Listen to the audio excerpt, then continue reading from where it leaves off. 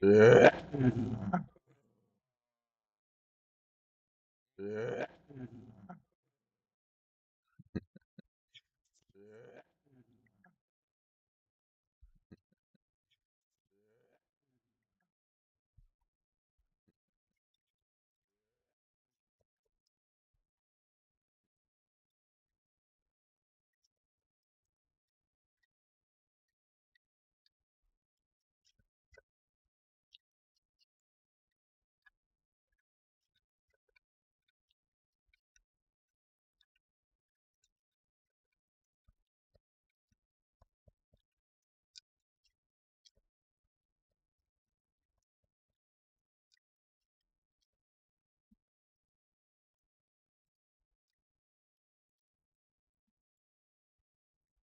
Sugar high, watermelon sugar, yeah.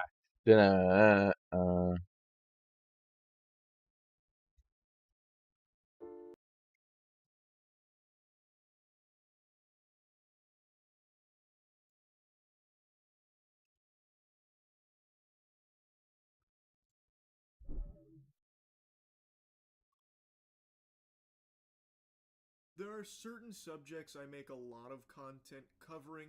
There are just a handful of topics that always wiggle their way underneath my skin and grease my cheeks, and I can't fight the urge to yap about them, like a dog chasing a mailman just going around barking at it. And one of them, one of the biggest, is people using Christianity as a means.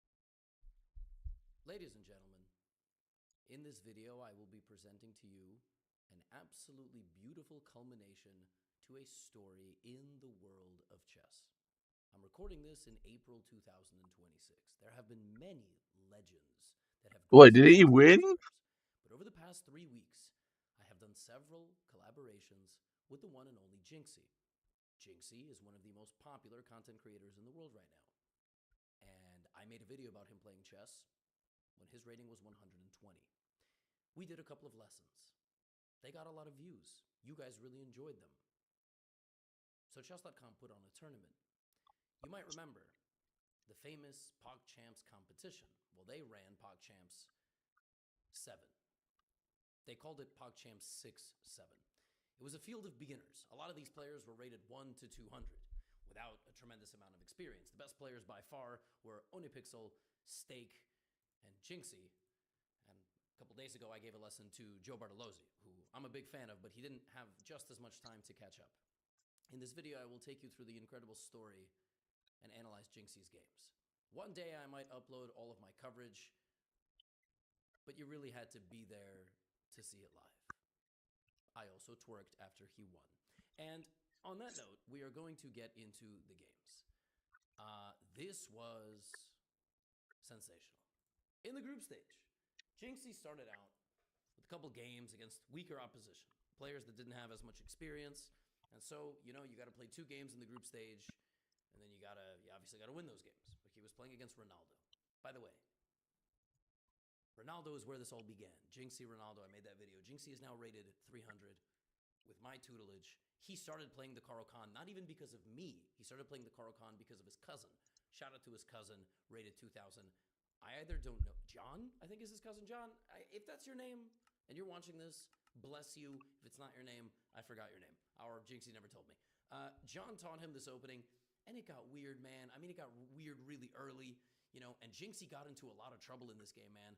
White did really well, trapped his knight early on. Jinxie went down a knight, then he totally tilted from the opening, and before you know it, he was completely lost. He was totally lost. The queen can take the bishop.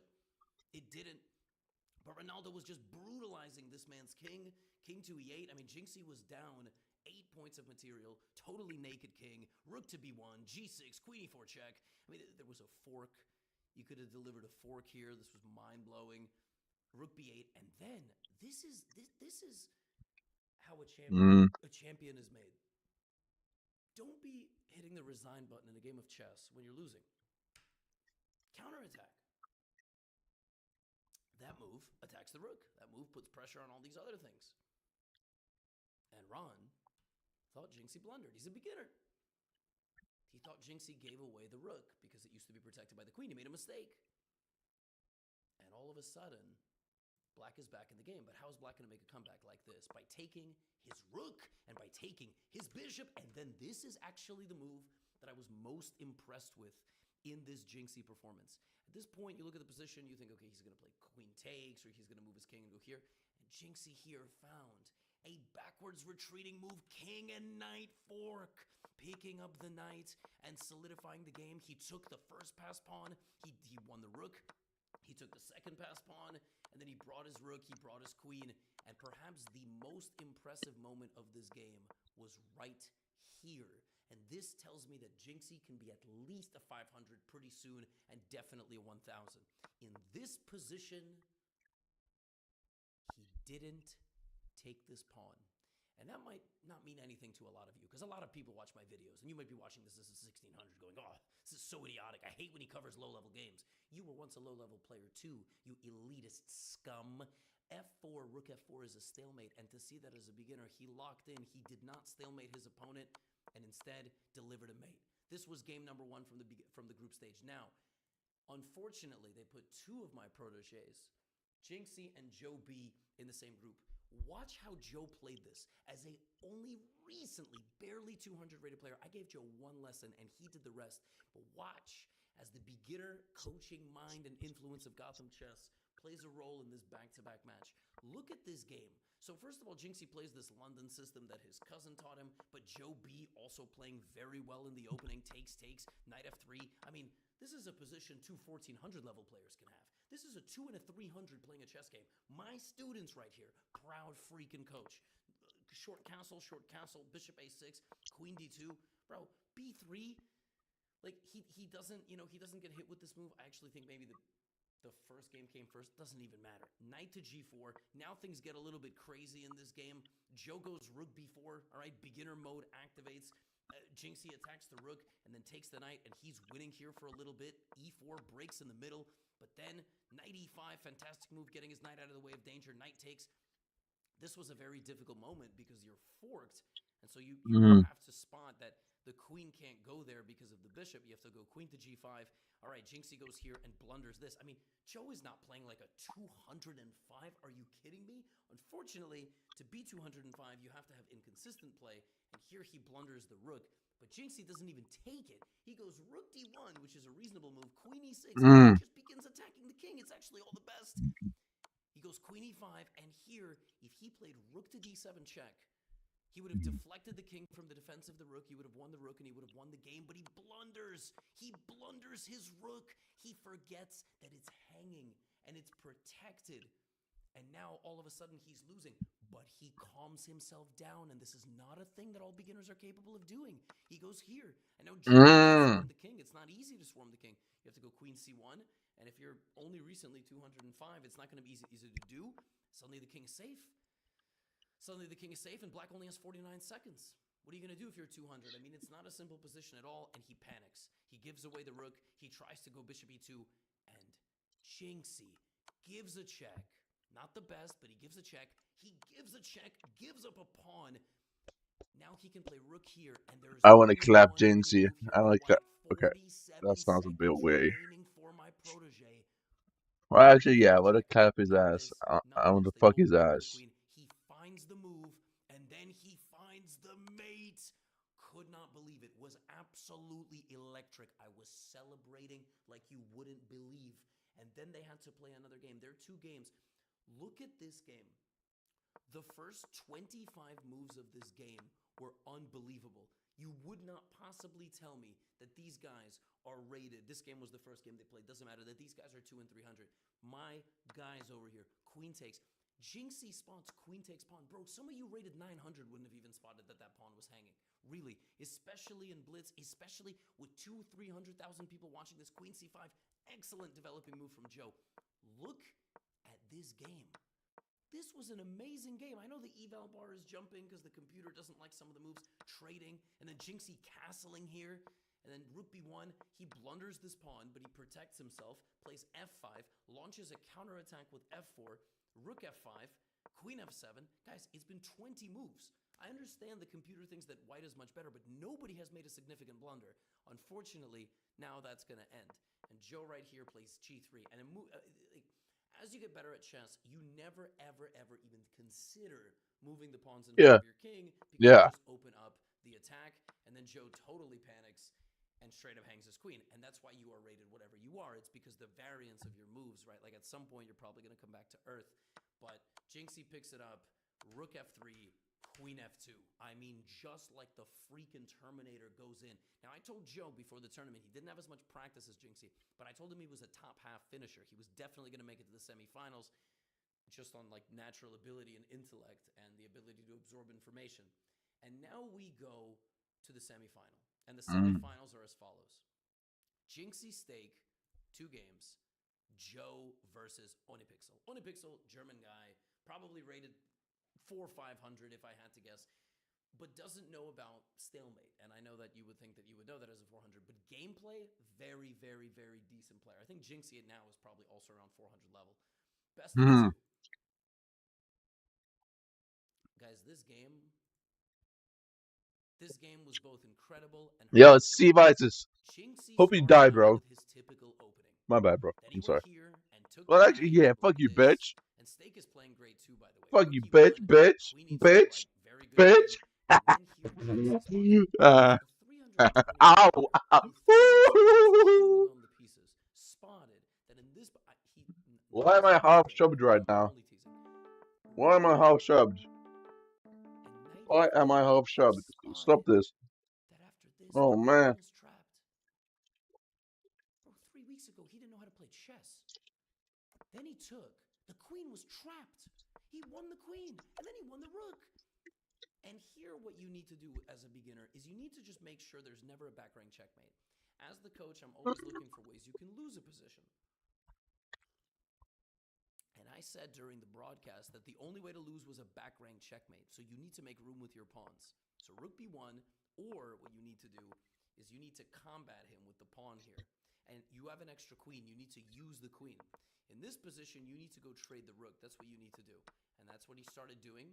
Queen takes pawn. Again, you probably need to push one of the pawns in front of your king. Now, if you're a beginner, opposite and backwards moves to your pieces are super important. When the bishop comes to e2, you got to realize your queen controls that diagonal.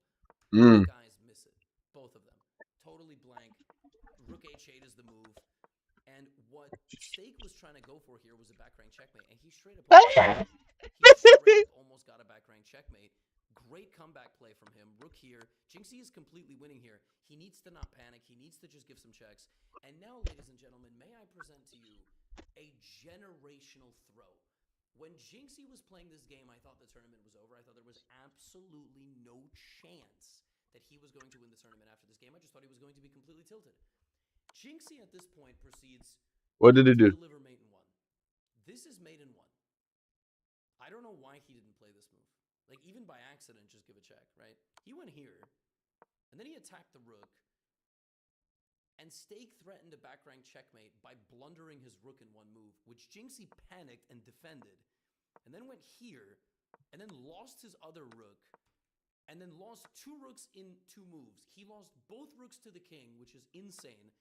But now he's like, well, there's no back rank mate, so he needs to bring his queen, and he needs to go, win the pawns. And he started doing that. He started bishop e1 is insane. Such a passive move. You need to go hunt the king. You got to realize that the pawns protect the queen as you get close. And he did spot it right here, queen f6. He needs to put the pawn and the queen forward together. And folks, the next move, Jinxie, folks were telling me he said it was a misclick. I don't know if it was a misclick. The brain just didn't click. Something didn't click. He went here. And this man managed not only to lose his queen here, he managed to lose the entire game. His opponent promoted the rook, kept the rook, promoted the pawn, won the pawn, and then stalemated him. When I tell you that the conclusion of this game made me absolutely fundamentally malfunction. Bro, you have to, you have, 5 hours. you can ladder bait him so easily. When it's finished, because that is what we do on this channel. Folks, if you want to checkmate somebody with a queen and a rook, you have to learn ladder mate. I'm not going to teach you a ladder mate here. Ladder mate. I am going to teach you. It's when you put the pieces to a row apart from each other like that, and then you shuffle one by one. Shuffle one by one. King doesn't mate a king. Keep the king out of it, unless you only have one piece. Oh my goodness, and that brought us to this game. And this was the most, for the next 3 games that I have for you are truly, for a person that learned chess about 2 to 3 weeks ago, is some of the most impressive chess ever. This dude is a beginner with hundreds of thousands of people watching. Everybody is streaming the tournament. Everybody. And chess.com is covering it. High pressure. In his own words, he doesn't win tournaments very often. Always gets knocked out in the first round. Watch what happens in this game. Jinxie gets himself a bad position. Because the Caro-Kann can be tricky if you don't know all of the secrets. He loses his knight. Stake doesn't take it. And, you know, black is totally losing from the opening. But Jinxie claws back, gives a check. And then here he needed to follow it up. He needed to throw in another haymaker, try to get his queen in with the trade, but he backed up. And then here he's completely lost. I mean, his knight is trapped. He only has one legal move. He finds it, and then he consolidates really nicely here. Like, brings all his pieces together, trades the pawn, bishop here, trades the rook. And now Jinxie finds, and I do mean this when I say, this is maybe the greatest and luckiest move a beginner chess player has ever made,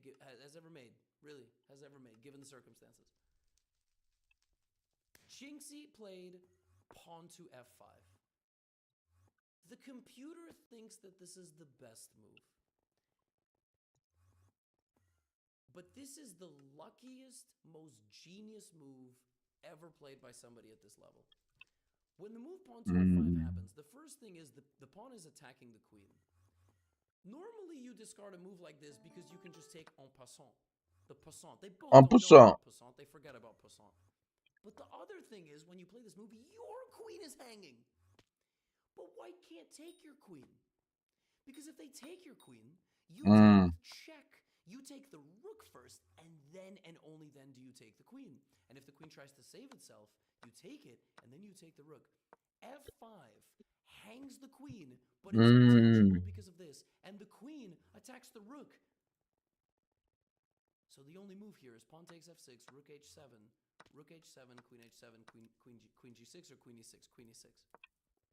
But here's how the game concludes. Queen e2.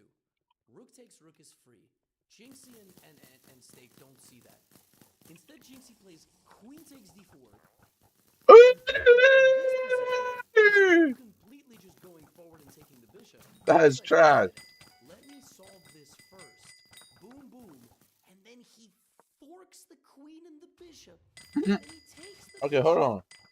And white misses that the bishop is attacking the queen. Jinxie goes here, and if that wasn't impressive enough, this man spots that the queen is defended by the knight. Queen b2 mate. Queen b2 mate played by my former 120 rated prodigy. This must be the feeling when you watch a child play a soccer game. Like, this must be what it's like to watch a kid. I don't have a kid. I have a dog. He's basically my son. I love him like, you know, like we are like blood relatives. But I could not believe what this man did. Queen b2, the comeback to clutch it. F5. Yeah, watching you decide to play football is actually kind of fun. Unbelievable. And then like spotting this, and the fork. I mean, just. I can vouch. And so he's in the finals. And I was really hoping that Joe B would beat Hypixel. Hypixel was very solid. This was their game. I'm going to quickly go through it, and then I'm going to show you the final. Joe was still blunder prone. He didn't have enough, you know, practice really. And because of that, he was making some mistakes. He was making mistakes, and he still made a comeback in this game and got a great position. You know, f4, and here black is actually just like winning. Like PS3 advantage with black, but it's a little hard to figure out why. He's up a bunch of pawns. The best move is to trade. Joe Barbaros is top 5 streamer 100%. I mean, he's just a chill guy, bro. It's not so simple. But after pawn takes It's a f3, rook great e4, ass guy, bro. he went rook b4, and he couldn't make more progress. He needed to find a way to move his bishop and his knight. And Hypixel, sharp, talented, you know, finds a way. He's not very good at checkmating, but Joe kind of panicked, and queen c6, rook e4, and black was trying to get stalemated. He won. The second game, he was winning for the entire game, Hypixel, and then he had like a bunch of mates, and he was trying to mate, and then he was trying to mate, and he doesn't know ladder mate, and he managed to stalemate. Hypixel stalemated Joe Bartolozzi up 23 points of material, which is really impressive. But Joe was +4 in this game, so my student, 2 days ago we did a chess lesson. This man grinded for 2 days on chess.com and had 2 winning positions against the ultimate finalist, which is sensational. And so I present to you Jinxie, Hypixel, the championship of the 7th edition of the Let's go. Hypixel, German guy, smart guy. Germans, by the way, 3rd biggest audience on this channel. I don't know if you know that. It's USA, India, and then it's like UK and Germany very close. So Germans representing. Germans love chess. This was the first game. Jinxie panicked. Knight e4. You gotta jump in with the knight. You gotta threaten this. You gotta trade knight for knight. Maybe bring the knight back and forward. Total malfunction here from Jinxie. Got nervous. Put his knight here. Bishop. What? He just, that hangs the piece even if his knight is not in. 3 things see that. That doesn't. Pure panic. Boom, boom, boom. We're losing. Okay. We're losing in the finals, right? That's bad. That's a dreadful way to start. Okay. Now we need to keep What the fuck was that? Can and not panic. E4. Trade. I hated his next move. Like Jinxie's very good at not trading when he's losing, and he was trading when he was losing. And he was trying his best to defend himself. On A attacked his pawn, and then in the previous game, Jinxie had defended against the rook attack by pushing his pawn. He just didn't. He went here, and then he just Hypixel. were there. Like he was not fully locked in. But the game went on for a little bit longer, and Jinxie, the only mistake Hypixel made, the only one, he blocked his bishop from seeing his pawn. Jinxie pounced. This is the sign of a player that is not a 300. This man is playing this tournament at the strength of somebody in the 5 and 600s. And the ability to spot rook takes pawn under pressure. Look at the clock, by the way. Clock is very important. They're playing 5 minute with 5-second bonus, not 5-0. Now, here I present to you, once again, not the luckiest move. 5-second bonus? What does that mean? This was the most advanced sequence of moves that Jinxie played. If I gave this position to 300s all around the world, 1,000 of them, less than 1% of them would come up with this sequence. Check, which is playable. Rook e1. To give this check and then not just see like, oh, my rook is hanging, I gotta move it, but to bring the passive rook together, infiltrating. Jinxie is really good with his rooks. He understands what rooks have to do. Rook b2 is crazy. Now it's mate in 7, but it's unfindable. You have to play rook e7, king f6, and now the only winning move for white is d5. Making space for the queen to attack the king, and you are defending both checks. There are no checks from the opponent that can do any damage. If you start with queen c3, there's queen d1, and that's really, really bad. So this game, Jinxie goes c5, and now is losing if and only if Hypixel plays queen to f3, threatening a mate. Queen f3, queen f1 is the only move, and then you trade and you escape with the bishop. Jinxie goes rook f8, king g7, and takes the bishop, which to me is the best move. Now black wins by infiltrating with the queen. He has to go here. This is the only sequence of moves, and I don't think that at this level it is particularly findable. You have to go. Oh, yes! Yes! His opponent. Yes, man! Let's fucking go! Picks up the queen. Yes, man! And I don't know if he was slipping. Like, I feel like he was probably trying to. Fuck yes, bro! You take those, man! Recall! The only way to stop yourself getting mated here is to probably play queen. There's a lot of I cash, don't know if money you know flow, money flow, cash. the move, but after king g5, it is a methodical conclusion to the game, and Jinxie picks up the win. I mean, he put a lot of clock pressure on the opponent. 15 seconds is not a lot of time, and that brings us to the conclusion of the 3-week March-April 2020 I'm wet as fuck right now. chess saga in collaboration with yours truly, Goblin Chess. Truly an incredible experience. We have Jinxie and our collaborations, long form, short form, have probably gotten like 200 million views. And that is mind-blowing. That is not 200 million people. People rewatch stuff, but so many millions of people over this 2-3 week period have gotten into chess. And it's purely off of good vibes and collaboration. And this is the conclusion of it all. And this game, yes, will also have a beautiful ending. Truly fitting of a beginner match. Jinxie played Pyramid. I really love Duo for chess, bro. He's such a good guy. He's honestly such a good guy. This is the position after 9 moves. Jinxie is And he's always a lot of content. He's content focused. along with the 3-3. But he's also good at the game. This is a grandmaster level Chess. opening of black. Truly grandmaster level. Now, the winning plan here for black, the computer thinks the position is already so good that you can go queen f6, queen h6, and g5, g4, and just like attack the king and get it over with. Now, this game takes a little bit slower to develop. Pawn break from Jinxie. On a pixel goes queen a4. And at this point, I could not believe what Jinxie played. He spotted that the knight was defending the bishop and played bishop to g4. Like, this is how chess works. You play it and your brain starts picking things up. You start putting puzzle pieces together. And white missed it. Take, knight takes d2. Jinxie is completely winning in the second game, and it's a best of 2. It's over. So white goes here. Now, it's never too late to make a blunder. At this point, when your attack has been stopped and your knight is hanging, it's never too late to lose your pieces. Jinxie brought the queen back. Just insane. Rook e1, knight e4, and right here, queen f6 on the board. Queen f6 is a mistake. Jinxie saw that if his knight were to be lost, he would take the bishop. Why is the DPS so bad, boys? He forgot that white can go here first and then take.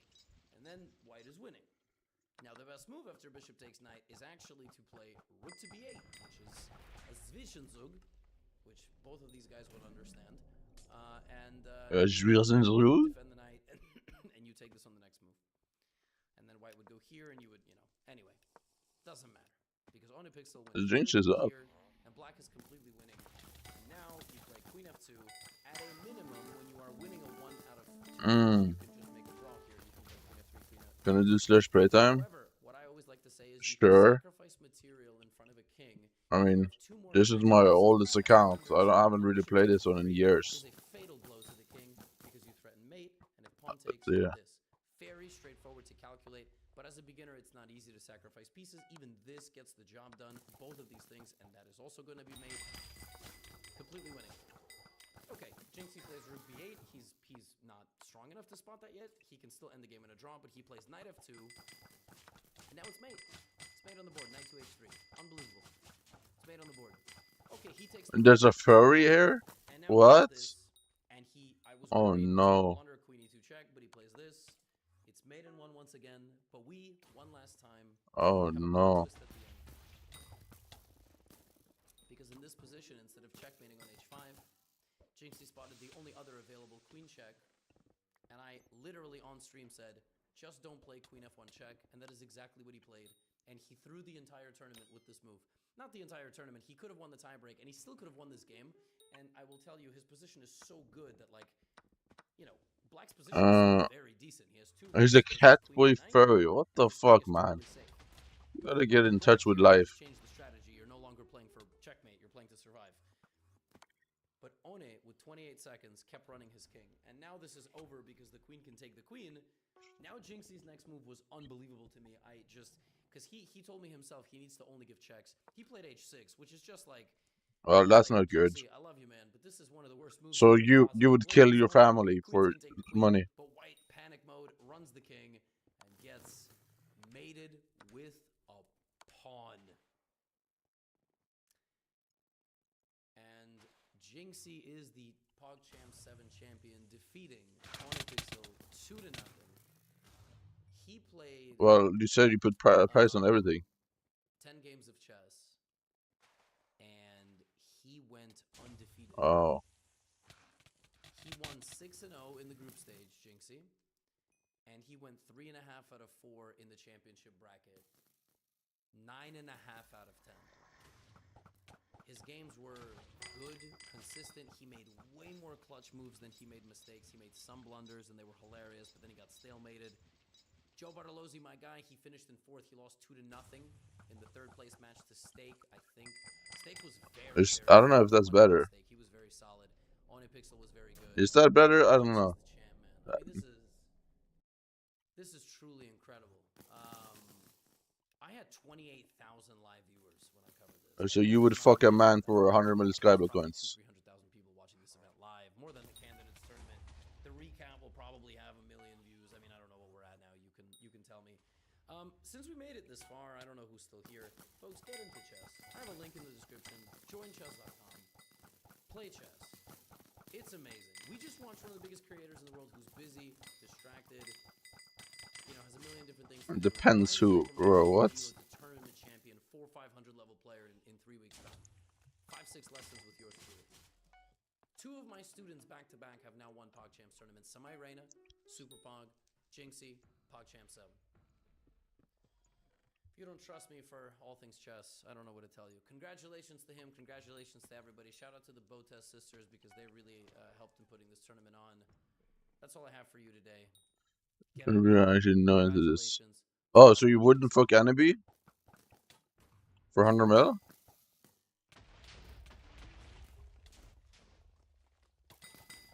Ladies and gentlemen, this video is a beginner chess lesson that I did with the one and only Joe Bartolozzi. He is one of the most popular content creators in the world. If you haven't seen his TikTok videos over the last 6 years, you might be living under a rock. I think he's got something like 25 million followers on that platform, but now he is getting into chess. And the reason is chess.com is... I mean, yeah, I would fuck. There's one guy I would fuck. 100%. I know of one guy I would fuck. I would do it for free, though. I would even pay to fuck him.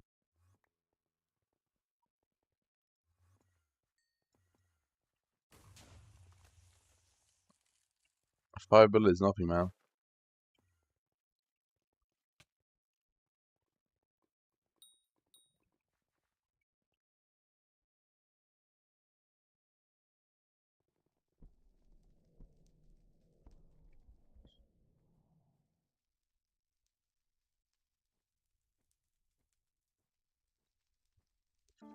Yeah, so there's definitely one guy I would fuck. I mean, I feel like everyone would fuck him, though. Even pay to fuck him. Fish aren't as big.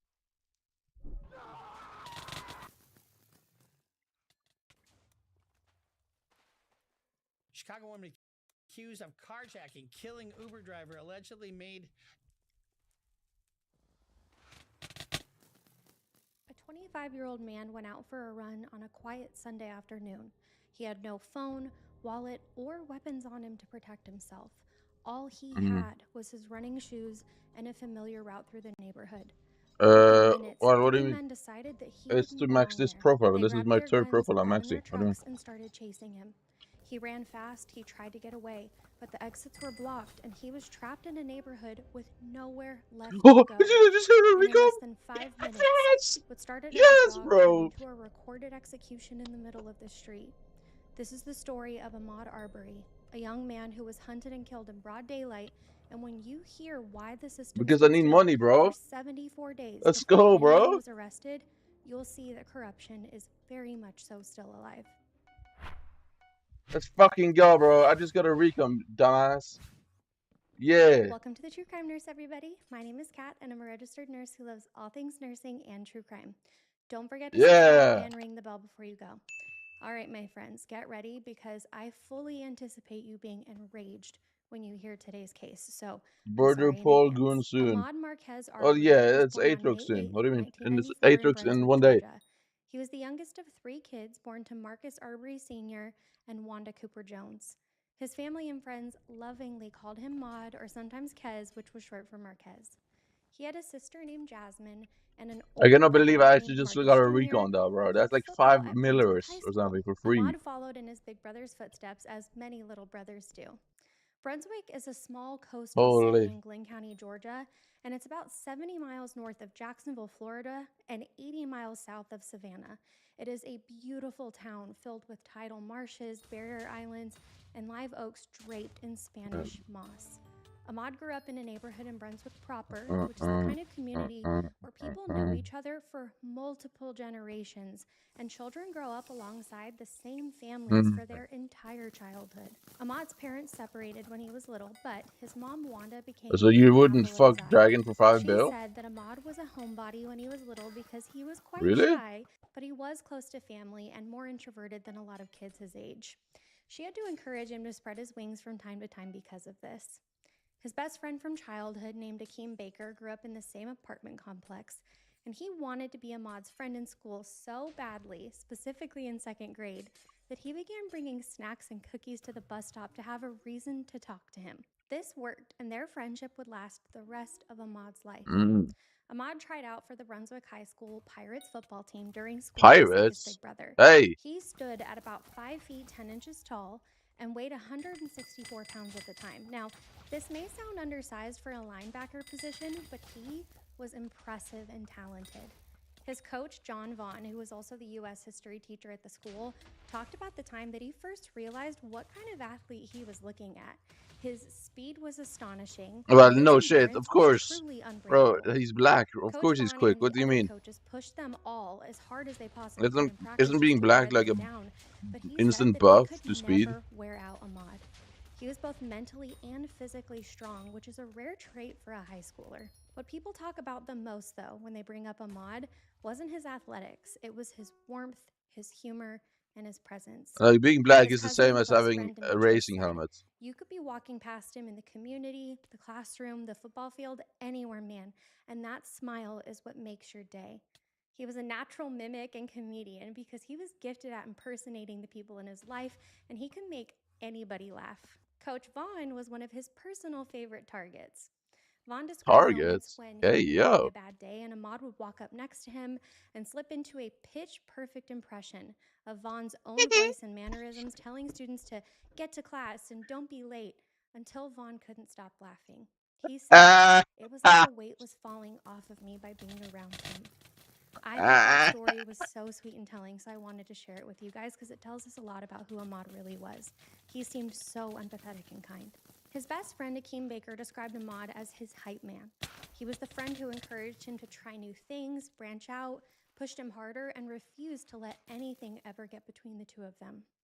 When Akeem went off to Morehouse College and was struggling in his chemistry class, Ahmad told him, "When situations get hard, you Bro, just you gotta need to get stop with these stronger." emotes, man. In the end, You are you don't actually just go so through it, weird. you grow through it. You are When so Akeem weird, later bro. got a better paying job than Ahmad had because he was working at McDonald's at the time, Ahmad told him, "I'm going to see you at the top." This young man was never in competition with anybody but himself. He truly operated from a place of genuine love for the people in his life, and that is such a beautiful and sadly uncommon quality. Ahmad did run into some legal trouble for a weapons charge at a high school What? basketball game in Nah. 2013, Bro, which led to him if being I put actually on got to start it, probation. I would have This freaked wasn't out. I ideal would for have the fully future freaked that out. he envisioned for himself, Oh and my this god. happened right after graduating high school. He made a mistake, but he Oh was working to man. smooth everything out and make things right. Because If of I that got to start it, probation, I would he have was whipped put my in a dick out. position where by 2020, he needed to That work ass. and put off college for a little while before he could re-enroll. Ahmad saw his uncle work as an electrician, so from a young age, he decided that he would do the very same thing someday. He enrolled at South Georgia Technical College in Americus in 2012 to get his electrician certification. He also worked at Blue Beacon Truck Wash, McDonald's, did landscaping, and he also worked alongside his father at Marcus Sr.'s Car Wash. He was an incredibly hard worker, more than most adults that I know. He also ran almost every day, sometimes 3 to 5 miles at a time, and oftentimes even more than that. Running Bro, for what are him you was both doing, bro? physical and mental, because it was It's some not kind the of emotes only meditation. chat, He bro. ran through Brunswick and Satilla Shores, which is a subdivision just south of the city. Neighbors there had seen him jogging through the neighborhood on multiple occasions. On the morning of Sunday, February 23rd, 2020, he laced up his gray running shoes, put on a white t-shirt, and left his mother's home. He didn't have his phone, wallet, or any other belongings with him. He was completely unarmed and simply running. Wanda Cooper Jones later said that before she left that day, she Is that a told him sniper? that she loved him, and he said Yes, it. baby. She's held on to that moment ever since. Before we get into what happened next on February 23rd, I want to talk about a few other key players in this case.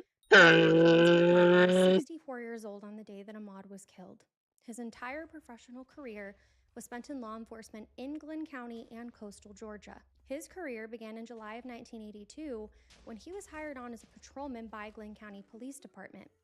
7 years later, in January 1989, he resigned from that position and joined the Georgia Department of Natural Resources as a ranger. By mid-1989, he had moved to Brunswick Police Department as a patrolman again, but he stayed only 1 month before leaving. Then, Ooh. he spent a little Should I over shoot the 5 years golems? working in Imagine if I sales, did. first for a beer and liquor distributor, and then selling boats. In October 1995, he went back to the Glynn County Sheriff's Office as a deputy bailiff and stayed for only about 3 months before he moved the following month to the Brunswick District Attorney's Office, where he would work as an investigator until his retirement in May 2019. So, in total, he I am worked tanked for the right now, DA's by the way. office Are you for proud of nearly me? 24 years under District Attorney Jackie Johnson. This will be highly relevant in today's case. Oh, His he said yeah. evaluations during that time were great. Some of the notes in his Let's go evaluation said wipes. that he completes tasks in a timely manner, interacts well with his fellow employees, and that he often mediates conflicts. I'll just go wipes. In 1996, he wrote a self-evaluation that said his strongest skills were his ability to get along with people and to assume responsibility, but that he finds it hard sometimes to accept criticism on certain subjects. So overall, it seemed that to many people on the outside, he had a great character, right? Well, beneath that record, Oh, I there was a thought I documented recom pattern that because I was heard the sound. extremely concerning. According to records that were all over the media, McMichael failed to Let's complete fucking work go, within 20 bro. hours in 2006, meaning that he lost his power to arrest that year. This is hugely important for someone working in law enforcement, and that would be like me letting my nursing license lapse and expecting to be able to still work as a nurse. He said that this was because of hardships going on in his personal life, though. He had a heart attack in 2006, clinical Why is your depression police in officer if he 2009, just had a heart and then attack? he had a How second is heart this guy? attack, You see followed this by a old guy? bankruptcy filing from How the is he a police overwhelming medical officer? bills, not only from his own surgeries, but Like also he is for his literally wife's struggling to cancer even treatment. walk. DA Jackie Johnson personally intervened, writing a letter to the Georgia Peace Officer Standards and Training Council, also known as POST, to advocate on his behalf, calling the whole situation a great embarrassment to me and to investigator McMichael. He was granted a waiver that allowed him to continue He's working a during Sigma. this time. How? In Look at him, 2013, bro. the Georgia Post Council issued him a formal He literally warning looks for like he's like again 40 going years to old or complete something. mandatory firearms and use of force training Fucking courses. old, disgusting guy. His lack of proper certification between 2006 to 2014 meant that he had not legally held powers of arrest for 8 of the years that he was working in law enforcement. A 2014 internal email said that liability for any improper actions by Greg would fall on Greg and the DA's office and you personally to one of the leadership members. That email would be terrifying to receive. Then, in February 2019, so Yeah, 1 he year dead before ass looks like today's he's case like takes 40 years place, old. the Am I Georgia Post crazy? Council issued a formal suspension order against Yo, McMichael for Sacramento, failure to let's go, maintain bro. training for the year of 2018. The GG's, memorandum of bro. understanding That's the that DA last Jackie die I Johnson need from signed Crimson at that Isle. time stated that Michael, quote, I want will that. not engage in any activity that would be construed as being law enforcement in nature. Mr. McMichael will not carry a firearm or That's the last badge, die I need from and he there. will not operate What is any wrong with this guy? vehicle in Look the in my motor shot, pool bro. outfitted with 300 lights, score. sirens, Meow. or police radio And then the equipment, end weird quote. loser face. He retired 3 months later in May 2019 as a civilian with no active law enforcement credentials. Now we're going to move on to the next person. Travis What is James it? McMichael was 34 in February 2020. He lived in a house with his dad, Gregory McMichael, yes, the man we just talked about, on Satilla Drive in Satilla Shores neighborhood. After graduating high school, What he is served in that, the bro? United He's not States even Coast fat. Guard from That doesn't even make any 2007 to sense. 2016, working as a Marine That guy's not science even technician fat. and mechanic with posts in Pascagoula, Mississippi, and Kings Bay Naval Submarine Base in Georgia. After his Coast Guard service, he worked as a contractor at Kings Bay. Now, to get to know his character Bro, a little bit, you doing an that literally FBI got me killed. intelligence analyst named Amy Vaughn recovered a ton of racially harmful language in his cell phone 51 records second and his Terragotas, social by the media way. over many 51 years. second In Terragotas. January 2019, he sent a text saying that a restaurant 51 managed to seconds. change the name How is that Cracker impossible, Barrel bro? to insert What the racial slur here. fuck?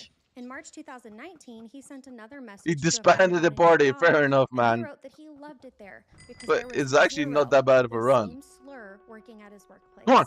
Come on. Under a Facebook video showing a group of black teenagers, he commented saying, "I say shoot them all." In What? response to a video of a black man playing a prank, he wrote that he would kill that person using the same racial slur. He also What? shared a video of a song featuring an artist that associates himself with white supremacy.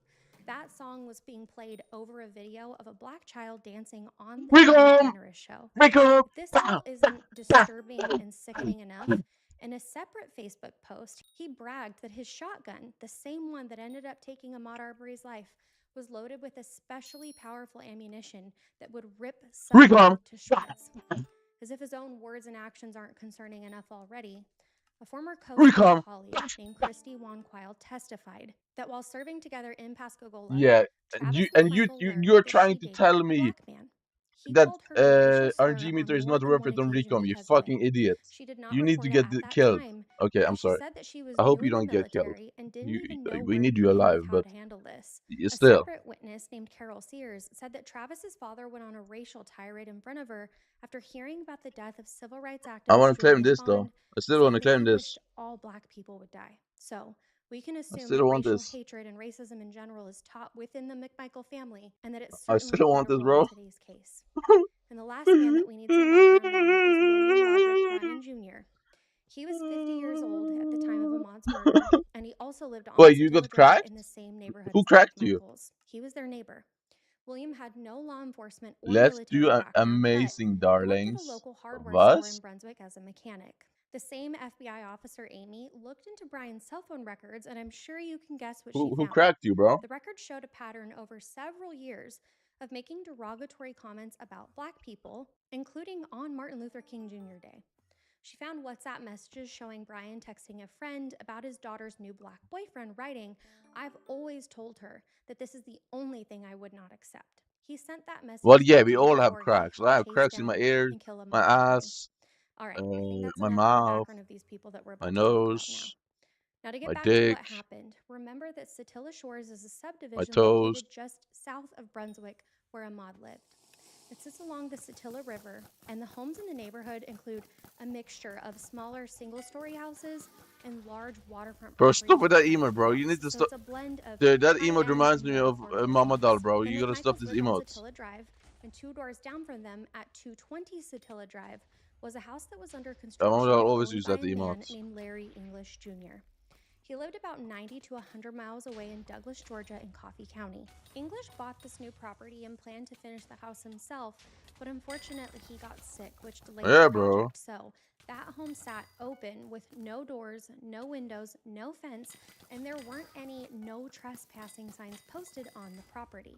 English did install motion-activated surveillance cameras on the property in 2019, originally because he was concerned about some teenagers in the neighborhood playing near his dock. He believed that more than $2,000 worth of electronics was had legit been his stolen from favorite his boat emote. behind the house. So, when the cameras detected motion, they would send an alert directly to English's phone, which allowed him to monitor his property remotely. The surveillance footage captured a variety of people entering the property over the fall and winter of 2019 and into early 2020. 2 white boys removed plywood from the garage, and a white man and woman were also captured entering the home at night with a small bag. English called 911 about the couple, telling the operator, "I know that they went in and stole from the boat and property." Despite these documented incidents involving other people, it wasn't until he saw footage of a young black man, believed to be at the time Ahmaud Arbery, that he became extremely worried to the point of involving neighbors. Security camera footage confirmed that Ahmaud Arbery did visit English's home 5 times between October 2019 and February 2020. His first documented visit was on October 20th. Oh, you look at him, bro. He's breaking in. Kill him. Kill him. Back again on Look at February him. 11th, There's a black guy in the building. days before he was killed. Don't kill him. Each time, the The footage showed He's an the same innocent guy, thing. bro. Ahmad would walk around through the open house, then he would leave. He had no bag with him and didn't take or damage anything, unlike the others that have been through there. Larry English himself confirmed through the cameras that he never touched or took anything. It almost seemed that this was just a rest point for him, or maybe a place to get some shade during his runs. So, how and why did things escalate? Glynn County Police Officer Robert Rash, Because who his skin regularly color. patrolled the Satilla Shores neighborhood, received the surveillance footage from English, and he was monitoring the situation. In December 2019, Rash approached Gregory McMichael in his front yard and showed him pictures of Arbery in the surveillance video, explaining that he thought McMichael would make an excellent witness given his law enforcement background. This was the arrangement that the officer came up with. Why does my If tab keep McMichael going was away? that man, he needed to call the police. That was the full extent of what Rash expected of him. Rash said that he got a text from English 12 days before the shooting on February 11th saying that the man seen on cameras had never stolen or taken anything from the property. So this was in writing to that officer. The very same day, I hate you, I hate you, I hate he saw Ahmad you. Arbery enter the English property. Yeah, bitch, I hate Officer you. Rash responded to that call, but Ahmad was already gone by the time that he got there. February 23rd, 2020 was a Sunday afternoon. The weather in coastal Georgia was a little warm, but still cool enough to run outside comfortably. Ahmad left his mom's house and ran his familiar route through the Brunswick area and into the Satilla Shores neighborhood. You are ugly. I am so sexy. Was only about I am 1.8 so miles, sexy. and remember, he was a long-distance runner, so this distance was pretty easy for him. Oh no, don't At take some my point split. during that run, Ahmad stopped at the English property for No. the 5th and final time. Surveillance footage captured him walking through the open garage. Yo, and he get me on the waited there pad, for a bro. little while. What the He fuck, took man? nothing, and then he left the property and continued running through the neighborhood, heading onto the roads that would bring him in the path of I Gregory love you, I McMichael. hate you. A neighbor named Matt Albians also called the non-emergency line after seeing Arbery standing there and looking around inside of English's house, so an officer had already been headed that way. That call led to Officer Ricky Minshew being in the same area when things took a tragic turn. Now, what happened next is horrifying, and it all unfolded in less than 5 minutes. Why? Gregory McMichael saw Ahmad Arbery run past his house, and he immediately recognized him as the man from the surveillance video. He ran inside, called for his son Travis, and Travis grabbed his Remington 12-gauge shotgun. Why? Gregory armed himself with a revolver, and together they got into Travis's white Ford F-150 truck Why? and chased Ahmad down. Why? Gregory McMichael hopped into the truck bed as Travis drove, still armed with his revolver, as the truck accelerated onto the street. Their Why? neighbor William Bryan was watching from his porch, and when he saw that the McMichaels were chasing after a young black man, he walked inside, picked up his cell phone and truck keys, and got into his truck to join in on the chase. And then he started recording from the cell phone. Ahmad knew that he was being chased, and he ran for his life, trying to dodge the people chasing him, but that chase would come to a fatal end at the intersection of Satilla and Holmes Drive. Travis McMichael stepped out of the truck with his shotgun in Why? hand. What happened next was captured all on Bryan's cell phone in a 1-minute and 17-second clip. The video shows Ahmad trying to run around the right side of the stopped truck as Travis McMichael moves to block him. What the fuck? The two men collided, and Ahmad grabbed for the shotgun. A struggle over the weapon started, and Travis McMichael fired at him. The first shot rang out, followed by the second shot. New PB, new missed, PB, new and the PB. third happened at a near point-blank range. Ahmad Arbery stumbled forward and New then fell face down in the road. PB. After Ahmad fell, Officer Ricky Minshew arrived at the scene about 1 minute after those shots. He heard what he described as a death rattle coming from Arbery, and this is sadly something we hear in the nursing world too. He called for emergency medical services, and he did not attempt to render any medical aid. He said, quote, "Without having any other police units to have my back, there was no way that I could switch to do anything medical and still watch for my own safety," end quote. McMichael placed his hand on his son's shoulder and told him, "I had no choice." And in the minutes before EMS arrived, Gregory McMichael described Ahmad Arbery to officers as an a-hole. you think I'm adding them in the emotes? To his former boss, District Attorney Jackie Johnson, and left a message. He said, "My son and I have been involved in a shooting, and I need some advice right away." So, from the very first moment, How about you do it yourself, bro? He was working his connections. Ahmad Arbery was pronounced dead at the scene. at only 25 years old. He had been carrying nothing, so his identity was confirmed through his fingerprints. His mom and family's hearts shattered that day. But before we get too deep into what happened after this, we need to talk about the autopsy. On February 24th, so the day after Ahmaud had been murdered, the Georgia Bureau of Investigations, or GBI forensic pathologist, Dr. Edmund R. Donahue, performed the autopsy. The first shot Travis McMichael fired struck Ahmaud's right wrist and the center of his chest at the same time. Good, there you The go. report said that Ahmaud's right hand had been caught between the body and the muzzle of the gun when he pulled the trigger, which is consistent with him reaching for or grabbing the gun barrel during that struggle. He was trying to protect himself.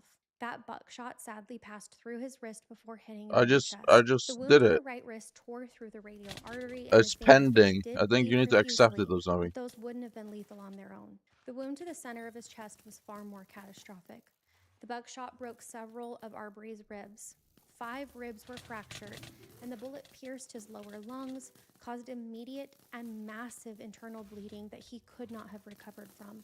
Autopsy photos showed a gaping hole in the center of his chest, and shotgun pellets were visible, protruding beneath the skin in both the front and back of his torso. X-rays of his body showed pellets lodged all throughout his chest cavity, too. Exit wounds from the pellets were visible in some of the pictures. Donahue stated that the first gunshot wound alone was fatal, not because of the wrist, but because of his chest. Ahmaud Arbery would have bled to death from that chest wound even if he'd not been shot a second time. That buckshot to the wrist and chest led to him bleeding profusely or hemorrhaging both internally into the chest and externally through the wounds through both his wrist and chest. There was nothing that EMS, Did I just get or back-to-back first PB, responders bro? could have done to save his life at that point. But that wasn't the last time that he was shot. The second shot that Travis McMichael fired was a complete miss, but after racking the pump a second time, he fired again. This third shot was Why also did he just fired at hunt close down a range. black man and kill The him? muzzle to target This makes no distance was sense to me. estimated by Donahue Why at did you less just than jump in 20 your inches car away, and and drive it ripped after a through black Ahmaud's man left and armpit shoot him and dead? into his left shoulder.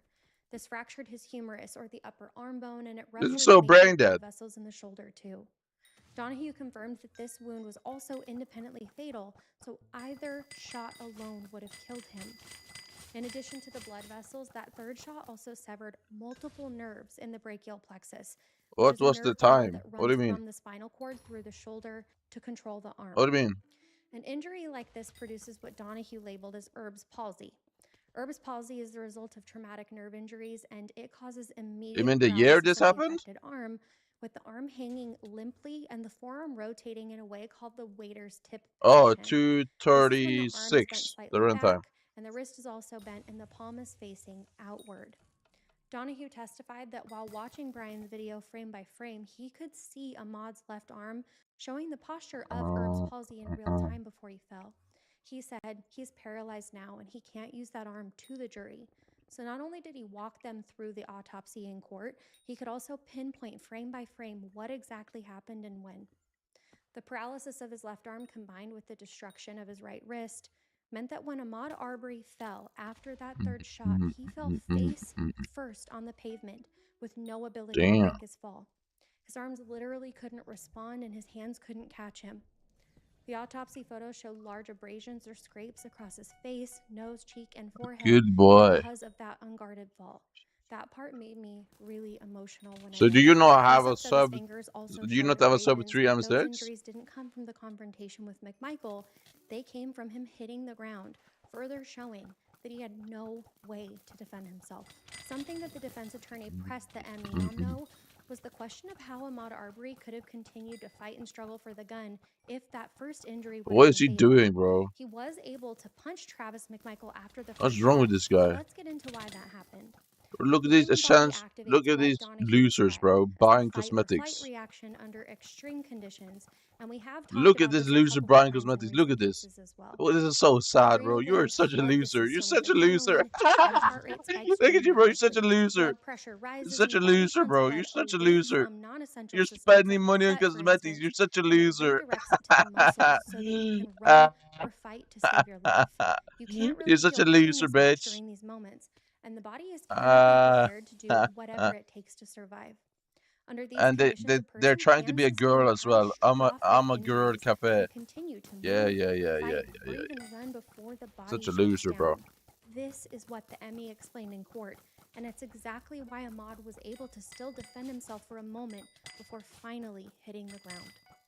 The autopsy also documented Ahmad's physical assessment, which included his clothing and his belongings. His white t-shirt, which the video showed as white at the start of the fight, was completely saturated red through every fiber with blood. The shirt showed tears and holes, which were consistent with the entry and exit points, and his tan cargo shorts were also soaked with blood.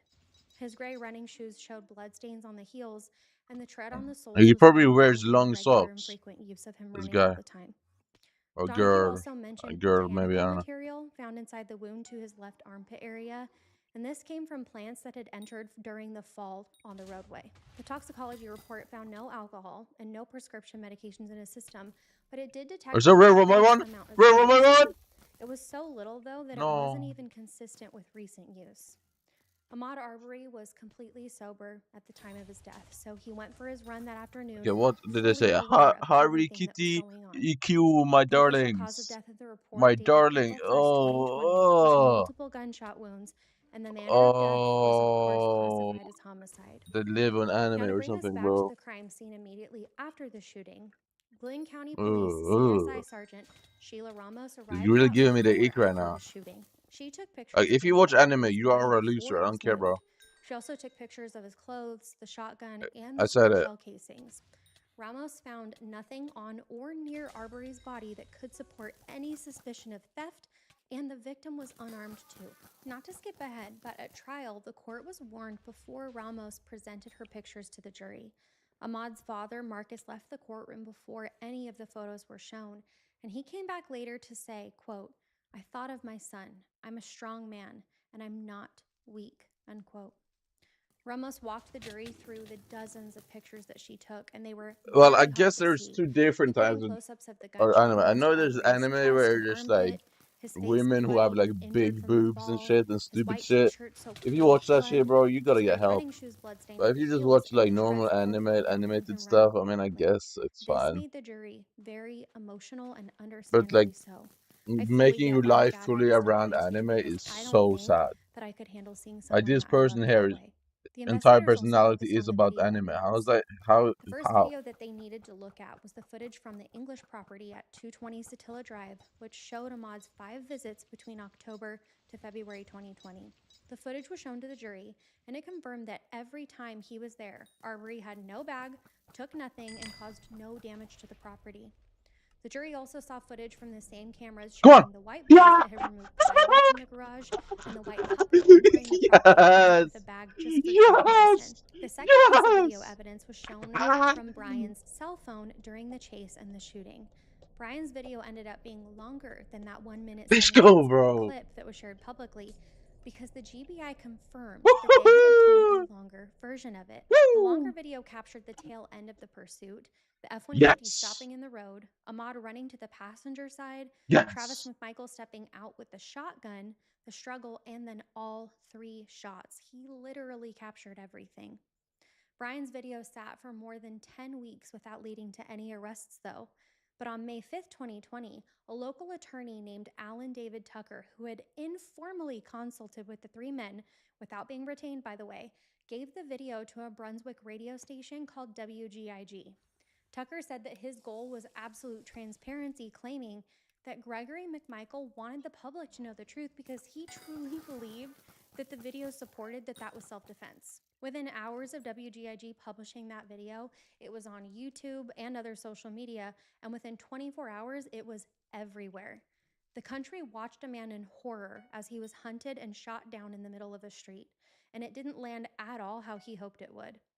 As far as physical evidence goes, GBI investigators found Arbery's palm print on the rear door of Brian's truck, and there were also cotton fibers found near the truck bed that were forensically matched with Arbery's clothes.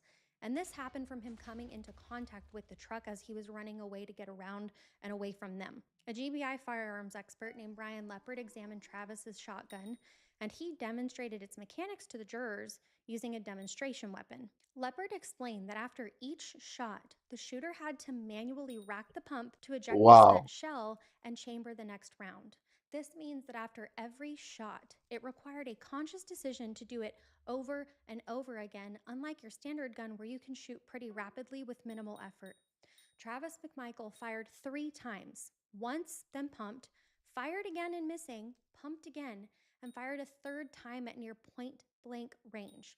I know I say this a lot, but these pauses gave him multiple chances to stop what he was doing and change his mind, but he didn't. GBI agents also used drones to map out the entire Satilla Shores neighborhood so that they could get an idea of the geography of the whole chase. The maps were submitted into evidence, and they showed Ahmaud's running path, the McMichael's route in the F-150, and Brian's path as he followed the in 2010s in broad daylight, you're hunting down a black guy and shooting with a shotgun because you want to. By both of their vehicles, which And means that both the people who did it were police officers off duty. in that subdivision Like, with what the no way fuck? to escape without passing either one of the people that were chasing him. That would have been absolutely terrifying. On May 19th, 2020, those same agents executed a search warrant at the McMichael home to gather any missing evidence. They also looked at security footage from other neighbors' I really can't help it, but I think no new information I came think I from need to Now I get need to another take a one. second to circle back to the important DA connection that I mentioned earlier. This can of worms is about to get a whole lot messier, so just stick with me here. This investigation was corrupted from the very beginning by the web of professional connections that Gregory McMichael had carefully cultivated over almost 4 decades in law enforcement. None of what I'm about to tell you is alleged, by the way. This is all factual, traceable information.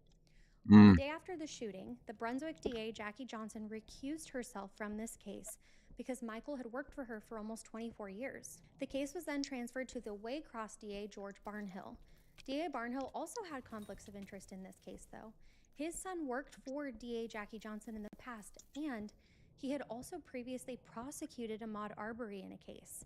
That case just so happened to also involve Gregory McMichael. This was an incident in November 2017 when Ahmaud was sitting in his car and the officers questioned what he was doing, which then led them to removing him from his vehicle, and they attempted to use their taser on him. McMichael wasn't the officer that pulled him over, but from what I could find, he was working as an investigator for Jackie Johnson at the time, so this means that he may have had some involvement as an investigator. Now, DA Barnhill gave the Glynn County Police Department his opinion before he was even formally assigned to this case, and he said that he saw no grounds for arrest for any of the men. He doubled down on that. In a formal letter to GCPD on April 2nd, 2020, They logged off. The email girl logged off. They're probably gonna goon right now. Perfectly legal before he even recused himself too. So he excused Is that 5 them minute and then proper? stepped Really? away, murdering a young man for running who did nothing wrong. I just got lied to. Illegal. And a DA said this. I'm sorry, Yo, guys, X-Lux, but are you this is here? just Look what absurd. I'm eating, Because bro. of the now 2 DAs having conflicts of interest, the case moved to the Atlanta DA. This is my Tom second Durden, breakfast who today. received it on April 14th, 2020, 8 weeks after the killing. Durden requested GBI intervention on May 5th, which is the same day that Brian's video went public from that local radio station. The GBI took the case the following morning, May 6th, and by the evening of May 7th, I'm the eating agency raw established brown cheese. probable cause, Look, secured raw arrest brown warrants cheese, from bro. a Glynn County judge, and arrested Gregory and Travis McMichael at 7:45 p.m. I guess they didn't agree with DA Barnhill. They were booked into the Glynn County Jail and denied bond the following day, and William Bryan was arrested on May 21st, 2020. The GBI director, Vic Reynolds, held a press conference on the morning of May 8th, and he was asked why the GBI had so quickly accomplished what 3 DA offices and local police have failed to do in 74 days. He said, "I'm very comfortable in telling you that there is more than sufficient probable cause in this case for felony murder." Then he was asked about whether or not he was concerned about the 10-week delay, and his response was, "I would be foolish to tell you things would be better if I didn't get involved sooner." That speaks volumes. Glynn County Police said that the officers on scene on February 23rd were prepared to make arrests, but that they had been directed not to. Any guesses on who told them not to arrest anybody? Jackie Johnson, the former DA. The Glynn County Police Department was referred for an internal investigation because of that, which I'm sure you are just relieved to hear that as I am. In September 2021, a grand jury indicted DA Jackie Johnson on charges of violating her public oath to office and obstruction, accusing her of showing favor and affection to Gregory McMichael during the investigation. She also received those charges for ordering that Travis McMichael should not be placed under arrest. On June 24th, 2020, a Glynn County grand jury returned indictments against all 3 men on 9 counts, including malice murder, 4 counts of felony murder, 2 counts of aggravated assault, false imprisonment, and criminal attempt to commit false imprisonment. The case was handled by the Cobb County DA's office under DA Joya Holmes, I'm gonna have my who was third the 4th breakfast now. prosecutor assigned to this case. This is my This was second one after he had today. been transferred over This, but 300 miles from Southeast it's okay, Georgia bro. to the Atlanta metro area. It's my third breakfast Ahmaud right now. Arbery's family welcomed this transfer, though, because this may have been their only shot at an unbiased and fair trial. Jury selection began on October 18th, 2021. The jury selection became pretty tense, though, because attorneys questioned hundreds of potential jurors, and the defense turned down many of them to the point that the judge put on the record that the pattern of strikes that they were putting out there appeared to show intentional discrimination. Can you believe that? 23 witnesses testified in 8 days before they finally rested their case on November 16th, 2021. I want to touch on a couple of key witnesses in the case before we get to the outcome, though. Officer Robert Rash testified that there were 0 burglaries in the Satilla Shores neighborhood for the entire year leading up to the murder. He also said that he expected Gregory McMichael only to call the police if he saw Ahmaud Arbery, not to arm him himself or chase him. Then GBI agent Jason Sechrist said that Brian's story shifted and that he tried to make it seem like he played a minimal role in what happened, even though he caught everything on video and chased Ahmaud too. Officer Ricky Minshew described arriving to find Arbery dying in the road, and he shared how Gregory McMichael was telling Travis, "I had no choice," and that he was an a-hole. A GBI investigator named Richard Dial presented the drone mapped routes of the chase that we talked about earlier, and he confirmed that the GBI's view showed that there was clearly racial bias in this case, and it played a significant role in what happened. As many of you know, this is very rare to be able to prove, so it is huge that the lead investigator said that. Larry English was too sick to come testify in person, but he did provide a 4-hour video deposition on September 24th, 2021. That video was played on the 5th day of trial. The jury heard him confirm that nothing had ever been stolen from his construction site, that he had never authorized the McMichaels to confront anyone on his property, and that he had never even met Travis McMichael. Yo, Lexo, are you ready to look at my third breakfast right now? Only once or twice. Are you ready? The defense's claim that the McMichaels were just protecting their neighbor's property from a You want to thief see this? was shut down immediately because of English's testimony. On November 24th, 2021, after 10 hours of deliberation, the jury returned its verdicts. Travis McMichael was found guilty of malice murder. Gregory McMichael and William Bryan were each found guilty of felony murder, and all 3 men were convicted on the aggravated assault, false imprisonment, and other counts. The verdicts were unanimous. On January 7th, 2022, Superior Court Judge Timothy Walmsley sentenced Travis McMichael and Gregory McMichael to life in prison without the possibility of parole, plus 20 years. William Bryan was sentenced to life with the possibility of parole after 30 years. Before delivering those sentences, though, the judge said remorse is something that's felt and demonstrated. He felt that after Ahmaud Arbery fell and the McMichaels turned their backs and walked away, they showed no remorse. He also said that Gregory McMichael had immediately begun to set up his own narrative by telling Travis on the scene he had no choice, and then by calling DA Jackie Johnson on scene. In the eyes of the judge, Travis's first and only concern was his well-being. It was never about Ahmaud. The Department of Justice also pursued a separate federal case on charges of hate crimes and attempted kidnapping. The federal trial was held in Brunswick, Georgia for this one, and it was wrapped up by February 22nd, 2022. After only 4 hours of deliberating, that jury found all 3 men guilty on all federal counts. Travis McMichael received another life sentence in federal prison plus 10 years. Gregory McMichael received another life sentence plus 7 years, and William Bryan received 35 years. The family had successfully fought to block an earlier plea deal that was proposed in January, where they were asking to be placed in a federal prison, which has much more comfortable conditions than the state prison. The judge luckily rejected that deal and sided with the family. Jackie Johnson, the former DA, was indicted in September of 2021 for violating her oath to public office and obstruction.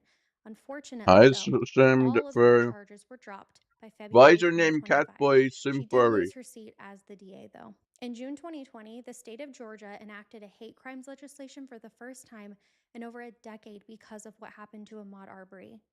In May 2021, Governor Brian Kemp signed legislation repealing Georgia's Civil War-era citizens arrest law, which is the statute that the McMichaels attempted to cite as their reason for chasing Ahmaud down that day. I find it very ironic because this is the only type of arrest that McMichael could do, because he never kept up on the hours as a police officer to continue wearing that badge. Wanda Cooper Jones was at the signing ceremony, and she said, "Unfortunately, we had to lose my son this summer.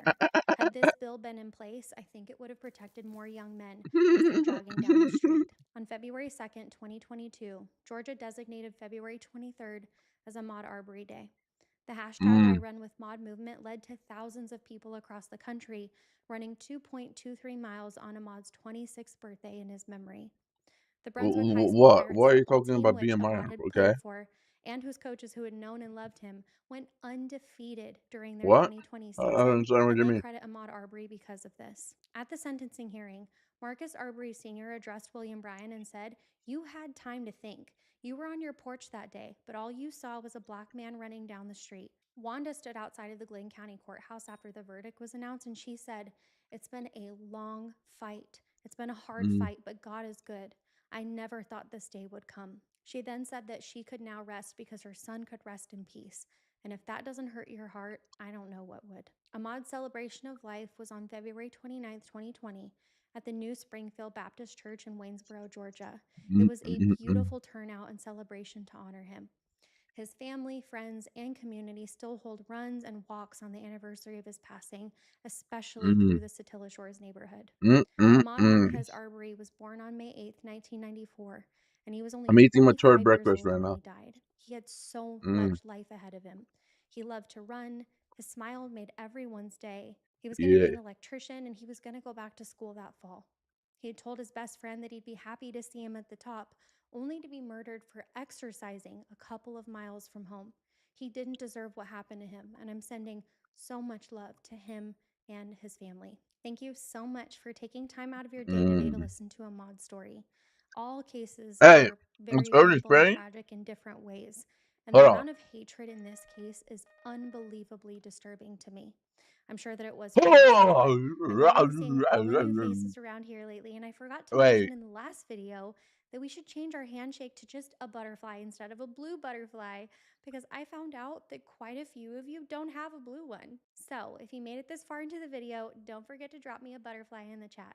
Please be extra kind to yourselves this week, and don't forget to prioritize self-care and your own mental health, because it's so important. Is it time to hop on the Iron Man? I'll see you next weekend.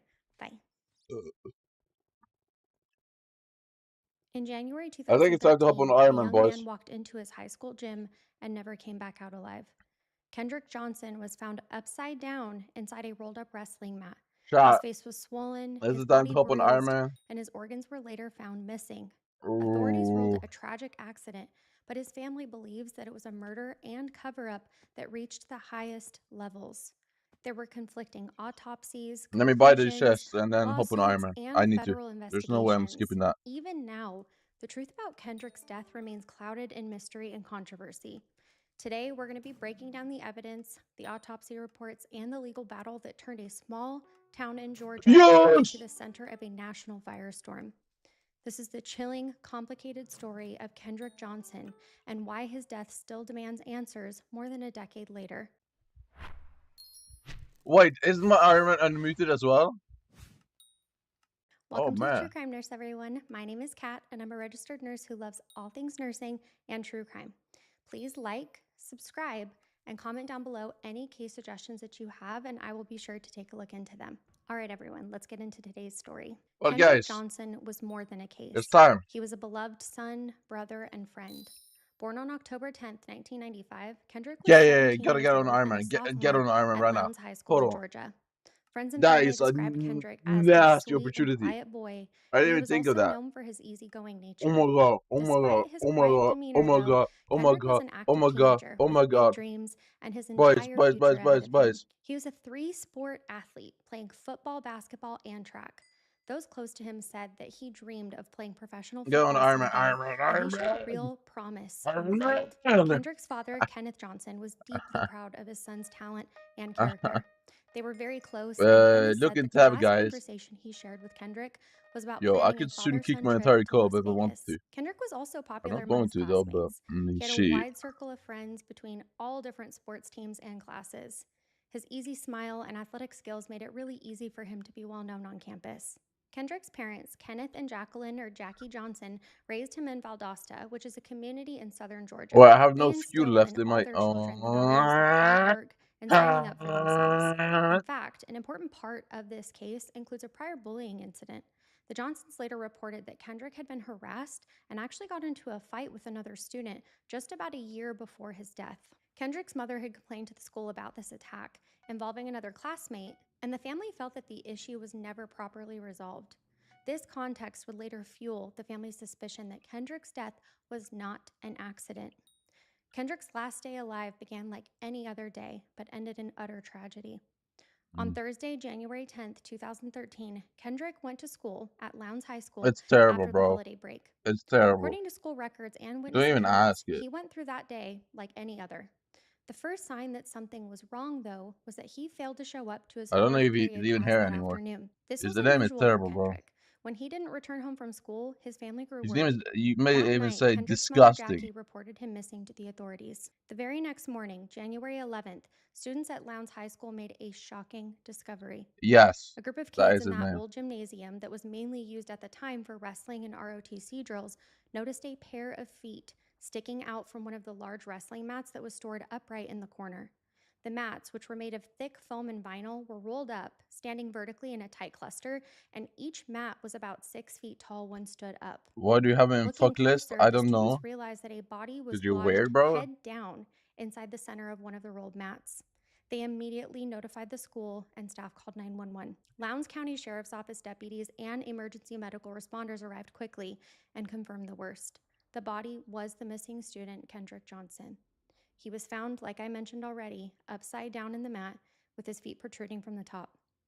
Investigators at the scene noted that one of Kendrick's arms was stretched above his head and the other was down at his waist, which is consistent with someone struggling to free themselves Put on some inside music. of a tight space, Bro, and this detail what truly music, broke my bro? heart when I I read can't about really it. listen to that Kendrick music. did not have shoes on his feet. A single white and black gym shoe belonging to him was found inside the mat with him near his head, and the other shoe was on the floor beneath the vertical Okay, so what mat else I strap. need The shoe to on the floor was do lying on this? top of a pool of blood with I'm its just feet gonna do out. Tarantula Slayer, Oddly, the right? shoe Is that the itself had shout? no blood on it, though, which I seemed feel like mysterious that's the to meta. investigators. Also found nearby were a hooded Tarot Slayer sweatshirt, is the meta a right pair of now. orange and black athletic shoes on the gym floor, as well as some traces of blood on the wall of the gym. Testing later showed that the blood on that wall actually did not belong to Kendrick and had likely been there for a very long time. It was old and dry blood. Investigators did not collect the hoodie or the other shoes at that time, though, that were at the crime scene. Kendrick's body had been in that inverted position for many hours, possibly overnight, leading to visible effects. Blood had pooled in his head and upper body due to gravity, causing extreme swelling in his face. When the body was finally removed from the mat, with the mat laid on its side and unrolled, witnesses described Kendrick's face as severely bloated and disfigured from the blood pressure and lividity. One photo later released by the family showed his face almost unrecognizable, bloated and darkened. Blood and fluids had exuded from Kendrick's nose and mouth, consistent What with the positional fuck is that? asphyxia, where pressure builds up in the head when a person is upside down for a prolonged period of time. Oh, This hell no, image, bro. What the circulated fuck later in was the media, that? horrified the public and generated support for the Johnson family's quest for further answers. Sheriff's investigators initially treated the scene as a possible homicide, which is standard procedure until the cause of death can Hell be no, I'm not determined. listening to The school no was placed on a retard brief shit. lockdown that What? Friday morning just to secure the scene. Students stated that there was an announcement made during second period informing them that an incident had happened on That was campus. terrible. And I later heard that it in day, such a they small learned that a amount of time, and classmate had died. that By literally killed midday, my ears. however, authorities were already indicating that they saw no immediate signs of foul play. The Give body me was mod. found with no obvious wounds How or much you injuries paying? externally, and the area did not show a sign of struggle like disturbed mats or defensive wounds on Kendrick initially. Lowndes County Sheriff Chris Pine and School Superintendent Wes Taylor released a joint statement by the end of that day. Quote, although the exact cause of death is yet to be Who determined, should be at paying this me? stage in the Fuck. investigation, nothing has been discovered to indicate foul play was involved, end quote.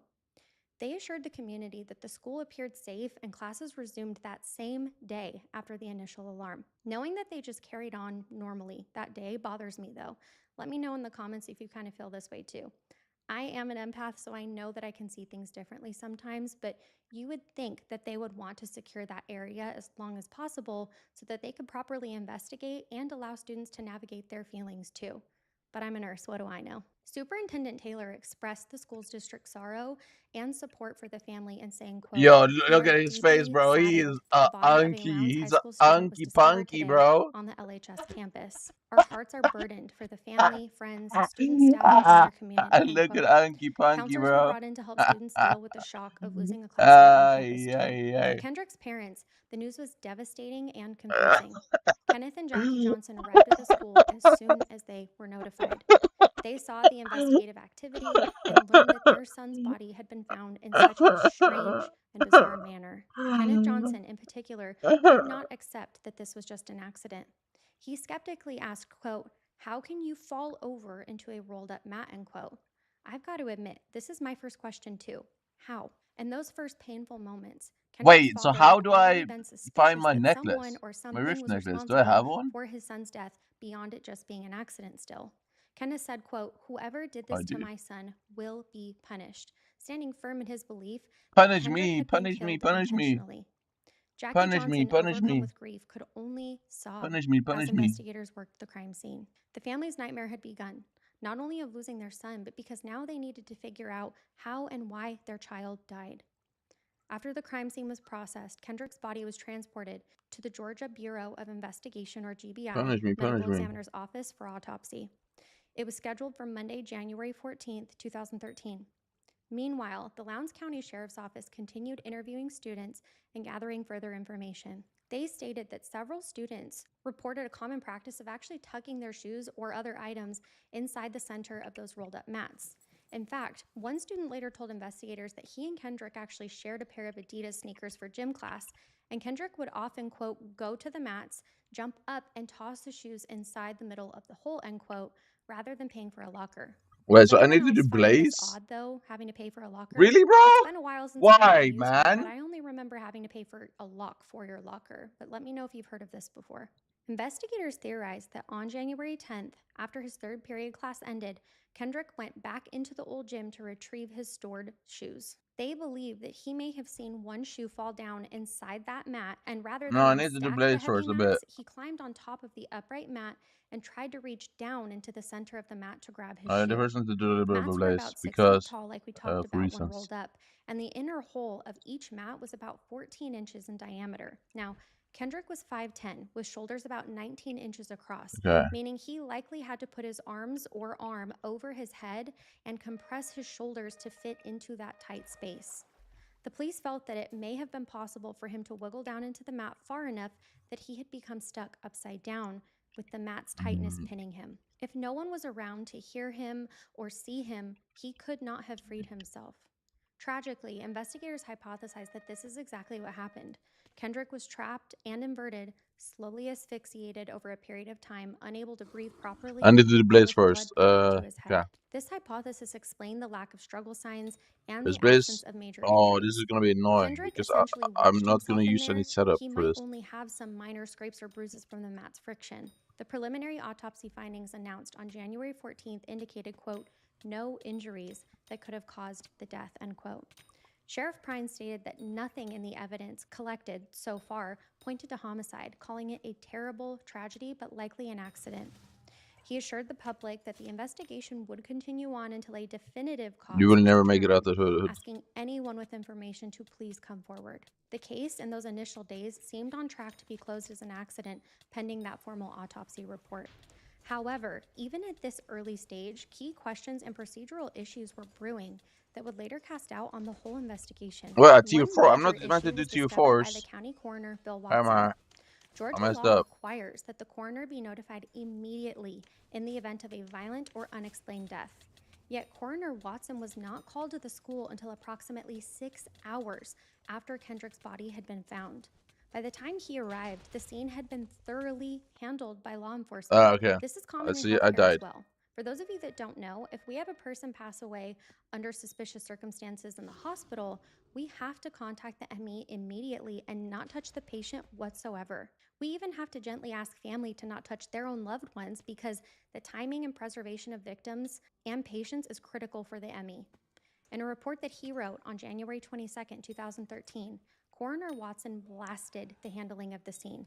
He said, quote, "The investigative climate was very poor to worse when I arrived on scene. The body had been noticeably moved. What the fuck, bro? Why are you compromised, using that and there dance, was bro? no cooperation from law enforcement at the scene," end quote. He further complained Bro, that the why is it integrity so of the easy? evidence was breached when, on January 13th, investigators unsealed the body bag to show Kendrick's body to his father, which is highly unusual before an autopsy is completed. The fuck? He said, quote, "I do not approve of the manner in which this case was handled," end quote, explicitly stating that the body was moved and information had been withheld from him. These are strong words from an official in charge of certifying the death. There also appeared to be two versions of the coroner's report. One detailed and critical, which Watson had actually signed Help me, himself, help me, help and a me. second unsigned No, report no, with no, no, toned-down no, language, no, no, no. simply stating that he wasn't called until later. It's unclear why two reports existed or who even wrote the second one, but the inconsistencies were really concerning. At this It's not time, though, updated for those me. It doesn't issues had matter. not come to light fully yet. To the public, the story by mid-January 2013 was that Kendrick Johnson had tragically died by accident. The full autopsy results from the GBI were pending, but law enforcement gave every indication that they expected a finding of accidental death by positional asphyxia. In the coming weeks, that is exactly what the official report would state. This, of course, did not sit well with the Johnson family. Before we dive really I'm deep losing into so the much medical money right terms, now. though, let's recap what I got it, I actually got it, I do got it, I include got it, I in got it. medical terms. Positional asphyxia, the suspected cause, occurs when someone's position prevents them from breathing effectively. In Kendrick's case, being upside down in a narrow mat would have meant that his body weight and the mat's pressure compressed his chest, making it increasingly difficult to inhale. His lungs would struggle to expand, and over time, carbon dioxide would build up in his bloodstream as he slowly Dude, I suffocated. hate grinding Additionally, places, with his bro. head lower I than really his do. heart, being upside down, gravity caused blood to pool in the vessels of his head and neck. I need to. This can lead to ruptured capillaries and bleeding from the nose and mouth. Unconsciousness can occur I really within need just to a few do it minutes though, due sadly. to lack of oxygen, and death follows if that position is not rapidly changed. Positional asphyxia is a known hazard in certain confined space accidents and is also a concern in some cases of restraint. If Kendrick was upside down for an extended period of time, possibly overnight, it is sadly possible that he slowly asphyxiated. The telltale sign would be congestion and swelling in the head, possibly petechial hemorrhages or tiny red or purple dots from burst blood vessels in the face or eyes, and fluid in the lungs or airways that are consistent with asphyxia. However, the Johnson family felt that something wasn't adding up. They questioned how Kendrick could have even gotten himself so deeply stuck without anyone hearing a commotion. Exactly. Yeah, it Browns doesn't make High any School sense. is a large school of over 3,000 students. Damn. And even though the old gym was in a less trafficked area, the idea that no one heard Kendrick's cries is really hard for anyone to believe. They also pointed to the size mismatch of Kendrick versus the mat's opening, arguing that he could not have fit accidentally. From the beginning, the family suspected that someone might have harmed Kendrick and possibly placed him in the mat after the fact. These suspicions grew as more information and misinformation emerged in the community and online. The first autopsy on Kendrick Johnson's body was conducted by Dr. Mary Ann Gaffney Kraft, a medical examiner with the Georgia Bureau of Investigations, or GBI, You need to on stop January sending emotes, 14th, bro. 2013. This autopsy is critical because it formed the basis of official ruling on Kendrick's cause of death. The exam was completed that same day and initially found no indications of Emotes, injury from now on, sufficient to emotes cause is death. banned. Over the next few weeks, the GBI pathologist awaited results from toxicology tests and further analysis before issuing the final autopsy report. On May 2nd, nearly 4 months after Kendrick's death, the GBI autopsy report was released, formally concluding that Kendrick had died due to positional asphyxia and that the manner of death was accidental, not homicide. According to the report, Kendrick's death was consistent with him becoming entrapped upside down in the rolled-up mat and having suffocated. The medical examiner found no evidence of blunt trauma or lethal injury. There were no skull fractures, no significant hemorrhages to the brain, and no stab or gunshot wounds. I really don't like doing Kendrick's Blaze, organs, man, though, but I have somewhat to. decomposed, especially in the upper organs due to that inverted position for a prolonged period of time, did not show acute injuries. There were some minor abrasions on parts of his body, possibly from the friction against the mat, or maybe even from efforts to try to remove him, but nothing indicated foul play. His face and head were severely swollen post-mortem, but that was attributed to the pooling of blood. The GBI autopsy did not note any obvious internal injuries like a broken neck or hemorrhaging around the carotid artery that would suggest foul play. In Kendrick's case, the absence of trauma or natural disease, combined with the scenario of being upside down in a confined space, led to that conclusion of asphyxiation. There are no definitive lab tests to prove positional asphyxia. It's diagnosed or reached. How many scorched crystals am I going for, boys? With the cause determined as suffocation and no evidence I of need foul to go play, for like 15 the again. Lowndes County Sheriff Office officially closed its case on Kendrick Johnson's death in the spring of 2013, calling it a tragic accident. Don't go yet, though. We have a lot more to talk about. As straightforward as the case seemed to authorities at that point, the Johnson family's doubts only intensified after the first autopsy. From their perspective, the investigation had been rushed. It is worth it, though, to go for this, right? Based on what Coroner Bill Watson's complaints were. They could not shake the feeling that something was off with the accident narrative. The odd detail of Kendrick's shoe lying on top of blood but had no blood on it, for example, really bothered them. And if Kendrick suffocated, why was there blood at all? The family That's the thing, dude. I wouldn't really care about scorched crystals if it was the oil system before tracking was a thing, but now tracking is a thing. I kind of want to have it. This struck the Johnsons as prematurely There's one more dismissive of any tracking. other possibilities. By late April 2013, Jackie and Kenneth Johnson made a crucial decision. They would have Kendrick's body exhumed and independently examined. They wanted a second autopsy by a pathologist of their choosing to either confirm or contradict the GBI's findings.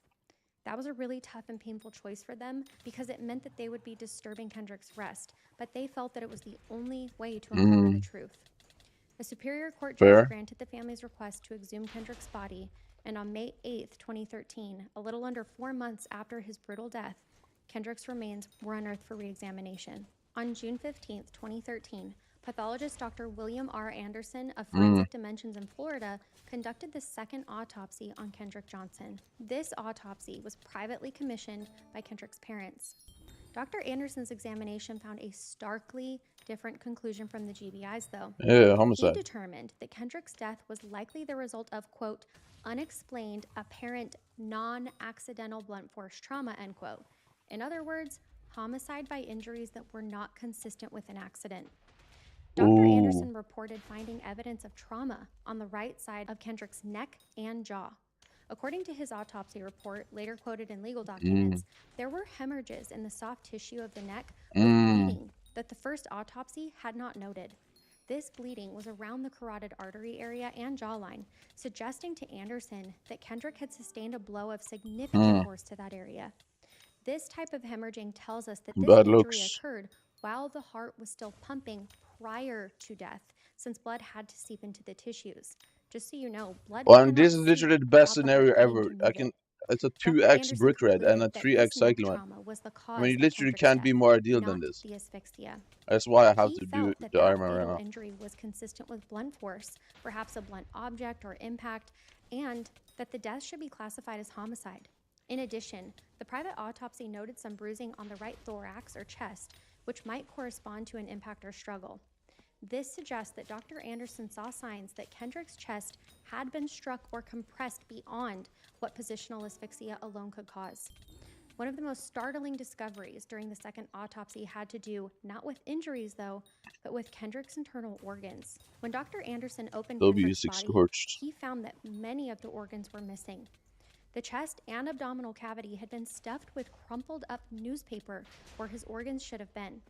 This is not a standard practice in modern embalming. Based on what I could find, sawdust and cotton are typically used if organs are missing, and it immediately fueled suspicion. Yeah, it is better. That's why I'm gonna do spider slave, you dumbass. Believing that this was evidence of tampering or a cover-up.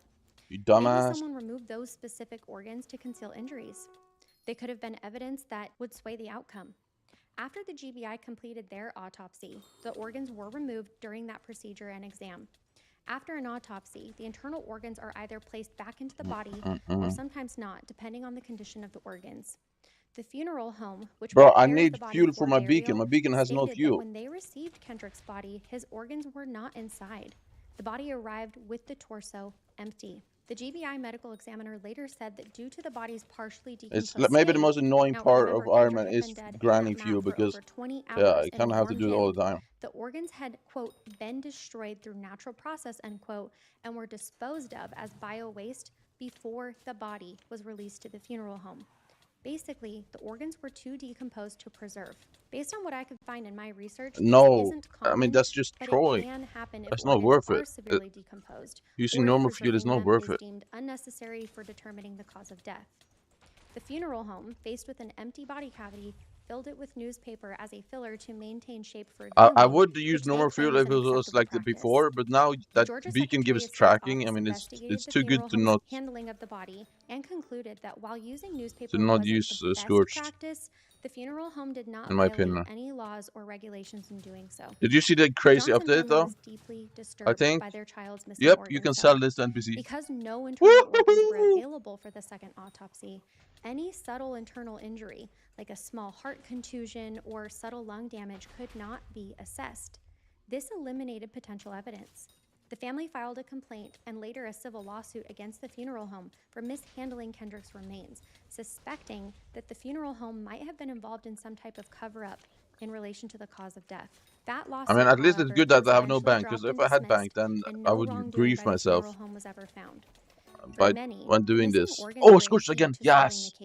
But for the Johnsons, it because was you get too much damage. To distrust the official version of events, and I completely understand why they felt that way. Do I just get enough fuel for like 10 days?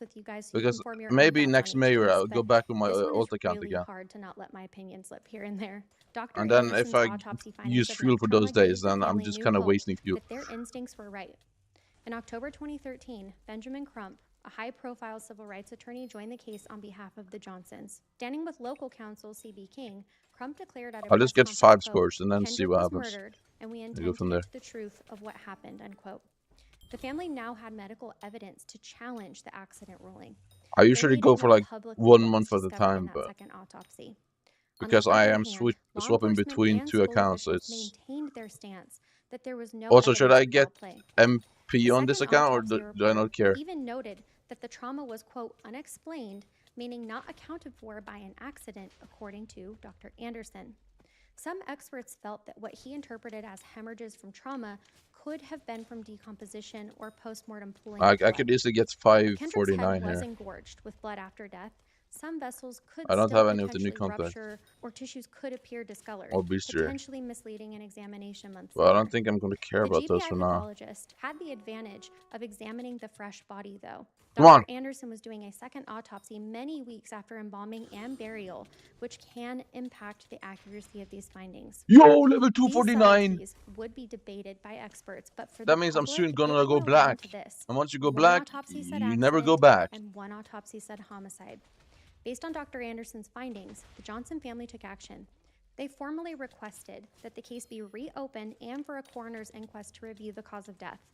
A coroner's inquest is a judicial inquiry that can be held to determine cause of death, sometimes with a jury, and it can potentially lead to a change in the official cause from accident to homicide. They also began calling for the release of all evidence, especially Release the files from the gym area, believing that the tapes might show what happened to Kendrick at that time. Lowndes High School had a network of security cameras, including some inside and outside that gym. If Kendrick had been attacked or followed, the hope was that something might be visible on camera. In October 2013, which would have been Kendrick's 18th birthday, the family's attorneys held a press conference, specifically urging authorities to release the surveillance. Yes, another scores. Let's go, bro. I'm actually getting some good rates right now. Kendrick's parents still had not been W allowed game, to see bro. the full, unedited surveillance videos. King stated, quote, Rare "For W some unknown Hypixel, reason, man. this tape has been withheld," end quote. By that time, the U.S. Attorney for the Middle District of Georgia, Michael J. Moore, had initiated a federal review. More to come on that later, though, and King acknowledged that Moore's office had obtained some surveillance material, but the family's team wasn't sure if they had all of the relevant footage or not. Under mounting public pressure, in November 2013, a judge ordered the release of the surveillance video to the public. 290 hours of footage from 35 different cameras around the school were turned over to CNN, who had filed a lawsuit on behalf of the media to get the videos. CNN then hired a forensic video analyst to comb through all of the video footage. The result was super confusing. While Kendrick does appear on camera at certain points, the analysts found that there were significant gaps in the recordings from specific cameras that covered the areas of interest. For example, cameras overlooking the gymnasium had discontinuous timestamps, meaning footage would jump and there were missing chunks of time in between. But on one set of cameras, an hour and 5 minutes went missing. On another set, about 2 hours and 10 minutes had been missing. Apparently, the investigation found that the camera systems were not perfectly synchronized with each other, and they were motion activated. This means that each camera only records when it detects motion or a change in pixels, and their internal clocks may have slightly been off. So if one camera picked up motion, it might record continuously, while another camera pointed elsewhere would stay idle, leading to those gaps when you line up their timelines. Timestamp discrepancies of up to 20 minutes between cameras were found, giving the impression of a gap in coverage that wasn't actually a gap in real time, if that makes sense. To make things even worse, the area where the gym mats were stored, in the corner of that old gym, was not covered by any camera. There were cameras in the gym, but none directly watching that corner. What the videos did show was Kendrick walking in the school hallways on January 10th and later entering the gym. Footage showed seeing Kendrick come into the gym at about 1:09 p.m. on Kendrick, January 10th, though, bro? What's up with jogging across Kendrick, the bro? floor and moving toward the area of the mats. No cameras captured what happened next. The next time any image of Kendrick appears is sadly when his body was found the next How did this day, guy just and die that to part was not cows? released Cows publicly. or whatever. There were also other Isn't that the guy you visible in fight? some gym footage, but due to the camera angle and resolution, nothing conclusive could be determined. No confrontation or interaction involving Kendrick is clearly seen on any of the videos that were released. The Johnson family's attorneys were not satisfied. The FBI looked into the surveillance system early on and found that the apparent gaps could be explained by unsynced timestamps and motion activation. But still, controversy continued. An anonymous email was sent to the sheriff's office during this time, claiming knowledge of Wait, a don't I have split 5 now? Yeah, I do. in Kendrick's death. This tip was leaked in the media. It fueled rumors naming two brothers as suspects. The brothers were classmates with Kendrick and former friends that had become rivals. One of them allegedly had an altercation with Kendrick on a school trip in 2011. The anonymous email claimed that those brothers attacked Kendrick over a dispute and that their father, who's an FBI agent, helped cover it up, even altering the video footage. These explosive accusations were not unverified, but they spread like wildfire on social media. So, to recap, by the end of 2013, here's where things stood. Local law enforcement had closed the case as an accident, supported by the GBI autopsy. The Johnson family, with attorneys and private autopsy in hand, insisted it was murder and urged the state and federal officials to investigate further. The case gained national attention, pointing out irregularities like the coroner's report and missing organs.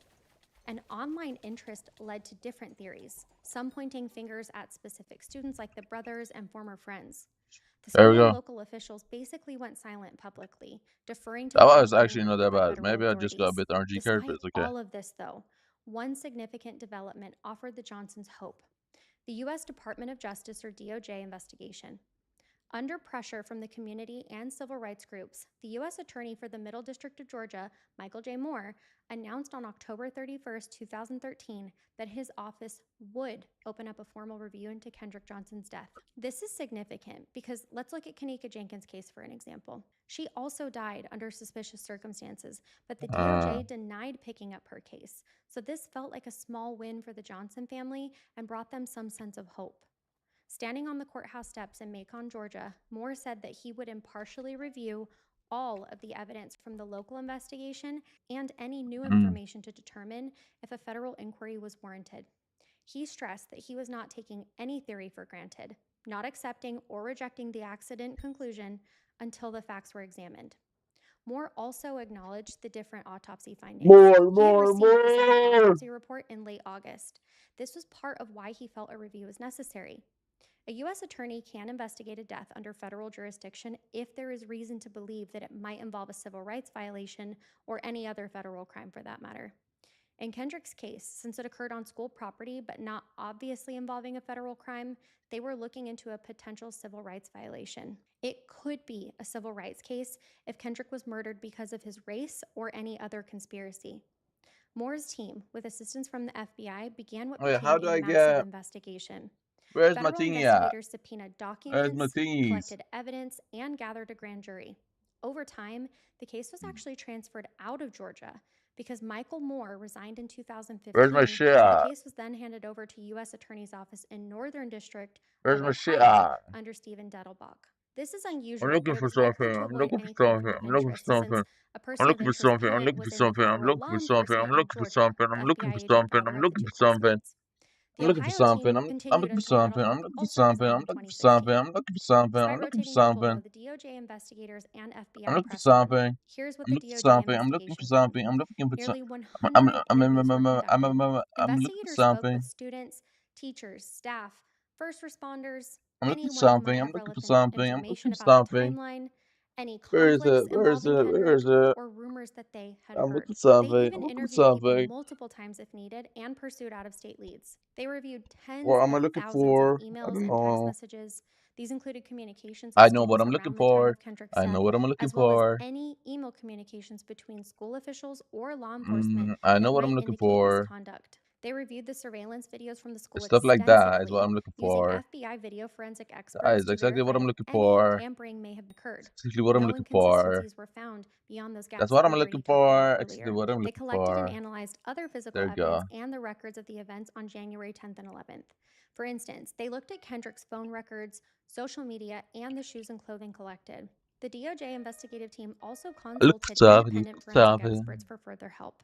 They brought in an independent medical examiner from the Department of Defense to review the autopsy findings. This DOD examiner reviewed autopsy photos, slides, and reports.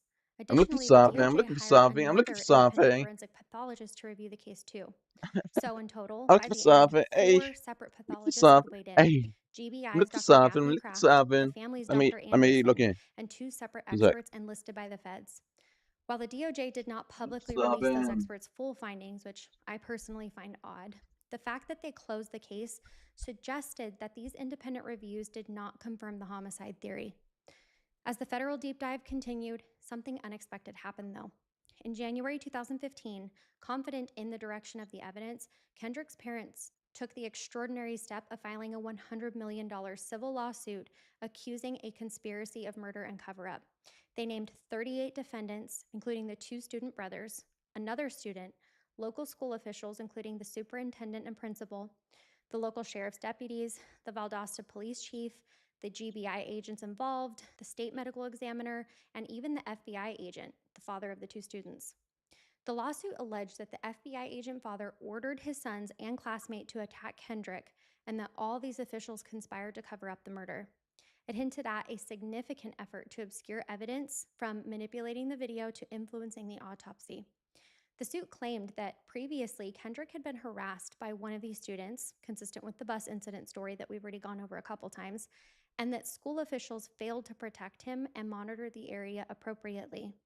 This massive lawsuit grabbed headlines, but it also faced major challenges. All the local judges in Lowndes County recused themselves from this case. It had to be moved to another venue in DeKalb County in North Georgia. The defendants denied the allegations. Jim Elliott, the Lowndes County attorney, called these claims, quote, unfounded and baseless, end quote. Meanwhile, the DOJ was concerned that this civil suit could interfere with their investigation. In November 2015, the DOJ filed a motion to pause the civil case because evidence gathering in the lawsuit could reveal information to witnesses or suspects that might impede the federal investigation.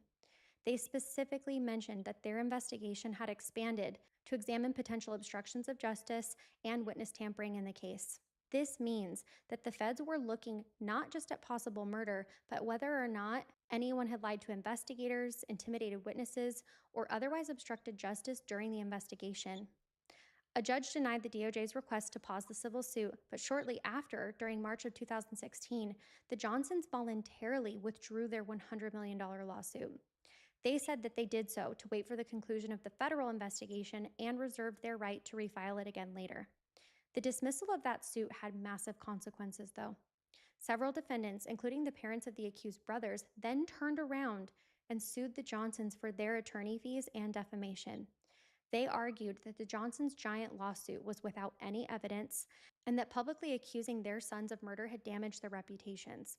By August 2017, a Superior Court judge, Judge Richard Porter, reviewed the matter and ruled strongly in favor of the defendants. He ordered the Johnsons and their attorney to pay about $292,000 in attorney fees to those that they had accused. Judge Porter stated, quote, testimony shows that they had no evidence to support their claims that the brothers had killed Kendrick Johnson or that any of the other defendants engaged in conspiracy to conceal Kendrick's death, end quote. In addition to that, the family was hit with an $850,000 claim for defense attorney fees and a $1 million defamation claim from some defendants. The Johnson family found themselves in a dire financial position as a result of all of this. During all the legal battles, the DOJ investigation proceeded and reached its conclusion in March 2016. On June 20th, the DOJ announced that it would not file any criminal charges related to Kendrick Johnson's death. U.S. Attorney Michael Moore met with the Johnson family in person to deliver the news before it went public. The DOJ's press release was detailed and definitive.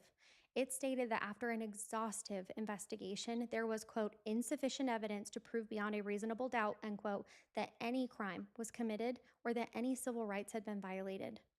It also explained the high bar for federal charges. They have to have proved that someone killed Kendrick and that it was due to race for a civil rights charge.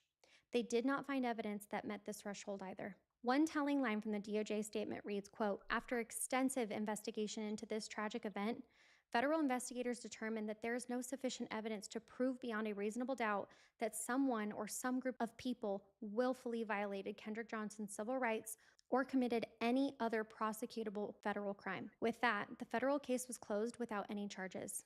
This was a severe blow to the Johnson family. After the DOJ's decision, some in the community accepted that the death may truly have been a freak accident. Others, however, including Kendrick's parents, were not buying it. To them, all the unanswered questions and apparent irregularities still pointed to something nefarious. Jackie was quoted saying, quote, if you know something is not right, say something, end quote, urging people to please come forward even after the case had been closed. Kenneth Johnson reiterated that he would never have closure until someone was held accountable. The case was effectively closed at both the state and federal levels at this point. However, the family was not done. In March 2017, they tried to petition the GBI to reopen the case at the state level. That went nowhere. They also sought to have the local coroner, Bill Watson, change Kendrick's death certificate to homicide, which he could do via a coroner's inquest if new evidence emerged. That also didn't happen. Fast forward to 2018. Kendrick's parents made another painful decision. They would exhume Kendrick's body a second time for yet another independent autopsy. This would be the third autopsy overall on Kendrick's remains. In June 2018, Valdosta city officials granted permission for the exhumation. On June 22, 2018, Kendrick's body was exhumed again, 5 years after his death.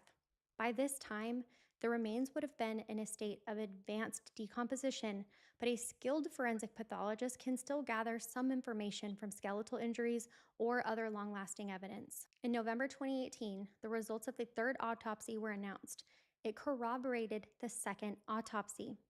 The third autopsy concluded that Kendrick's death was due to, quote, non-accidental blunt force trauma, end quote, to the right neck and right thorax. In other words, the third examiner agreed that there were injuries that pointed to homicide. This directly contradicted the first autopsy's findings of positional asphyxia from an accident. The third autopsy report noted additional details. For example, it mentioned evidence of trauma to the right chest that perhaps the second autopsy also saw. The conclusion remained that Kendrick likely died from a blow or blows that caused internal hemorrhage and death. In addition to the third autopsy, the family publicized a new piece of evidence, an affidavit from a witness that they had obtained in early 2018. According to this witness affidavit, an individual claimed to have overheard a confession or conversation where someone admitted to killing Kendrick.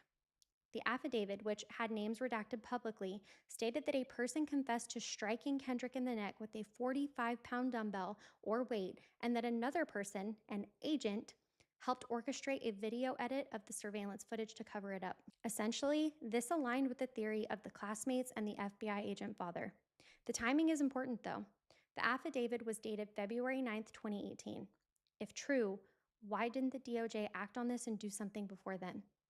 It's possible that this was a new witness that had come forward years later, though. The identity of this witness was not made public, but it was enough for the Johnson family to demand that the case be opened again. Kendrick's mother, Jackie, said that they turned over the third autopsy report, the affidavit, and other findings to the Lowndes County Sheriff's Office, urging them to please reopen the investigation in light of this new evidence. In the court of public opinion, this reignited supporters who believed that the truth had been suppressed this entire time. The former Lowndes County Sheriff, Chris Pine, retired in 2017, and a new sheriff, Ashley Polk, took office. Polk was not involved in that original investigation in 2013. He publicly said that he had no reason to defend the previous conclusions and was open to reviewing the case if new evidence warranted. So the Johnsons asked him to, especially after that final autopsy. Finally, in March 2021, Sheriff Ashley Polk officially reopened the Kendrick Johnson case. By this time, 8 years had passed since Kendrick's death. The reopening was because Polk had managed to get the entire federal investigative file, which had 17 boxes of documents and evidence that the DOJ had actually compiled. Polk said, "Let me see everything from the FBI and DOJ, and we'll go through it ourselves." He spent about 13 months alongside 2 other investigators reviewing every piece of evidence as if it were brand new to him. Throughout 2021, Polk's team re-interviewed some witnesses and consulted with outside agencies. The volume of material was massive. This was the 4th investigation of the case. The Johnson family at first cautiously welcomed Polk's review and even cooperated by providing info that they had gathered. But as months went on, their relationship declined. Polk later mentioned that the Johnsons stopped communicating with him completely, possibly out of frustration or distrust. In January 2022, Sheriff Polk announced the conclusion of his review. He provided a 16-page synopsis report of his findings for the public to see. The bottom line, the death was a tragic accident, reaffirming the original investigation. Polk stated unequivocally, quote, "There was no homicide, no cover-up, no conspiracy in the death of the teen. It was simply a tragic and bizarre accident," unquote. He added that he was not claiming the original investigators did anything wrong or that their conclusion was wrong. He agreed with them. Polk explicitly said that the 2 brothers accused by the Johnsons, quote, "are not suspects," end quote, and that they had been cleared. Sheriff Polk's synopsis reinforced the DOJ's findings. One quote from his report stated, quote, "All of the evidence, testimony, interviews, grand jury testimony, and even the blatant coercion and intimidation of some persons being questioned does not produce anything to prove any criminal act by anyone that would have resulted in the death of Kendrick." Polk also invited anyone with new tangible information to please come forward for official review. Importantly, he insisted that it must be real evidence with a source, being facts, not opinions or feelings, like Michael Moore had also said years earlier. They basically were pleading for an end to these baseless rumors at this point. Knowing that his report would not sit well with Kendrick's family, Polk released it to the media on January 26, 2022. He said he did try to reach out to the Johnsons beforehand, but got no response.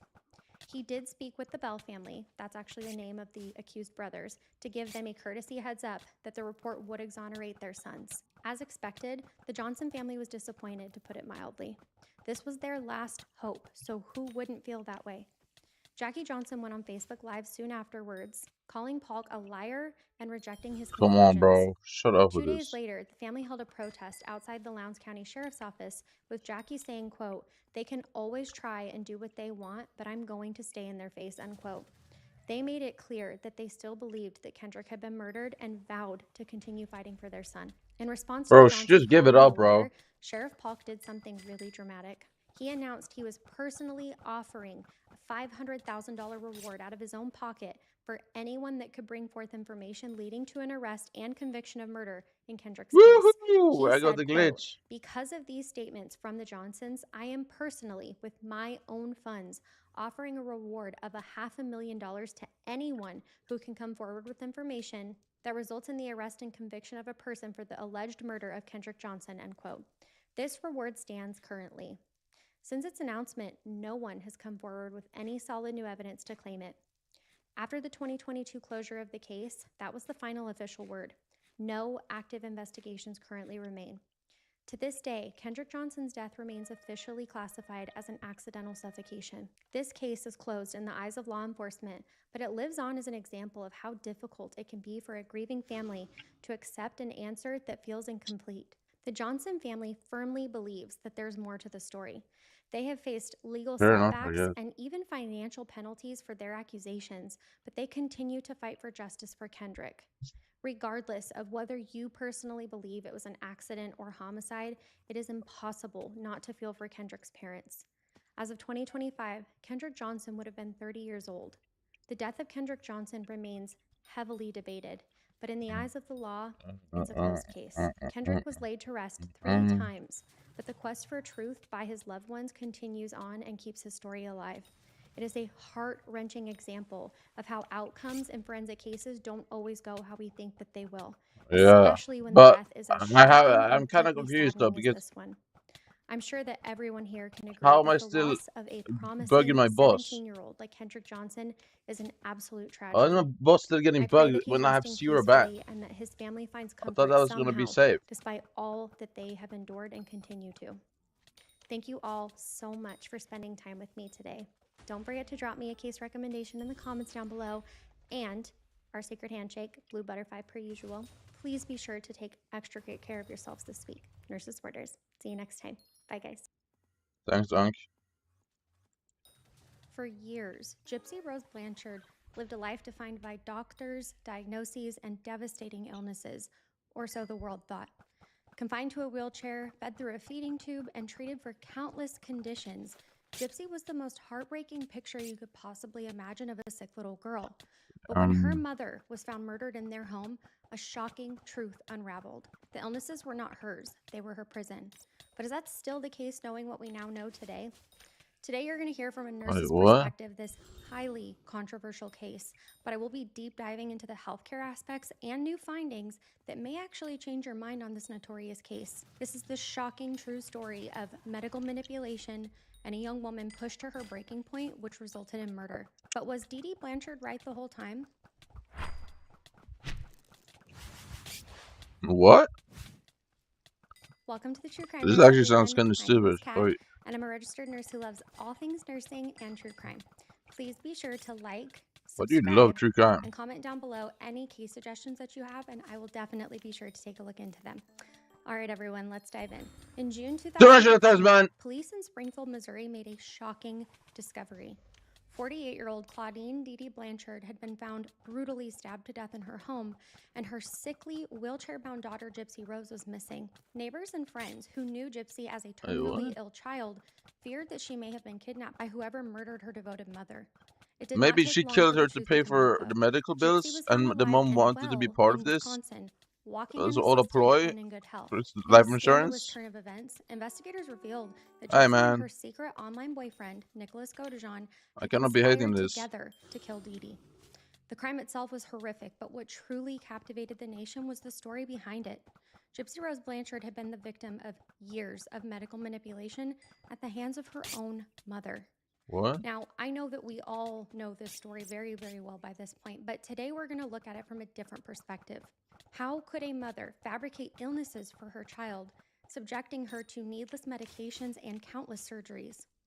How did doctors, neighbors, and even family members not see through the lies?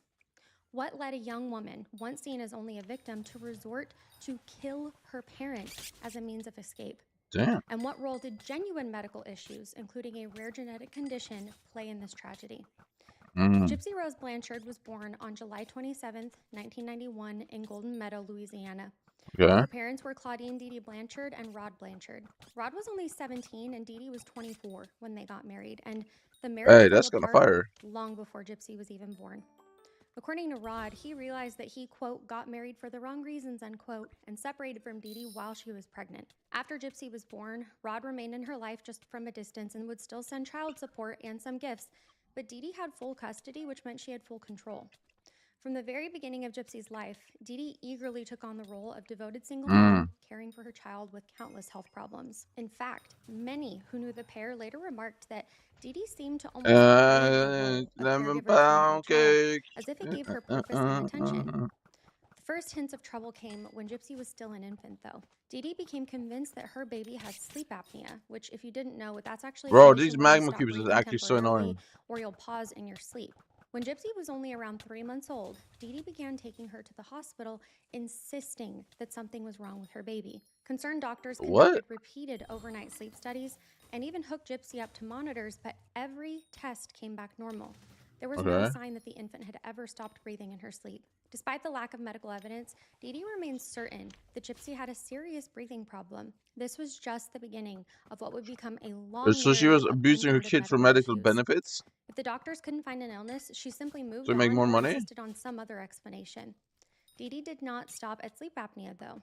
She found Gypsy had had a ton of health issues as a baby and toddler, oftentimes telling others that her daughter had an unspecified chromosomal disorder. This vague claim of a genetic problem served as an explanation in Dee Dee's mind for why Gypsy supposedly had so many things wrong with her. At this early stage, no specific genetic syndrome had been identified. Chromosomal disorder was a broad term that left an impression of a serious condition and also a possibly rare disease. Many years later, a specific chromosomal issue would be discovered in Gypsy, but at this time, no genetic test had ever confirmed anything. That's something we'll definitely be talking a lot Did I kill her by later accident? in the video. As Gypsy grew into a toddler, Dee Dee's claims became more elaborate. She took Gypsy to countless doctors for a variety of problems. By the time Gypsy was only 5, her mother was telling physicians that Gypsy had muscular dystrophy, which, if you don't know what that is, it's actually a serious degenerative disease that causes progressive muscle weakness with many complications. Gypsy was actually a relatively normal little girl in terms of motor skills at that point, but Dee Dee insisted on that muscular dystrophy diagnosis. Why? Later recalled This that makes a no minor sense to injury me. might have triggered Why this would you claim, force? Gypsy, at around age 7 or 8, It's just fell off her disgusting. You're grandpa's abusing a motorcycle kid while for riding money. with him and scraped her knee. It was just a minor accident, but Dee Dee jumped on that opportunity. She Of course told you did. Gypsy that the doctors had decided that she needed to use a wheelchair from then on. From that moment forward, long before any mobility issues had even been discovered, Gypsy was confined to a wheelchair every time she was in public. Dee Dee also began to present Gypsy as having leukemia when she was 8 years old. Leukemia, which is a cancer of the blood, was one of the most dramatic illnesses in Gypsy's supposed medical history. Dee Dee claimed that her little girl was undergoing treatment for leukemia. To support this, Dee Dee actually shaved Gypsy's hair off regularly, and she would tell Gypsy that it was going to fall out anyway due to the chemotherapy, so it was just best for her to keep her head shaved nice and smooth. As we now know, Gypsy was not undergoing chemo at all. There was no cancer, but that bald head served as a visual representation to everyone that Gypsy was a cancer patient. Gypsy, who was still just a child, had trusted her mother completely. She didn't even know that she could say no to this and didn't even understand why her mother would do something like this. She had been raised to believe that she was gravely ill, and she accepted that her mom knew best. If her mom said that she needed the wheelchair and she had to shave her head, that was the reality for Gypsy. By the end of Gypsy's early childhood, though, Dee Dee was telling anyone who could listen that her daughter had countless health problems. According to Dee Dee, Gypsy had leukemia, muscular dystrophy, epilepsy, having frequent seizures, severe asthma, sleep apnea, visual and hearing impairments, and developmental delays.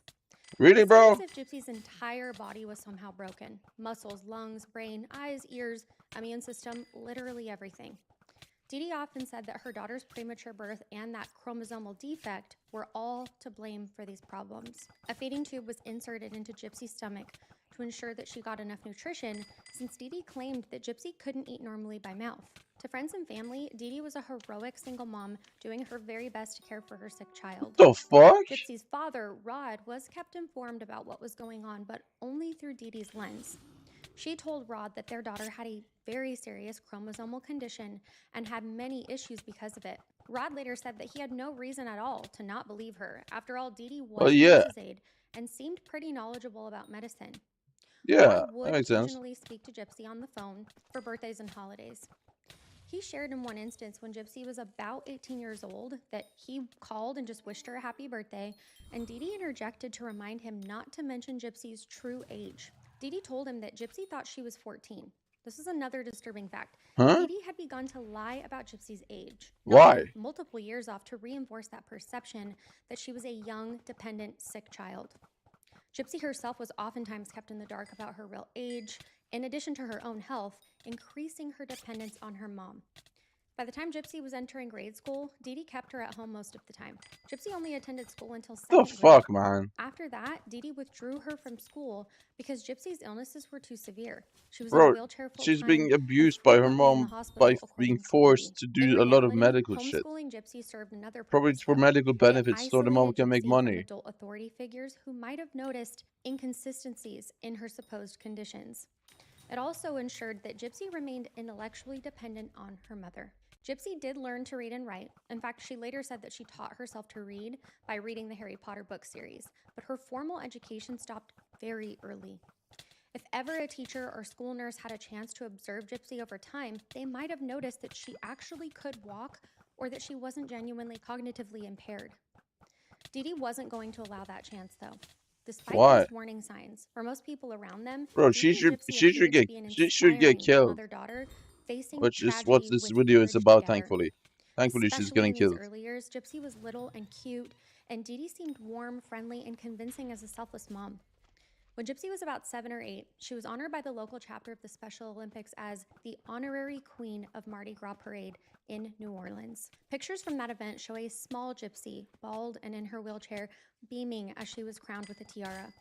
These kinds of moments made Dee Dee seem credible because to the outside world, if a child is the face of countless charities and events for those that are disabled, who would doubt the reality of her illnesses? In August 2005, Hurricane Katrina devastated the Gulf Coast, including parts of Louisiana where Dee Dee and Gypsy were living at the time. They were in the New Orleans area staying in public housing after leaving Dee Dee's father's home. I think that penalty should. I think torture penalty. There was also a lot of allegations about Dee Dee's father and Gypsy's That's grandpa, my opinion. but we won't be diving into that today just so that we can focus more on the healthcare components of this case. So, when Katrina struck, Dee Dee seized the opportunity that But if you kill someone, you should get killed. She told rescue workers and medical personnel that she and her gravely ill If you kill daughter some had lost innocent all person for no reason, you including should get Gypsy's killed. vital medical records and her birth certificate in the flood. This conveniently erased any paper trail that might have contradicted Dee Dee's stories about Gypsy's health. After some time in an emergency shelter for those with special needs, Dee Dee and Gypsy were airlifted out of Louisiana. A doctor who had met them in that shelter suggested that they consider relocating. It's a waste of to money, Missouri, taxpayer where money, bro. facilities and charitable We pay organizations taxes to might be keep able these to help people in them. prison By late instead of just killing them. 2005, they moved to Springfield, Missouri as hurricane refugees. The community in Missouri welcomed them And with prison open isn't arms. really that Here was a bad. single After mom who had just if you're lost there for like everything 10 to years Katrina, plus, you get used to it, devoted bro. caring for her terminally ill You child. get used to it. People were deeply moved by their story. In 2008, Habitat for Humanity actually built Dee Dee and Gypsy a small house that had been gifted to I them pay on the taxes. north side of Springfield. It was painted pink and even had a Oh, wheelchair there goes ramp and another hot boss. tub. Pictures of the new Maybe home I should and the disable mother and first, daughter wait. made the rounds on local news. Gypsy, with her bald head, wide smile, and Hey, oversized Norway is glasses, way too had nice. become They a gotta stop. celebrity in local charity circles. In Missouri, Like, Dee Dee received bro, a many guy other can kill charitable like 3 donations. people here and you get Her 20 were years in gifted prison. free flights to Children's Mercy Hospital in Kansas City for medical appointments.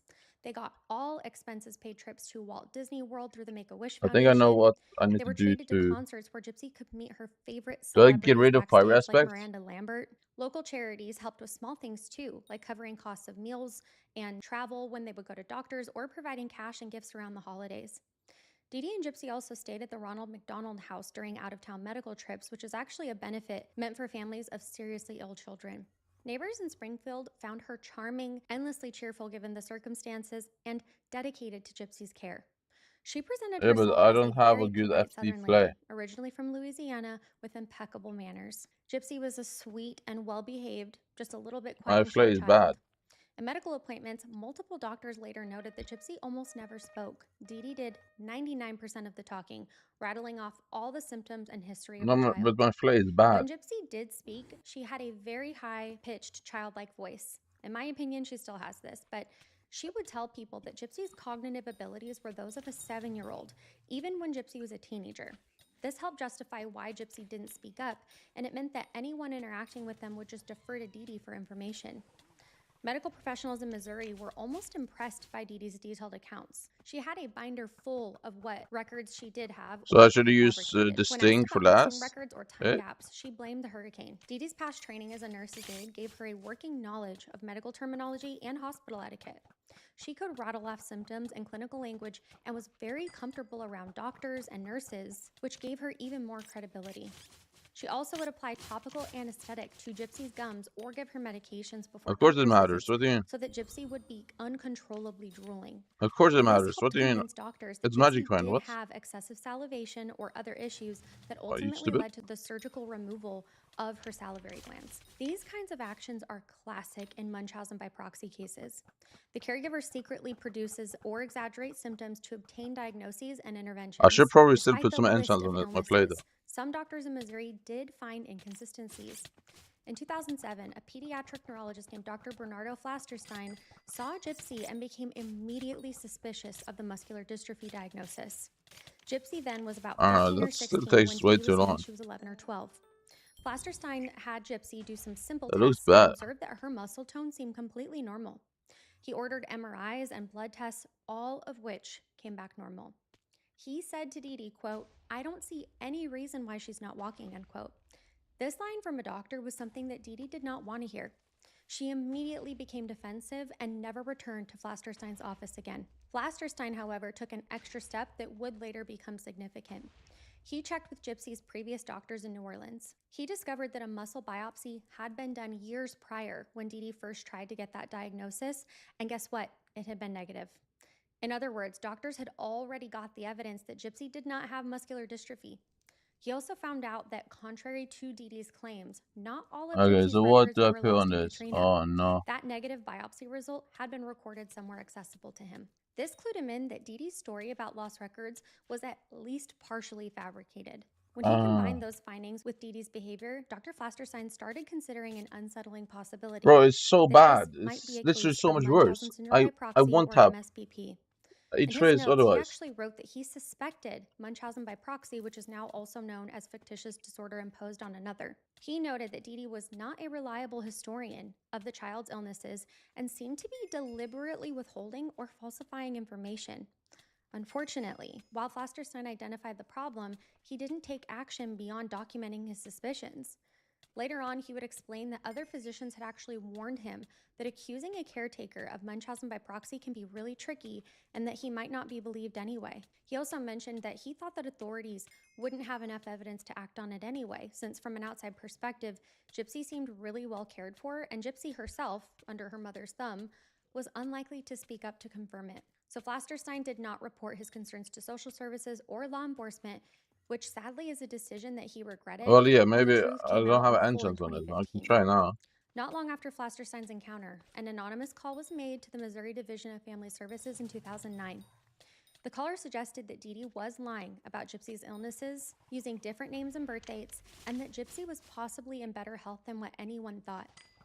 This prompted a welfare check by caseworkers. However, when two social workers visited the Blanchards' home, Dee Dee once again had an answer for everything. She explained away the inconsistencies. For example, she said that she used fake birth dates and alternate spellings of names to protect herself and Gypsy from a violent ex, painting Rod, the father, not really, no. But it doesn't just dupe by itself. I mean, often I get dupe on Gypsy was in the room, quiet, normal small, meaning. and in her wheelchair, appearing very childlike.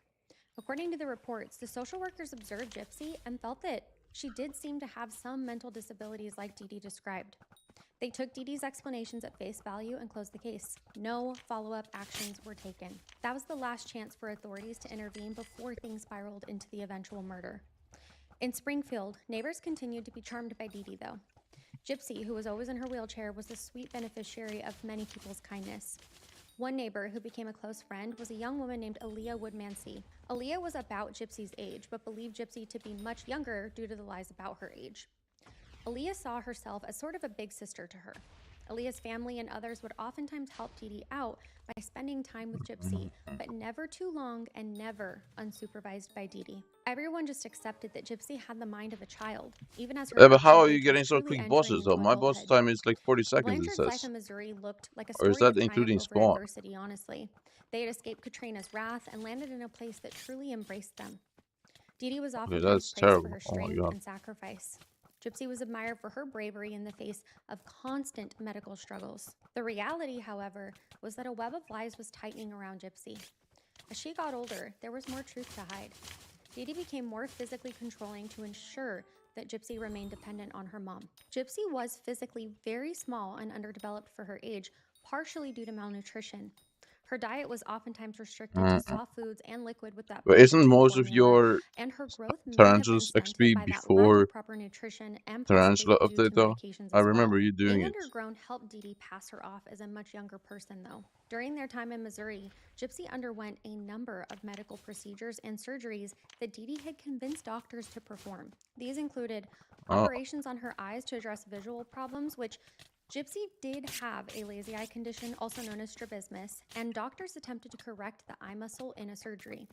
She also had procedures on her ears, such as tube placements, due to chronic ear infections. The tube gets inserted to widen the canal and hopefully prevent ear That was infection, way in case better. you weren't aware.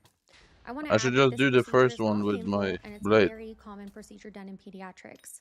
How much have She you also had made? a feeding Like tube placed 50 directly in her bill? stomach, which we kind of already touched on, but it's also known as a gastronomy tube because Dee Dee insisted that Gypsy wasn't able to eat by mouth, and she also had Gypsy's salivary glands removed.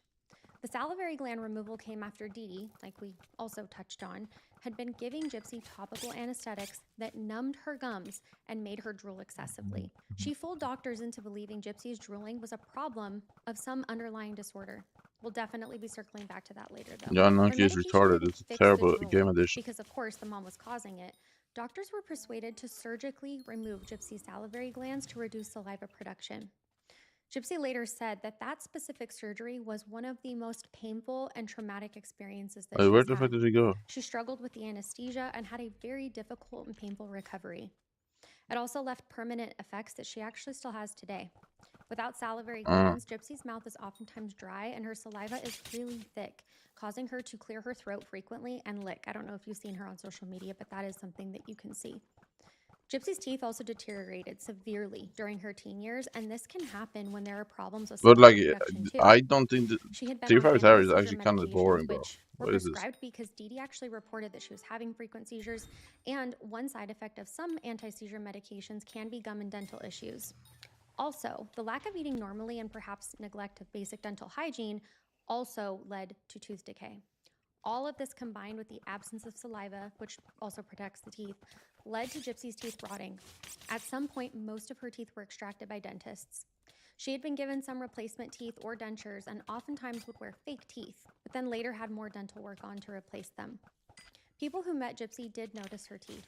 Dee Dee explained this by claiming that Gypsy's medications or her What genetic should I problems Ananki caused feather then? extremely weak teeth, or that Gypsy's sugar allergy caused her teeth to Well, rot. actually, Dee no. Dee I alleged cannot that Gypsy Ananki was feather. allergic to sugar, No. and that if she ate sweets, she would get sick, which according to Gypsy is another lie that Dee Dee conveniently told to control her diet.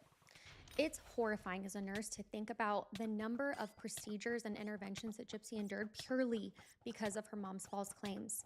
It's just really hard for me to imagine that anyone can manipulate a healthcare professional to the point of intervention without confirming diagnoses through testing first, but here we are. She was on a long list of medications that she didn't need. Anti-seizure drugs for epilepsy that she never had, pain medications for pains that were invented, drugs for asthma despite having clear, healthy lungs, and even chemotherapy drugs There at is no times thing. because of the leukemia claim. She had countless blood tests, MRIs, and scans, and each time, if results came back normal, Dee Dee just moved on to the next doctor or spun a reason why the tests were inconclusive or false. Gypsy oftentimes had nasal cannula on for oxygen that she'd wear in public, although there's no evidence that she ever needed Well, I supplemental just need oxygen. brick red dye on It this was just account, another so prop for Dee Dee to make her child look ill. By the time Gypsy was in her late teens, even though she believed or was told that she was either 14 or 15, the toll of this lifelong role as patient was mounting. Physically, she was weakened by years of unnecessary medicine and lack of exercise. Imagine not using your legs from childhood on. Her muscles were atrophied, meaning weakened and shrunk, even if the yeah, I underlying need capability so to much walk was XP for there. this dye, She was though. underweight and had the demeanor Is it of a really much that many younger kills to person get the dye? because of the social isolation and manipulation being done by her mom. Psychologically, Gypsy bounced between You dropped believing dye in or her no? illnesses and suspecting that some of it may not be real. In interviews later, Gypsy said that as a child, she mostly believed her mother. But as she grew older, certain things began to not add up. For example, she knew that she could eat food, not just the tube feedings, and she secretly would sometimes sneak sugary treats despite the supposed allergy and would suffer no consequences.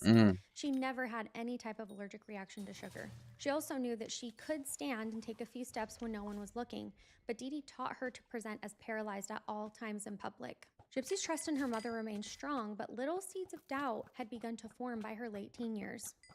Dee Dee's tight control made it near impossible for Gypsy to voice these doubts or to escape the situation, though. That control I would tighten more assume you have once at Gypsy least one started dye. testing boundaries.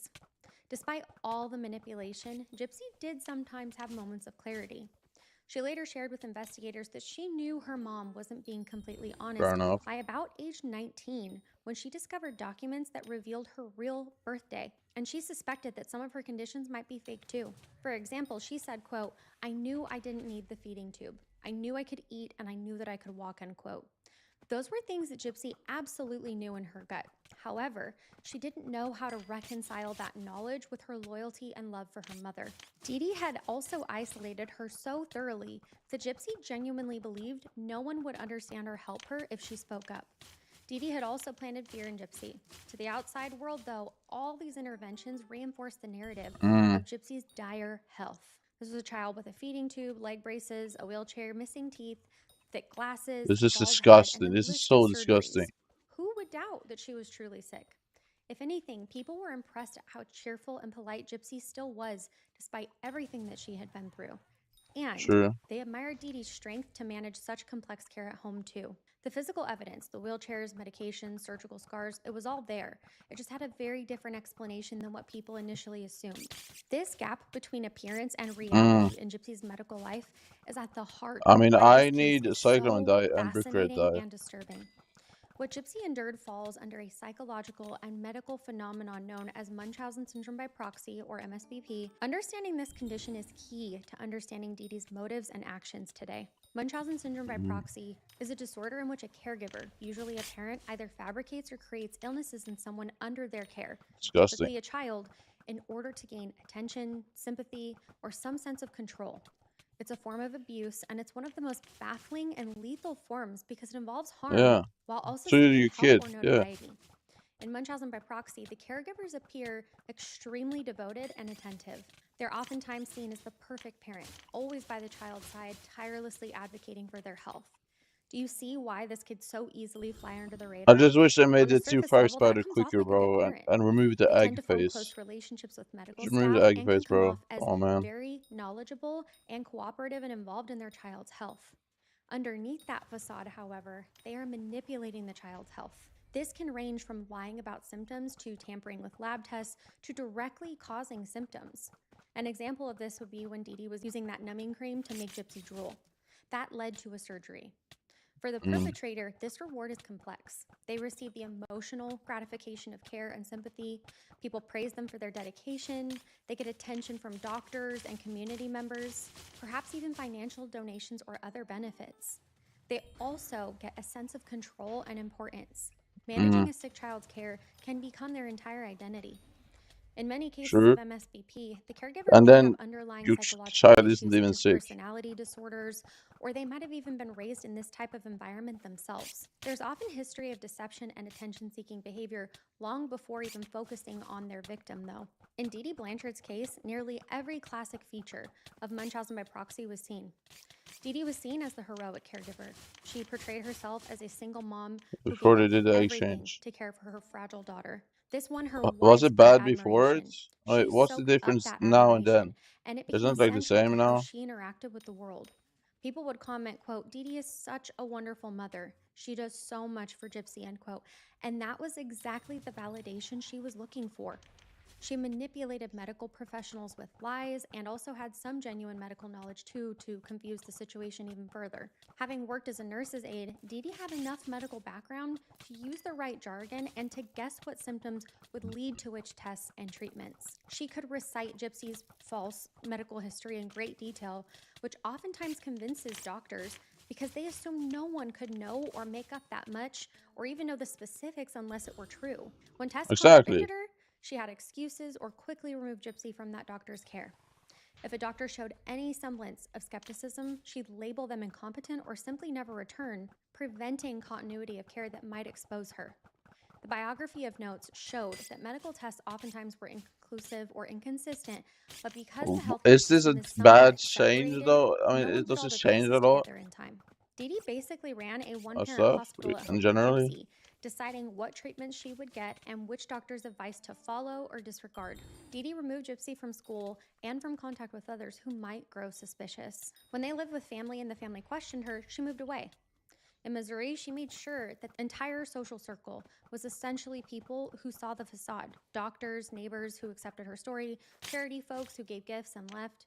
Gypsy had little to no chance to develop any kind of close friendship or relationship where she could confide in someone. The I one like when you person can she did face follow skip. on with, a neighbor Aaliyah, was carefully managed by Dee Dee and believed Gypsy was much younger, so Aaliyah didn't take some of what Gypsy said as these more mature thoughts or actions seriously, like for instance when Gypsy later told Aaliyah about her secret online boyfriend. Dee Dee's personal history also hinted at fictitious disorder. It's not uncommon for MSBP perpetrators to have a history of seeking attention through illness themselves or previous acts of deception. Dee Dee, for example, had been suspected of things like poisoning her own stepmother. She also had a history of some petty crimes in her past, like writing bad checks. I don't know what I said. What did I indicating a say? willingness to lie or cheat to get what she wants. When Dr. Flasterstein hinted at Munchausen by proxy by confronting her with normal test results, Dee Dee's response was to immediately cut him off. She did not express relief that her daughter I might don't remember not what I said. have What did I say? muscular dystrophy. Instead, she became angry and defensive and left. This reaction, being upset when told that your child is healthier than you thought, is a major red flag.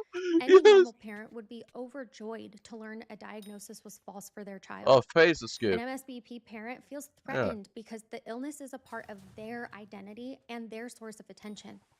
After leaving Flasterstein, she told others that he was an ignorant doctor who didn't know what he was doing, and she kept taking Gypsy to other doctors who would continue treatments according to Dee Dee's plan.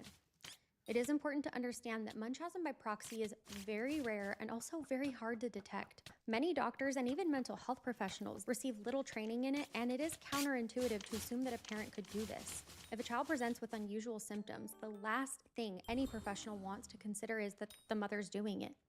Dee Dee capitalized on this. She essentially used the medical system as a tool, What do you mean? turning caring professionals into Have you not done it? accomplices. Did you not do it?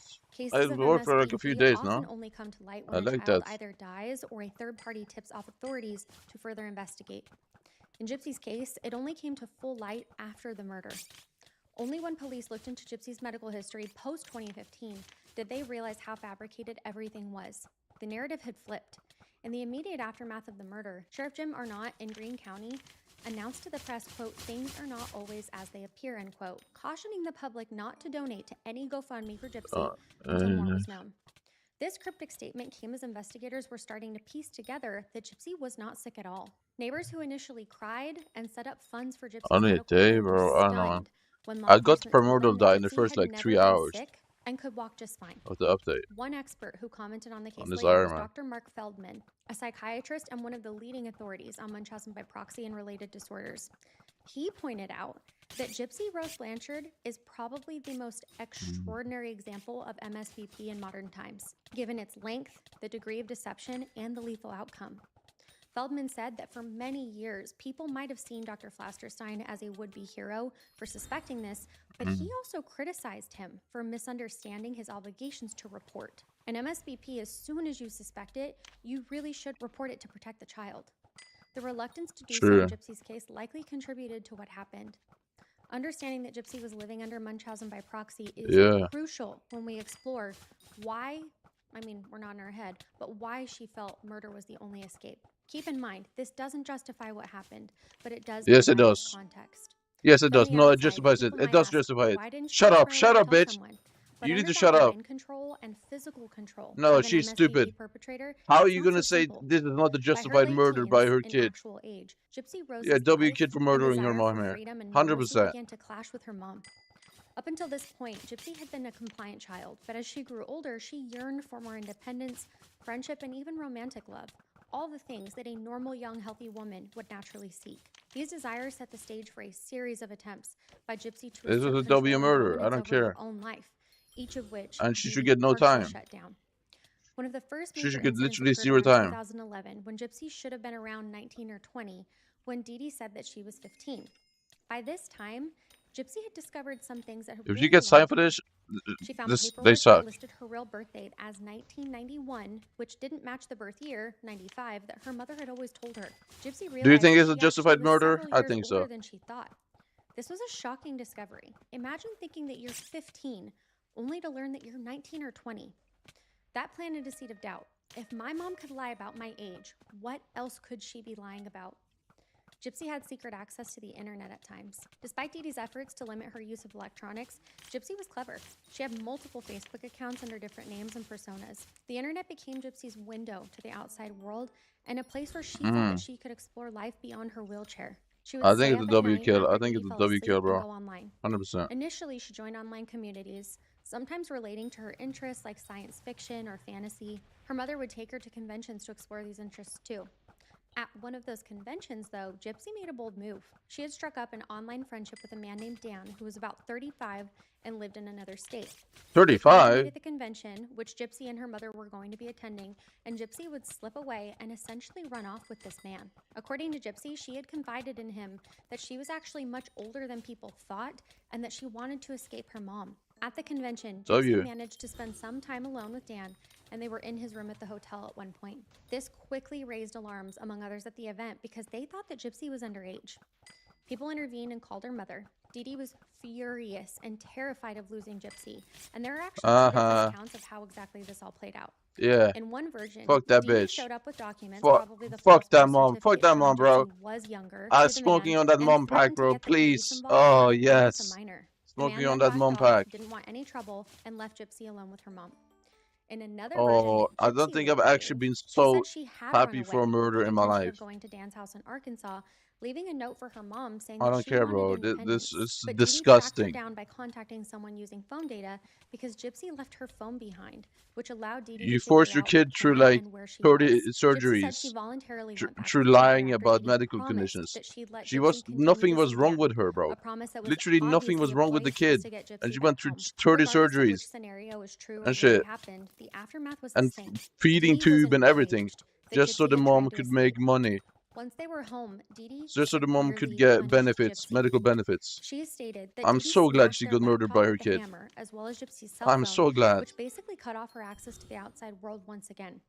Then, Dee Dee allegedly took physical restraints, either a dog And for this leash or woman tether here or to be handcuffs of trying to some type, defend, and restrained to Gypsy say to it's her not bed for okay, up to 2 no, weeks. no, it's okay, During very this okay. time, she It's kept very Gypsy good, on a actually. minimal diet.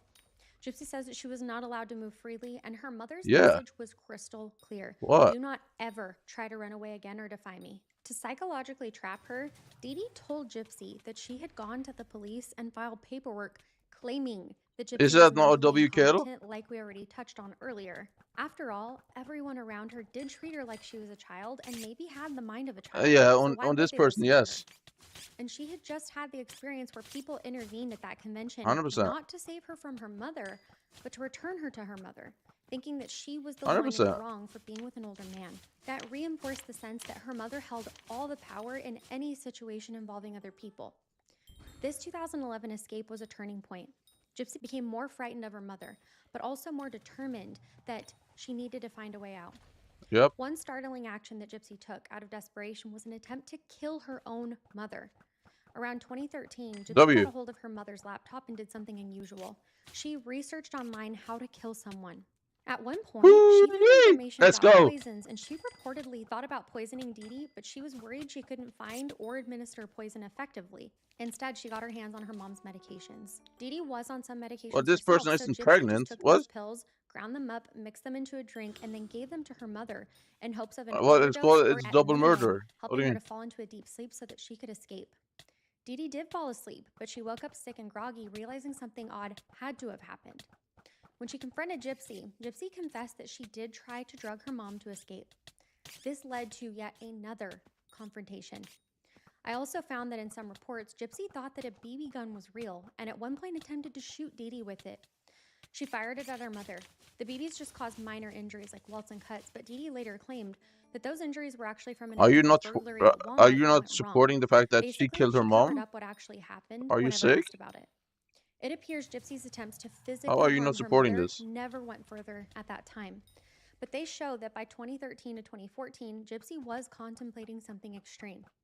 During this tense period, Gypsy's secret life online took a pivotal turn. In 2012, on a Christian Singles Facebook page, Gypsy met Nicholas Godejohn.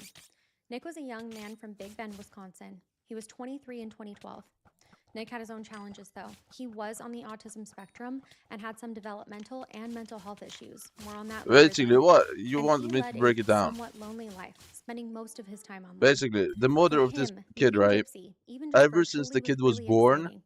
And for Gypsy, it was a literal lifesaver she of had online. forced Someone who liked disabilities her for who she onto her was, and kid, someone who which wasn't wasn't turned off even by her true. illnesses. So she had been Gypsy lying and and Nick's online lying and lying relationship about quickly everything. became Like intense. everything They was would wrong spend with her kid, hours chatting, according to her. sharing So dreams and the kid kept fantasies. getting One surgeries and aspect of their everything, relationship was sexual, and and then notably ventured would into get a roleplay. feeding But it tube in is her known that stomach Nick was because fascinated she by the couldn't idea eat of being supposedly, Gypsy's hero or dark side who could and take then care of lied her about her problems for her, age which to would make her become more significant later. money. Over So the next basically, she couple of years, from 2013 to forced 2014, disabilities onto her Gypsy kid managed to maintain just this to get secret medical long-distance benefits relationship and with Nick. donations Neighbor Aaliyah, who and was to look Gypsy's like a good closest mother. friend, eventually found out about Nick And then because the Gypsy kid had ended up confided in killing her a the little mom bit about him. Gypsy told once she Aaliyah found that out. she had an online boyfriend and that she was in love with him. Aaliyah was alarmed, not because of who Nick was, because she didn't know him, but because she thought that Gypsy was only 15 and way too young for a serious relationship. Aaliyah tried to discourage Gypsy gently, thinking that maybe Nick was some predator grooming a And disabled now underage girl online. she Aaliyah feels had trapped no because she's idea trying to that Gypsy escape. was actually an adult or how desperately Gypsy The was kid was clinging to 0 this years romance old as a when it lifeline. started. Aaliyah did I mention think to Gypsy that this all sounded like it was fantasy like and that nothing she's would like come 20 from it, now, though. and she's gonna Gypsy kill and her Nick mom had even talked about future plans. They discussed eloping and even because she future feels babies. trapped. Fun fact, the name that they chose together was Aurora, which is now her baby's name currently. For Nick, the idea that this beautiful, sweet girl was trapped by a cruel mother became like a story where he could become her savior. At some point, their conversations led to the idea of killing Dee Dee as the solution to their problem. Before jumping into the murder, one attempt was made to have Nick and Gypsy connect in person. In March 2015, they orchestrated a meeting by chance. Gypsy told her mom that she had a friend, Nick, who she had met on a Christian site that also loved Disney movies. Conveniently, the live-action version of Cinderella was coming out. No, she fell so trap. Gypsy I don't know, begged man. her mother to take her to I the don't theater care. to I see don't it. care She what tipped off happens Nick to the about mom at which all. theater and showtime Anything they would bad attend that and happens to bring the gifts. mom, I'm The fine plan with. was that Nick would She travel didn't have to down, murder her, casually bump but into the them in fact the that she lobby as did, a I don't care. stranger, That's chat fine. with them, and hopefully Dee Dee might take a liking to him or at least not suspect their prior connection. They thought She maybe tortured this her would spark kid a for like friendship and then a 20 courtship that years. Dee Dee would allow. Nick did come to the movie. They were all in the same theater and Nick arrived alone. Gypsy was dressed as Cinderella and Nick had on a Prince theme outfit too. During the movie, Nick and Gypsy snuck away to the bathroom for a few minutes. According to Gypsy, she said Nick pulled her into the men's restroom and attempted to have sex with her there, but it didn't fully happen. And Nick claims that they did have sex in that bathroom. Regardless, after the movie, Nick introduced himself to Dee Dee, who was immediately skeptical of him. Who was this strange man showing interest to them? Dee Dee later commented that he was creepy and she didn't like how he was trying Yeah, so shut hard up, to get close Diddy. to Gypsy. Yeah, She then fuck you. dragged Gypsy away, and that meeting ended really awkwardly and very abruptly. What? On that car ride home, Dee Dee was furious at Gypsy for interacting too warmly with this stranger. She sensed something was off. Soon after, she forbid Gypsy from ever contacting him again. What? She likely also began to monitor Gypsy even more closely. At this point, Gypsy realized that the normal plan of getting her mom to accept her boyfriend was completely hopeless. Dee Dee wanted to keep her single, childlike, and completely dependent forever. If Gypsy couldn't gain freedom through conventional means and prior escape attempts had also failed, in her mind, what options are left? Murder. It was in the weeks following that Murder. movie Murder. that her and Nick would Murder on seriously my conspire mind. to murder Dee Dee. They W. texted frequently about it, in sometimes explicit terms, using a sort of role-play language. Nick spoke as though he was some evil alter ego named Victor and that he would take care So of like, it. I don't know. Gypsy, who sometimes indulged in I princess-like agree she could fantasies, have done framed other it that stuff, but he the was fact the that she Dark killed Knight her is, rescuing I his don't really princess. care. That's fine. These romantic fantasies overlaid That's an fine. extremely dark plan. They were going to kill Gypsy's mother so that Gypsy Like, could finally that be woman free shouldn't and they could be exist together. on Earth, By so. June 2015, the stage was set for this plan.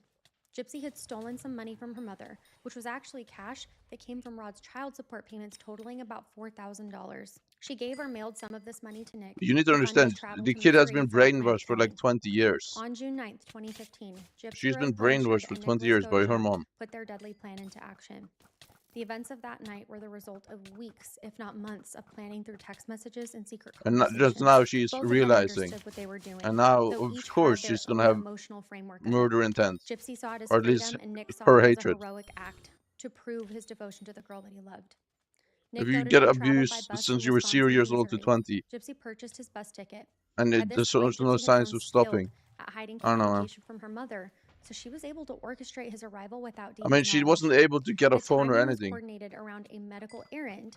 Ironically, on June 9th, Gypsy and Dee Dee had spent part of their day She at had the to steal a hospital in phone the in emergency room secret. because Gypsy's feeding tube was causing issues and needed attention. A feeding tube blockage, for those of you who don't know, is considered urgent because there could be some kind of anatomical issue that requires surgical intervention, and the person cannot receive their nutrition. So this is why Dee Dee brought her into the emergency room. This meant that Dee Dee might be extra tired by that evening, which is something that Gypsy was counting on, and also that Nick could slip into town with Gypsy knowing her mother's schedule. Later in the evening, after Gypsy and Dee Dee returned from the hospital and Well, let Dee Dee me went look to at the sleep, wasp. Gypsy let Nick know that it was time. I have 3 Gypsy wasps. quietly unlocked the door of their small Okay. pink bungalow So I can and almost let make another Nicholas one. Doja John into the house. Ooh-wee. Gypsy handed Nick some items they had previously agreed upon: a roll of duct tape, a pair of gloves, and a large serrated knife. In their planning, Nick wanted to have gloves to avoid leaving fingerprints and tape to possibly silence Dee Dee if necessary. According to Gypsy's later testimony, at this moment, she was both sure that this was the right thing to do and terrified. She knew what was about to happen. Nick instructed Gypsy to hide in the bathroom and cover her ears. He didn't want her to witness or hear any part of this brutality. Gypsy did as he said, retreating into the bathroom, sitting on the floor and covering her ears. She claimed that she also did this to make it seem, if she were ever questioned, that she wasn't physically involved. Nick entered Dee Dee's room, where Dee Dee was fast asleep in her bed. It was dark, but he could make out her form. Nick said that he hesitated for a moment, standing beside the bed thinking, do I really want to do this? But he then proceeded. Nice. Climbed on top of Dee Dee and began stabbing her with the knife. Okay, stabbing Dee Dee though? woke Why? up in panic and pain, and she struggled. She screamed for Gypsy, reportedly yelling her name, perhaps thinking that Gypsy was also in danger or that Gypsy needed to run. Gypsy, Okay, hearing stabbing, her I don't know mother's about that. screams, Why covered would her you ears stab? even Just tighter one and gunshot to the waited, head. trembling in the bathroom. Nick stabbed Dee Dee repeatedly, focusing on her back as she twisted and fought him. In total, he stabbed her 17 times. Dee Dee fought back with surprising ferocity. She sustained defensive wounds on her arms, but ultimately, she was no match for the sustained knife attack. The screams turned to moans and then fell silent. Dee Dee bled to death in her bed, with wounds penetrating internal organs. It was a gruesome and violent end. What? After the stabbing, Nick was excited and shaken. He came to the bathroom door and told Gypsy it was all over. Let's go. Gypsy later recounted that the first thing she did was come out and see her mom's body. She approached her mother and strangely said that she tried to clean up some of the blood from the wounds on Dee Dee's back. Perhaps in that moment, Gypsy felt some sense of remorse or sadness and instinctively wanted to help her mom one last time. But Dee Dee was clearly dead. Gypsy then had a wave of complicated emotions. She was free, but she also had crossed a point of no return. What happened next has two different versions as well. Nick claims that after the murder, he and Gypsy had consensual sex in Gypsy's bedroom, which was part of that fantasy. Gypsy, on the other hand, stated that what occurred was against her will. What? She said that Come Nick on, bro. expected a reward for killing her mom and that he had previously talked about wanting to force himself on Dee Dee. Now, having Come done on, the bro. deed, he turned his sexual attention to Gypsy. Gypsy said that she did not want to have sex right then. Obviously, she was in shock, and there was a corpse in the next room, her mother. But Nick didn't take no for an answer. Nick denied these claims, implying that it was a part of their plan and mutual consent. After that, they took a breath and tried to follow through with their escape plan. They gathered some items to take with them. They took the cash, and Gypsy packed a really small bag of belongings. One thing that she did not take with her was her wheelchair. In fact, all of Gypsy's medical equipment, the wheelchair, oxygen tank, medications, everything was left behind. Nice. Gypsy consciously left them, as she knew she didn't need any of it. They needed to get from Springfield back to Nick's home in Wisconsin. Traveling by bus or by plane with Gypsy in a wheelchair would have definitely drawn attention to them. Plus, she didn't want that charade anymore. So they arranged to mail the murder weapon, the knife, back to Nick's address in Wisconsin. This way, they wouldn't risk carrying it if they got stopped anywhere. Gypsy wiped off the knife and cleaned it up. They put it into an envelope or box and then dropped it at the mailing center in town. Next, they called a taxi to pick them up from near Gypsy's house.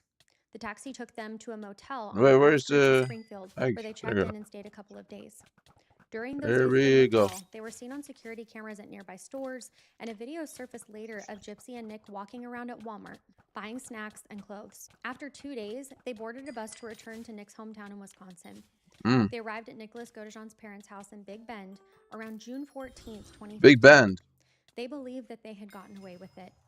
Gypsy even posted somewhat celebratory photos on her several Facebook accounts during this time, Good. including pictures of her and Nick smiling together at that motel and the bus. However, Gypsy also understood that Dee Dee's body would eventually be found and people were going to be looking for her.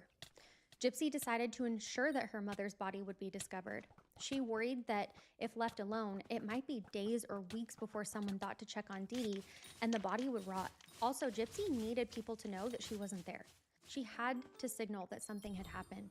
So using that joint Facebook account that she and her mother shared, Gypsy made a post that was bound to get attention. On June 14th, a status appeared on Dee Dee's Facebook, which had many friends from the community worried. A Facebook status went up that said, quote, "That bee is dead," end quote. This shocking status alarmed everybody that saw it. People commented asking if someone had hacked them or if it was a joke. Then a second comment from the account was posted beneath it, something to the effect of, quote, "I slashed that fat pig and forced myself on her sweet, innocent daughter. Her scream was so loud, LOL," in all caps, end quote. Gypsy was trying to set up a narrative that she was a victim who needed rescue. The language was purposefully violent to ensure that no one would think that Gypsy was writing it, because who can imagine sweet little Gypsy saying these types of things? When neither Dee Dee nor Gypsy responded to calls or knocks after seeing this post, neighbors called 911. Police came to the Blanchard house for a welfare check that day. They found Dee Dee's car still in the driveway, which was odd if the two had just left spontaneously on a trip. They knocked and got no answer. They needed a search warrant to enter the home, though. A neighbor volunteered to climb through a window to check while they were waiting for that warrant, and he saw through an interior door the grisly scene of Dee Dee's lifeless body laying in her bed. Once the warrant was in hand, the officers entered fully and confirmed that Dee Dee was deceased, apparently murdered, and that Gypsy was nowhere to be found. They immediately treated Gypsy like an abducted child by whoever the murderer was, given the Facebook posts. This kicked off a multi-state missing child alert. Even though Gypsy was actually an adult, she was a disabled missing person in the eyes of the law, and time was of the essence. Using the information from Aaliyah, who told police about Gypsy's secret online boyfriend and even gave them his name, law enforcement traced that threatening Facebook post through the IP address. It led directly to Nicholas Godejohn's residence in Wisconsin. Within a day of discovering the body, police in Waukesha County raided the Godejon home. They found that's Nick and kind of Gypsy stupid. inside, and both surrendered without incident. Neighbors on the scene saw Gypsy walking out on her own, which was the first shocking visual confirmation that she could walk just fine.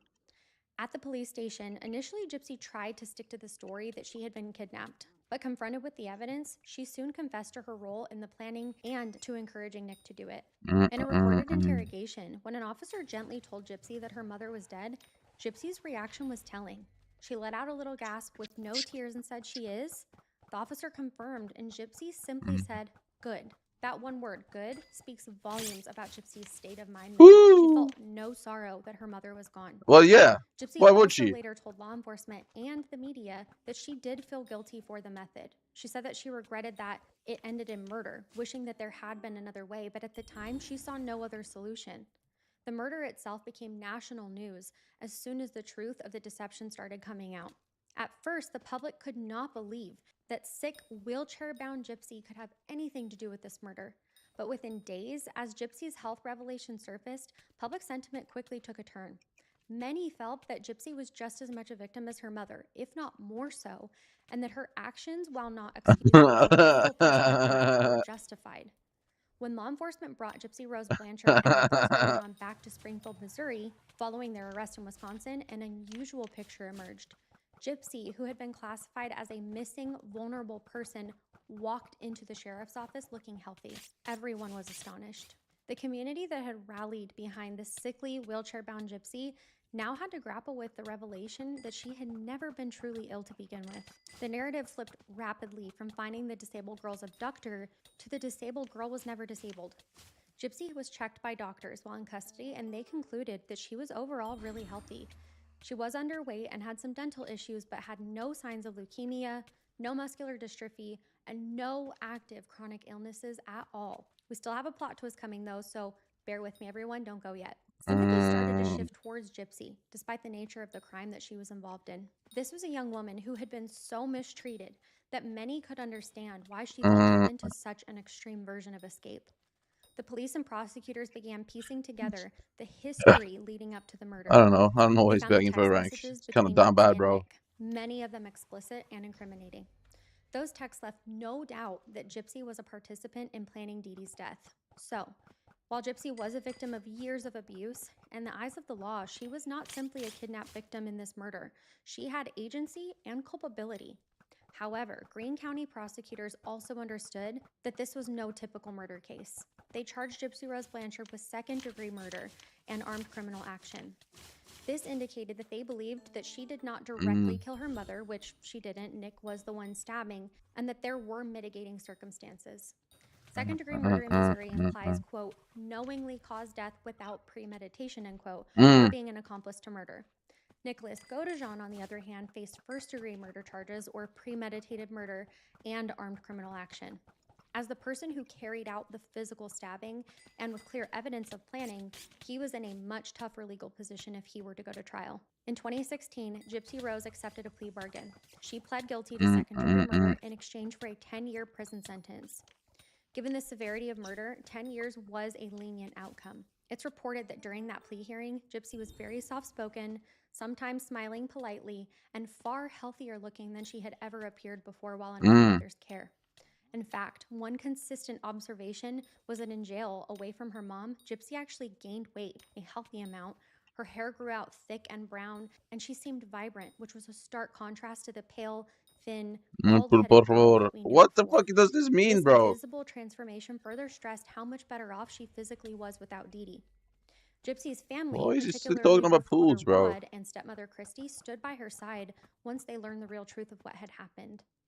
Rod admitted that he felt guilty that he hadn't seen through Dee Dee's lies. He had truly believed that Gypsy was sick all those years. But upon learning of the fraud and treatment, he and Christy became very supportive of Gypsy, visiting her and advocating for her and everything that she had suffered through. They and others felt that prison was ironically the first place Gypsy had actually experienced freedom, structure, and proper care. Nicholas Godejohn, however, chose not to take a plea and instead went to trial in 2018. His defense team strategy was to argue diminished capacity due to his autism spectrum disorder and other mental limitations. He was not able to fully deliberate or premeditate the murder in a way that was required for first-degree conviction. Essentially, they weren't claiming that he didn't do it. They were trying to get a lesser conviction, like second degree like Gypsy or manslaughter, by saying that he had impaired judgment and was manipulated by Gypsy. At Nick's trial, both prosecution and defense acknowledged the bizarre circumstances. Gypsy herself testified as a witness for the defense. She was brought from prison to testify about how she was the one who asked Nick to kill her mom. The defense wanted to emphasize that Nick was doing this out of an autistically influenced loyalty and love, possibly not fully grasping the morality due to his condition and being essentially talked into it by Gypsy. Gypsy's testimony was emotional. She didn't want to see Nick locked away forever, but she also couldn't deny that they plotted it together. The prosecution, on the other hand, didn't dispute that Gypsy had a role. Instead, they focused on showing that Nick, despite autism, could understand right from wrong and had indeed carefully considered the murder. Mental health experts testified on both sides. Bro, A stop with this psychologist for the defense, stupidness. Dr. Bro. Kent Just Franks, said let that them Nick go free, was bro. with a spectrum disorder, had an IQ on the much lower side of average, and had trouble with executive functioning and social understanding, which could limit his ability to plan and understand the consequences of his actions.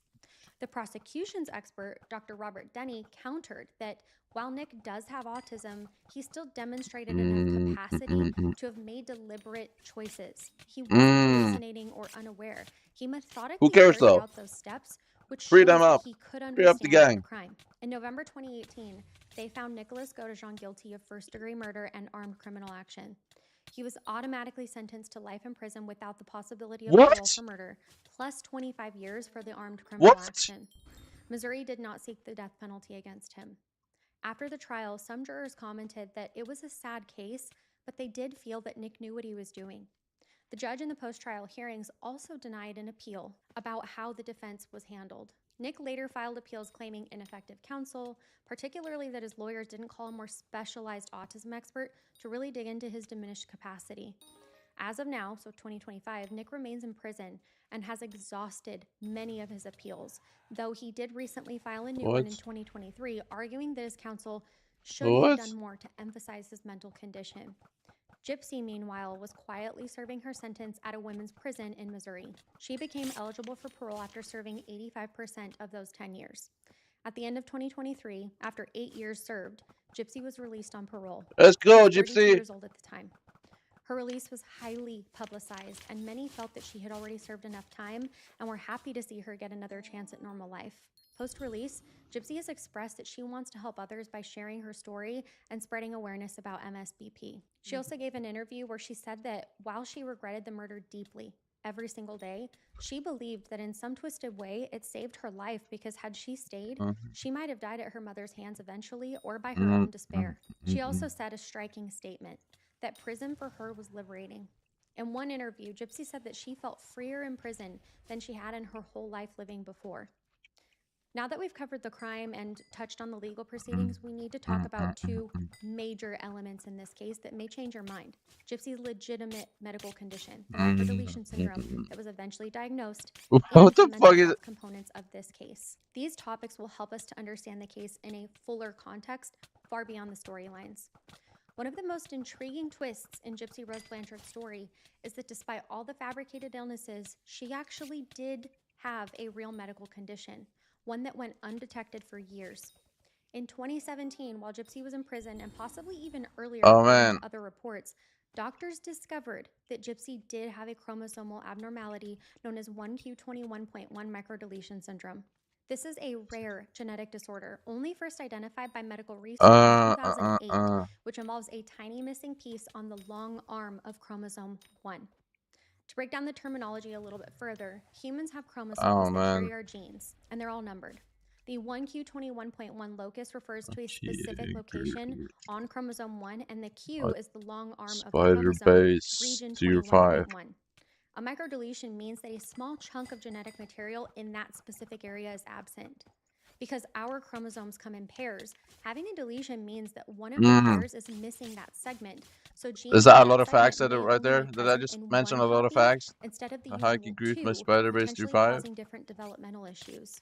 1q21.1 microdeletion syndrome is rare, and its effects can vary widely from person to person. Documented traits in those who have it include developmental delays, both physical and intellectual, some minor dysmorphic features like subtle differences in facial structure, and a higher likelihood of neurological and psychiatric disorders like autism spectrum traits, ADHD, and anxiety. Some people with microdeletion have congenital abnormalities. For example, some might have heart defects or vision problems, but others can be quite There's no mild way and people often actually go like undiagnosed. this player. It's known for a high degree of variable expressivity, meaning it doesn't look the same in each patient. For Gypsy, being diagnosed with 1q21.1 microdeletion after everything was a bittersweet revelation. On one hand, it provided validation that something was indeed different about her biology, possibly contributing to some legitimate health issues or developmental issues that she had. On the other hand, it doesn't justify or explain all the extreme illnesses that her mother claimed. It is very unlikely, for example, that this microdeletion would have caused leukemia or muscular dystrophy. However, it might explain some of the other things. Gypsy did have a lazy eye or strabismus and other visual issues. Individuals with 1q21.1 deletion sometimes have eye muscle or visual problems. She was She's a pissing me somewhat off on small this kid child, because so could the how is genetic she syndrome have caused a little against bit the of a birth murderer? delay? Possibly. I don't know, man.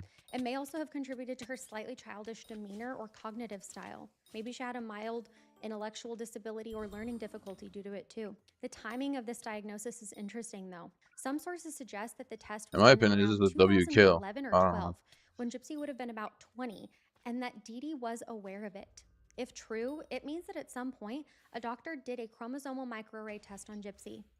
According to an article in People magazine, Gypsy said that she was first tested and found out that she was positive for back down, little microdeletion boy. in 2012. At that time, the significance was not fully understood by everyone, though. Now, remember, Dee Dee and Gypsy were still together, and the mistreatment was still ongoing at that time. Dee Dee might have seized this opportunity as proof that she was right about the disorders all along. Or could it have been that some of her treatments were necessary and valid, meaning her mother was killed for no reason at all? So what does 1q21.1 microdeletion mean in context of this story? Gypsy, the girl falsely portrayed as being extremely sick, turned out to have an actual rare illness, but one that likely only caused mild effects compared to what her mother made up. If anything, it complicates the picture of Dee Dee. Could it be that in Gypsy's infancy, she really did show some developmental delays or subtle abnormalities, so Dee Dee was just trying to figure out what was wrong? Perhaps at first Dee Dee truly believed her child was fragile and sickly due to an unknown genetic issue.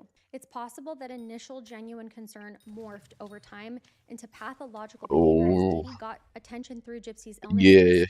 Kind By of the throwing time down, the boy. actual microdeletion was identified in 2012, Dee Dee was too deep into Munchausen pattern to change any kind of course at that point. Instead of adjusting to what the syndrome actually entailed, which probably didn't require a wheelchair or I want to dick you down. I want to dick you down. She likely continued doing what she was doing, fabricating bigger illnesses. For me, from a nursing standpoint, knowing that Gypsy had a microdeletion might explain a few of those medical events in her life. For instance, microdeletions can sometimes cause heart murmurs or minor cardiac issues. Gypsy did have fainting episodes as a child, and Dee Dee once claimed that Gypsy had a heart murmur. It's unclear if that was real or staged, but if it was real, maybe the syndrome could be a factor. The syndrome can also be associated Just shut with up, bro. slightly lower Stop immunity defending or her. higher infection Stop defending Dee Dee, bro. Gypsy did often end up in ERs for various infections. It also explains some of the eye Free and up the skeletal guy in complications, prison, bro. like we've Free talked up about him. a couple of times. But after the case blew up, some advocates of Dee Dee have argued that the microdeletion discovery reframes this case by showing that Dee Dee wasn't making everything up. Her daughter truly did have a rare disorder. However, this view is highly controversial and not widely accepted because, legitimate genetic condition or not, Dee Dee clearly fabricated many other conditions that were unrelated and harmed Gypsy knowingly, like, for instance, making her use a wheelchair when she could walk, deliberately causing symptoms, and so on. The microdeletion might have been a justification in Dee Dee's mind or incidental. Let me know your thoughts in the comments down below if you feel that this diagnosis changes your perspective about the case, because I know it's controversial. Understanding her microdeletion syndrome also gives a glimpse into what Gypsy's future might hold medically. She'll have to keep an eye on some health parameters. For instance, some people with this deletion can have a later onset issues like tremors or psychiatric conditions. But with this knowledge, Gypsy can get proper medical treatment tailored to her needs instead of fake ones. She's expressed particular relief that her daughter won't face the same condition because her daughter actually tested negative. Now I also want to talk a little bit more about the psychological components of Nick in this case. Nick was diagnosed with autism spectrum disorder. Specifically, he may have what was formerly known as Asperger's syndrome, but had significant social deficits, obsessive interests, and maybe some rigidity. People with ASD can be law-abiding and gentle, but each individual is different. Nick had a prior incident in 2013 of watching explicit videos and doing inappropriate things to himself in public for 9 hours at McDonald's. That kind of behavior suggests poor impulse control and poor understanding of social norms, which is a clear sign of how autism can impair his judgment. Nick himself said that he had multiple personalities, like that evil Victor character. It's unclear if he truly believed that or if it was just a role play concept that he used with Gypsy. Autism comes with intense focus on a special interest or person, though. Nick's special interest became Gypsy and being her boyfriend and her savior. People on the spectrum may also struggle to empathize fully or to imagine others' perspectives. In Nick's case, he may not have fully understood the horror of murder, especially if he was framing it as a hero fantasy. He said at one point that he was willing to do anything for Gypsy, which in his mind proved his love. That black and white thinking can be an implication of autism, unfortunately. However, autism does not equal violence. Nick's act was influenced by Gypsy's coaxing, his own fantasies, and poor judgment more than anything inherent to autism. The trial's rejection of his diminished capacity claim suggests that he did understand what he was doing was illegal and wrong. He just prioritized Gypsy's wishes over the law. From Nick's perspective, he's given some interviews expressing that he feels betrayed, that Gypsy's free after 10 years and he's likely in for life. He even says that he still loves her, but is hurt that she used him. I think we can all agree that this case is extremely complex and that this is a sad outcome because he also, in a different way, is socially stunted and manipulated too. Dr. Franks found Nick to be confirmed as autistic and perhaps also had diminished capacity, but the legal question was whether or not it reached the bar for not being fully responsible. It didn't, but that doesn't mean that his autism wasn't significant in this case. It just means that the law does not excuse you for that. However, in sentencing, they didn't even attempt to give Nick the death penalty. They gave him life, which is severe but not capital punishment. Nicholas Godejean's outlook is not the same as Gypsy's. He is in prison possibly for life, though he continues to apply for appeals. Prison for someone with autism is probably very isolating, and I'm sure he's struggling socially there. He may cling to fantasies or past attachments, for example, like he still speaks that he cares for Gypsy. His mental health might remain a concern, but aside from legal appeals, not many people are advocating for his psychological well-being publicly. He is a footnote in the media compared to Gypsy. Let me know if you feel that that's fair, that Gypsy's out walking free and Nick is still in prison, because this is another controversial aspect of today's case. The story of Gypsy Rose Blanchard is for years to come and studied by many. It is the story of a girl who was made prisoner by her own mother's lies, a young woman who committed the unthinkable to break free, and a crime that forced everyone who heard about it to grapple with the nuances of victimhood and culpability. We talked about fabricated illnesses, the medical interventions she endured, the twisted dynamics of Munchausen syndrome by proxy that defined her relationship with her mother, the genuine genetic syndrome that added another layer of complexity to the case, and the mental health components that influenced both Gypsy and her co-conspirator, Nick Godejean. The introduction of microdeletion into the story really complicates it. Gypsy was not entirely healthy, having a real condition, and Dee Dee was not entirely delusional. But those slivers of truth were drowned by a tsunami of deceit. Now let me ask this. Has your perspective changed on this case? When I found out recently about the microdeletion diagnosis, I was shocked. I definitely feel that it adds another layer to this case and also added a lot of context to it, making some of the treatments that she had received as both valid and necessary. I want to thank you today, as always, for spending time with me. I cannot believe how much we've grown, especially recently. I wish I could give each and every one of you guys a hug and thank you from the very bottom of my heart for showing up every week. Sophia, thank you so much for today's case recommendation. You were so patient waiting for your Munchausen syndrome by proxy case, so I look forward to hearing your feedback on it. Let me know what you think. Everyone, please be sure to take extra great care of yourselves this week. Nurse's orders. Oh, don't forget to drop a boo butterfly in the chat as our safe your handshake. Okay, I'll see you guys next weekend. Bye. Wow. A group of women threw a party turned sleepover in Georgia, and it was all laughs, drinks, and card games until one guest by the name of Tamala Horsford was found dead in the backyard the following morning. Why do you The not have story a that they God all tell is simple. She fell from the deck, but the injuries are far more complex than that. She had a broken neck, a lacerated heart, and a blood alcohol level 3 times the legal limit, and no one saw or heard a thing. No one called 911 for hours. As Tamala's family demanded answers, Contradictions emerged, including conflicting witness statements and troubling gaps in the forensic report. Public pressure forced the case to be reopened, and after 2 investigations, officials still insisted it was an accident, but for many, it still doesn't add up. Was this a tragic fall or something else entirely? Even if you've heard her story before, today we're going to take a deep dive look into this from a nurse's perspective that you are not going to want to miss. Fair enough.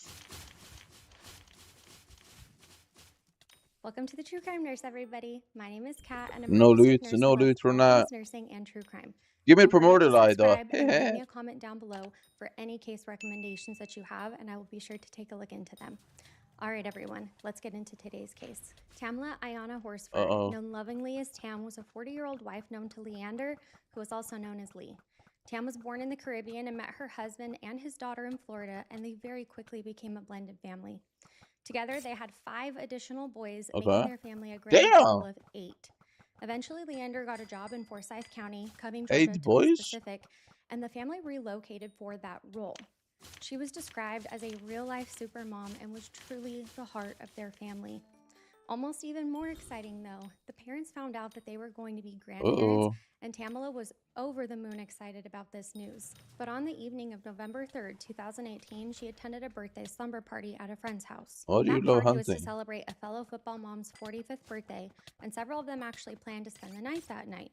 Tamala didn't know everyone there very well, but everyone that met her said Tamala was super social and made friends very easily. In fact, Jean, one of the women that were throwing the party, described Tamala as someone who, quote, has always been the life of the party, end quote, and had a warm, upbeat presence who could literally uplift anybody. The party took place at a 2-story Can you really uplift home. me? I don't know about that. To Jean Myers, the birthday girl and host, who had invited several friends over that night. There were also a few men present at the house, specifically Jean's boyfriend, Jose Barrera, and at least one other spouse. In total, about 12 people were in the house that night. That almost is dead. Social circle of friends, but Tamala was a bit of an outsider since she was new to that group. On that night of November 3rd, the group of friends at Jean Myers' house settled in for their slumber party. Tamala arrived at about 10 p.m. She'd actually spent most of that evening at home baking a breakfast casserole for her husband and their 5 children to have the following morning, since she planned to spend that night. Making her family breakfast before even leaving to go out just paints an accurate picture of the loving wife and mother that Tamala was. Friends and family remember her as someone I want ensnared snail for my gun. Anybody around her to be in a bad mood. Once there, she reportedly greeted everyone and joined the party. They all watched the LSU-Alabama football game since it was a big game that night, and later switched to playing card games like Cards Against Humanity. Throughout the evening, snacks were eaten and drinks were pouring. Tamala's drink of choice was from the tequila bottle that she actually brought over to share with everybody that night. According to statements later given by those present, Tamala was the only one that was drinking the tequila. Others were consuming different types of drinks like beer and wine, but Tamala preferred her tequila drink. The bottle, which had been unopened at the start of the night, was about 7/8 empty by the end of it, suggesting that Tamala had consumed a significant amount of it. Despite the alcohol flowing, witnesses said that the party remained in really good spirits. Tamala was described as cheerful and not visibly impaired earlier on in that night. Photos and short videos that were taken of her throughout that night showed her smiling and interacting normally. One photo later in the evening actually shows Tamala posing in her white paw print pajamas, appearing really happy. As an experienced mother in her 40s, Tamala likely had some tolerance for alcohol. Still, unknown to everyone at the time, her blood alcohol content would later be measured at a very high level, nearly 3 times the legal driving limit. Okay, that's not that bad, bro. Chill out. That is actually not that bad. p.m. to midnight, a few guests who weren't going to spend the night that's not really that bad, but okay. Left. The home's front door had a security system you can still be functioning like that. The door opened or closed, really well functioning which actually later helped in the investigation to confirm everyone that was coming and going. These logs indicated multiple exits in the late night hours as some people were leaving the party. By about 1 in the morning, the remaining group was significantly I saw a guy smaller. at 5x the Most of logical women limit who were being able to staying do over stuff. had begun winding down for bed. So. Some went to sleep in the upstairs bedroom, and others crashed on sofas. Jean Myers Depends herself if she's an went to bed alcoholic or at not, some though. point around 1 a.m., leaving Tamala and perhaps 1 or 2 other people still awake. Tamala was known to be somewhat of a night owl, and she also was a smoker. In fact, she was the only smoker in the group that night. Because John's house was non-smoking indoors, Tamala would step outside to that back deck when she wanted to smoke a cigarette. The back deck was on the second Smoking story is of the home, disgusting, which bro. was actually connected to the It kitchen area by stanks. a door. It had a set of wooden stairs that led down to the backyard lawn too. Sometime around 1:30 to 1:45, It's just Tamla stanky headed shit. out to that back deck for what everyone assumed was one last cigarette before bed. Security logs showed the back door opening at 1:47 in the morning, and there was no record of it closing afterwards. This suggests that Tamla opened the back door to go onto the deck around that time and possibly left it open behind her. Friends later recalled that the last that they saw of Tamala was between 1:30 and 2 in the morning when she was heading outside saying that she was going to have a cigarette and then go to bed. No one reported seeing or hearing from Tamala again after that point that night. It's reported that while she was out on the deck, the other remaining guests either had gone to sleep or were in other parts of the house at that time. There were adjacent neighbors, but no one next door reported hearing any disturbances. One Come on, pregnant man. by the name of Stacy Cole Smith Jacks. left the house around this time, shortly before 2 a.m., and later told police that she saw Tamala still up and planning to smoke, but nothing seemed odd at that time.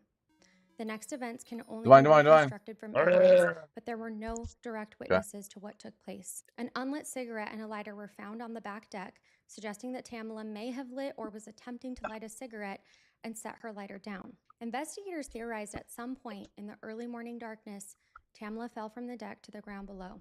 Yeah, right. The distance from the deck railing to the ground was approximately 14 feet or about 4.3 meters. The backyard was grass covered, with another patio directly under the deck and also had a grassy lawn that extended outward. Tamala's fall, if that's what happened, was a steep fall into the dark of the night.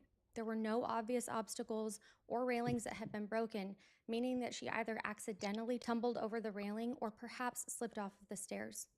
One theory proposed later was that Tamla might have leaned over the deck railing, possibly to vomit because she had been drinking heavily and lost her balance. Another theory was that she may have sat on the railing or stood on top of something and fell. However, all of this is completely speculative since no one actually saw the moment that she fell. What is known is that Tamla never made it back inside the house. The back door that she had opened remained opened. The temperature outside was really chilly in early November. Tamla was barefoot and dressed only in her pajama onesie and socks when she went outside. Sometime around 2 a.m. or shortly after, Tamla Horsford sustained a devastating fall from the second-story deck. The impact left her unmoving in the grass. There she would remain for several hours until daylight. Morning came on November 4th, 2018 with an unimaginable shock. At about 7:30 in the morning, Jean Myers' aunt, Madeline Lombardi, was up and about. Madeline, who also lived at that home, stepped outside onto the back deck that morning just to have a cup of coffee. It was then that she noticed something alarming in the backyard, a figure laying on the grass, not moving. After a closer look, she recognized that figure as Tamla. Tamla was face down, also known as the prone position on the ground, just beyond the lower patio, with her head pointing away from the house. Her feet were towards the house and her arms were down by her side, or at least that's how it initially appeared to Madeline in her shock. Madeline rushed back inside to let Jean know that something terribly had gone wrong outside. According to later accounts, Madeline was distraught and described finding Jean's, quote, friend from the islands, end quote, which was a reference to Tamla, who had those Caribbean roots that I'd mentioned earlier on, lying in the background and not moving. Jean Myers and her boyfriend Jose ran to see for themselves. What they saw was devastating. Tamla was lying face down in the grass. She was not responding or showing any signs of life. When they touched her, she already felt cold and stiff. Rigor mortis had set in, indicating that Tamla had been dead for some time. It was immediately obvious that this was far beyond a medical emergency. Tamla was already gone. At 8:59 in the morning, a 911 call was placed by Jose Barrera. In that recorded call, which was later released to the public, Jose's voice is urgently telling the operator that there is a woman, quote, lying face down in the backyard who is not moving one bit and not breathing, end quote. He reports that she appeared to be stiff and that it's possible that she fell from the balcony. Am I the only one that's not understanding, though, why they found her at 7:30 and it took them an hour and a half to call the authorities? Let me know your thoughts in the comments down below. Jose also mentions a small cut on Tamla's wrist and speculates that it could be self-inflicted, but there is no evidence beyond that wound to suggest anything otherwise. In the background of the call, a second voice, likely Jean, can also be heard talking. The woman's voice says, quote, she was drinking and it looks like, I'm guessing maybe she fell off the balcony, end quote, offering an immediate theory for what may have happened. At one point on the call, that female voice also says, quote, okay, what happened, end quote. and even speculates in somewhat of a panicked tone, quote, or maybe she was pushed, end quote. I cannot be the only one here that finds that to be somewhat of a red flag. Forsyth County Sheriff's Office deputies and EMS were dispatched immediately after the call. Just to clarify from the nursing perspective, the reason that EMS is still dispatched is not because they don't trust the person on that call that Tamala had already passed away, but they need to be the ones to confirm that. If she hadn't passed away, then obviously they would be trying to save her life. According to official records, the first responders arrived at the scene at 9:07 a.m., just a few minutes after that call took place. Deputies quickly secured the backyard and assessed Tamala's condition. There were no signs of life. Tamala was beyond resuscitation. She was officially pronounced dead at the scene by EMS once they arrived. The position of Tamala's body and the scene were documented by responding officers. Tamala was found face down, oriented parallel to the house. Her head was pointing away from the residence and slightly downhill on the lawn. One arm, her left arm, was extended outward and bent at the elbow with the hand away from her body. The other arm, her right arm, was straight against her side. Contrary to initial impressions from the panicked witnesses, crime scene photos later showed that Tamala's left arm was not exactly, quote, down by her side, palm up, end quote, as John had initially described. Instead, that arm was out to the side with the palm down and fingers curled under her body. This discrepancy may have been due to the stress of the moment, but it would later be noted as a really small but possibly significant inconsistency. Tamala's legs were extended straight behind her as well. Her white pajama onesie and socks were visibly soiled from the ground. Investigators observed that a part of her bone was protruding from her right fractured wrist, which is a clear indication of injury, possibly sustained while trying to brace the impact of her fall, which is absolutely heartbreaking. There were also obvious signs of trauma. For example, she had visible cuts on her body, including a cut lip, and there was also some blood at the scene, but not a large amount. A small amount of blood was found on her face, head area, and on the grass beside her, which is consistent with injuries from an abrupt impact. Deputies at the scene immediately felt that Tamala appeared to have fallen from the second-story deck. The ground below was grass and dirt and was relatively soft, but still unforgiving to a 14-year-old Hello, are you girl. here? Tamala's body I was have to found grab a some more short distance breakfast. out from the base of the deck stairs, suggesting that she didn't simply just tumble down those steps, but instead she had to have gone over the railing from the deck itself. One of her shoes was reportedly on the patio and the other was on the grass area. Details on the shoe placement vary a little bit in the reports, but both shoes were found on scene. That unlit cigarette and lighter that I had already mentioned were recovered from the upper deck area near a table, indicating that Tamala had likely lit a cigarette or was about to whenever what happened occurred. The back door to the house was found open by the first responders, aligning with the security log that it hadn't been closed after Tamala went outside. For the responding Forsyth County deputies, the scene clearly pointed to a tragic accident. There were no signs of struggle on the deck or inside the home. Nothing obvious like overturned furniture or broken rails were present. The people in the house who were awakened by the alert or by the crisis were emotional and in shock. Jean Myers was reportedly distraught, and some of the other women were also crying. Deputies separated the party attendees and began the process of securing the area as a potential crime scene. They roped off the backyard and the deck to prevent any contamination of evidence. Detectives from the Forsyth County Sheriff's Office and Major Crimes Unit were both called in. Crime scene investigators, or CSI, and an investigator from the Forsyth County Coroner's Office also arrived.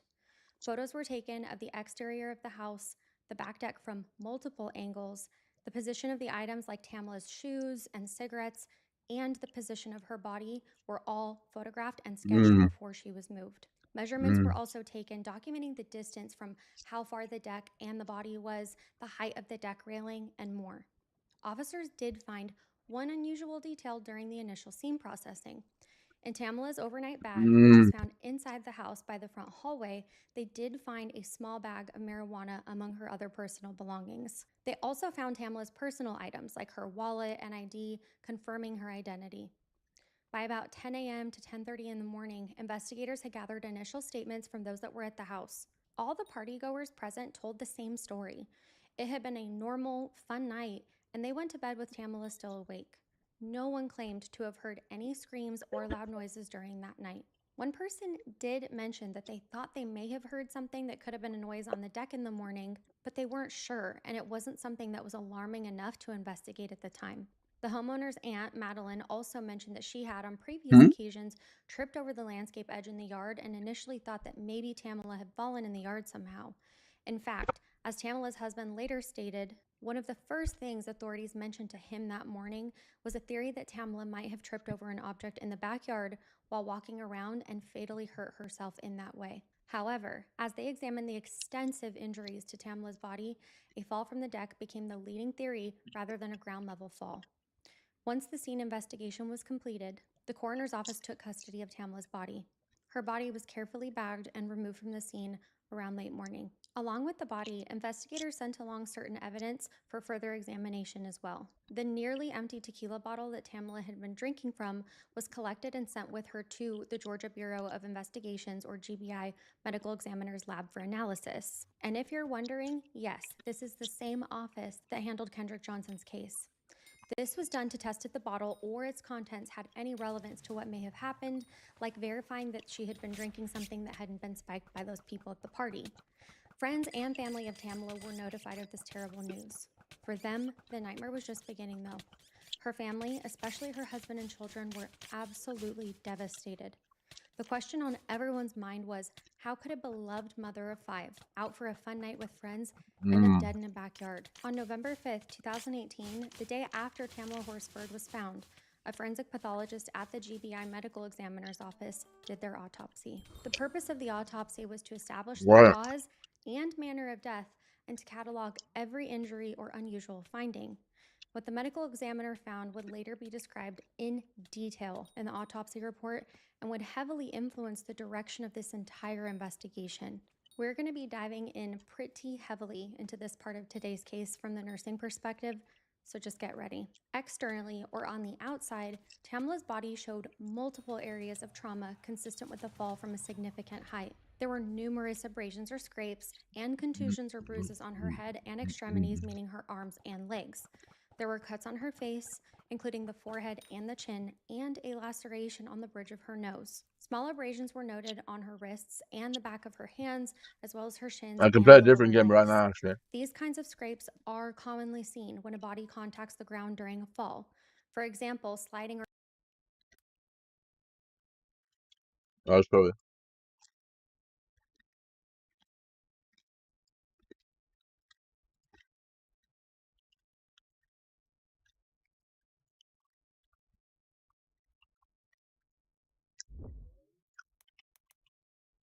Nah.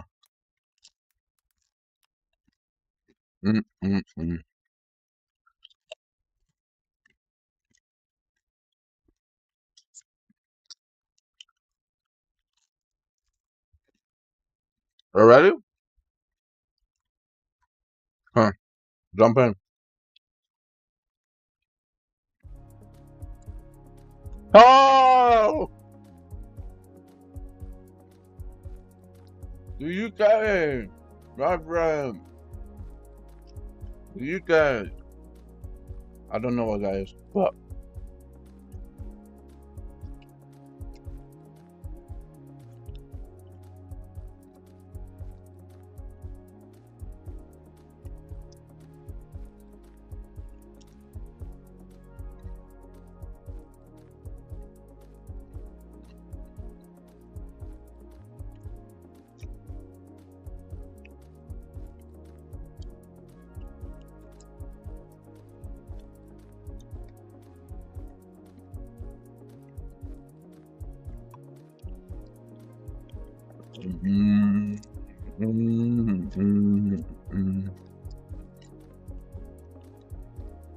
Hey, homie.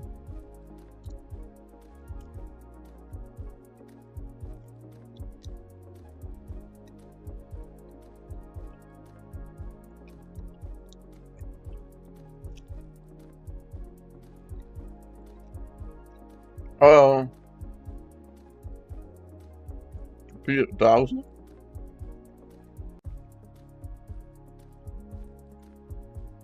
What's that?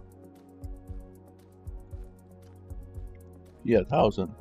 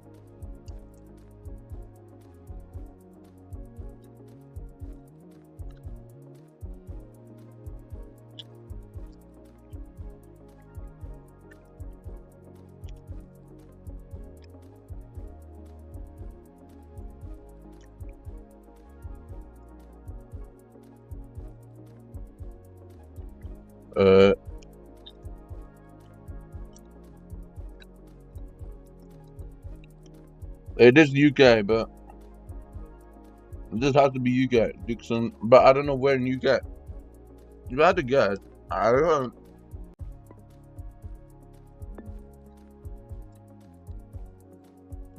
Is that fair guess?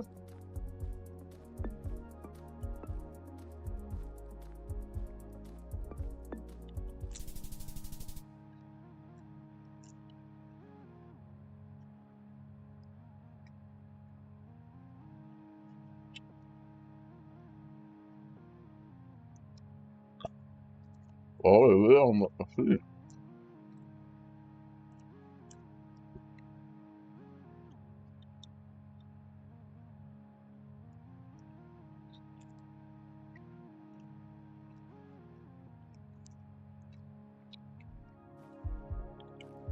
Uh-oh.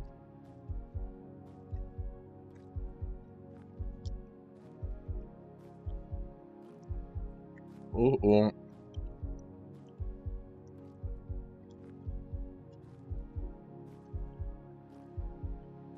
We get a little bit closer to that side.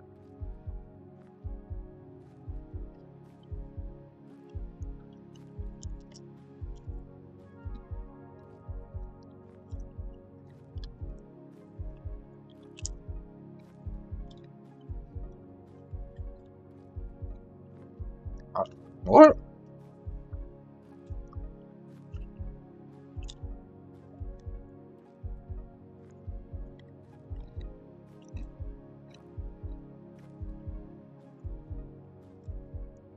You think so?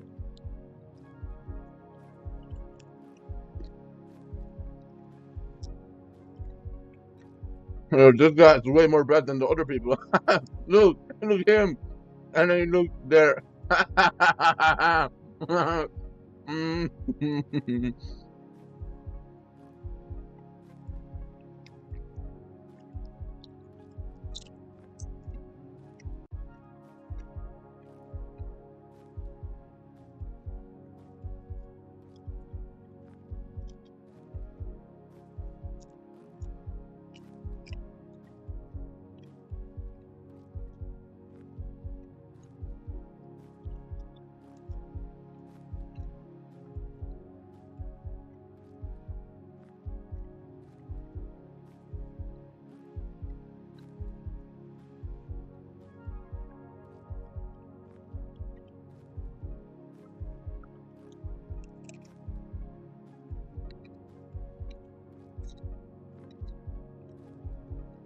You think it's air or no?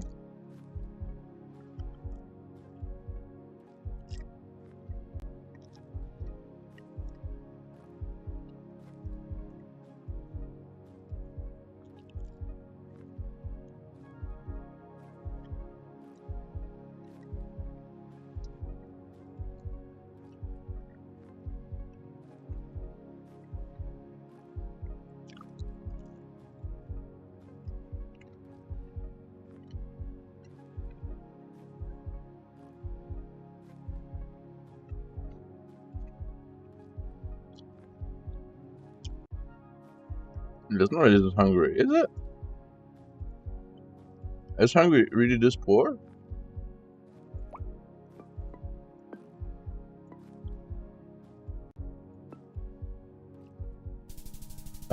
Oh, bro, you really tricked me for no reason, bro. Right, why did I actually believe you?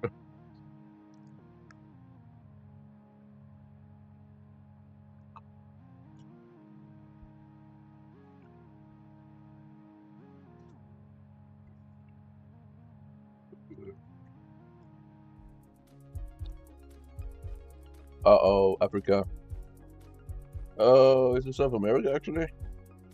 Oh, it's Africa.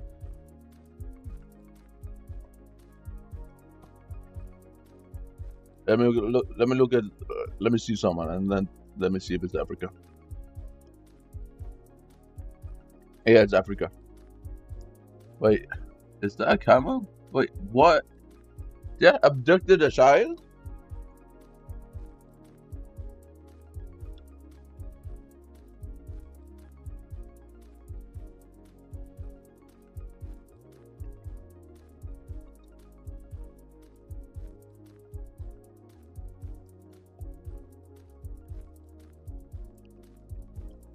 No, I didn't. I said it's Europe.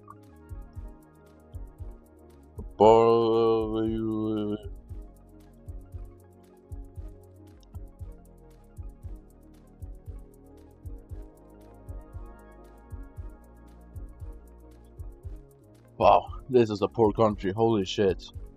This country is poor, bro.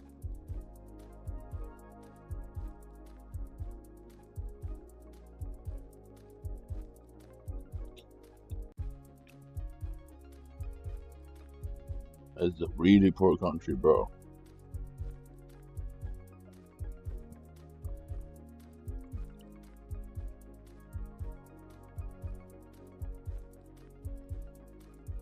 Oh. How is he driving here? Well, there's really no hints I have here. I mean, I know it's Africa. If I had to guess, honestly.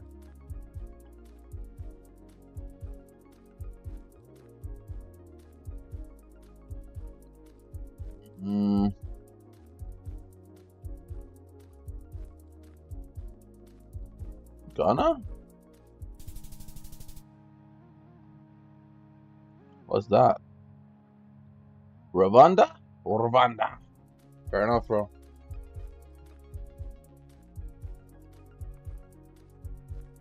Masagasa Sibololo. Well, this looks like Thailand. I think I remember this place from Thailand. Let me look at you. Are you Thailandese? Let me look. No, you're not Thailandese. Wait, what happened to the car? Oh my god, the car is shopped. No, man. The car is ruined. It is not Thailand.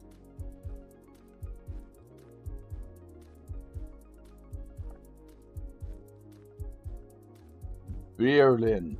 Well, does that mean Germany or the...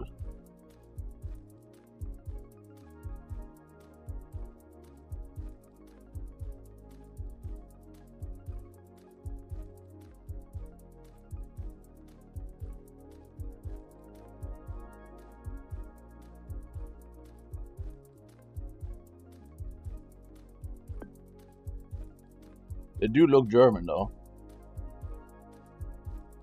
But that's not German language though. That's not German language though. The language is not German. Well, now I'm kind of tricked here. What?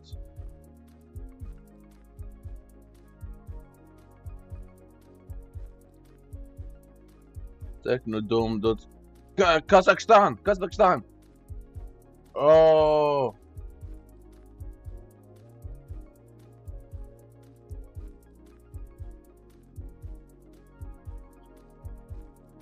Right?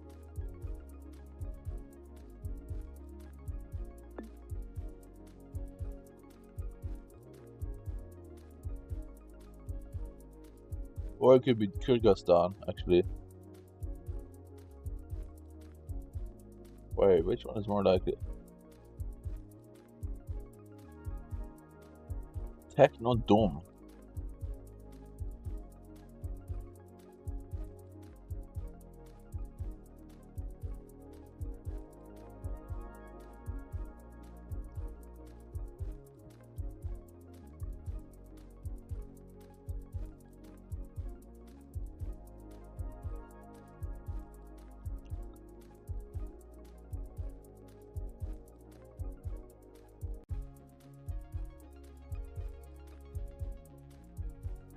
Is it Kazakhstan?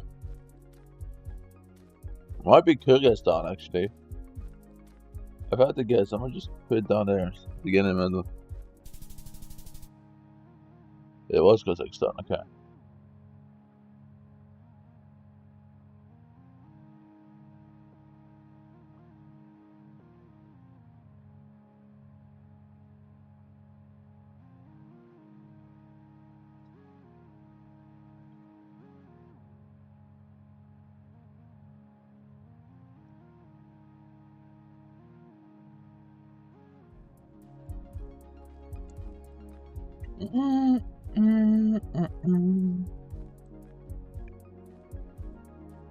Supermercado. Well, this is Spain. This is 100% Spain. Let me look at them. There's just one very black guy there, though. Right. No, it is Spain. It's Spain. Oh yeah, we have a tourist. Okay. Oh, here we go. League. Okay. Isn't that in Spain somewhere?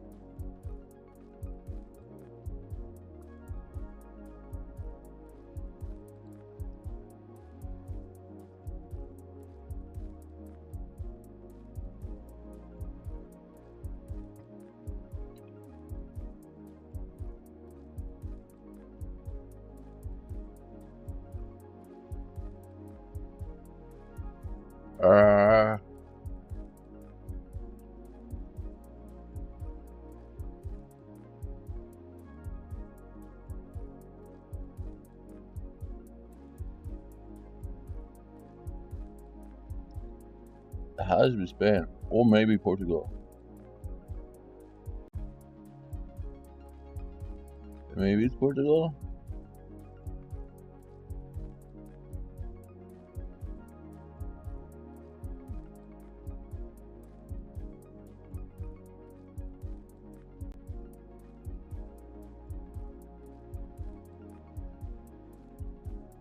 I didn't know Allegra.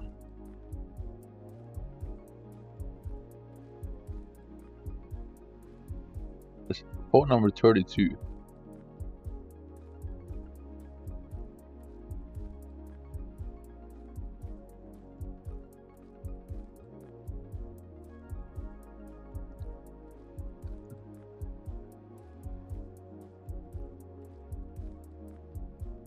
No, but it has to be.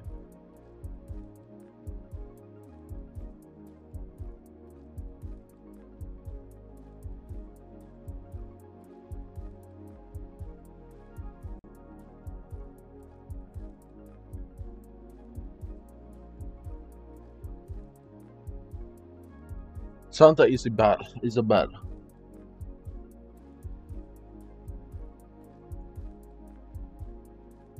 Yeah, Santa. Yeah, it has to be Allegra. I mean, I would just.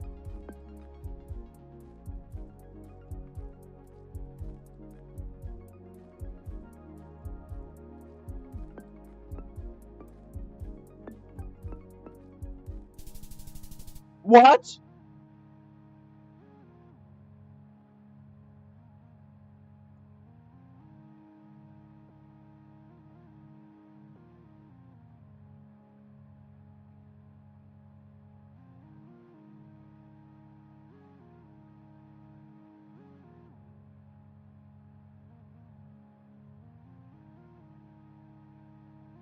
What?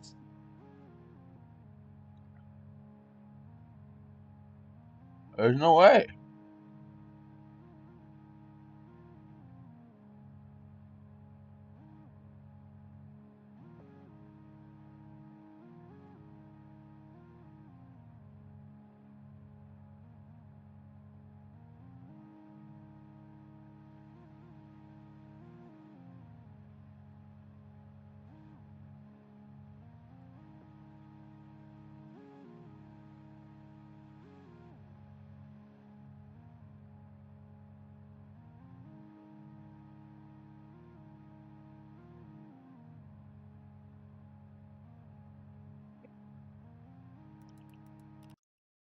Okay, let me play one of these. Hold on. Ready for this? Hold on.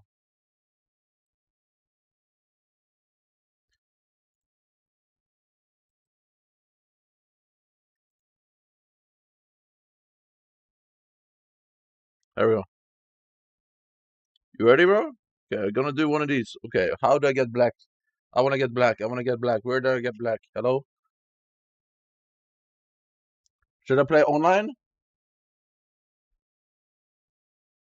Okay, are you ready? Xlux, you wanna see this? You wanna see me cook? I'm a pro, bro. Look. Okay. There you go. Me versus him.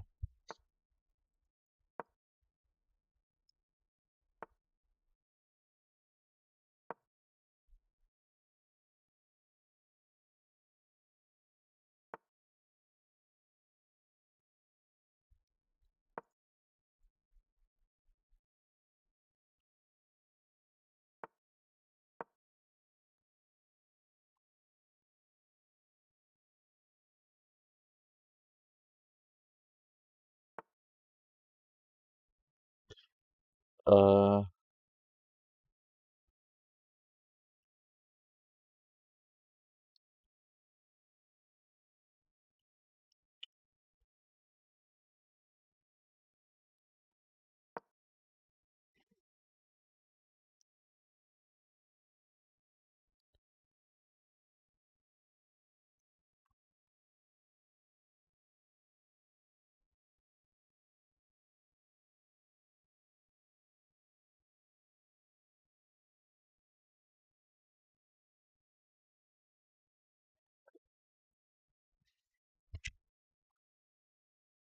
Come on, bro. They cook you.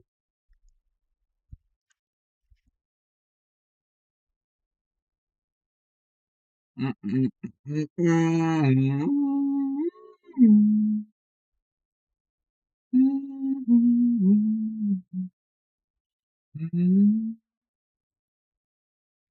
you doing, bro?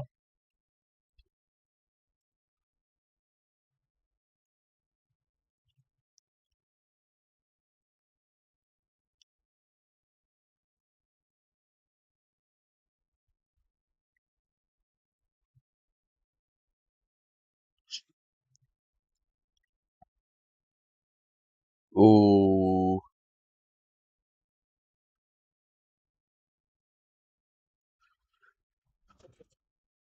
let me think. Uh,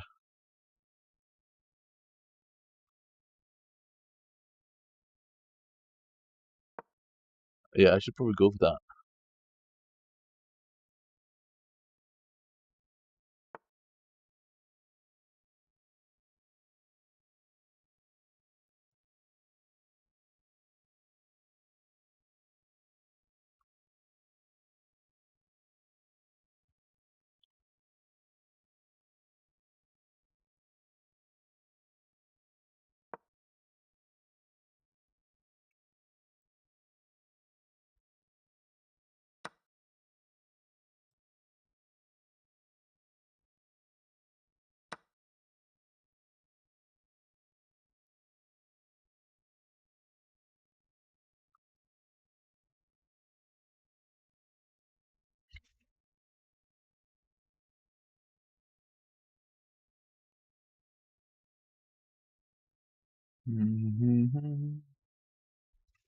I can fly home. Oh, he's up a pawn right now. Ooh, could he do a good move in the future? No, not really. No.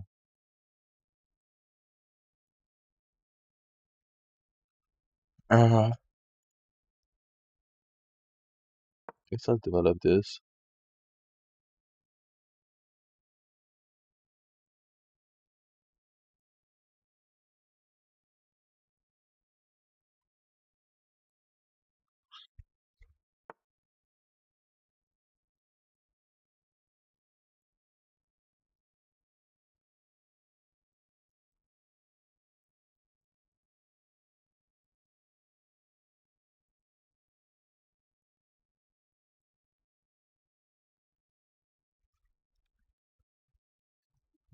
Okay. We go.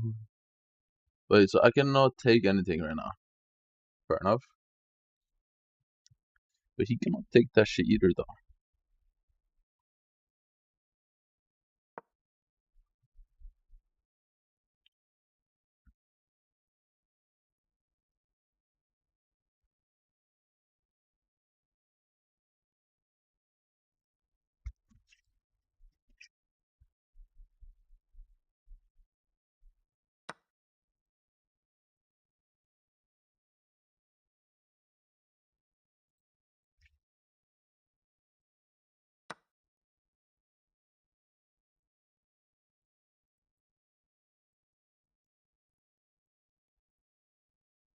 Hmm?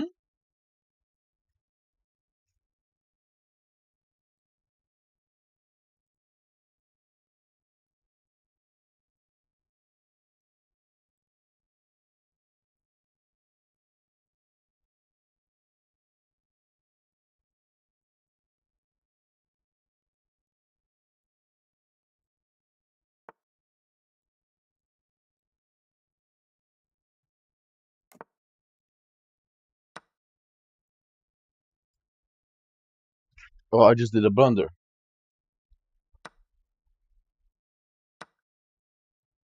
I just did a massive blunder. I just did a massive blunder, bro.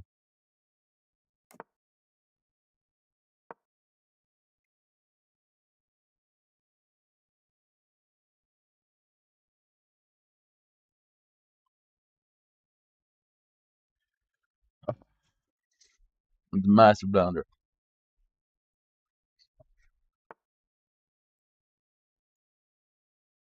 Wait, what? You just gave me the queen. Was?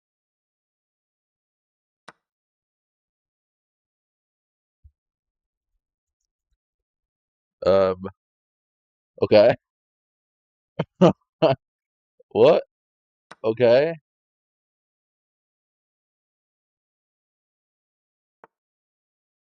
What is this guy doing right now? Wait, what just happened?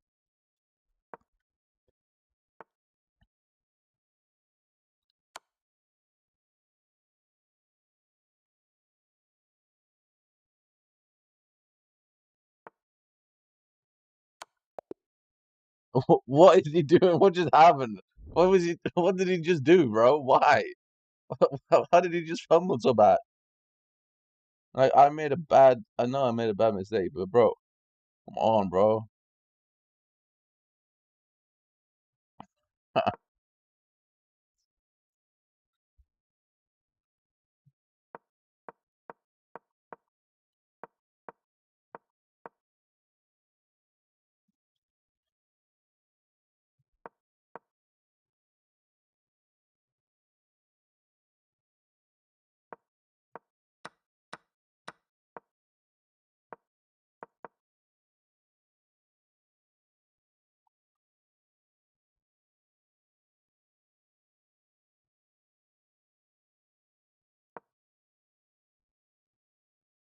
Well, I didn't even peep that. Wait, what? He left the queen? No, I didn't even know that. What the fuck? I did not think of that.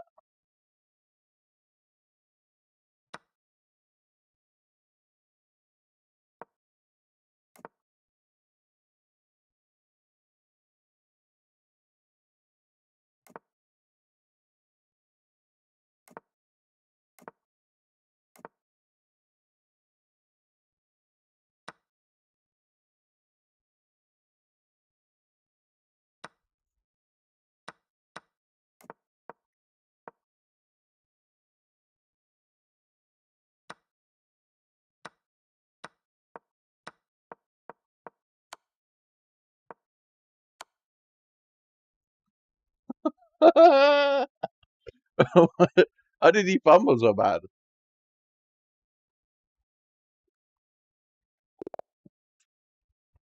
Yo, man.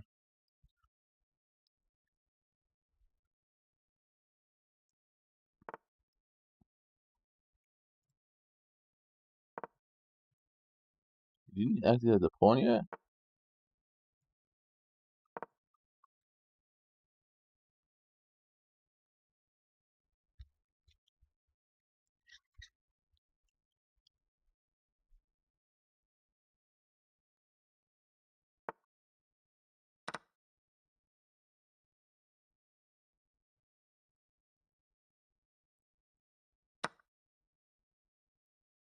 Oh, he will regret that in the future.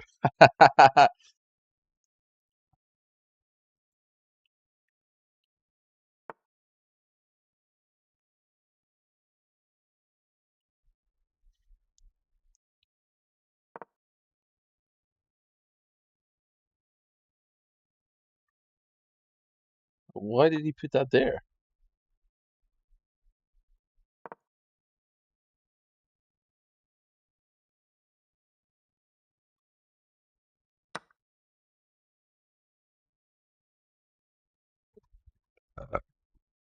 I think this is a really good play for me if I were to take this, right? Because if I did, then I could in the future just push up. Yeah, I'm trading.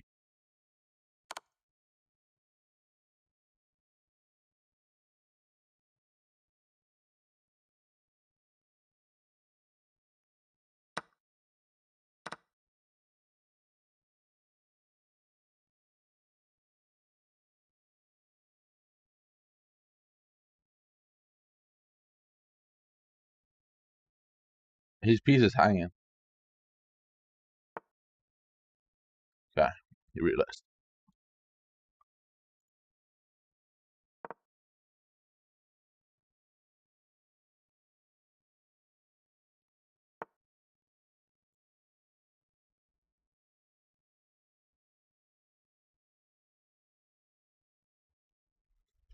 Is there a way I can deliver a check here?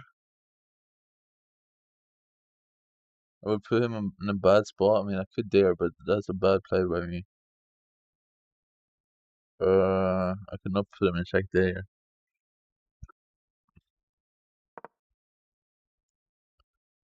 That's fine.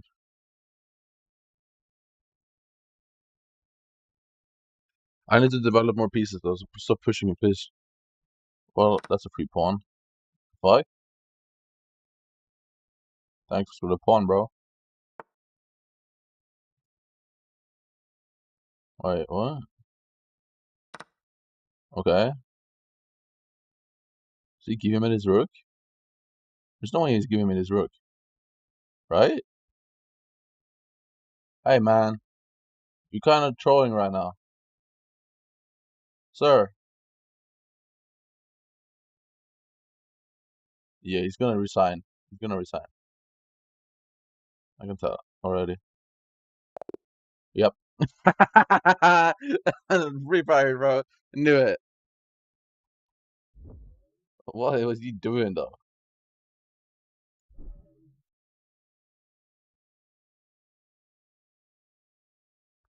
I knew he was gonna resign. Of course he was going to.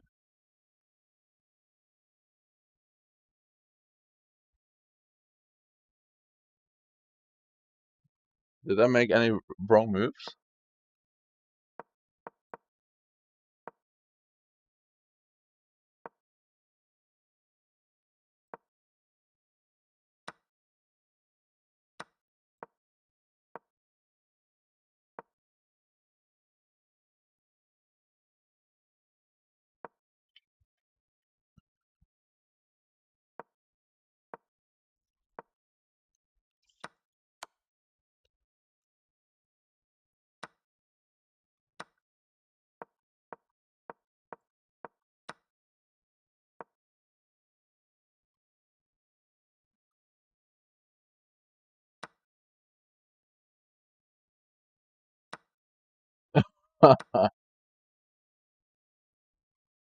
Yeah, I was just cooking him. Yo, I was cooking him his ass, okay. Bro, stop letting me get free wins though.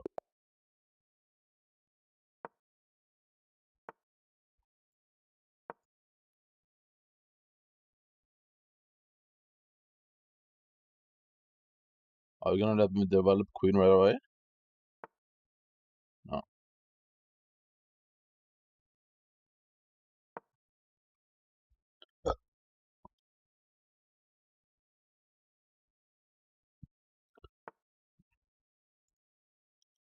Well, that was a bad play by him. What the fuck?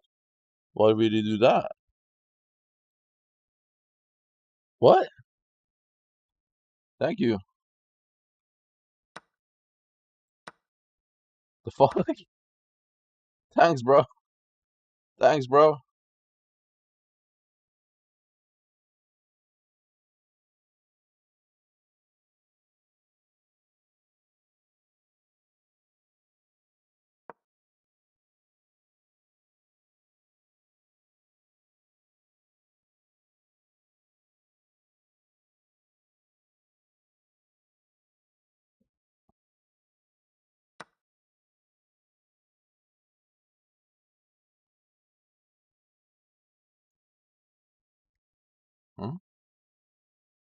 Wait, why?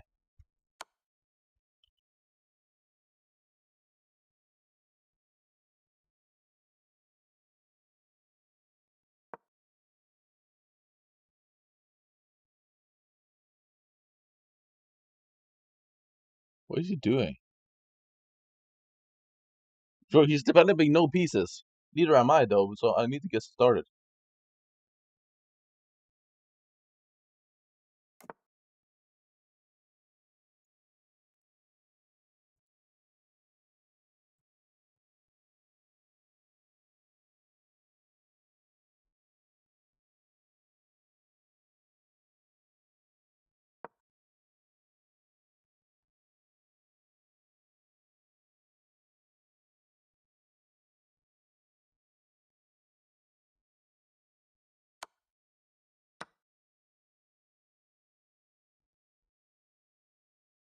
I'm up 4, though. That queen trade-off is awesome for me. The fuck?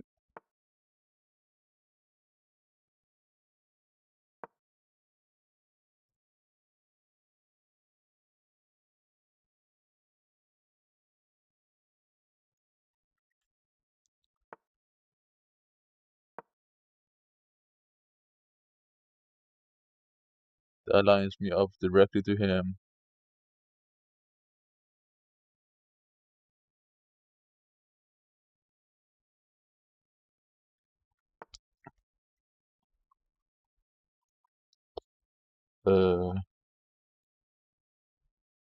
Okay.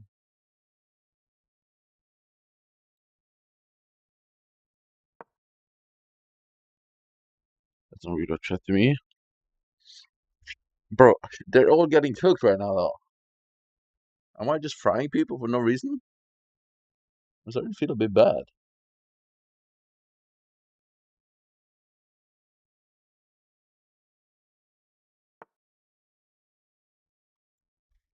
I'm fine with the trade. It opens up for me anyway.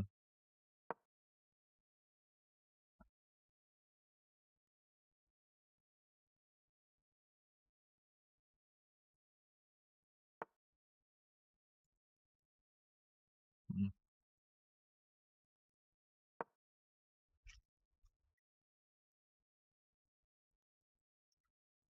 I bet it's to put a horse there, right? But at the same time, I could also try and get a rook up there.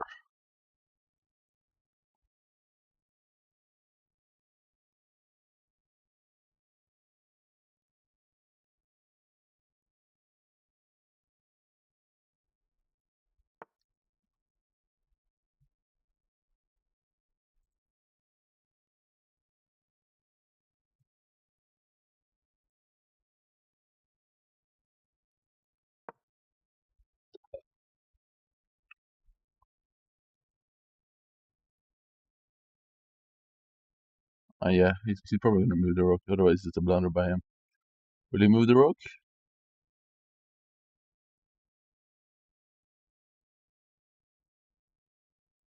No, if he moves the rook, I still have a free one.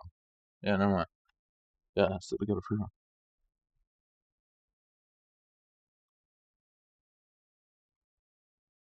Right? Yeah.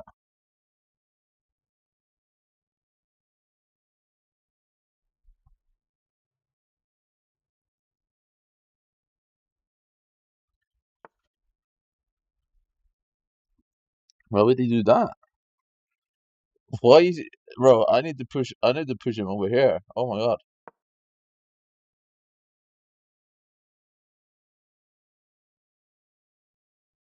Well, I need to push him over here ASAP. What the fuck? He's leaving the shit open. The grabs, man.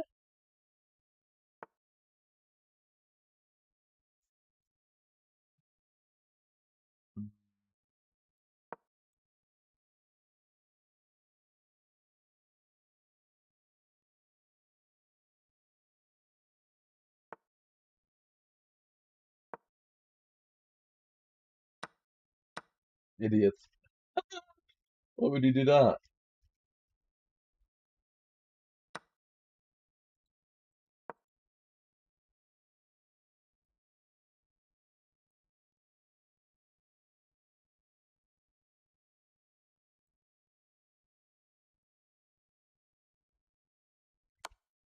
Isn't that mate in 1?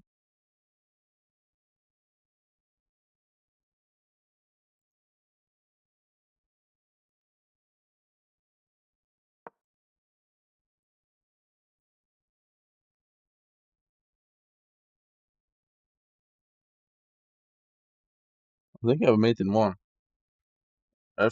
No, I'll mate in 2. It depends.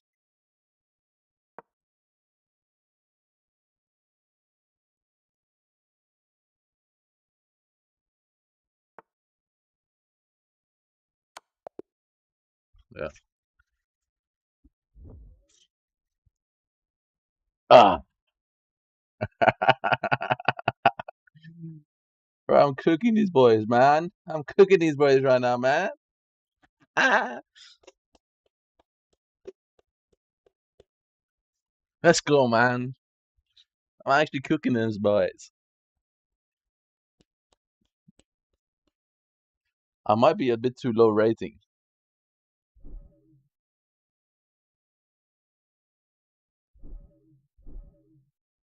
Yeah, I might be a bit too good for these people. Bro, I just cooked like 3 games in a row. That's enough, though. That's enough. That's enough.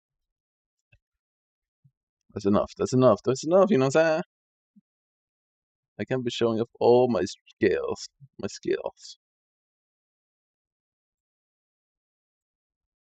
Too much free time around. Or tumbling on the grass or dirt can also cause these types of injuries. One particular external injury, though, that stood out was on Tamila's right wrist.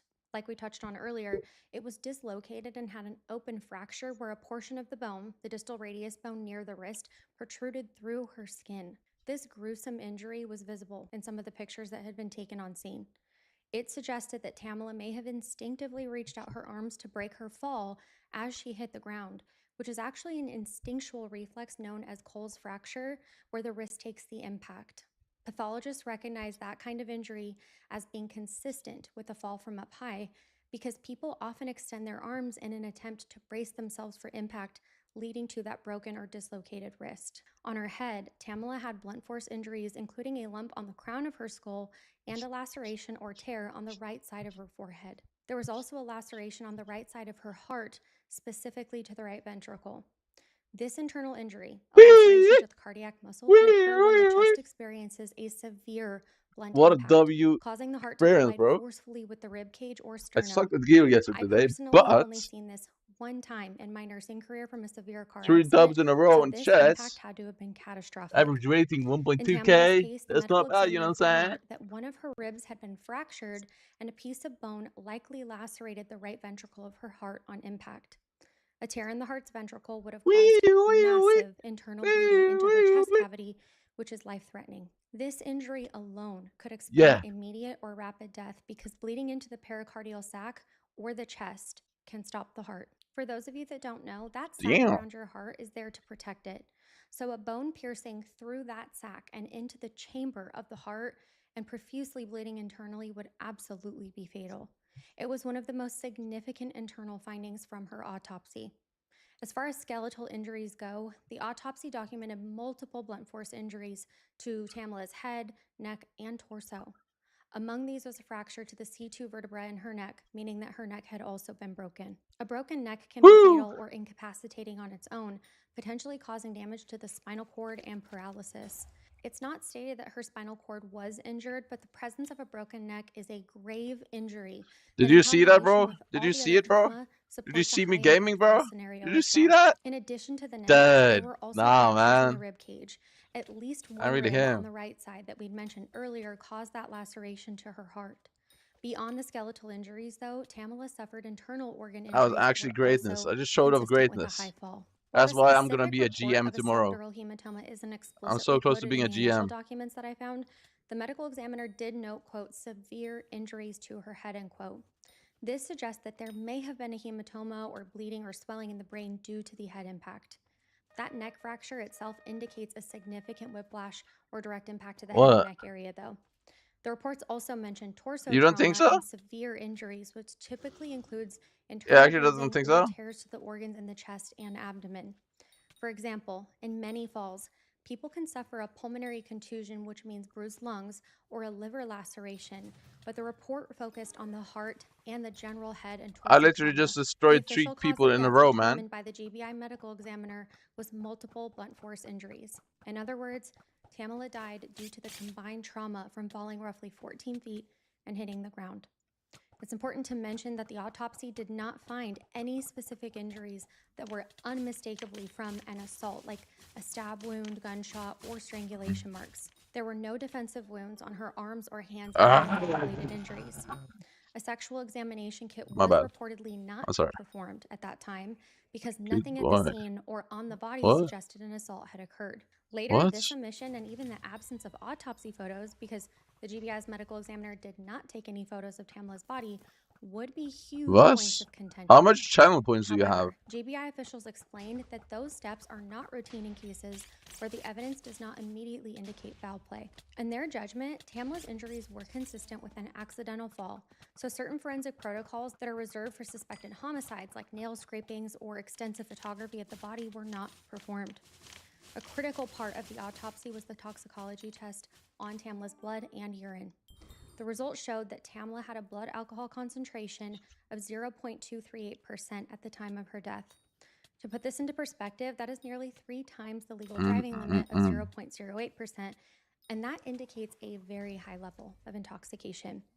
This high of a BAC can cause significant impairment, like loss of balance, motor coordination difficulties, and confusion. Think about the test that you see police officers do all the time in the streets. All of it's focused on seeing if you have any of those deficits. This finding supported the theory that alcohol intoxication could have contributed how much to a is a loss of primordial lung or an accident. dye?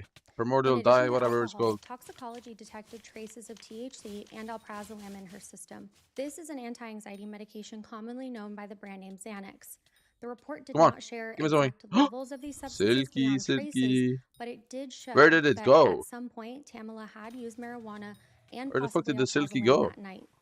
Now, it's unclear if she was prescribed this medication or if someone gave her some, but regardless, the Where presence did the of Silky THC go? and Xanax in small amounts, combined with a large quantity of alcohol, meant that Tamala was under the influence. Central nervous system depressants like alcohol and Xanax can have a synergistic effect, with each amplifying the other's impact, potentially causing greater drowsiness and loss of coordination.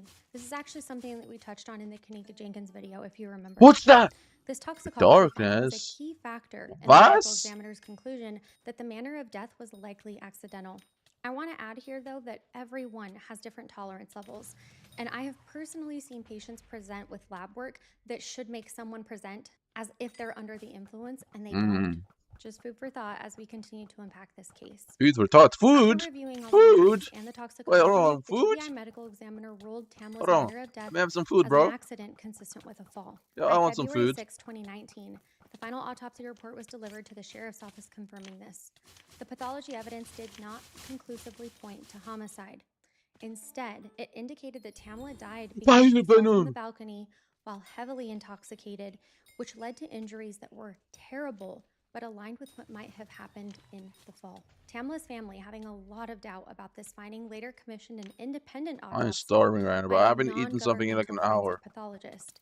This second autopsy, performed once Tamala's body was released back to her family, aimed to double-check for any signs of foul play that might have been missed. When its results came back, the independent examiner's conclusions were the same in terms of cause of death. They also found that the injuries were consistent with a fall and did not identify a different cause. However, the independent It's a autopsy Silky did 300K. document some additional minor injuries or abrasions that the initial report So hadn't should I make fly emphasized. swatters For example, for family minions or attorneys something? later Is mentioned that like a that good the play? second autopsy added certain scratches or abrasions that, quote, had not been documented originally, end quote. The autopsy Should I didn't really contradict grind the a original full cause set of death, and fly it still swatters? concluded multiple blunt force Oh, injuries no, what's from it the called? fall. No, what is it? Family's pathologist Fly did not find catchers. any Is it that? evidence of strangulation, gunshot, stabbing, or any clear defensive wounds that would have screamed homicide either. One point later raised by the family's attorney was the lack of autopsy photos taken by the GBI medical examiner, though. The GBI's pathologist did not take photographs of Tamala's body during the examination. The family found this highly unusual, and their attorney called the absence of these photos, quote, completely unheard of, end quote. The GBI later responded that while photos are unquote, common, unquote. it's not mandatory, and in a case initially deemed an accident, the examiner would not typically deem it necessary. Still, to the family, this felt like a lapse in judgment. Without those photos, they had to rely on the written descriptions of the injuries, which they worried might omit something subtle that pictures could later reveal. So, the injuries were consistent with the fall, but could they also be consistent with a physical struggle or an assault? The Horsford family noticed injuries like abrasions on Tamala's wrists and arms that might look like... Well, I didn't even peep that. I'm actually losing so much money from doing this. Could the pattern of how her body was found indicate that she was placed or fallen? The I'm literally running out of coins. Skepticism continued. These doubts fueled the family's push for further investigation, even though autopsies aligned with the accident narrative. Also, it's 15-star armor worth grinding on Iron Man. The Forsyth County Sheriff's Office it might be a bit of fun, to be honest. Though. The detectives knew they had to leave no stone unturned given the unusual circumstances. Over the next several weeks, November 2018 through February 2019, Forsyth County authorities conducted an extensive investigation into the incident. Major Crimes Unit detectives interviewed everyone who had been at the party, in some cases multiple times. In total, about 30 interviews were conducted, including the party attendees, people who even left earlier in the night, neighbors, and some of Tamala's family and friends. According to Forsyth County summary, detectives spent, quote, well over 300 man-hours on this case. This included reenacting some of the aspects of the event. Damn, the baby out there. Yeah, fuck yeah.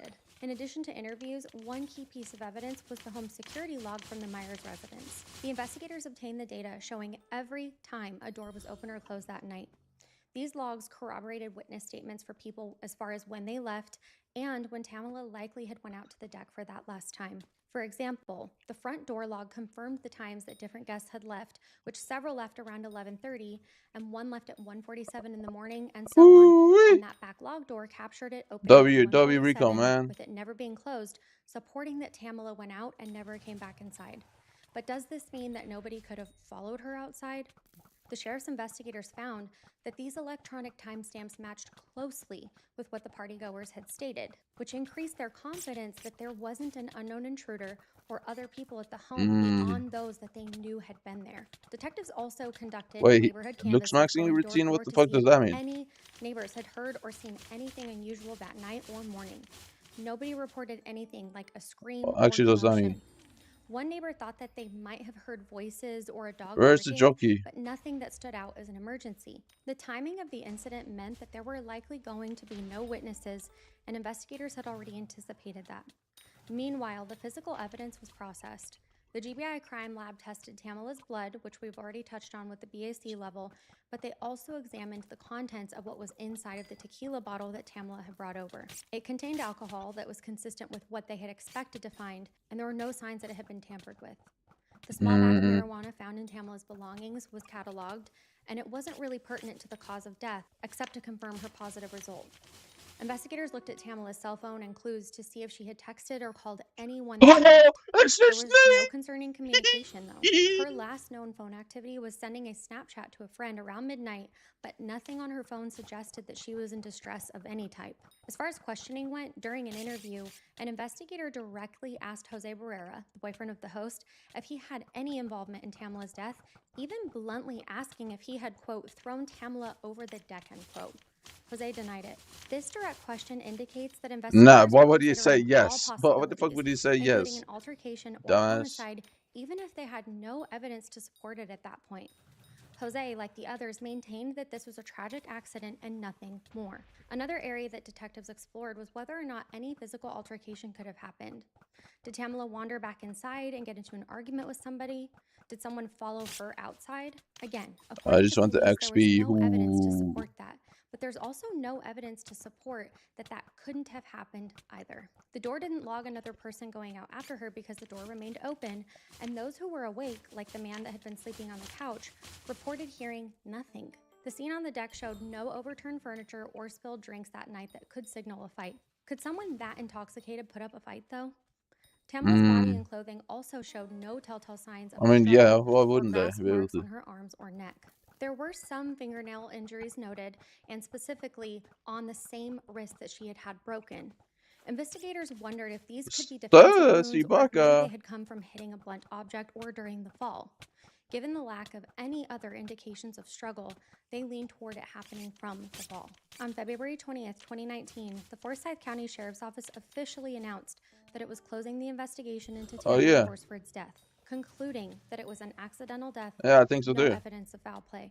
Yeah. Major Joe Perkins of the Sheriff's Office held a press briefing where he summarized the case and the findings. Perkins acknowledged that Tamla had died during a party where there was alcohol being consumed and said, quote, "It was a party. They were drinking.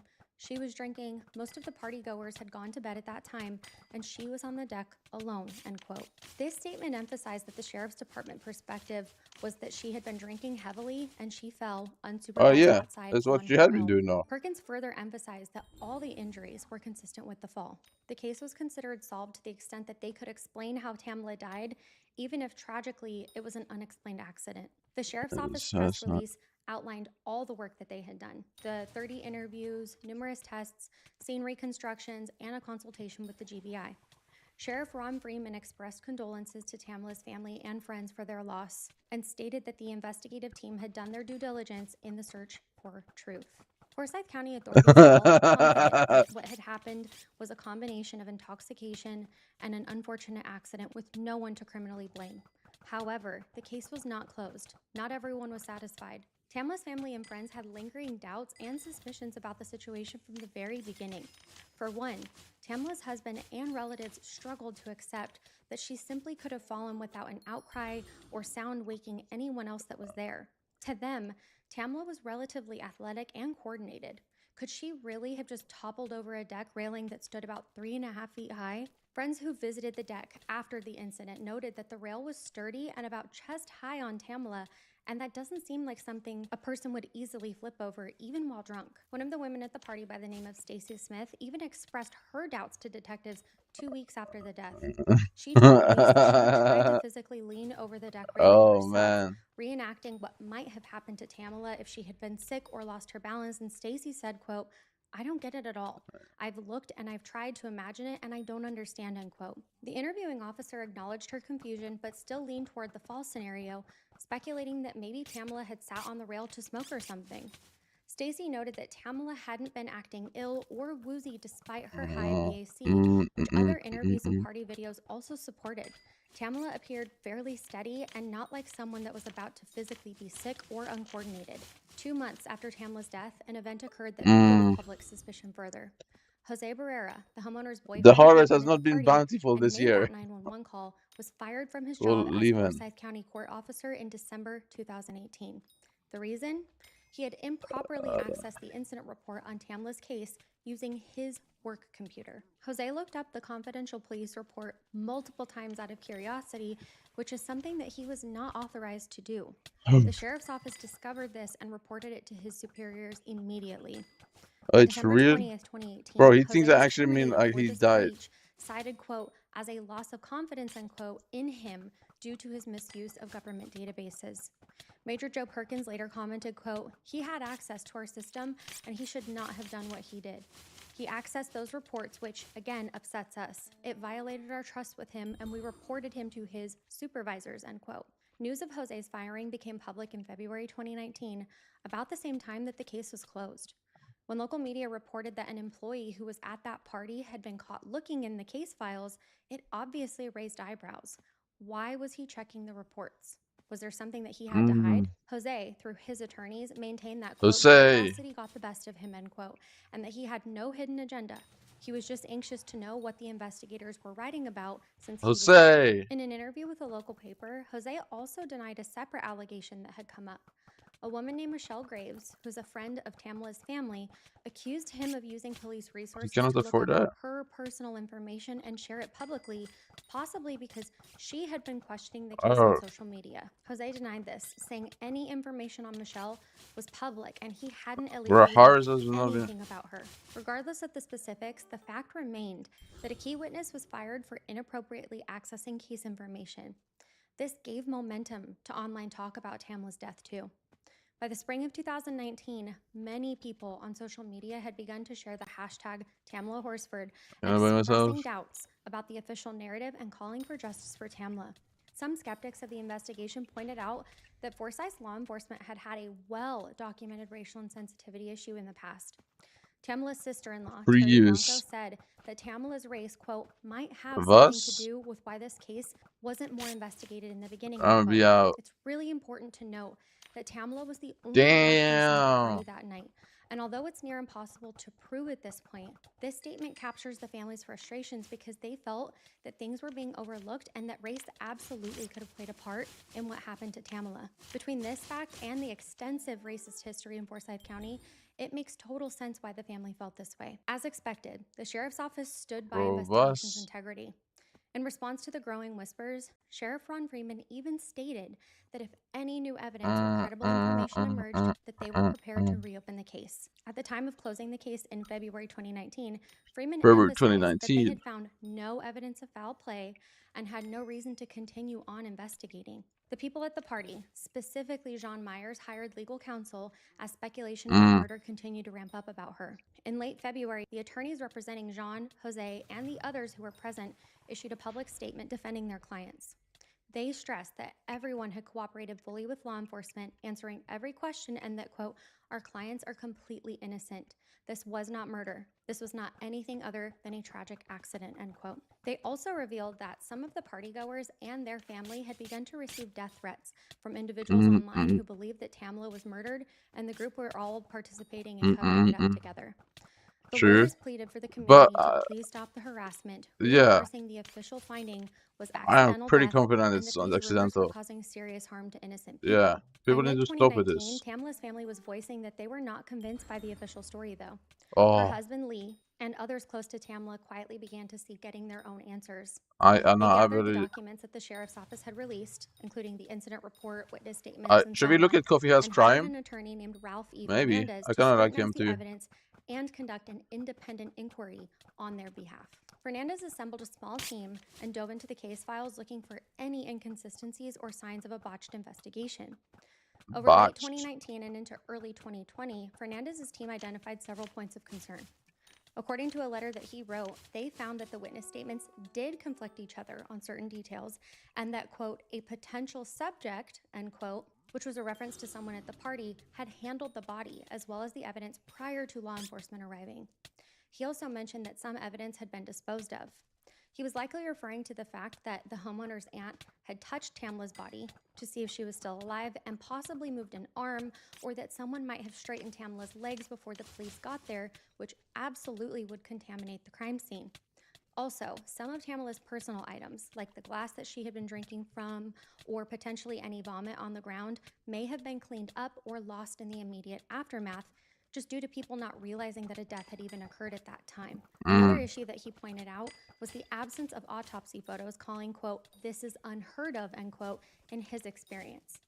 The lack of these photos meant that he couldn't visually verify the described injuries or see if there were marks that the report didn't mention. He also stated that Tamla's extensive injuries were consistent with those I found am in a war. physical What the struggle, fuck does that mean, implying bro? that if the case was approached as a potential homicide from the beginning, the distribution of those injuries could indicate a fight scenario. However, without those images, his team couldn't be certain. Essentially, Fernandez was arguing that the possibility of homicide had not fully 100% been ruled out, and that the investigation left reasonable questions unanswered. On June 5th, 2020, Ralph Fernandez wrote a detailed letter to Tamla's widower, Leander Horsford, summarizing all of these findings and concerns. A few days later, an Atlanta journalist obtained this letter and published it, bringing this information to the public eye. Fernandez's conclusions was that this case, quote, strongly suggested homicide, end quote.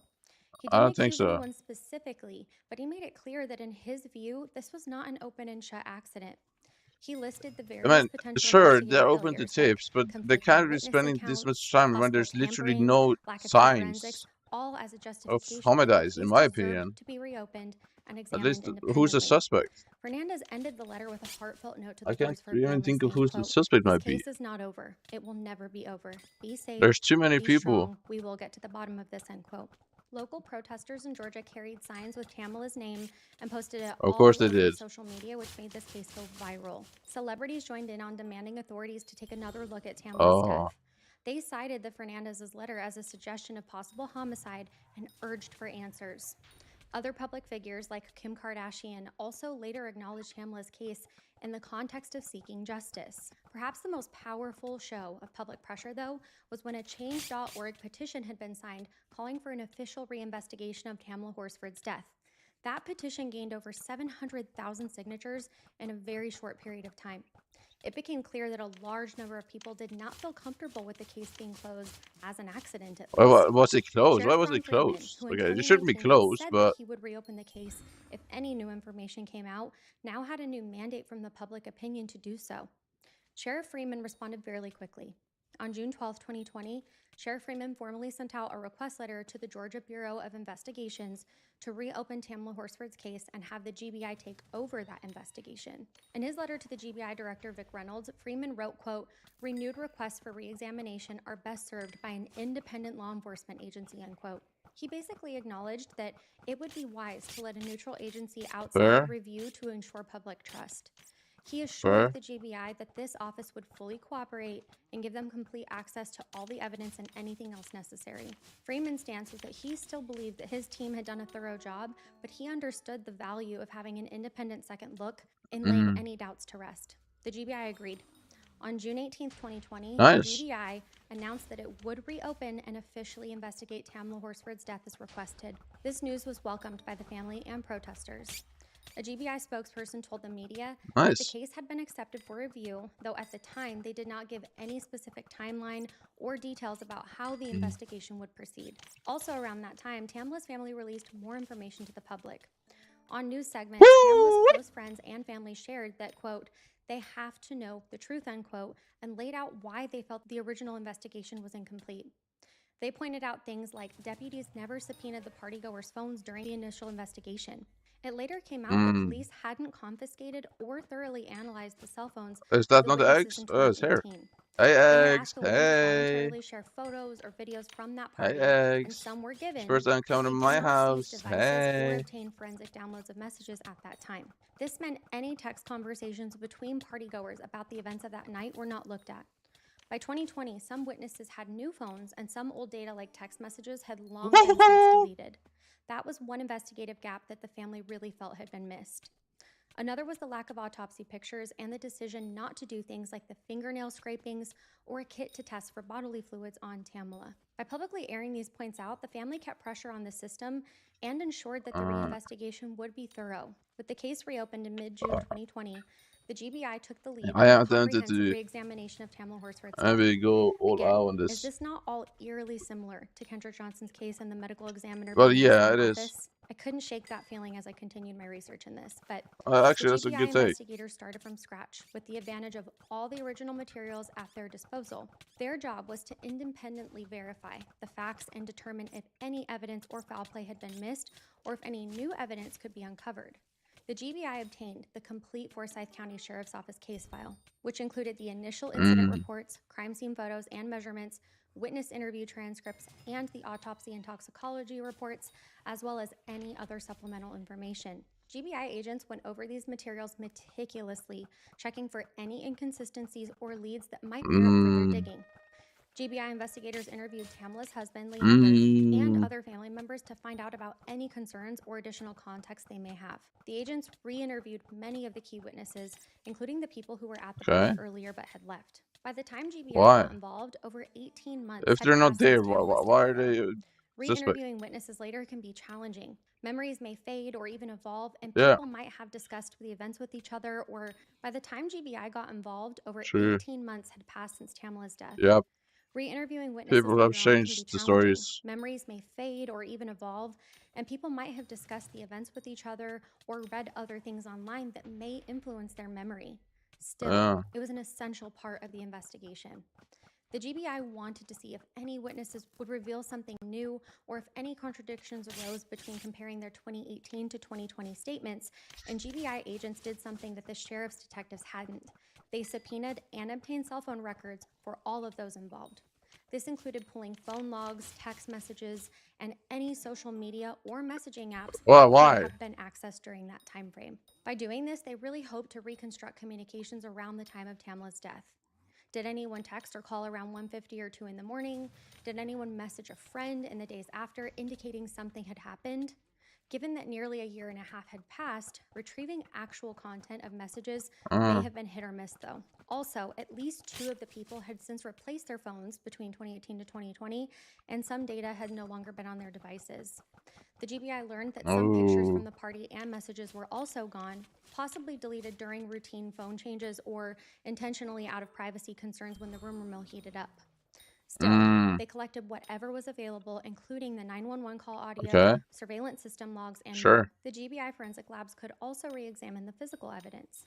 They had access to the tequila bottle, Tamla's clothing, Actually, they should have done this from the start, though. They should have not waited 2 years. It's not indicated that they exhumed Tamla's body since a full autopsy had been done and a second independent one was done as well. In fact, the final GBI report reaffirmed the medical findings.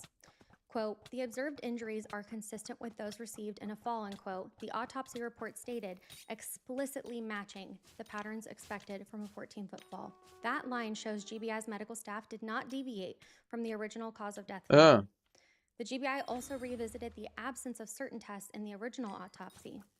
They discussed internally and with the family's attorneys why no fingernail clippings or assault kits had been taken at that time. Just like the sheriff's department found, their spokesperson clarified that since nothing at the scene had suggested a struggle, those steps weren't taken. During the reinvestigation, the GBI did not find any evidence that these steps should have been taken. I'm sorry to say it, but it's just every time some black person dies, or injuries in specific areas in the autopsy, they always be like, oh, this isn't alright, something went wrong, there should be bruising on it's Tamla's injustice. from her hitting I'm sorry, bro, but it's the truth. And it's not me only hating shit, but because I understand they love their kids, man. That evidence may have been I missed get it, by but not checking these, though. But apparently, the GBI didn't turn it's the up truth, anything man. either. On July 28th, 2021, the GBI investigation officially concluded the case and released their findings to the public. The conclusion was one that mirrored the original 2019 outcome. Yeah, of course it did. No evidence of foul play was found, and no criminal charges would be pursued in connection with Tamla Horsford's death. The GBI's report reaffirmed several key points. Multiple blunt force injuries were consistent with a fall from height. The severe injuries, including the head trauma, broken neck vertebra, and lacerated we all knew this was going to be the case. The high blood alcohol level, the 0.238, and presence of THC and Xanax. It sounds like a normal accidental death, sadly, but they found that her impairment this is not like super uncommon. The GBI explicitly stated that they if you're under influence and you're on the ocean, out on the ocean. The Forsyth County Sheriff's Office, in response to the GBI's findings, reiterated, quote, no evidence or injury patterns indicative of an assault or foul play were noted by the Forsyth County Sheriff's detectives, the coroner's office, or GBI medical examiner's reports, end quote. It's sad, but you have to just come to accept it at one point, man. Otherwise, you're gonna be. Memories might have slightly differed. Otherwise, you're just gonna be in they were not bad state of mind rest of your life, man. The timeline of events were consistent, and nobody's account was found to be false when compared against physical evidence. The GBI's investigation also addressed the issues that attorney Ralph Fernandez raised. They did not find, for example, that any evidence was maliciously destroyed. The quote, unheard of, end quote, lack of autopsy photos was acknowledged, but didn't hide any findings. GBI pathologists had the body and report to rely on, and they agreed with the original autopsy. After the GBI's announcement, the Forsyth County Sheriff's Office released a statement essentially saying that they felt vindicated. They reminded the public that they had always been open to new information and that none was found by saying, quote, at the request of the family, we took another look into the evidence and also had an independent agency, the GBI, look over the initial findings. No additional information has been found, end quote. They added that they remained willing to reopen the case once again if any new evidence came to light. But at that time, the case was considered thoroughly investigated and closed. After the GBI finished, they submitted their findings to the DA for review. The DA concluded that there was no basis for criminal charges. Did I gain any damage from that? That any individual had caused Tamla's injuries or death.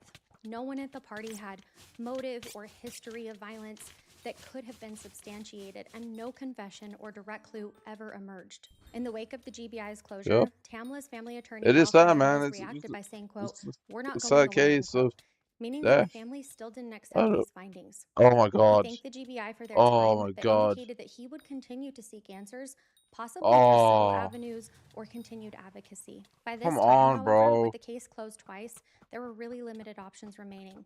Even after the GBI closed the case in 2021, Tamla Horsford's death remains a subject of constant discussion, reflection, Why? and for some suspicion. That's why we're here today. Tamla's family continues to mourn her loss. She left behind a Yeah, husband rest in peace, and but 6 come children on, who have bro. had to grapple with You not need to only her stop this. absence, but with the You're painful making yourself look bad at this investigation. point, Tamla was man. a devoted mother and a ray of light in her community, making her sudden and strange death It's all the more sad, but tragic. you have to just Family come and to friends accept it at one describe point, her as man. a loving, energetic woman who brought joy to everyone around her. They've had to balance that memory with Sad the to say, but you have horrifying to move details on. You can't of how be she stuck on died this for the rest throughout of your all of life. this. In 2022, her family It'll just decided to stress you release out. the full independent autopsy report that they had commissioned. It was initially kept private, but by May 2022, they shared it with the investigative journalists and the public. The reason that they said was because, quote, there were facts authorities never considered, unquote, and they wanted complete transparency for the public. The independent autopsy report mirrored the GBI findings, but highlighted some things like a lack of certain types of hemorrhaging that might have been expected if Tamla was alive for a long time after the fall. In other words, possibly suggesting that she died very quickly. It also emphasized that Tamla had injuries on her arms and her hands, like the cut on her wrist, that the family interprets as possible defensive wounds. Tamla's family expressed gratitude for the public's support, but also disappointment that no one had been held accountable. One of their lingering feelings is Who that do you want to even be if held Tamla accountable? had The fallen fucking by air? accident, there may have The been alcohol, you can hold negligence, that like someone alcohol heard her fall into accountable, an I app, guess. or the But delay in calling 911, like who from are you gonna put in 7:30 in the prison? morning Alcohol to bottle? I don't 8:59 know. when they called the police. That may have been a difference between her surviving or dying. The people at the house explained that when Madeline had first found Tamla, they weren't sure what to do. Madeline thought that maybe she saw Tamla sleeping outside and was confused, and when they realized the severity, they had to gather themselves before calling. There was also mention that one person at the house wanted That's to call fair. 911 immediately, while another suggested waiting to be sure that Tamla was indeed beyond help. By the time Jose called, Yeah, the that's fair. mortis had set in, You so don't any want to delay just call likely right didn't away. change Tamla's fate. But the optics of not calling right away led to many suspicions. Why? Wait? The GBI looked at the phone records in the gap in time to see if anyone called someone else, like a lawyer or a friend first, and no such calls were reported. It seems that it was just a moment of shock and disorganization with people who had never dealt with this type of situation before. Yeah, But to be it's honest, very we unusual. can't know for sure, so weigh in the comments down below and let me know your thoughts. Stop In traumatic feeding into moments, these conspiracy people tend theories, to please. do strange things like the fight, flight, freeze, or fawn, but I do find it odd that an I entire am group sick of and tired of people people all making up froze conspiracy when theories, typically there's bro. some diversity of responses Rest in within a peace to group. Tamala, but come Tamla on, Horsford's man. case shows how a tragic accident can be interpreted in different ways and how crucial it is for authorities to be transparent and thorough to maintain public trust. They were, It though. also emphasizes In how this case, public they pressure were. can ensure accountability. Had the You're public pissing not me off pushed, now. the GBI probably wouldn't have reinvestigated. Her family keeps her memory alive Well, of and course not, continues because to it celebrate her life makes outside of them just look the manner really of her bad. death. As of now, no one Just faces throw up any criminal accusations. suspicion in They were like, Tamla's death. damn, really? The final word from law enforcement is that Tamla Horsford's death was a tragic accident due to a night of partying that unfortunately turned deadly due to a perfect storm of alcohol, momentary missteps, and gravity. Tamla Horsford's story resonates because it sits at the intersection of tragedy and a larger theme of trust in the justice system. It reminds us that behind every investigation is a real person, a mother, What? wife, Not or really? friend who is deeply missed every day by those who loved her. While the official conclusion may be an accidental death, the impact of Tamla's loss and the lessons that have been learned from the scrutiny of her case will absolutely have a ripple effect far beyond this investigation. Her family's pursuit of answers, even against all odds, stands as a testament to their love for Tamla. Yeah, I get it, her but death was not dismissed without due at a examination. certain point, it does become In the end, harassment, in the my hope is opinion. that Tamla Horsford is remembered not just for how she died, but for who she was in life, and that her story Can I might get the prevent aggro similar from you, tragedies, bitch? or at least improve how they're investigated in the future. Tamla's story came highly requested, and I appreciate all of you for mentioning her to me. It truly is a privilege to tell the story of those that can no longer speak for themselves, so keep them coming, guys. I appreciate each and every one of you from the very bottom of my heart. I know that there's a stigma for parasocial relationships, but on my end, I really am forming bonds with so many of you, and I am unbelievably grateful for that. Are we? If nobody else has told you today, I am grateful for you.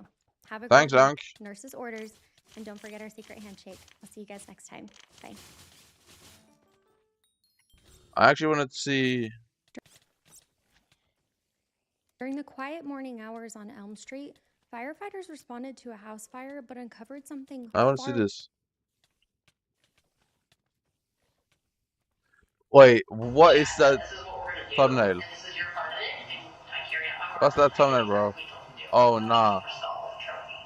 Every time I hear a siren, I think they're coming for me. This is Erica Stefanko, and despite her best efforts to hide her face from the world, the person that she could never outrun was herself. It all started with a late-night pizza order, and it would end with not one, but 3 lives over. 2 behind bars, and 1 in the grave. However, what really happened that night, and in the weeks, months, and years after, is actually far darker than it first appears. Oh shit. At the center of it all is one of the most despicable stepmothers that you're ever likely to hear about. Damn. What happened to Ashley was brutal enough on its own, but the deeper that police dug, the more ugly it became. Because this case isn't only about murder, but it's also about resentment, custody, jealousy, and control. And 2 people who decided that if Ashley wasn't going to back down, well, they would just remove her instead. And honestly, when you hear how this murder unfolded and what actually happened afterwards, you will realize that the cruelty in those small details are almost as horrifying as the murder itself. Before we begin, and just to let you know that I post true crime, strange, and dark stories here weekly, so if you haven't subscribed yet, please consider doing so. It really helps the channel out. And now, with that said, please grab yourself a coffee, and let's caffeinate while we investigate. This is the case of Ashley Biggs.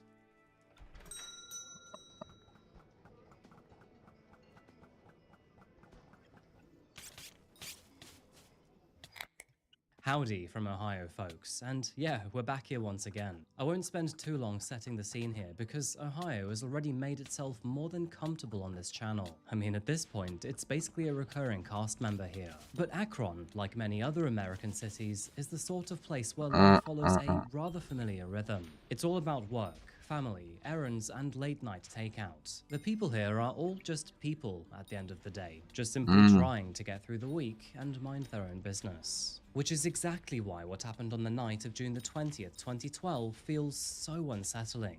Because it all began with something that's so painfully ordinary, a pizza delivery. It was very late that evening, and shortly before closing time, that a local Domino's received an order for a half-mushroom, half-pepperoni pizza. The address in question was 647 West Turkeyfoot Road, which was a commercial property that was only a few minutes' drive away from the actual Domino's store itself.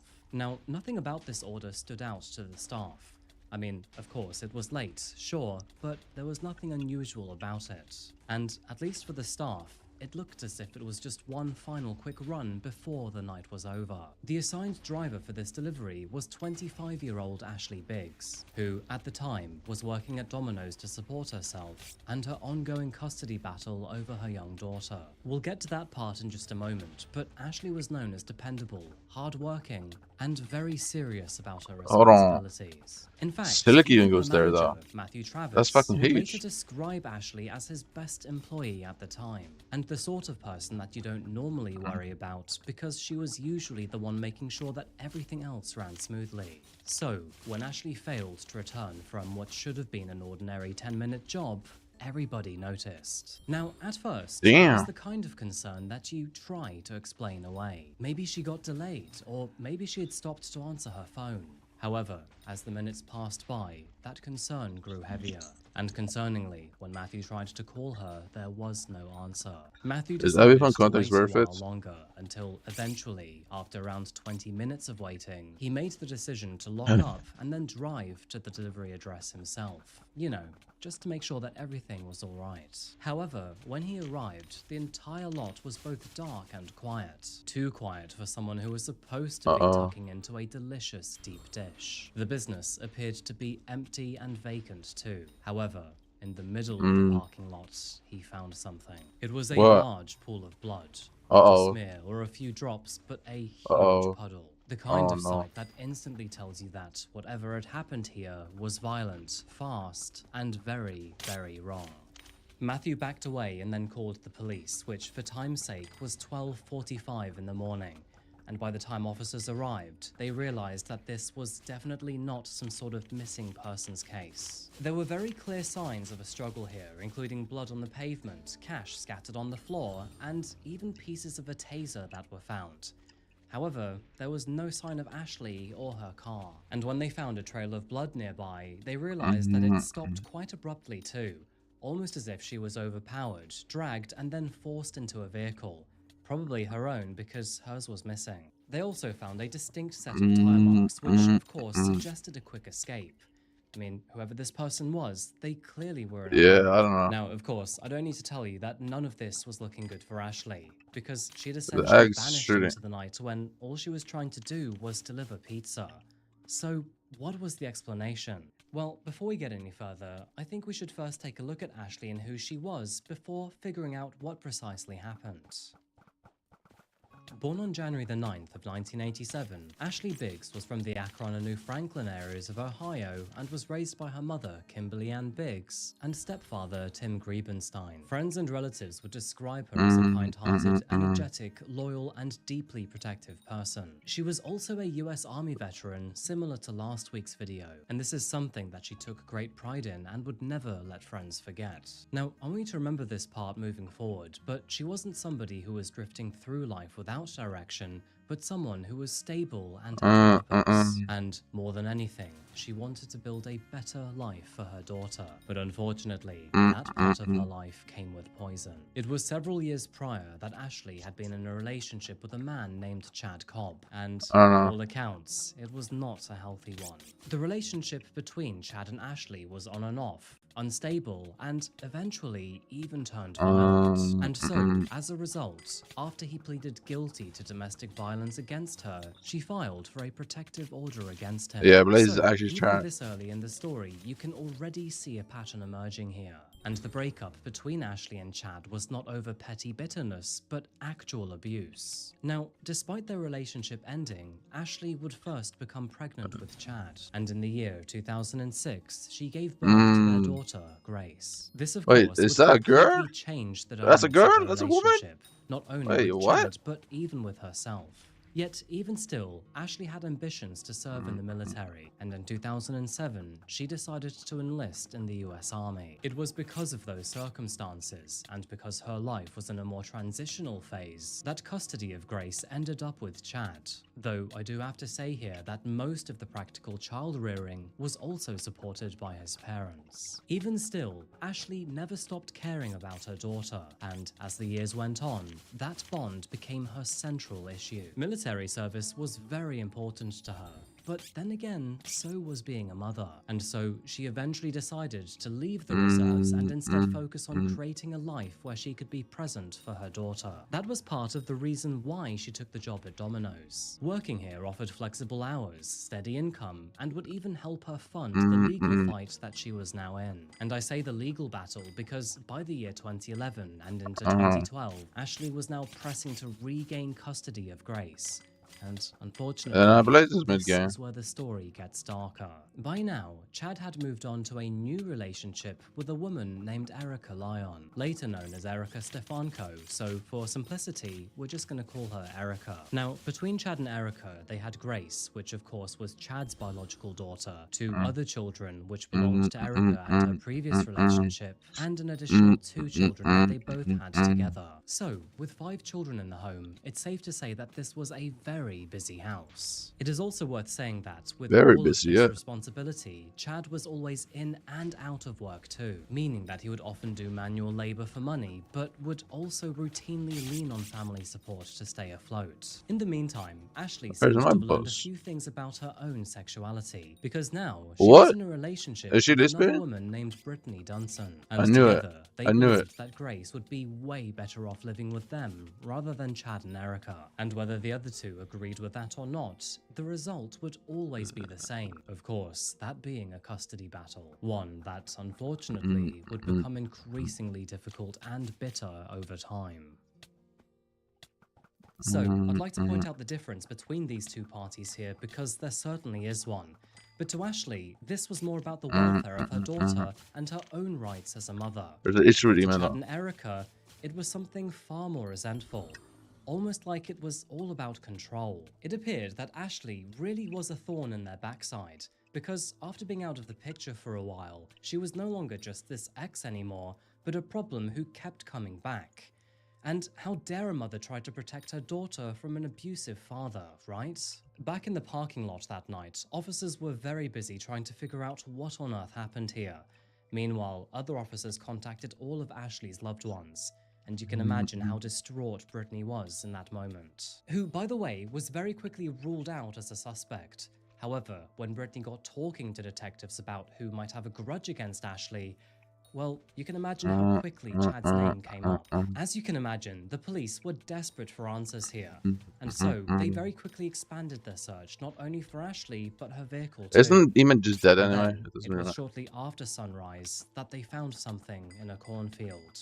Found just outside of Chippewa Township and around 20 minutes away, police officers found her vehicle. It appeared to have been driven off the road and then left among the crops, almost as if whoever had damaged the car simply wanted it out of sight. When That's not officers out of sight, approached though. the That's vehicle very and much they looked visible. inside, what they found, they were met with the outcome that they had feared from the beginning. What? Ashley was in the back, stone cold, dead. Damn. They noted that her body had been left sprawled across the rear footwell, with her arms and legs bound with industrial zip ties. Zip and another ties? zip tie tightly around her neck. Oh, Her nah. face was a deep purple hue, and it was obvious that she had in fact been strangled. And as for that missing taser, the wires were still attached to her body. The interior of the vehicle was completely drenched with blood, with the Domino's delivery bag still sitting on the front seat. I have to say that that detail gets me every time in a case like this. Not because it's bizarre or abstract, but because it's always the ordinary stuff that reminds you just how normal Where's Ashley's Rain? night had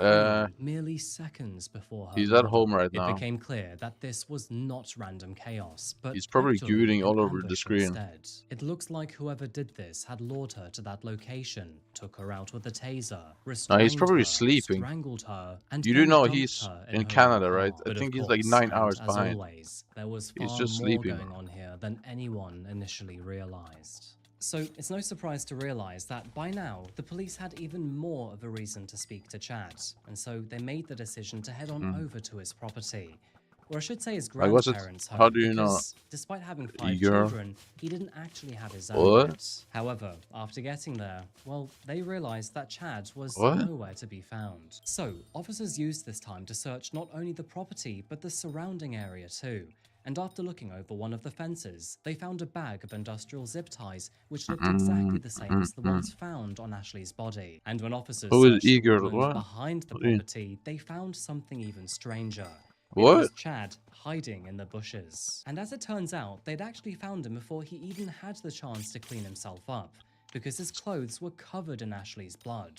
Which I have to say is definitely not the look that you want when you're currently suspected over somebody's murder. Now, trust me, there is actually way more to this story than you currently see, but let's first get through this initial part. What's that joke? Moving forward, Chad The was taken camera into poison. Really, bro? custody and faced Come on, man. overwhelming evidence. There was a motive, I've seen this a guy's face history of before. domestic violence, the zip ties, the bloody clothes, and, you know, the fact that he was hiding from officers, which practically screams guilty. So, it's no surprise to learn that Do you like eventually Blue High? Chad started talking. and what he ended Do you up like blow admitting high to or the what? officers was nothing short of horrifying. He told the investigators that he lured Ashley to the empty Blahaj? parking lot Blahaja? using a fake Blahaj? Domino's order, Is that and you, once bro? she arrived, he attacked her with a I don't taser, know. beat and strangled her using an industrial zip tie, and then bound her arms and legs before forcing her into the What the back fuck is of her Delphin? own car. He then drove to a cornfield, dumped the car and the body, and then made his way home. It was a brutal, deliberate, and deeply personal murder. Being faced with the possibility of the death penalty, Chad eventually accepted a plea deal, and in 2013, he pleaded guilty to a long list of charges, including aggravated murder, kidnapping, aggravated robbery, felonious assault, retaliation, tampering with evidence, gross abuse of a corpse, possession of criminal tools, and domestic violence, which I have to say is probably the longest list of charges that I have ever read out. He was then sentenced to life in prison without the possibility of parole, and considering what Ashley had been through, well, that was the bare minimum outcome that any person would hope for. Shabak Disa. So, at this stage, you That might is not think a that good the thing. case is effectively over. I mean, Ashley's killer was caught, he had confessed, and he is now in prison for life. Case closed, right? Well, the thing is, it wasn't. And that's because there was still one detail about this case that detectives still couldn't quite figure out. If we go right to the beginning of this story, you'll remember that somebody had called Domino's that night to place that pizza order. But the thing is, whoever was on the other end of the line wasn't a man, but a woman. And let's just say that that voice would become one of the Who most is like? important clues to the entire story. Now, What's I'm quite happening, bro? confident in saying this, but I don't believe that Chad has the vocal range to sound like a lady, which means that he must have had help that evening. But who and why? Oh, Well, basics! the more that detectives started Let's looking go. into this case and the ongoing custody battle, there was one person that kept coming back into focus.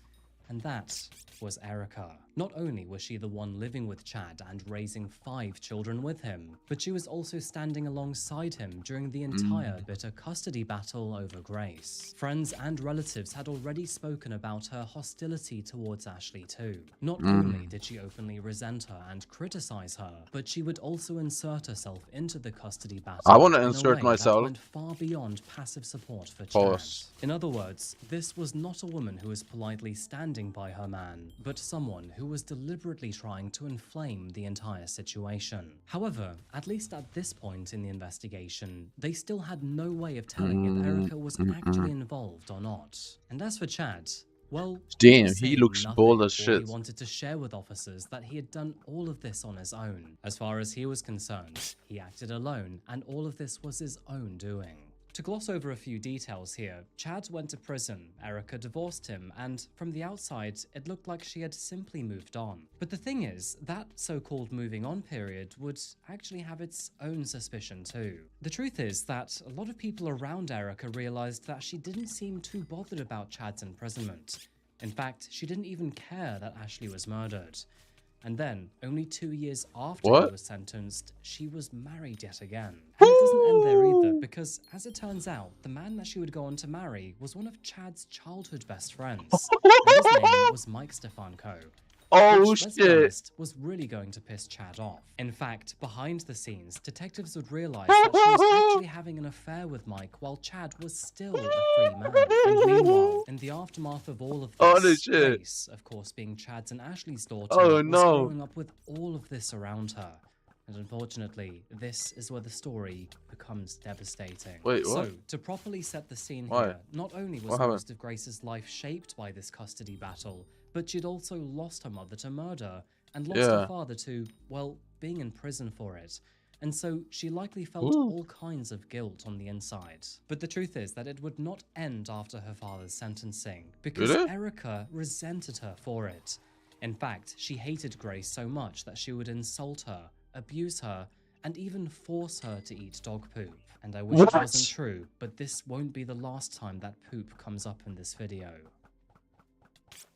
As you can imagine, that information would eventually make its way back to Chad in prison, and you can probably guess how he felt about it. Now, of course, Chad is a monster himself, but for his partner to leave him for his friend while simultaneously abusing his daughter, well, Erica went from lover to demon in an instant. And so, Chad decided to hatch a plan. From behind the bars of his very own cell, he would send a letter to Detective Michael Hitchings. And in that letter, he admitted something that they had long felt was true. That not only did Erica know about the murder, but she was also part of it too. W It turns snitch, out W that snitch not moment. only was she actually the one to place the Domino's order using a burner phone, but she had also driven him to the parking lot and then later picked him up after he abandoned Ashley's car in the cornfield. In other words, Erica knew about the murder before, during, and after W it all happened. snitching. Now, W snitch obviously, actually. investigators would have to treat this information carefully. After all, Chad was still a murderer and a liar.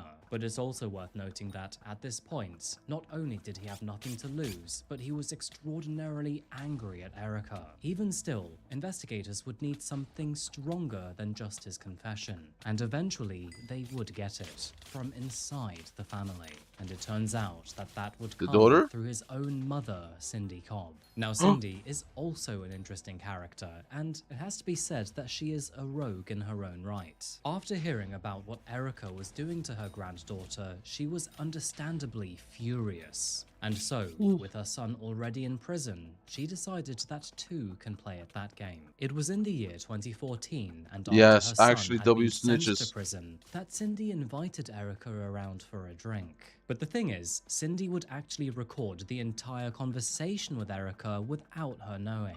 And that is when this happened. Chad said this is what we're gonna do, and this is your part of it, and I carried out my part, and I did exactly what you told me to do. I'm gonna keep her stalled and trophy. Every time I hear a siren, I think they're coming for me. Now, this is one of those moments in true crime that feels almost unbelievable, because when people imagine incriminating records, they do tend to pick up panic or pressure. But as you can hear, Erica did not sound haunted by the murder at all. In fact, she sounded quite comfortable. She described placing the pizza order, dropping Chad off before the stupid murder, games and win stupid prizes, dumbass. She would even stupid go on bitch. to mention that Chad had talked about keeping Ashley's skull as a trophy. She would also mention something that is all too commonly reported among murderers, that every time she heard a police siren, she feared that it would be for her. Now, despite this crazy footage, the arrest still wouldn't happen overnight, because investigators this is actually so good to hear, bro. I can't believe she's actually getting arrested. Cindy would decide to sit on this recording for many, many months. But eventually, in November of 2019, and nearly 7 years after Ashley was murdered, detectives believed that they finally had what they needed, and Erica Stefanko was arrested for her role in the murder. Erica's first trial would begin in late 2020, and unfortunately, it's to not over damage it. Trial because there were many, many more frustrations to come, as you would expect. Because if I over damage it, then it despawns because Adam's But of course, and it's bugged. The entire boss is bugged. Was the secret recording with Cindy Cobb. That recording was gold dust to prosecutors, and it's no surprise that it's something that Erica and her defense team thoroughly hated. Because it's not fixed. How do you even walk away from that one? The recording was only part of it, however, because other witnesses were also called to help. And the most painful testimony in the entire case would come from Grace. I remember Erica making the phone call. It was her voice, and she used a different name to order. Crazy shit. I remember it was a pizza, but I don't remember. With a mom feeding poop to their kid. Grace then went into graphic and a lot of detail stuff about how Stefanko abused her as a child. There was an incident where Erica had put dog feces, it was in blueberry yogurt, and told me to eat it, and I noticed that that was in there, and I mean, I haven't ever liked blueberry yogurt since then. Many years had passed by now. Grace was no longer the 6-year-old child who was caught in the middle of a horrible custody battle. Instead, she was a teenager who was now old enough to understand far more of what had happened that night. Cook her ass. Of course, she recognized the roles that both Chad and Erica So basically, I can break played. down what has happened. Basically, surprisingly, Grace remembered being in the car with Erica on the night that her mother was murdered. She the remembered mother Erica of the calling child got killed Domino's, by placing the order for the exact the kind of dad pizza, and and even stepmom, the fake name that she but then used. the Being dad got only 6 years old incarcerated, at the time but the and out stepmom late, did she not, would fall asleep shortly right? after, which means that she doesn't So actually remember what happened to her mother then or the the exact stepmom moments that she was decided to move murdered. on in its However, life, she does remember waking up the and next then morning decided in her to great-grandparents' marry home. I have to say though, fair play to her, his because former I hardly husband's remember best friend anything at 6 years old. while Grace's he's in memory jail for is life, right? really good. But I guess in a way, it's And also then, kind of a curse, because she remembers everything about the day that her mother was all this murdered, time, and that she was so helpless to all of it. her The former court husband, also heard about her Erica's former husband, treatment right? of Grace, including how she'd physically Knew that abused she her, was a part of singled her the out in murder, the right? household, So and he even didn't, but he ridiculed didn't her. snitch. But And now that that evidence he would saw help what paint an she even did with scummier his picture best of friend, Erica. As he we know, decided to Chad Cobb snitch, also and now she's testified probably against gonna her. get life And too. yes, there is something Fucking grimly idiot. absurd about a convicted murderer taking the And stand then, to help convict and then somebody else. he also But saw I do that have to say, yet again, I just after love to he see lost two custody, monsters obviously, because he's turning on in jail each for other life, like desperate animals. The she peculiar started thing here is feeding that Chad did dog not testify in exchange for feces any to reduced sentence or secret benefits, which daughter meant that, in short, for the some jury reason. could I rely don't on his understand words why. not being spoken out of greed, but Yeah. purely out of truth. And if you ask me, after hearing about how she was I don't treating understand. Grace and how she I can't went even with think one of of a his single best reason to friends why you behind his feed back, dog feces to well, your child. I think he just really wanted to see Erica burn. Chad was a murderer without any large motive to lie.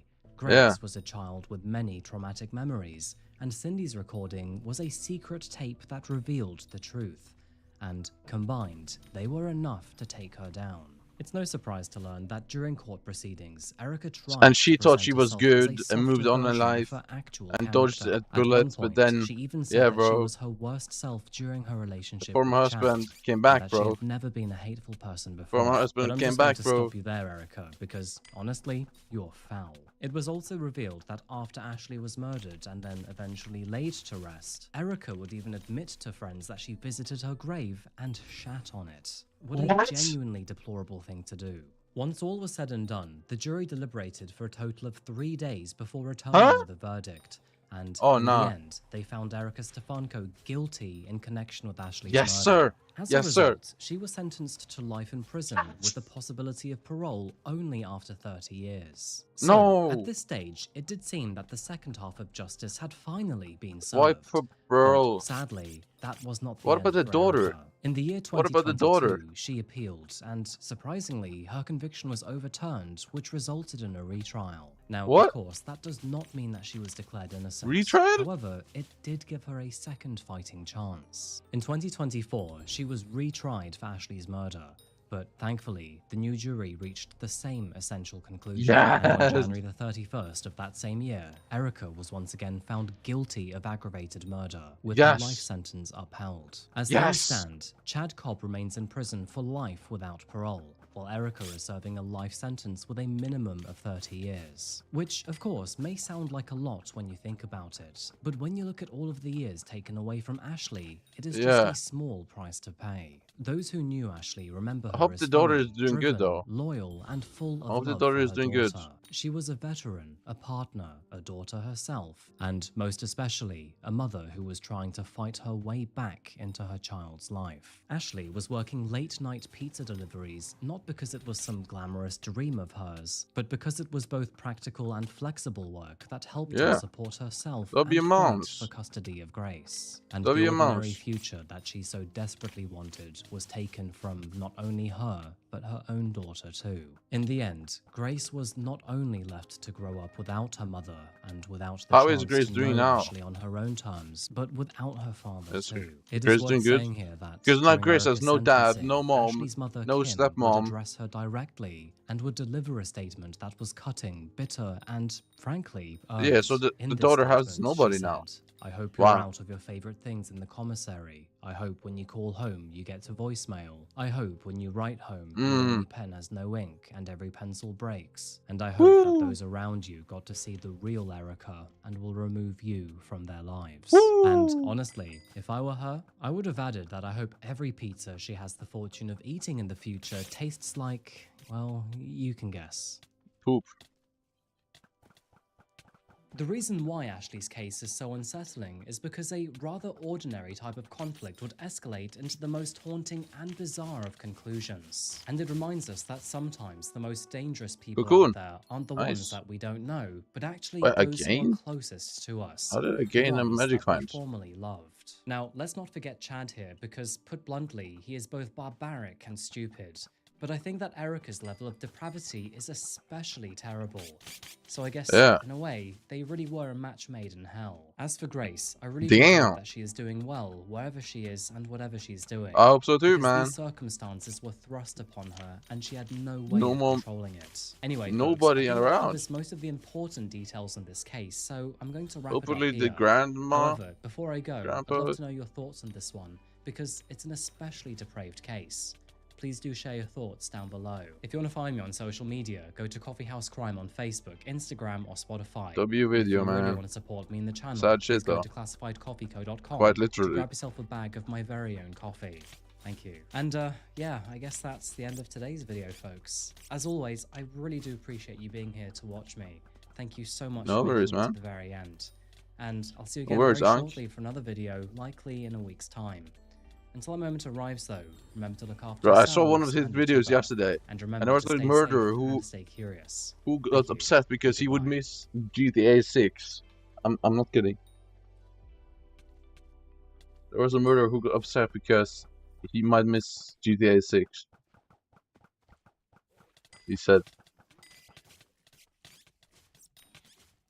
But like, if you were scared of missing GTA 6, why would you murder someone?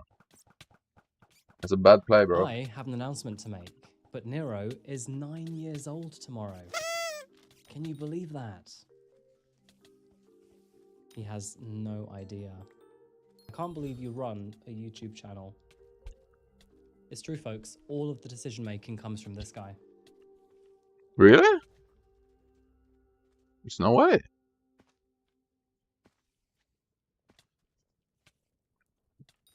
Even though like it felt like I wasn't doing this physically, I was still able to see everything, and I would like see them moving, and like I just kept firing until like they stopped moving, and I would like aim at the head and whatnot. So you're aiming at their heads? Yeah, and when I saw they were still moving, because like even though I was like in this like type of thing, like I just didn't want them to be in pain at the same time. The date was New Year's Day of 2018. This is Scott Kaloji, and this video was recorded less than 3 hours after this looks like in 2000s. Down most of his family, merely seconds before they were all ready to celebrate the turn of a new year. And sitting right next to him was one of the only surviving members of his family, his brother, who, how could you sit next to him was without forced to sit there killing and him? listen to how his life was destroyed in a matter of moments. However, as it turns out, there is far more to this story than meets the eye. In fact, long before the Kaloji family met their unfortunate end, a storm had quietly been brewing, not just within the family's home, but deep inside Scott's mind. And let's just say that, as a result, this story will be sure to divide you. Welcome back to Coffee House Crime, folks. My name is Adrian. Okay, this might be wild interesting. Story about a man who will either be called an evil monster or a vulnerable kid who never received the help he needed. And by the way, this channel is ran just by myself and 2 good friends. There are no corporations, no Netflix studios, and absolutely no AI slop. Just a small team that values real stories told properly. So, if you want to support channels like this one, then please do consider subscribing and maybe even dropping a comment for the algorithm. Who's the team though? Editor and then... Now, with that said, please grab yourself a coffee and let's who's the team though? Editor and case searcher, maybe? Of Scott Kaloji.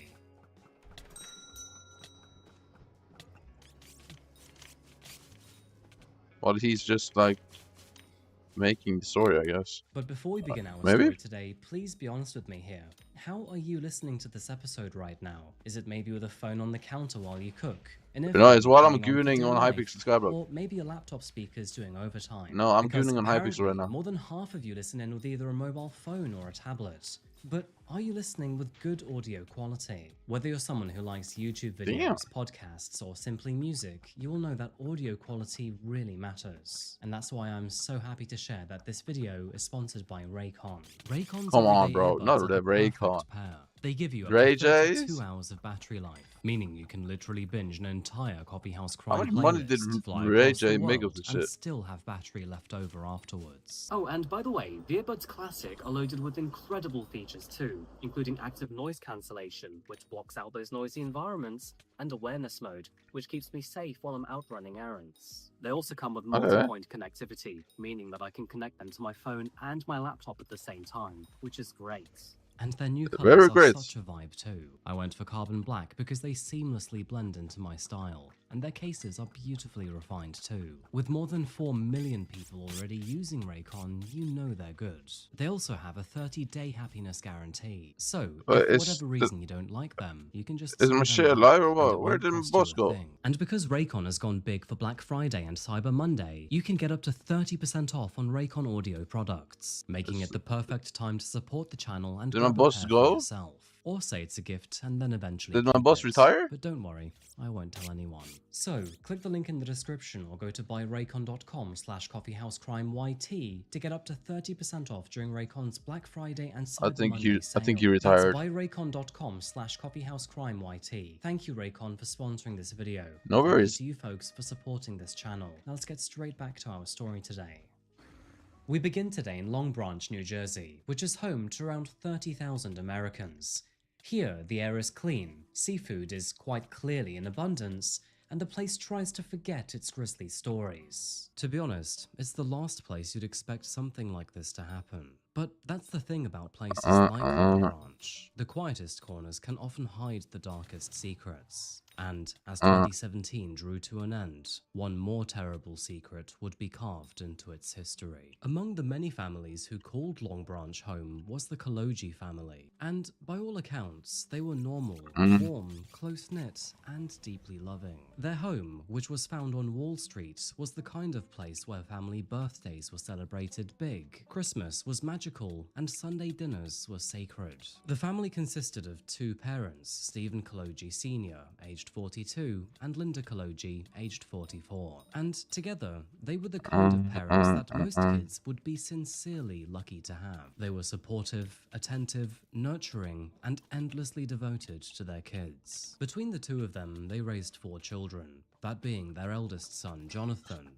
their daughter, Brittany, and their 2 younger sons, Stephen and Scott. But the family did not stop there, because Linda's younger sister, Michelle, and her husband, Richard, both lived downstairs in the basement apartment. Meanwhile, the family grandfather, also named Adrian, and his long-term partner, Mary, were always found to visit the property on most days of the week, especially when it came to holidays and celebrations. What just happened? It was a house that was full of life, and by most appearances, full of love. But saying that, in that warmth lived someone who was quite What did I just die to, bro? You see, Scott, who was one of the youngest of the children, had been diagnosed with development issues at a very young age. And so, with these additional challenges, he attended a special education school which was tailored to helping students who needed that extra hand. And so, as a result, his social world was, unfortunately, incredibly small. You see, he never really spoke to any children outside of his family, and even when he did, he struggled to relate to them. Looking back, actually, I think one of his older brothers described it perfectly. Scott just didn't act like any other 16-year-old. Not only was he supposedly innocent, sheltered, and isolated, but he still believed in Santa Claus, and would sleep in his parents' bedroom every night. Naturally, this meant that both of his parents were extraordinarily protective, especially his mother.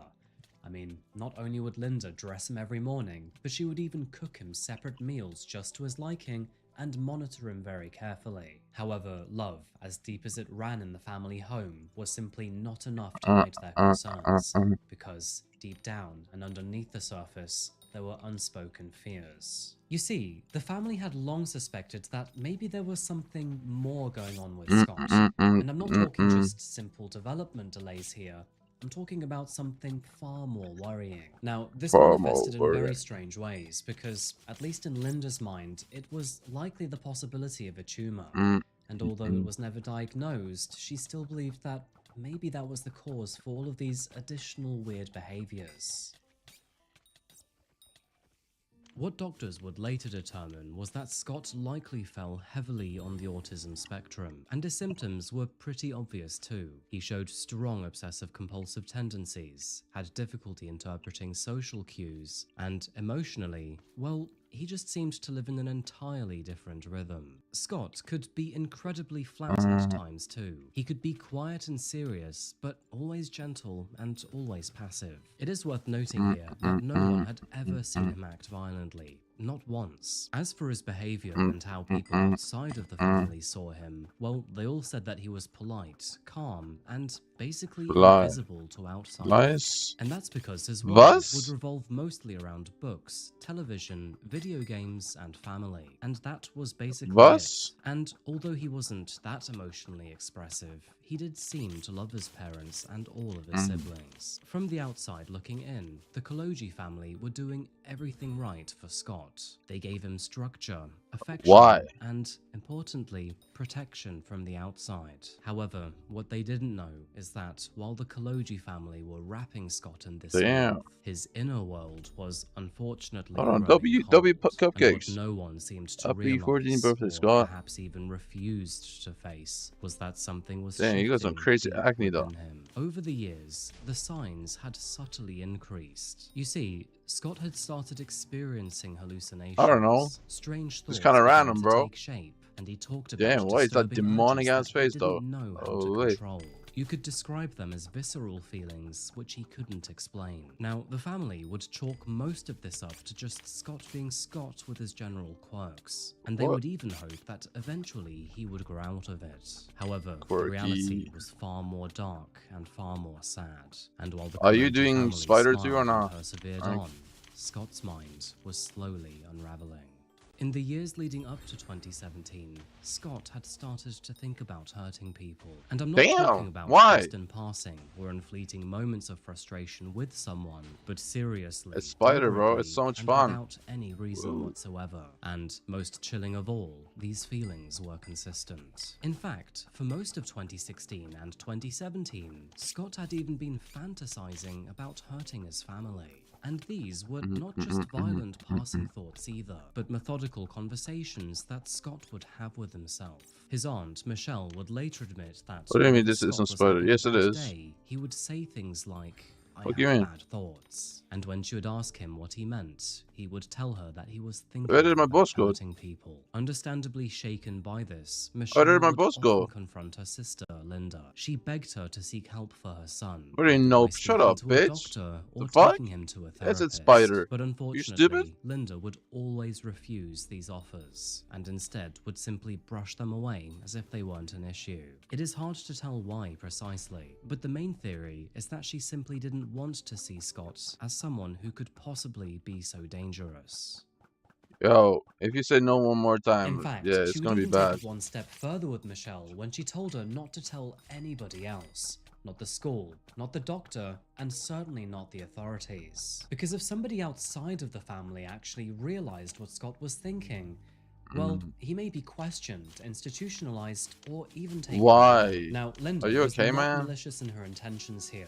You could tell that she deeply Oh, cared do you really about need her a son, med kit or and all she something? wanted to do was protect him. Do you really need a med kit right now? Tragically, she also believed that love alone would solve all of his problems. Now, apparently, at one stage, Scott had even asked his mother if he could speak to the school psychologist because he was having violent thoughts about hurting the kid next door. And Linda's response, I actually found a med well, kit yesterday. Unfortunately, she flat out work. refused.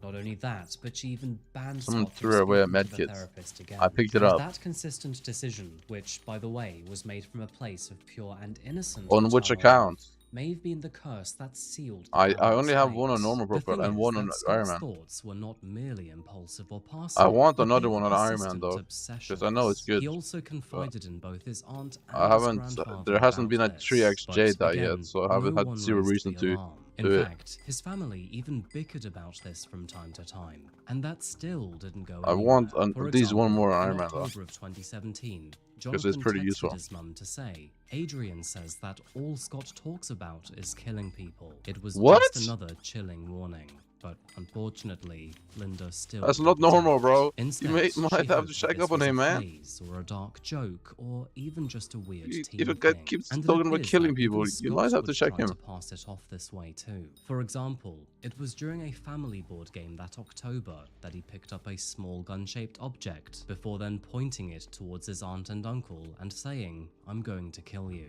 They laughed about it, but quite nervously, because, well, what else? How is this really? funny? But You the need to terrible check thing up is on that him. Scott was not actually joking, and his thoughts were not mere fantasies anymore either. And that's because not only had he started hallucinating, but he seemed to be planning things in his mind too. Now, here is a very interesting part of the story, but Scott would also often talk about I'm these gonna go strange, eat the lawn. reoccurring visions. Nah, And one bro, of the you most need to get a terrifying job, man. details of this You gotta get a included job, Scott bro. often seeing a pinkish blob staring at him from the neighbor's window, kind of You got a like job, ghost bro. or a figure, but without a face. Unfortunately, it didn't stop there either, because Scott would also tell his parents that he often saw a transparent woman floating into the ceiling. He would also see faces appearing all over his bedroom walls, and voices were always whispering to him from the stairway, really terrifying stuff, and things that would be sure to leave me feeling like I'm in an endless nightmare. There is something that I would like to share with you here. There's an Instagram account that I randomly came across the other day, and no, this isn't a sponsor, by the way, but the user, Sorad Magical, has tried to imitate what it's like to live with hallucinations and schizophrenia. It is genuinely insightful, and from this reel, you can even gather what it's like for Scott too. Oh, this is some chicken. Don't forget, you need to pick up that meat. Don't forget. Oh, he already has his basket. Water is really pretty here. What is happening? What the fuck is going on right now? With everything said, it is clear to see that Scott's internal world was fracturing. And for whatever reason, the people around him were slowly becoming threats in his own mind. As a result, Scott had become paranoid and even convinced that others might hurt him. A school evaluation would eventually suggest that Scott possibly might have ADHD and maybe even some kind of brain anomaly. However, nothing came of it, and to be honest, I think that diagnosis was probably a little too weak. The Kaloji family continued to care for Scott at home. However, they didn't push for any further psychiatric evaluation, and that is probably because they did not want to believe what might be happening to their son. But sadly, the signs were all there. Now, quite curiously, the Kaloji family even had a history of mental health issues. For example, the grandfather on one side of the family was diagnosed with schizophrenia.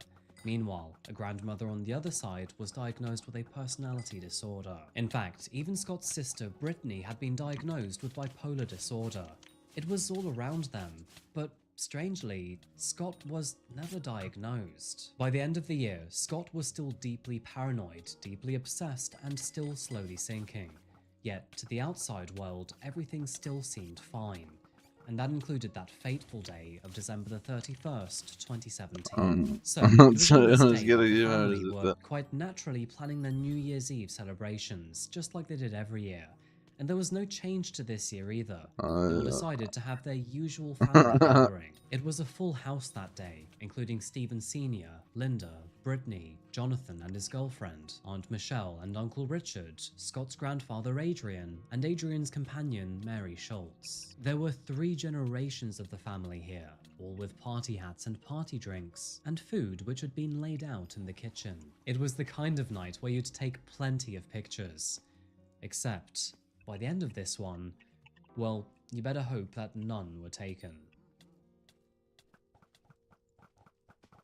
Upstairs, Scott was planning something else. At around 7:30 p.m, and while his family started their party downstairs, he pulled out his phone and made several searches on the internet. This included, can a bullet from an AK-47 pierce body armor, terror attacks, and preparation theme music. After that, he began to Damn. read an article about the 2017 London terror attack, before then What? moving on to flat Earth conspiracy theories. What the fuck, Seems bro? that Someone Scott was check up not on him, acting on bro. impulse here. He's so Instead, long he gone. was mentally Hello? preparing and calibrating. It's so Unfortunately, obvious in it clear, just so plain happens sight. that night, the family home contained an American-made semi-automatic AK-47. The gun belonged to Scott's older brother, and although it was typically kept away in a locked safe, it unfortunately wasn't on this particular day. In the months and years leading up to this tragic event, the safe had slowly began to rust away, and so the AK-47 had been moved into a nearby closet. Not only What? that, but the ammunition was both nearby and ready, and Scott knew exactly where everything was. Actually, it turns out that Scott had been obsessed with this weapon for weeks. Throughout December, he had watched multiple YouTube videos about AK-47s, What the fuck? studied how to handle them, Someone and check up even on him, bro. learned Why about didn't what nobody attachments stop could him? be used. What's It is happening clear here? that he had grown fascinated, and now the moment had arrived.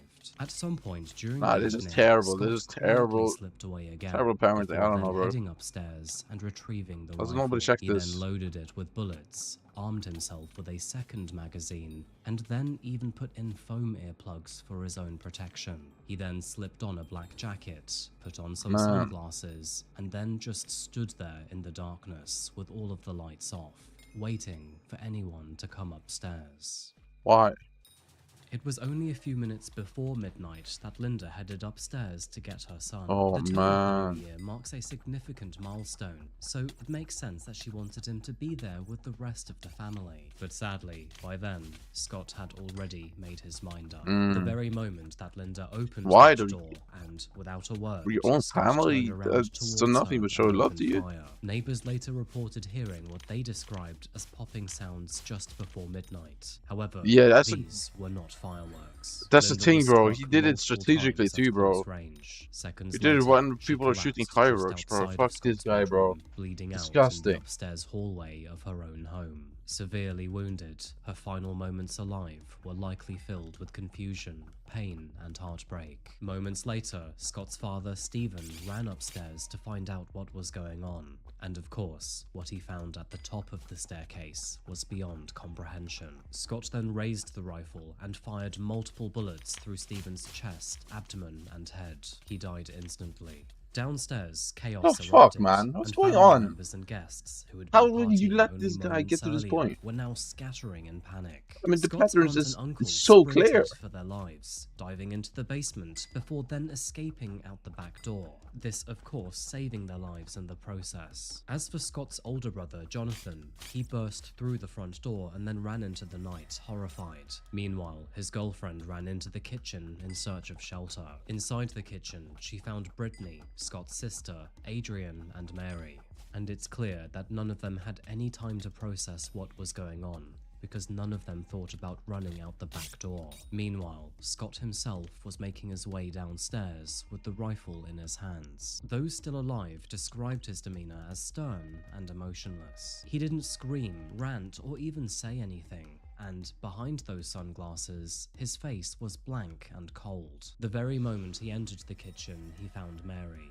And unfortunately, he was not prepared to give her mercy. After shooting her in the abdomen, Mary collapsed on the kitchen floor, and tragically, she too would die from that wound. Nearby, Scott raised the weapon at his sister's face and then pulled the trigger. What the Both bullets fuck? hit once in the face and once in the chest, and she died almost instantly too. In what was later calculated as just under 2 minutes, Scott Kologi had murdered 4 people, that being his mother, his father, his sister, and a beloved family friend. But then, all of a sudden, and surprisingly, Scott suddenly stopped. Standing in the same kitchen where he had just murdered his sister, his grandfather Adrian stood there just entirely dazed. Apparently, when he saw the pain in his grandfather's face, it pulled him out of his daze. And so, Whether it was a moment of clarity or a break in his twisted logic, that is when Scott decided to lower his weapon and finally end the killing spree.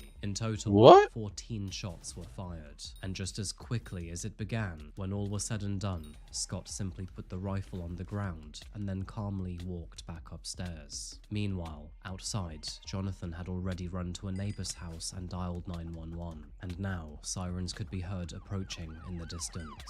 Attention all staff supervisors, 635 Wall Street, 635 Wall Street, cross of Oakwood and Long Branch, police shooting, scene is not secure. Thankfully, police officers arrived within several minutes. Multiple callers had reported an active shooter inside the home, and so officers entered the crime scene with their weapons drawn. This case is so As they confusing. advanced, one officer shouted, "Police, show me your hands." And from the stairway, a calm voice could be heard saying, "I'm upstairs." Scott emerged onto the landing with both of his hands visible. He then gave himself up without resistance. Police say a family New Year's gathering turned into a quadruple homicide around 11:45 last night. Neighbors heard the gunshots from down the street. I came outside last night about midnight to look and see what was going on. I was saying I'm pretty sure that was gunshots, so I looked outside before, you know, cop down here, cop down there, lined up around the street. The Monmouth County prosecutor says a 16-year-old fatally shot his mother, 42-year-old Linda Kaloji, his father, 44-year-old Steve Kaloji, his sister, 18-year-old Brittany Kaloji, as well as a family friend, 70-year-old Mary Schultz. This is a photo of the Kalojis and their 4 children in happier times. The prosecutor says the grandfather and the brother were in the home but unharmed. The prosecutor says the suspect used a Sentry Arms semi-automatic rifle, and a family member legally owned the gun. We will be charging this individual with 4 counts of murder and 1 count of possession of a weapon for an unlawful purpose. Scott's actions not only ended the lives of multiple family members, but ruined New Year's Eve for thousands in Long Branch. I mean, the shooting was quite simply unbelievable, and as those details trickled out to the community, well, they all felt shocked and distraught. However, before any of that happened, and while the community there was a out crazy long New build-up Year's of this. Eve, Scott had finally been arrested. I know this is going to anger some of you here, but despite his age, Scott waived his Miranda rights away, and even agreed to speak to detectives without a lawyer. I think whether you're innocent or morbidly guilty, everyone will always agree that you should always obtain a lawyer first. Except Scott here. I'm pretty sure he had no idea what he was doing. Yo, what's up, In a Lux? twist of fate, because Scott was still technically a minor, officers were still legally required to obtain consent either from a parent, which wasn't going to happen, or a guardian before they could begin. And tragically, the only available guardian that evening was Scott's older brother, 20-year-old Stephen, who of course had just witnessed him murder more than half of his family. What Stephen did next this was is insane. incredibly brave, because not only would he agree to be Scott's temporary guardian, but he would even sit in during his interrogation. And I have to say, do you like it was taco? probably one of the most heartbreaking things I've watched. I know they're all, well, deceased. How do you know that? Like I said, even though it felt like I wasn't doing this physically, I was still able to see everything, and I would see them moving, and I just kept firing until they stopped moving, and I would aim at the head and whatnot. You should come and do some spider with me, baby. Yeah, and when I saw they were still moving, because even though I was in this type of thing, I just didn't want them to be in pain at the same time. All right, so let me rewind a little bit. So upstairs, your mom walks in, right? Opens the door. She didn't walk in yet. So the gun was loaded already. Yes. How many times do you shoot her? I would say 5, 7 times. How did you shoot her? What the fuck is going on? And then the torso and chest. All right, and then how was his brother just sitting there listening to this? Yes, and then it was his back. His back? Yeah. All right, and then you walk down the steps. Yeah. With a gun loaded, and you go in the kitchen. Yeah, and then the rest. How many times did you shoot your sister? 3 times. Where'd you shoot her at? Well, she was sitting down, so it was kind of chest and head region. What the fuck? And who's the other person you shot? Grandmother. Your grandmother. Yeah, chest region. Chest region. Yeah. How many times did you shoot her? 4 times, I believe. 4 times. Like, and I know, like, because I had the things in my ears, it was muffled, but, like, it was also because it wasn't there fully. When you were loading the mags and when you were doing this, there was... Yeah, I was, like, questioning it, but I just, like, couldn't the stop. fuck? Like, it was, like, something subconsciously, like, I had to do it. Did you feel what? anger? At certain moments, yeah. Okay. Guess should I do no sleep tonight? Maybe. You said something before, and I want to make sure I remember it correctly to ask you about it. You said something about you weren't really mentally there? Something? No, like, when everything was going down, like, everything was happening, like, it felt like I was watching it, like, it felt like I was, like, further back in my mind. Like, I felt like I could still see it, and I knew I was doing it, it just felt like it wasn't me. Well, it was you. But yet you knew what you were doing. Yeah. You know what time this happened at, right? Remember the time? It was around 12, because it was like... It was before the actual New Year, right? Drop. So it was around, what, 11:30, 12, around there? I would say 11:58, 59. Damn, bro. Did you do that on purpose? What? I was thinking, like, around that time. Like Happy New Year? Yeah, type of? What time did you think of doing this at? Or did you... How long have you been planning this? I don't know. But mainly a day, like, I just saw, like... Like, were you thinking about it all day today? Yeah, that's pretty much.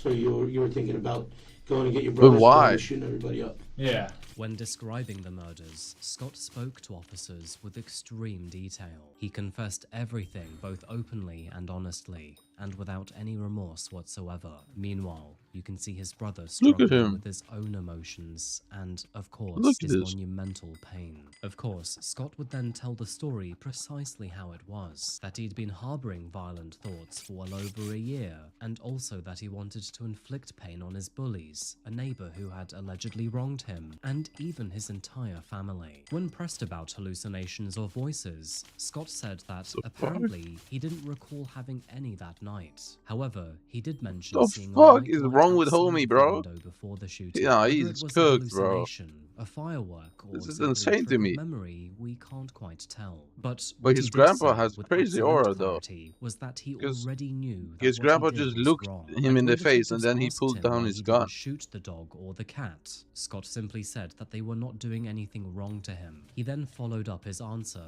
by asking a question himself. That simply being, can I go to a mental hospital instead of jail, please? As Scott was led out of the interrogation room and then charged with 4 counts of first-degree murder, the questions surrounding this case only grew heavier. I mean, obviously he was troubled, and he had an extraordinary history of disturbing thoughts, so there was the argument of insanity here. But he is. also, he was articulate, rational, and deeply aware. And so began a long legal, psychiatric, and moral war on what to do with Scott. But before I continue with this video, what do you think about Scott Kaloji? Do you think that he was this cold-blooded evil killer? Or do you think he was this vulnerable boy who was trapped inside a fractured mind? Well, I let me think tell it's the you, latter. this is actually the main reason I want to talk about this case today, because as tragic as this story may be, the psychology behind Scott's mind is truly fascinating. Yeah. So, let's split this case But into just 2 because very I different know professional perspectives. he was fully To begin gone, with, that Dr. doesn't Senior mean Santina he is gets a off for forensic free, bro. psychiatrist But he who should. evaluated Scott's He's not twice, safe with the once in public, so 2019 should and never be then let again out. in 2020. Either Not way. only had she spent hundreds of hours with him, but she also combed through his records and studied his psychological history. Her ultimate conclusion was that Scott suffered from early onset schizophrenia, and that his descent into psychosis had started long before the night of the murders. It is noted that, as far back as his childhood, Scott reported perceptual distortions, shadowy hallucinations, and a constant sense that something was deeply off inside his mind. She also described how Scott had seen red demonic faces, floating women, and transparent figures that randomly appeared and then vanished inside his bedroom. Now, none of these things were passing nightmares or teenage anxiety, but instead they were, in her own words, odd perceptual experiences consistent with psychotic symptoms. And of course, there was also the voice that Scott heard, because at one point, he reported hearing that voice whisper, "Welcome to the side of evil." With all of this in mind, Dr. Oh Santina nah, believed hell that nah, bro. on the night of the He's a murders, demon. Scott had entered a dissociative episode which detached him from reality. To her, this was Look the at his fractured smile, bro. experience That of a smile, bro. It schizophrenic says it all, mind, in my and opinion. not simply a cold-blooded murderer. She therefore testified that Scott was legally insane at the time of the killings, and that furthermore, he couldn't distinguish what was right from wrong due to his psychosis. And of course, this meant that, under New Jersey law, he should not be held criminally responsible. Is this in New Jersey? To support this conclusion, she pointed to a family history that was riddled with mental illness. All of the genetic pieces, in her view, were there, and the family's illness had simply taken root in Scott the deepest. However, not everybody agreed with her findings. In fact, even Dr. Santina herself admitted there were gaps. She did admit that she had never prescribed any medication for Scott's schizophrenia, and perhaps even more critically, that most of her diagnosis rested on self-reports. To challenge the defense team's claims of schizophrenia,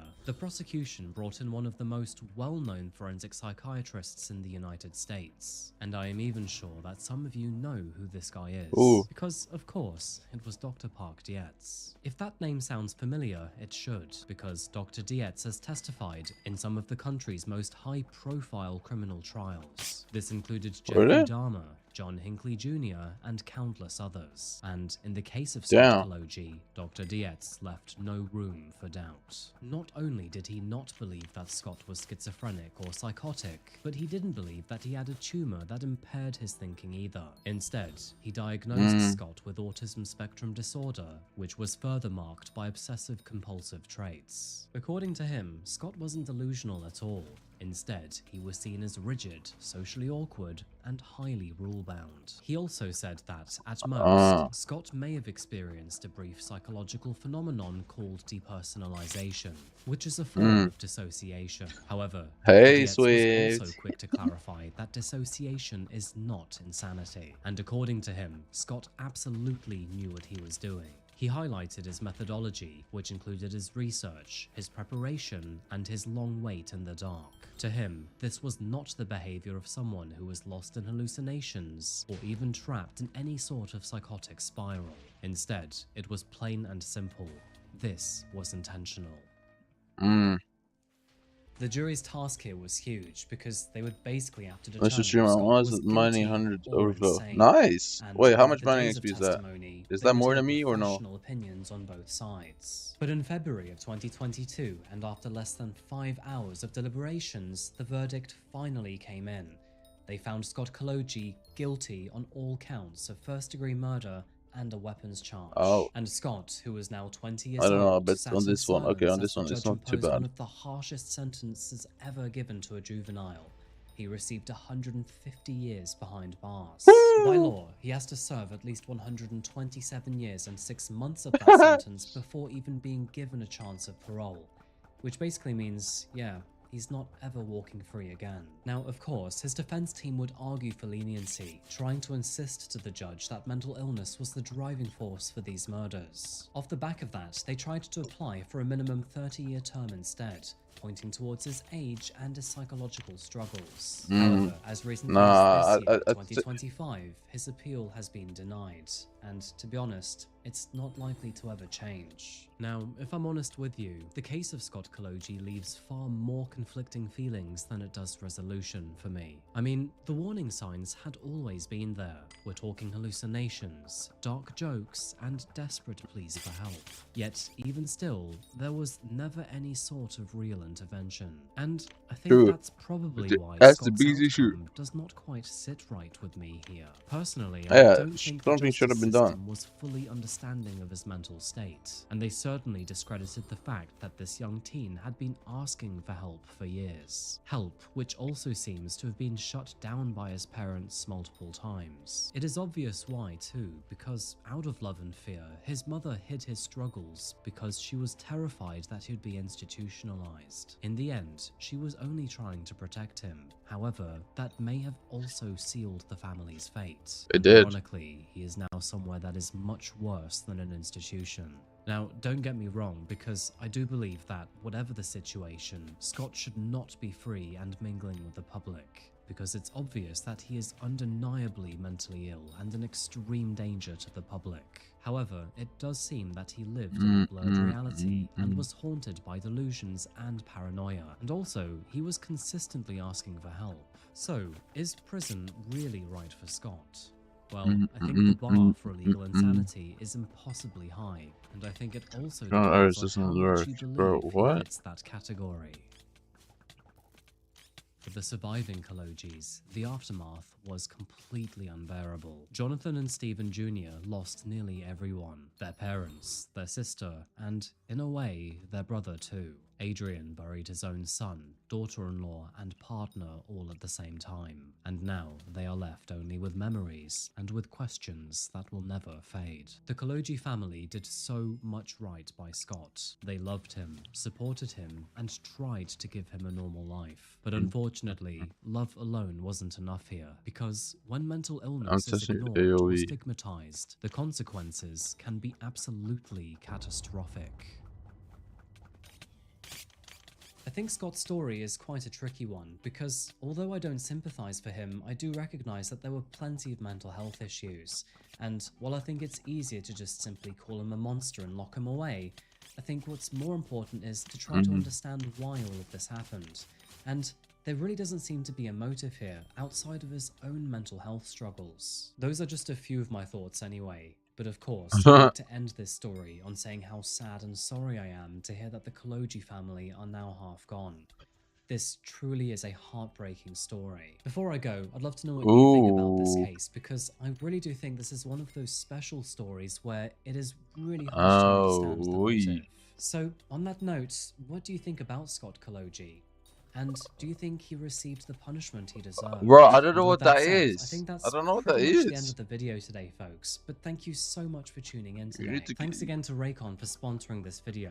For up to 30% off, go to buyraycon.com/coffeehousecrime.yt. As always, if you want to support the channel, then please do consider subscribing. You can also find me on social media, most notably my Instagram here. And don't forget, we are now on Spotify. And yeah, that's pretty much it today, folks. Thank you again for watching, and as always, I'll see you again very shortly for another one, likely next week by now. Anyway, boom, thank you bitch, again. get out And the in way. meantime, Boom, make bitch, sure get to look out the after way. yourselves Hey, and hey. each other. Oh, and stay safe and stay curious. Thank you, and goodbye. This is ability. Doesn't that make my game harder to play then? If I turn that off?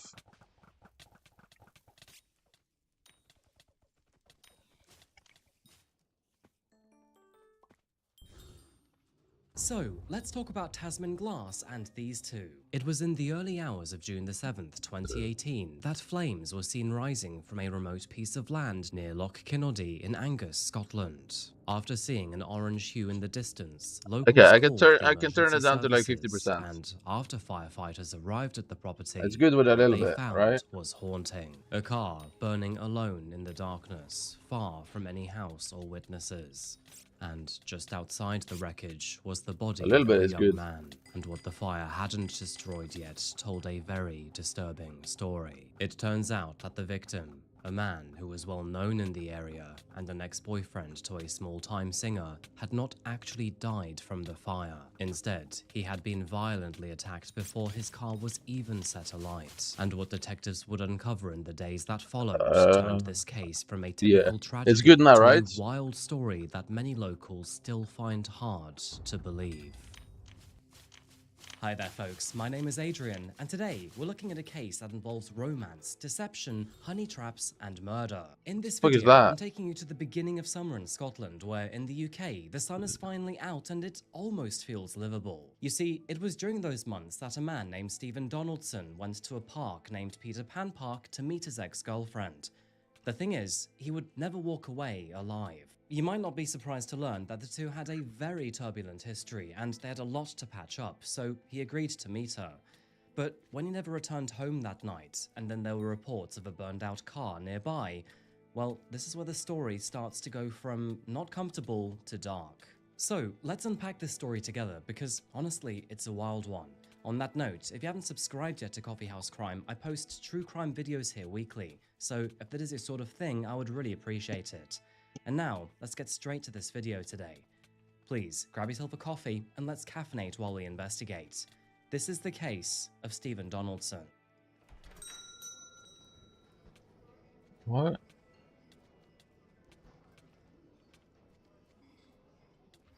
Hey, before we begin today, did you know that I sell my very own coffee? Go to classifiedcoffeeco.com to grab yourself a bag. Bro, can I And click by on the way, this? There you go. This is seriously good stuff, and thank you for supporting me.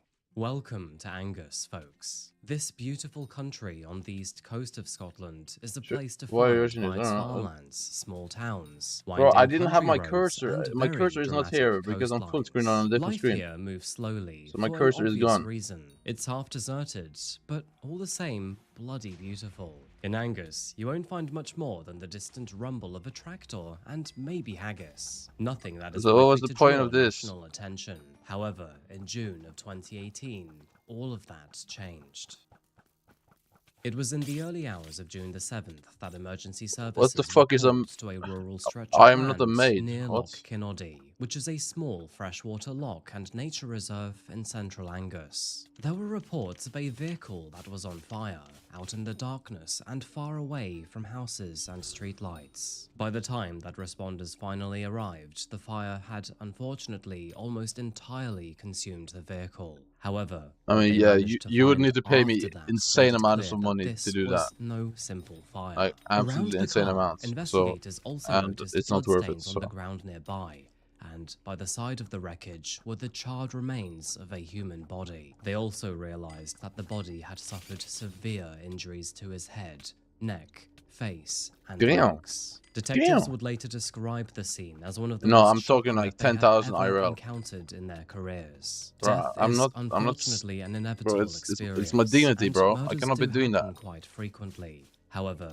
the details to this one were simply unforgettable. So, going into a little more detail here, the car itself was severely damaged. In fact, the fire had destroyed large sections of it, including its license plates and many, but not all, identifying details. 10,000 IRL money. Naturally, this left literally police lows. without any obvious way to identify who the victim was at this stage in the I have self-respect, bro. And Come on. although they would find a mobile phone among the debris, they realized that it was badly burned and its casing had been warped by the heat.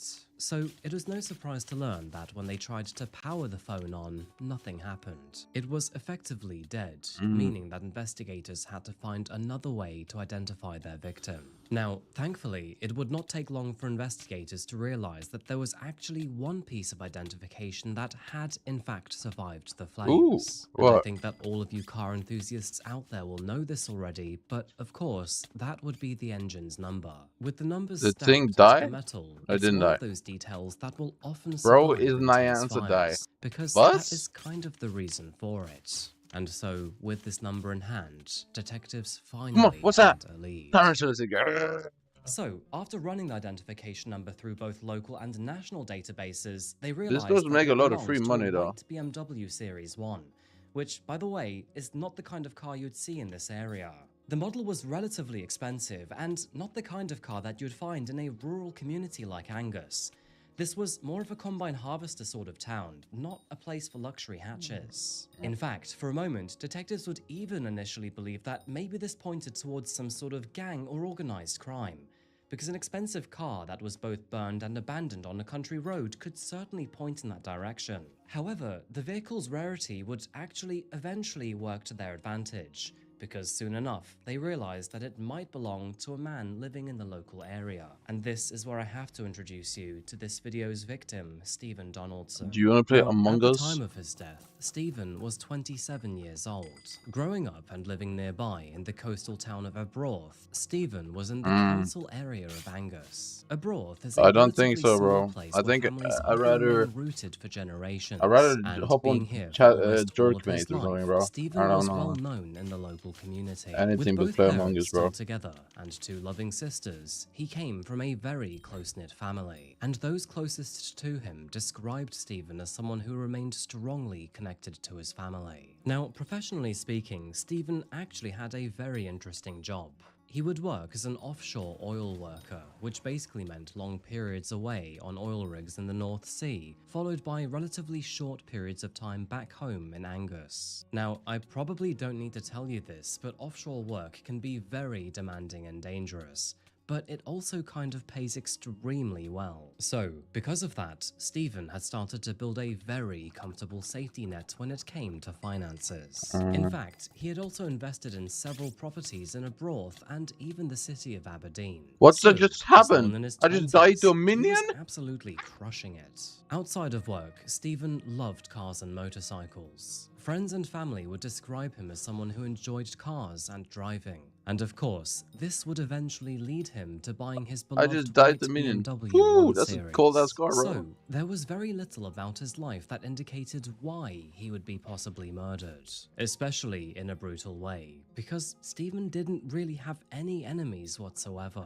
Police officers really were stumped here. He had steady work, financial stability, strong family ties, and above all else, clear roots in a tight-knit community. Stephen was not some sort of small-town schmuck. He was a genuinely good guy.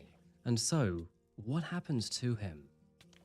On the night that Stephen disappeared, he told his parents that he was heading out to a nature reserve for the evening. Nothing about that seemed unusual, as after all, Stephen was his own adult, and this was well within his usual range of behavior.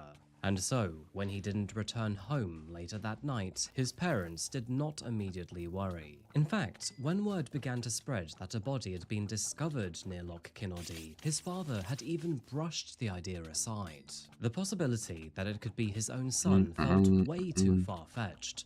How is this lesbian cat girl? As the hours passed by, and Stephen was still Hypixel. AWOL without any messages whatsoever, that certainty slowly began to fade, until eventually his parents would make the tough decision to report him as missing.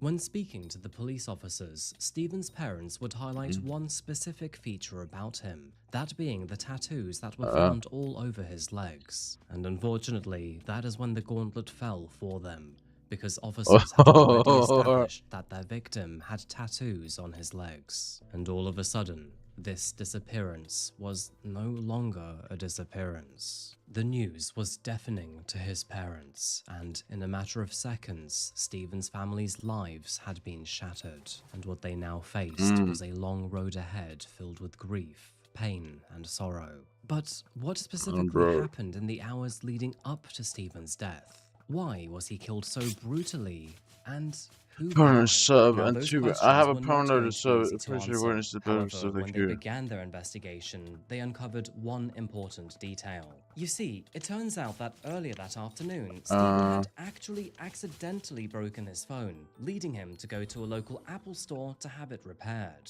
In fact, there is even surveillance footage of What's him your near favorite the local insect? store. And although this may eventually seem irrelevant at first, it would later prove to be vital. Because of that repair, Why is staff Paul at the Apple gooning? Store were able to confirm What? that Stephen had in fact backed up all of his data and messages from his phone to his laptop the day prior. And of course, this was a goldmine for the forensics department. And Hey, so, what do you mean after Paul finding his gooning? laptop and Bro, gaining access to it, that means they found Paul a treasure Gonsoon. trove of Stephen's data. Basically, But all the of his title is kind messages of and outdated because it doesn't really conversations right up matter. until the day that he Because died. I'm not And doing more within that dungeons data, this they fall. found something rather peculiar. It turns out that Stephen was still in regular contact with his former girlfriend, Tasmin Glass, something that other people were simply not aware of. Come on, die, Now, die, Tasmin bitch. was actually well known as a local singer and actress who had taken part in several Wait, performances this doesn't have around DG3? Scotland. She had played in local amateur musical There's no circles DG3 on and even this? won prizes at events such as the Arbroath Music Festival, which honestly is quite impressive stuff. In fact, she would even move to Glasgow and perform with a group called Headland, before then joining a Scottish rock and pop group named the Graham Brown Band. And if you look hard enough online, there are even videos of her playing, like this one right here. I think it's meant to be Paul is gone soon. Yeah, that's basically it.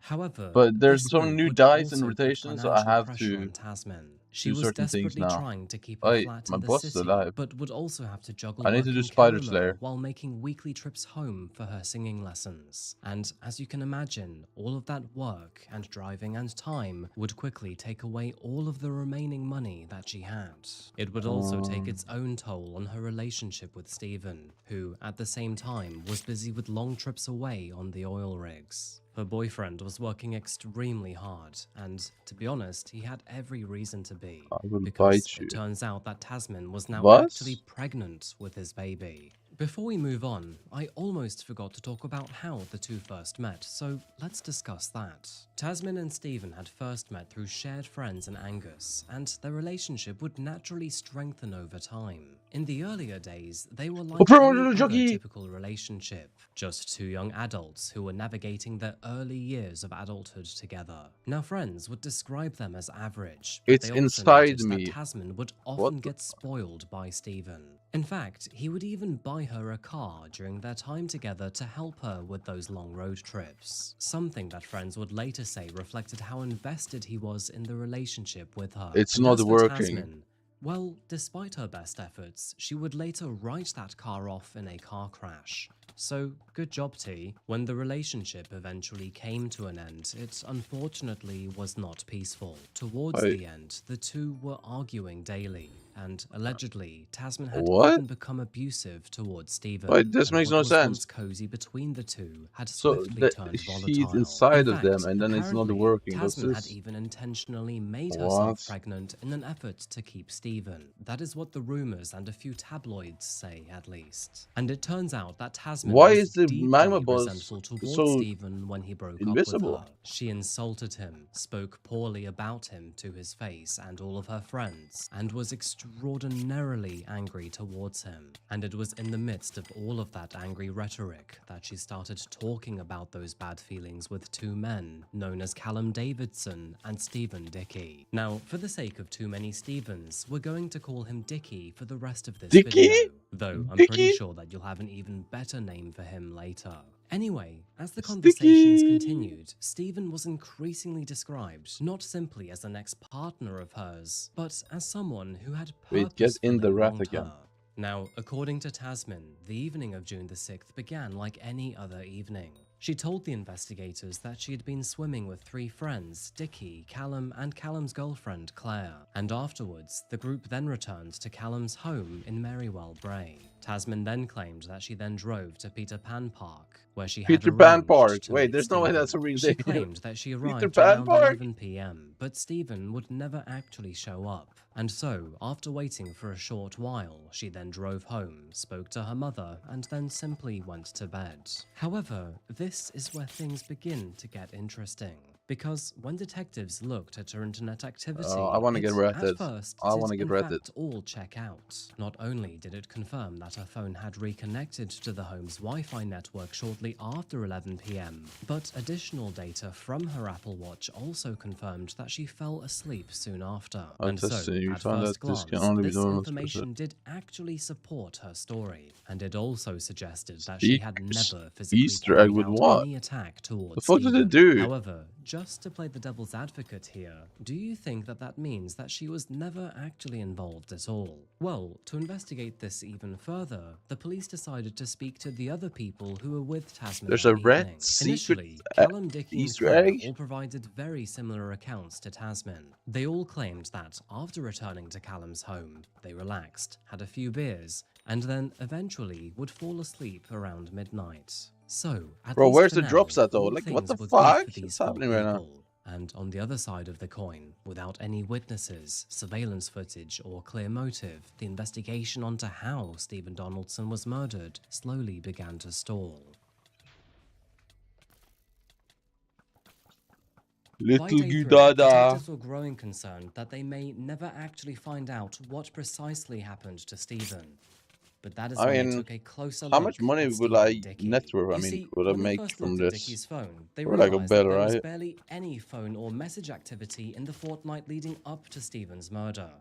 However, when they compared his phone to his mobile phone provider's data, they realized that there was a huge misalignment. It appeared that dozens of messages and phone calls had been deleted off his phone before he handed it over to officers.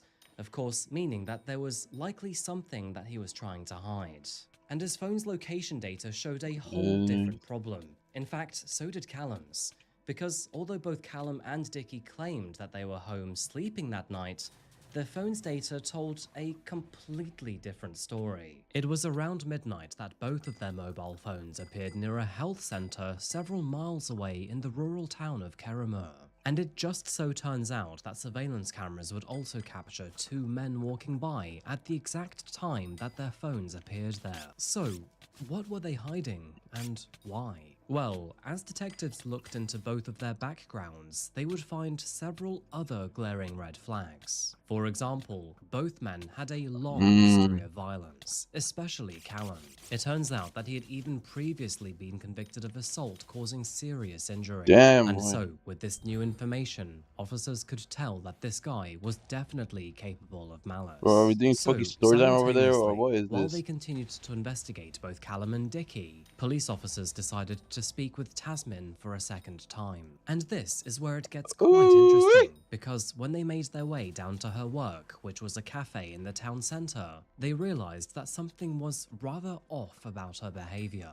Despite actually losing her so much money. ex-boyfriend being brutally murdered only a few days earlier, Tasmin seemed quite happy, relaxed, and even chatty towards officers. They were actually really surprised by this, because she displayed no visible signs of shock really, bro? or grief. And it was during that conversation that she On the also revealed bicycle. something both new and shocking, that now she was actually in a relationship with Stephen Dickie. And of course, that information Stephen would change Dickie. everything. So, You gotta stop while with this all of this Dickie, was bro. going Why on, is his name it Dickie? turns I out don't that understand. Tasmin was not It's hard actually to take him the only serious. one to be questioned again, because it was now Claire's turn to also be interviewed. And this is where things slowly start to unravel, because it was in that moment that she told detectives that, on the night of the murder, Is he really Tasmin from had Dickie? actually made several phone calls with Stephen Donaldson, and during those calls, she had become increasingly upset over him. Now, according to Claire, Tasmin, Callum and Dickie had all left that home together that evening. But the strange thing is that the boys didn't return home with her, and it wasn't until the following morning. And even worse, Oh, I should she probably also shoot the told eggs. I'm officers fucking that retarded. both Callum and Dickie had even claimed Callum to have and attacked Dickie. Stephen. Bro, This stop saying information Dickie all the would time. change the entire landscape around the investigation of this case, because Claire's testimony was very powerful and damning. And not only would it directly link Stephen's murder to his ex-girlfriend, but also to the two men who, not only Dude, now I actually had a hypermaxed my motive, play today, but and I'm actually also so proud were of it. beginning to look even more suspicious. But now, they needed harder evidence, and the only way to really get what they needed was to arrest them and dig deeper. And so, with credible concern, police decided to arrest Tasmin, Callum and Dickie on suspicion Bro, of stop saying Stephen Dickie! Donaldson's murder. You hand sign by your side, please. Do you want to speak to a lawyer in private before being questioned by the police? Uh-oh. Fire venom! Kept in custody is an allegation of murder. And as you can see, the police were quite upfront with them during their interviews. They began the interrogation by starting with the mobile phone data. Now, of course, it is quite rare for a criminal to be truthful in this situation, and I have to say, today was no different. The time is now 0006. 000. Friday. Wait, where is they from in the UK? 2018. Damn, that was and really strong Detective accent. Nicola Annan of the Major Investigation Team in Dundee. Okay, Tasmin, you're responsible for not just Stephen Donaldson. You have been arrested on the suspicion of Stephen's murder. Okay? We'll go to the phones very closely. What is speaking like this? And we'll look at CCTV and your movements. Okay? You understand that? Is there going to be any forensic evidence linking you to the murder of Stephen Donaldson? Will your phone have any information on it? You know, any evidence or material relating to the murder? Of course. No. Do you know where coordinates was this? Yeah. Do you ever do that? Not really, no.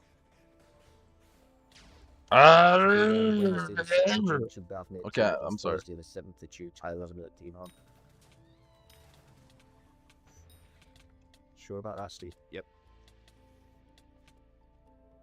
Dickie insisted that he had been asleep in bed that night and that he had no idea what they were talking about. However, the thing is that his mobile phone data suggested otherwise, which had traveled several miles shortly after 11 p.m. So, how do you explain that one, mate? Investigators would also compare his route and distance should with I the show this? geography of the Oh, area. he's gonna cook me And on this that is one. when they realized that it closely matched the distance between Peter Pan Park and the house where Claire and Callum lived. In fact, surveillance footage would later show Callum cycling through the same area at around 2 a.m. that morning. And when forensic officers would take a closer look at that bicycle, well, that is when they found traces of blood on the handlebars. Not only that, but DNA testing would later confirm that it did in fact belong to Stephen Donaldson, therefore firmly placing Callum at the scene of the crime. Now, of course, this was starting to look really, really bad for the boys. However, the officers would still need to find and prove a motive,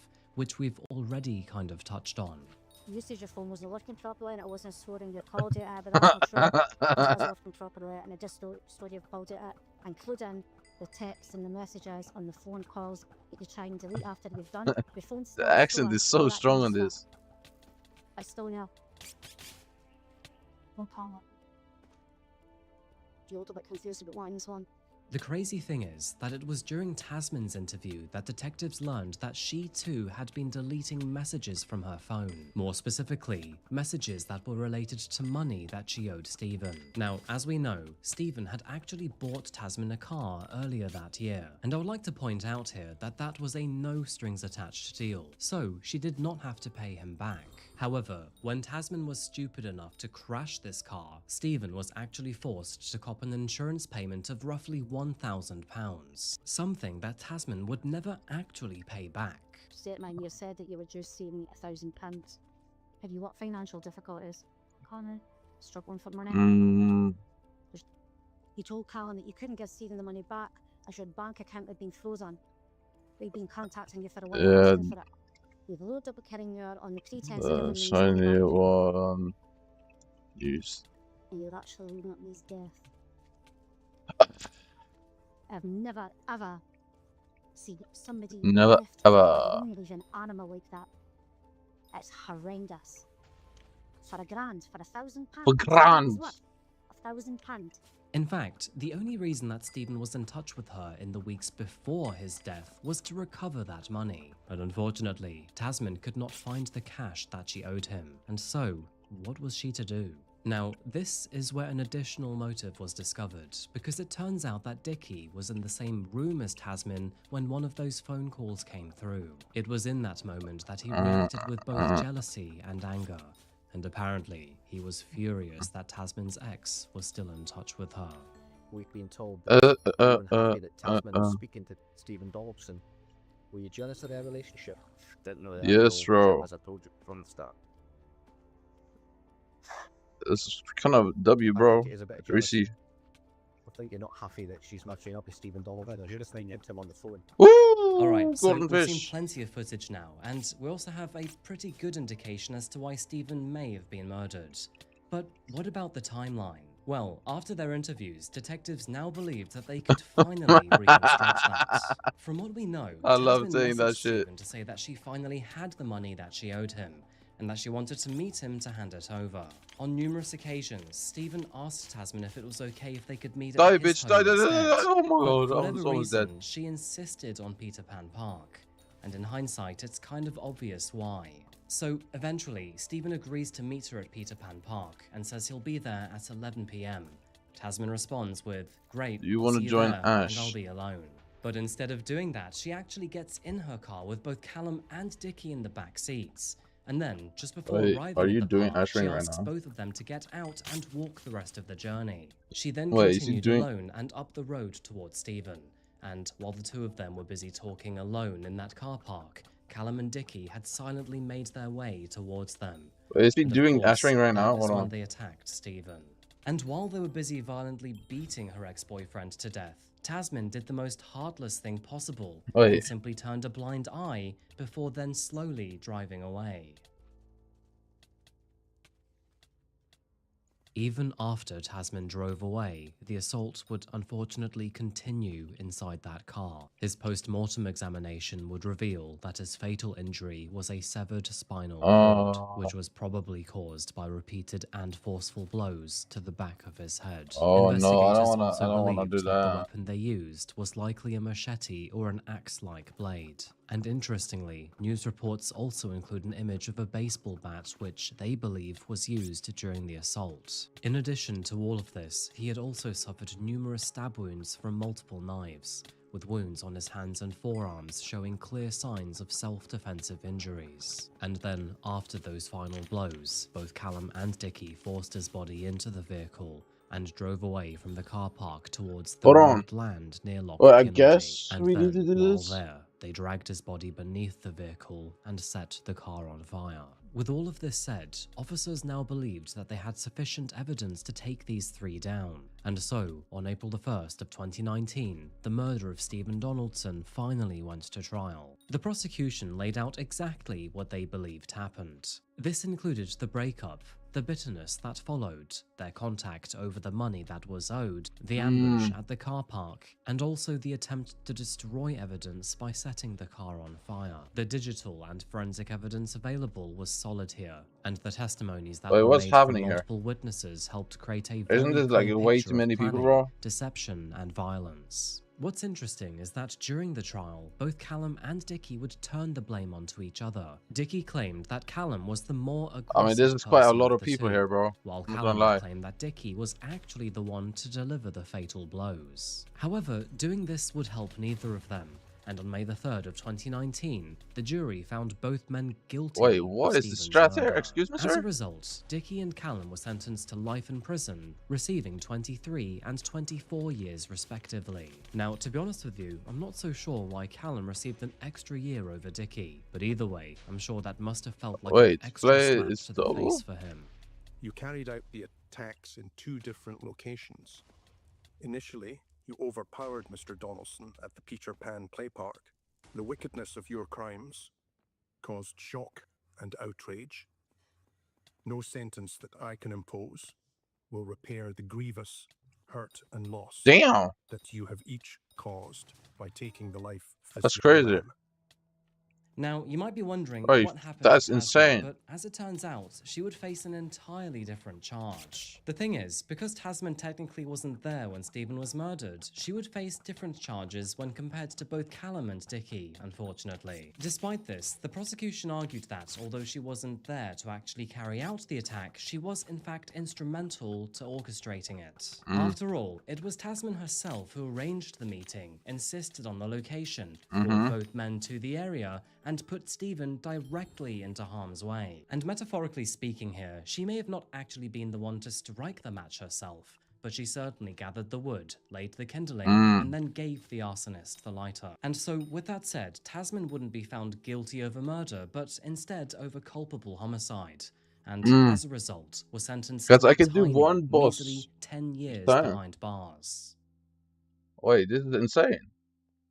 For This is Stephen's free real family, estate, the bro. trial would bring answers, but not peace. That's because they were severely disappointed in Tasman's verdict, and to be honest with you, I have to agree. The community in Angus, alongside his family, watched the case very closely, and for many of them, they felt that her sentence was simply far too short. And then, to add insult to injury, it was 4 years later in 2024 that Tasman was granted early release on parole after serving not even half of her sentence. Okay, Now, that's I don't done. need to tell you how deplorable That that nigga got this decision spider was, stairs? and The it fuck? sparked This is immediate better, bro. backlash not only Yo, from leeching Stephen's crazy family, right now. but the public too, all of which who were left furious by the news. Her freedom was short-lived, however, and within weeks of being released, Tasman would breach the conditions of her own parole and was then recalled back to prison to serve the remaining how many do they part need? of her sentence. Now, I do wish that I could have said that the parole board realized their stupidity, but actually, it was just Tasman who had extended her own instead.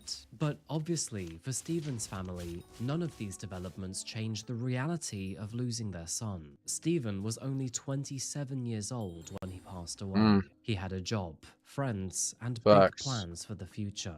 And he was a good man who held trust in his ex-partner. He was deceived by familiarity. lured into a quiet place under the assumption that he was meeting that looks like someone Circa he knew, from and was Josh. then ambushed by Josh two Circa. strangers who were waiting for him with violence. It's a terrible story, and now all that remains is a memorial plaque for Stephen, which was erected in 2019 at Loch Kinnoudy Nature Reserve. And now his Rest in family peace, and loved Stephen, ones man. often visit the spot to remember him for who he is. Here's some extra news for you, but in November of 2019, Dickie was found dead in his cell after taking his own life. A post-mortem examination revealed that he had taken a 56. lethally high dosage of both spice and other I slowly medications peel off just your before sock and taking gently it, dig you and with into him your leaving toes. multiple death notes to his family and loved ones just a couple of days prior, you can likely assume that this was indeed intentional. In the meantime, Tasman still continues to serve her measly sentence behind bars, but unfortunately, it won't be long until she's back out in public. And as for Callum, he continues to serve his sentence out of the spotlight. To everyone else, yes. What do you mean And to everyone that else? the That is wild disgusting. story of Stephen Donaldson, and honestly, it's a horrible one. I don't quite understand how anybody could do something so cruel or heartless to someone that they formerly loved. But then again, I cover a true crime channel, so I'm not surprised. Now, before you go today, I would love to hear your thoughts on this one, because honestly, the fact that Tasman only got 10 years absolutely infuriates me. And 10 years, that's really actually it? allowed out after only 4 years behind bars. Honestly, what kind of justice is that? Anyway, I really would appreciate your thoughts on this, so please leave a comment below. And by the way, if you don't follow me on social media, please find me at Coffeehouse Crime on Facebook, Instagram, and all other major platforms. Anyway folks, that is all for me today, but I really do appreciate you being here, and as always, I'll see you again very shortly for another one. Until that moment arrives though, please do remember to look after yourselves and of course each other. And stay safe and stay curious. Thank you, and goodbye.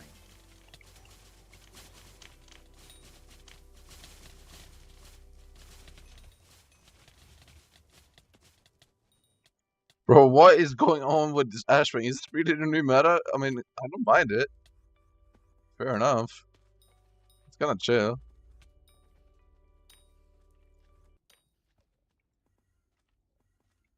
He's currently got me locked in the garage. And then when I tried to It's really chill, actually. What was that? He just shot me! No, you should arrest me. I killed my husband. Hopefully I just shot him. Maybe he's not dead. He should not be dead. Hoping they're not going to get him. The ambulance. What? I think they need to talk to you two. The date was September the 8th, 2021. A man from Gulf Breeze in Florida had been shot in the back in the garage of his own home. And it all happened while he was actually on call to emergency services. The operator was terrified by what was unfolding right on the other end of the line. However, before they could even respond to the commotion, his own wife had also dialed 911 to report and confess to the assault so bluntly. And when officers finally arrived to arrest her, she didn't seem to put up a fight either. The scene was chaotic, and it looked like she had murdered her own husband in cold blood. And with several children between them, it looked like that they would be the ones to pay the price for it. So, what had spurred her to attack her own husband so violently in the moment? What precisely was her motive? And what were the dark secrets hidden within their relationship?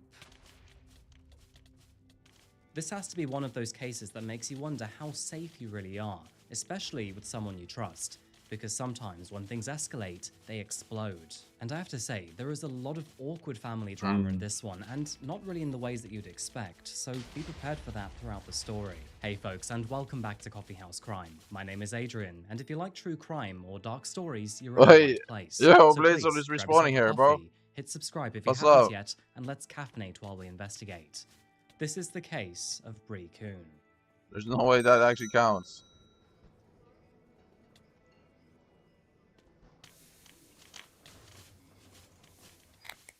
Quick question before we begin, but how much do you like coffee? I have my own bags now, so if you want to grab my own blend, please go to classifiedcoffeeco.com. You'll be supporting me, Nero, and the rest of the channel. Thank you. Welcome to Gulf Breeze, folks. Found on the western edge of Florida's Panhandle, Gulf Breeze is, well, precisely what it says on the tin. It's basically a bunch of coastal neighborhoods by the water, and has plenty of palm trees and a very steady pace of life. Now, I think we all know about Florida Man here, which, quite frankly, sets the bar dangerously low for what's about to happen. And I had no idea that Florida Woman was the real one to worry about. It was around 6:22 p.m. on Wednesday, the 8th of September, 2021, that a phone call to emergency services was made. I can was a man try and get a sounded boss quick. calm and controlled, but worried. Is that impossible? And that is when this happened. Maybe it's impossible. I'm gonna try that. Hi, you guys have been out to my house twice today, and then most recently the deputy talked to my wife into letting me in the house, and then she locked me in the garage. And okay, that's weird. My arm, and I was trying to get back inside. What's your address, sir? 6184 Kenks, Kenks Drive. She's currently got me locked in the garage because earlier she broke both of the big doors, and then when I came out here to fix it after getting in the house earlier, she locked the door behind me. And then what I tried to do. What was that? Oh. Damn! What the fuck is she doing? Bro, what? It was at 3 or 4. What the fuck? Last time that anyone One heard call? his voice. Fucking This is idiots. one of those rare moments where things seem She to is go so from stupid. 0 to 100 and then straight off a cliff. Because at first, it only sounded like a simple domestic dispute, but then, out of nowhere, it changes. Following a rather tense day of arguments, the man had called to report that his wife had locked him in the garage. And then, in the middle of this call to emergency services, he was then suddenly ambushed. When the operator asked what precisely was going on, Colin responded by saying that he believed his wife had shot him. Betrayal in the highest degree possible. When police officers finally arrived at the property, they made initial contact with the woman at the front door of the home. The woman, who identified herself as GOON, was also the same person to make contact with emergency services only a few moments later. And according to the body cam footage that we have, she appeared to be both calm and composed. A few seconds later, and officers decided to enter the garage and the home. And within moments, they found exactly what they were fearing. Inside, they found her husband, Colin Turner, lying unresponsive on the floor. They immediately realized that there was blood all over the floor, and it seemed that he had been shot multiple times in the same manner that the operator had heard in the phone call. Paramedics rushed to the scene, but unfortunately, despite their best efforts, there was nothing that they could do. Colin Turner was long gone and, tragically, was pronounced dead at the scene shortly after. And from that moment onwards, officers decided to treat this case as a homicide. Meanwhile, and outside, I don't think it it's this appeared for a that long Bree time. was immediately trying to downplay her own part in the situation. Of course she And was. although she Stupid described bitch. the incident as a fight, she would also try to claim self-defense. And interestingly enough, she would also say that she found him like that, and that she hoped that he was okay. Which is quite impressive, because she actually managed to tell 3 different stories before anyone had even Cocoon, bro, finished really? asking Why the Cocoon? question. However, as you will soon find out, the There's no truth point even behind trying. Colin's death goes far deeper than her so-called self-defense. Where's your kids at? That's my I oldest. feel stupid for even trying this. Okay. She's 12. Her dad's coming to get her. He's on his way from Mobile. I called him and he's coming to get me. Have a seat. And my other 2 kids. Sure. Have a seat. They're 4 and they're in that house. Here. Have a seat. Not yet. Have kids in the house? No. Alright. Any other thing on you that I need to be aware of? You have anything in your bra? You have a bra on? I do have a bra on. I'm just gonna pull it forward. Take Make the sure you bra don't off, have bro. anything in it, okay? Nursing bra, so it's done. Okay. He's dead. I saw. I tried to help, but he was dead. Okay, well, let's not talk about that right now, okay? Unspawned them, bro. Shit. As you can hear in this footage, officers were asking Bree some rather direct questions. Things like what happened, how long ago Colin was shot, and where their kids were. As the officers continued to ask her more and more questions, Bree answered all of them calmly. However, as you can tell by the look on her face, she was still half in disbelief, and half in what can only be described as damage rightfully so. control. And although she acknowledged that there was in fact an argument and that it had indeed turned physical, the way that she was describing how the situation unfolded just didn't really seem to line up with what officers were seeing right in front of their faces. To add to all of the worrying signs they were seeing already, there was also no indication that anyone else was involved in this shooting, and all of the warning signs were leading straight back towards Bree herself. Well, yeah, she was Of course, literally on the the call. 911 call wasn't enough already. And this is where things begin to make sense, but also don't in the worst possible way. So, let's begin with the man behind all of this first, because to be honest with you, he is the most important part of the story, and his name is Colin Turner.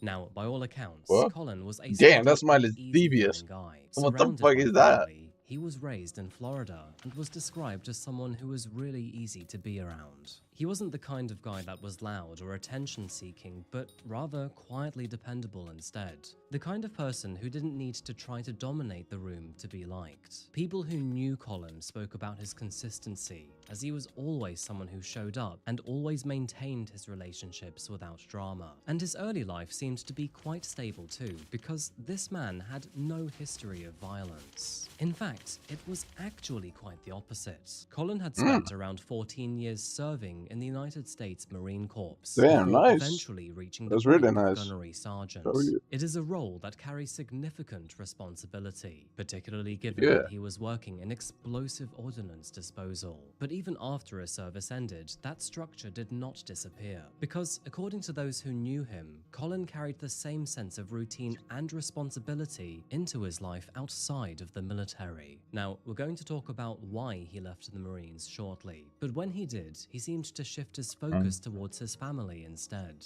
It was at that moment that he became a stay-at-home father, choosing to be present What is in his going on here? children's lives Just rather than every time you continuing go into along the a lobby, more it's traditional so career bad. path. He was also working towards a degree in electrical engineering. In fact, at the time of his death, he was close to graduating and had even been accepted into a master's program at Johns Hopkins University. Now, at some point throughout his adulthood, he met Bree GOON, and although we don't quite know how the two found each other, we can assume it may have been through the military. And that's because, as it turns out, Bree was also in the military Oh, herself. nice. By That'd 2021, be a military the two couple. were married and living together in Gulf Breeze with a But shared isn't that like home, very shared annoying? routines, and possibly even shared expectations about what their future might look Unless like. they have these And I say matching possibly routines. here because Time's their away and arguments did not time seem there. to think so.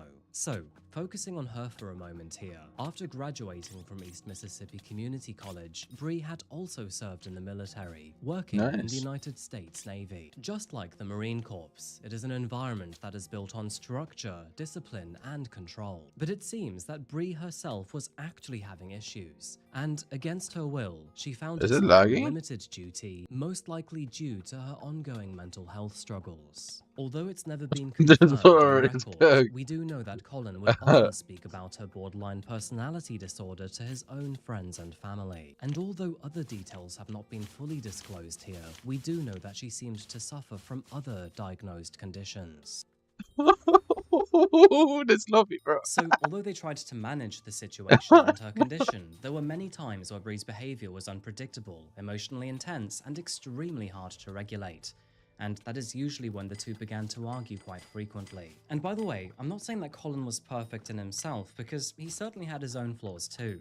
However, if one person goes haywire, that is when it becomes really hard Yeah. for two people to get along peacefully. And True. not only would these arguments escalate way quicker than expected, but Bree's emotions would often Listen not to the match last the face. situation that they were actually in.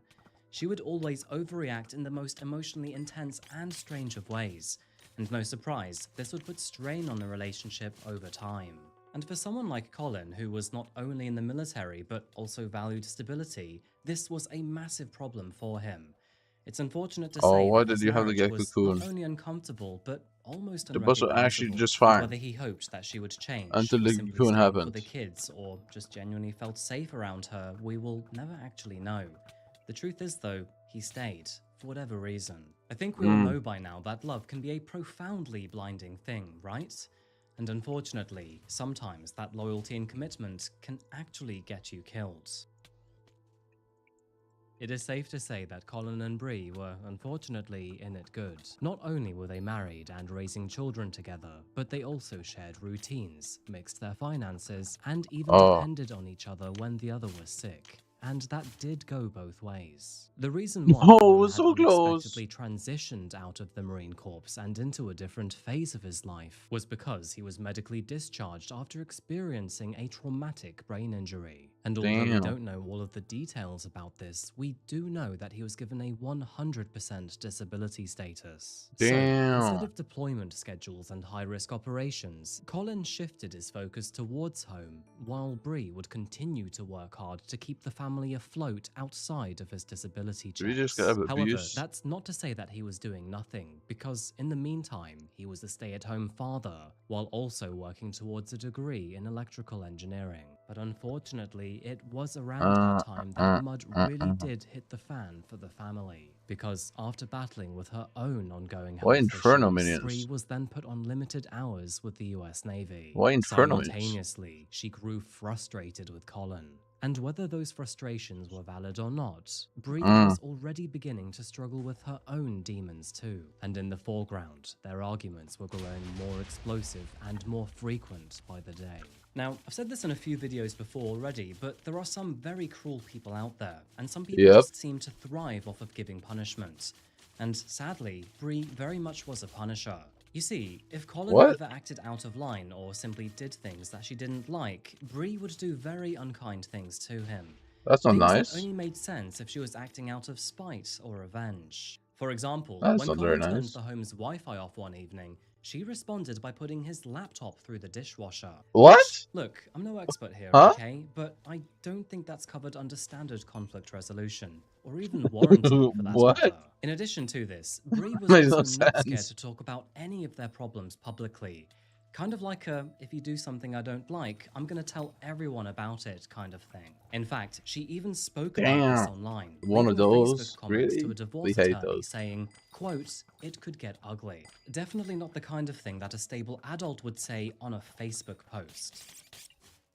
Week by week, Bree was getting more irate and aggressive, and by September the 8th of 2021, that insidious behavior soured from volatile to outright dangerous. It was shortly before 1 p.m. that afternoon That's not very the first call was made to the authorities. Bree had called the police to report that her husband had physically pushed her, and when officers got there, she made them aware that they were thinking of separating. She also claimed that, apparently, Colin was thinking about taking the kids away from her, and the idea of that deeply upset her.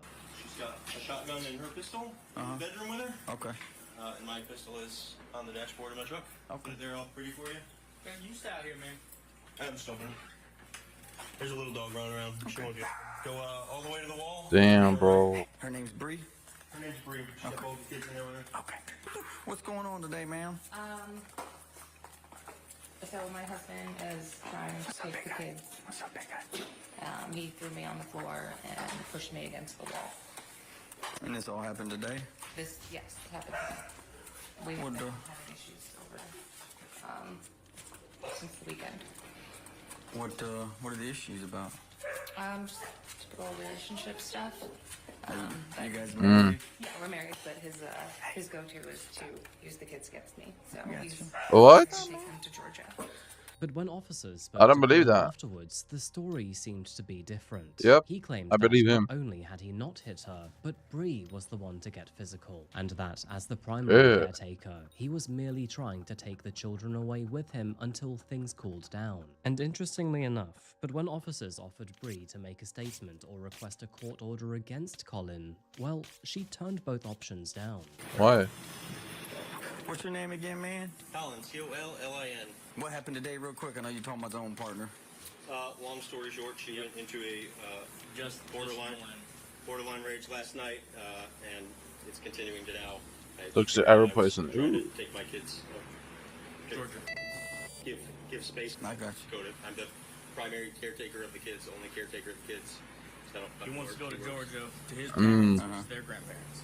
Yeah, without her because he wants to take a break. I got you. To live there. That's fair. Yeah. Remove the kids from her. I get it. Well, that's y'all's business. We're not going to dive far into it. Basically, we're here because she called us. I Oh, she's annoying. She's one of those. Always has to be in the picture. Or Can't stop her. annoying pest. You know, grab her. Pest.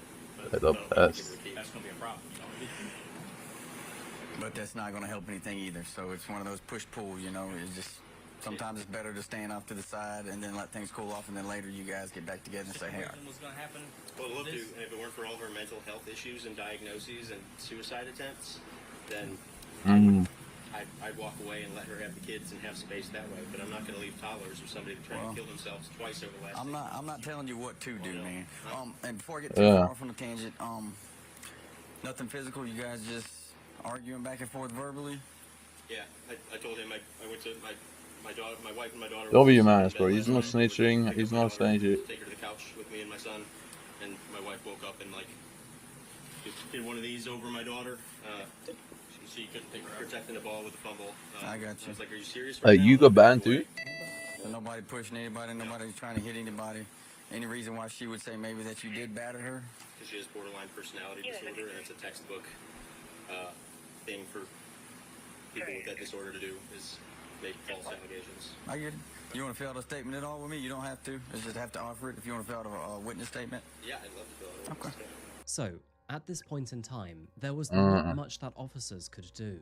There was no proof or evidence of any violence or anything terrible. Well, yeah, he just tried covering her with because. That said, the police officers left soon after. He's a good However, guy. this would not be the only time that they visited the property. It was the around last 5 time PM was what? later that day that police officers were yet again dispatched to the property. Colin had called this time to claim that apparently Bree had locked him out of the house. But this time, he did seem more worried than before. Bree's behavior had quite visually escalated, and by now, she had stolen his driver's license and ID, and even taken away his money and his bank cards. So, not only had he been thrown outside, but he had also had all of his property taken away from him. With his kid in the hat? So, she's got mental health stuff going on. I was trying to leave for Georgia to get a break from her for me and the kids earlier today, and then she called you guys. And when I was talking to you guys, she took my photo ID, all my access to money and everything. And then took the kids inside and locked me out. So they're locked outside in my driveway. For the last couple hours. Do you live here? What's that? Do you live here? Yeah, we're co-owners for both. They put the note something about kids going to Georgia. Yeah, that was the most closest alligator to the boat. But she was mad that I turned off the Wi-Fi last night, so she washed my laptop in the dishwasher. And that's kind of like the last straw. You guys, are you guys still married? I mean, for now, yeah. It's still legal. It's common property. Yep. What's yours is hers, and hers is yours. Unfortunately. Yeah, so she's not allowed to stop me from entering my house. If it's your house, What? you still live here, by all means, you got to enter your home. However, What just happened? Makes sense. Yeah, so she's allowed to change the locks, and I'm allowed to break a window. Is that what you're saying? I'm not telling you to break a window. If you want to tear it, I mean, it's your property. However, you got to get into your house. You got to get into your house. If it's your home and you live here and you've got your items in there, if you got to get in, however you got to get in. You can't like escort me in, and let me in. Well, I'm gonna talk to her in just a second. Dude, what's that? Yeah, so then anyways, back to the more recent. I'm sorry.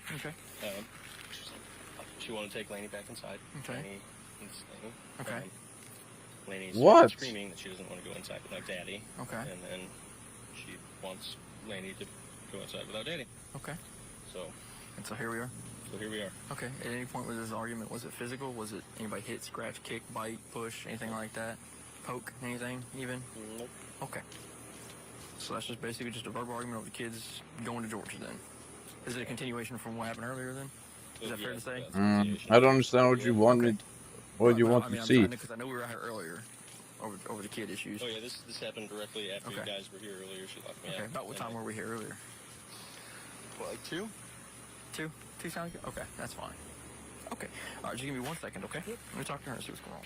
And this is where things get a little more complicated, because this I see it second in my argument had chat, actually stemmed from but I see Colin some of them. contacting her own superiors in the Some of them Navy. I don't. You see, although Bree was back to working limited hours, there was a great deal of worry around her mental health and her emotions. And so, by standard procedure, Colin would routinely keep in touch with them as a matter of assurance. And when he told them that she had been emotionally abusing him by locking him outside and taking away his access to his own money, well, let's just say that she was not too pleased about that. Just a quick reality check here, but imagine getting angry at someone for accurately describing your behavior. Yet, of course, in this scenario, that would only escalate the situation.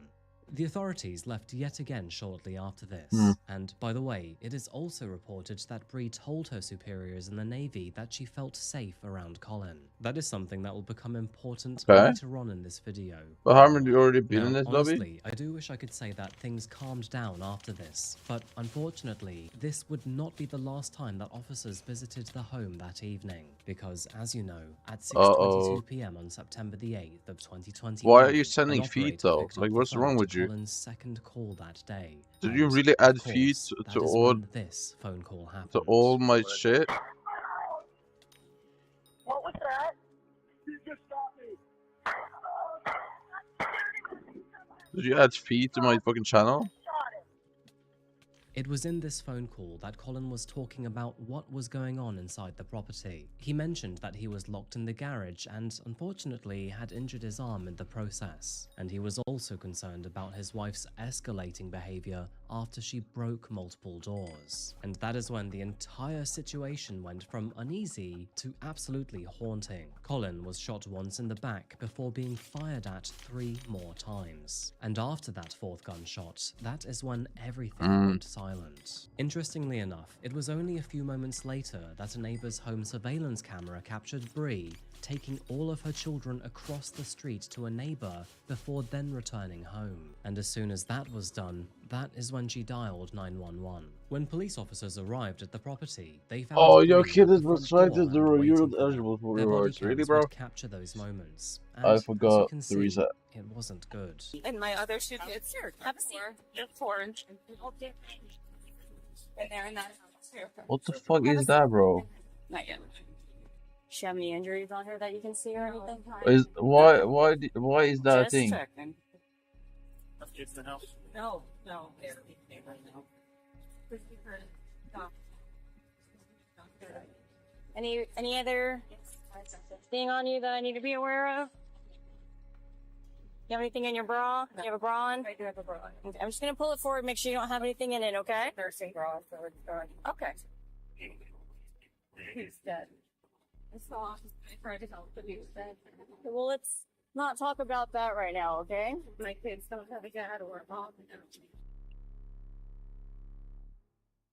After approaching her and asking what happened, Bree then directed them inside. And within seconds of seeing Colin's body on the floor, they knew that this was a case of homicide. Not only was he unresponsive, but his injuries were immediately recognized as life-threatening. And, as you know, even after paramedics arrived and tried to save him, he was pronounced dead at the scene. Soon after this, one of the officers found her firearm hidden behind the toaster in the kitchen, and due to the condition of the scene and the recorded 911 call, they knew that she was likely his killer. With that said, they secured the home as a crime scene, and detectives started documenting everything they could lay their hands on. They looked at locations, evidence, timelines, and anything that was unusual. Basically everything, you name it. And it's no surprise to discover that Colin's call to emergency services would become a central piece to the investigation. However, interestingly enough, Bree would reveal a few more details about that day, and all of that would come out during her interrogation. I told him that I wanted a divorce. So he was just trying to take the kids.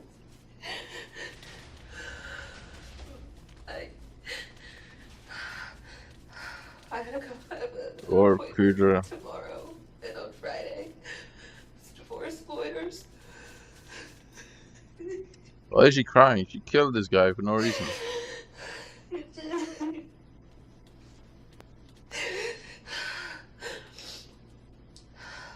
just wanted to get divorced. Why? And I'm fighting for the kids. So what happened after the law enforcement left the second time? I don't remember. I don't have enough time to do a spider. Which part? So just to kind of. I didn't mean. I need to do this. I need to do this B story, bro. It was at least twice. I guess, right? But I did. And he said something, and just the look on his face. So I was like, What B stories am I missing? he was gonna kill me. What B stories am I missing? And that's how I was shot him. What am I missing? I'm missing. Just sort of point out here that despite Bree being a killer, Little her fella. father sounds like a really good man who gave really good legal advice to his daughter. And so it's no surprise that after this, Bree said a lot less to officers. Which did actually change the situation quite drastically, because although she was initially told that she was merely being detained, You fishing? she would actually be What? arrested after this interview. Oh, I mean, winter. look, to be honest with you, there was no alternative anyway, really, Oh yeah, was winter, there? I guess. We've got a dead man, and a woman who felt doomed enough to tell police officers that she was in fact Oh. the murderer. Oh. Letting her go would have been nothing short of insane. And so, with her now arrested over suspicion of murdering her own husband, detectives had to prove that she was guilty. And let's just say that the closer they looked at her profile, it was basically game over for Bree.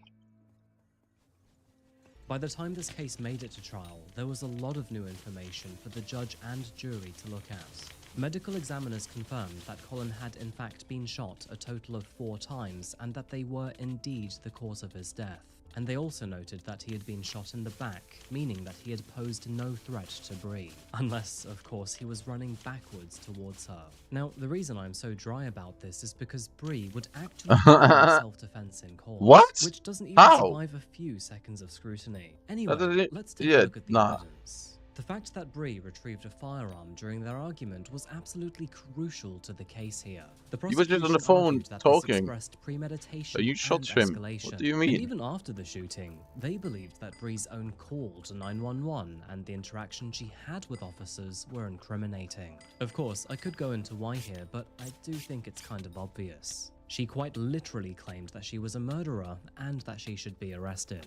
I'm a murderer. It is worth noting here that during Oh. the trial, nobody was denying that Colin So had she admitted called it. for help, and that during Well, you that could call, shoot. You Bree could had shoot armed the spider. herself and then shot him multiple I did not know that. times. But of course, Bree would try to use several tactics to her defense here. To begin with, she would raise concerns over her own mental health, and she also argued that her actions could not be fully understood without What? considering her mental state at the time. Multiple expert witnesses were also Bro, called in to explain how certain mental health conditions can impact impulse control, emotional regulation, and responses Oh, to perceived nah, bro. threats. And Bree would use all of this to her advantage, claiming that this was not a calculated act What in a is this traditional shit? sense, but in fact one that was influenced by underlying psychological What is factors this, that bro? impaired her judgment. They would also lean heavily on battered spouse syndrome, which This of is so course, nasty, is a type bro. of PTSD. However, liars do rarely make it far in court, and the jury would thankfully see right through her lies and deceptions because, after a few weeks of testimony, evidence, and expert analysis, they were finally ready to reach a verdict.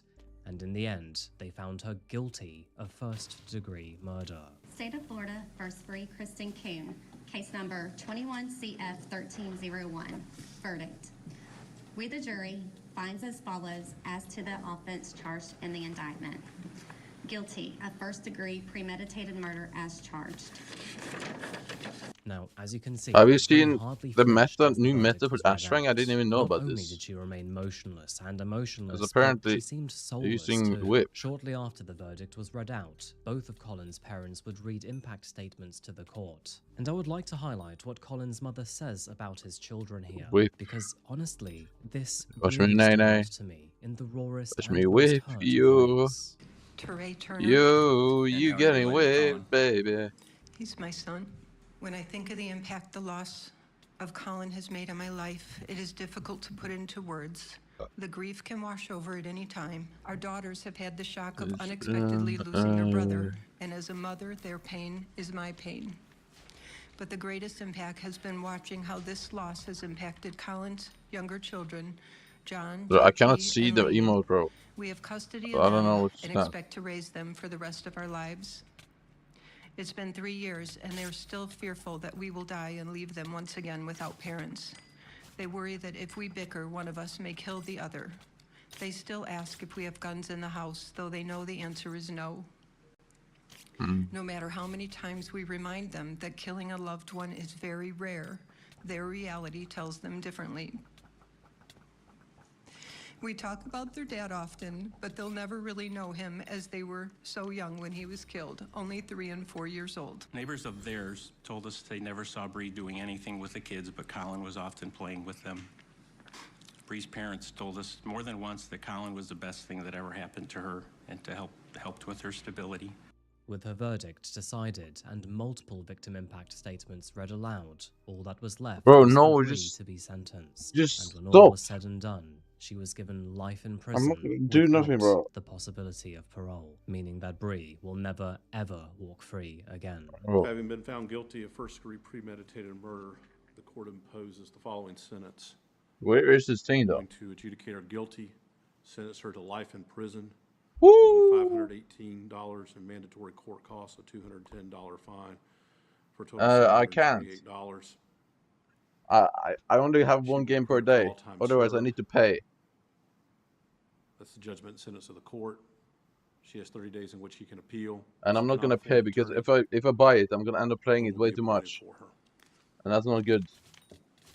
Now, this case is so unsettling to me for so many reasons. But I have to say that one of the main things that stands out to me is how quickly it escalated from love to death. And the body cam footage that you can see really does portray how normal everything was. I'm in a party right now for during the same Ashfang, so I'm afternoon, just it was bleaching. just another Some guy argument. just invited And me you as can well. even see with how the children react during this body cam footage I that need- they were just totally I normalized need to the situation. 240 But as more. we know, only a few hours later, Colin was then on the phone to 911 asking for help, before then actually being shot on that phone call.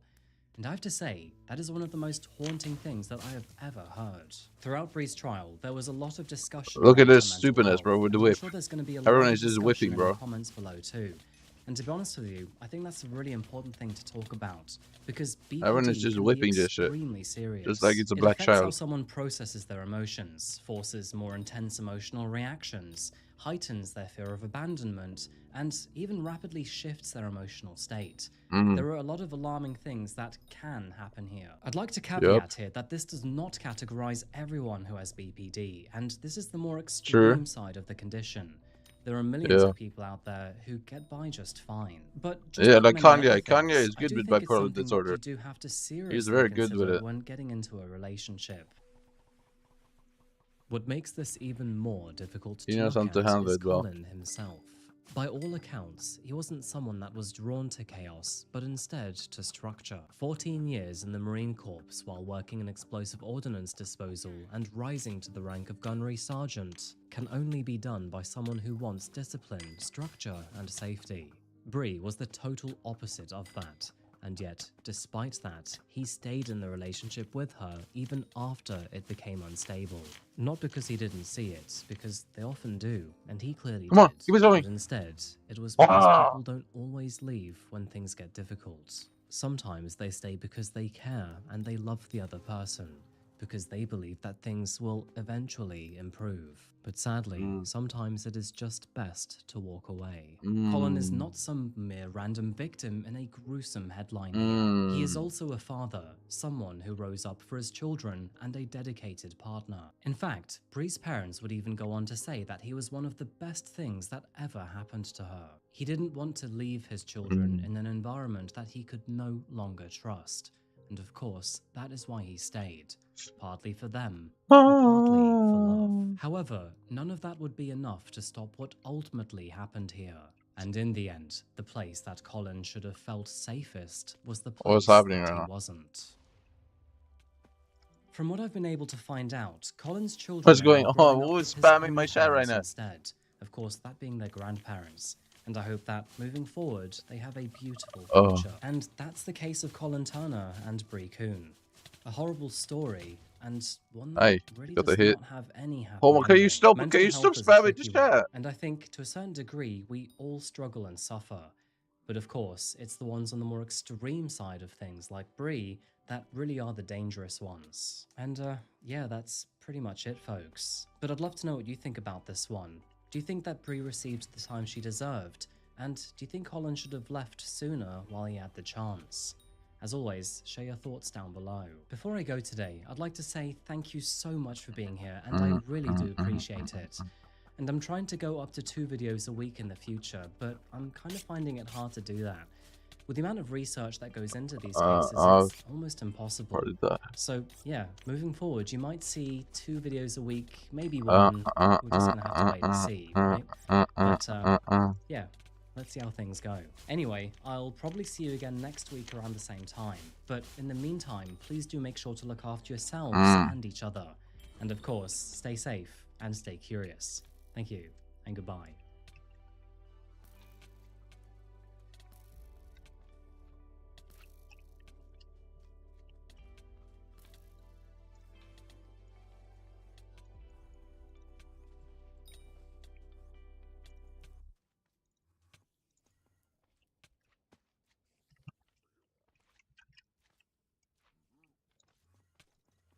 She was finally ready to leave her husband, but before she could start over, Damn. Tawana McGowan was found shot outside of her home with her son as the only witness to the assailant as they ran away. Behind her smiles was a life that was unraveling. Tawana had stopped wearing her wedding ring, changed her name online, and told her friends that she was done because the fights were getting worse. The dog was found outside frozen to death, and days later, she was gone. Through witness statements and the now unredacted police report, we're going to piece together the truth about her marriage, her fears, and the secrets that she never got to escape.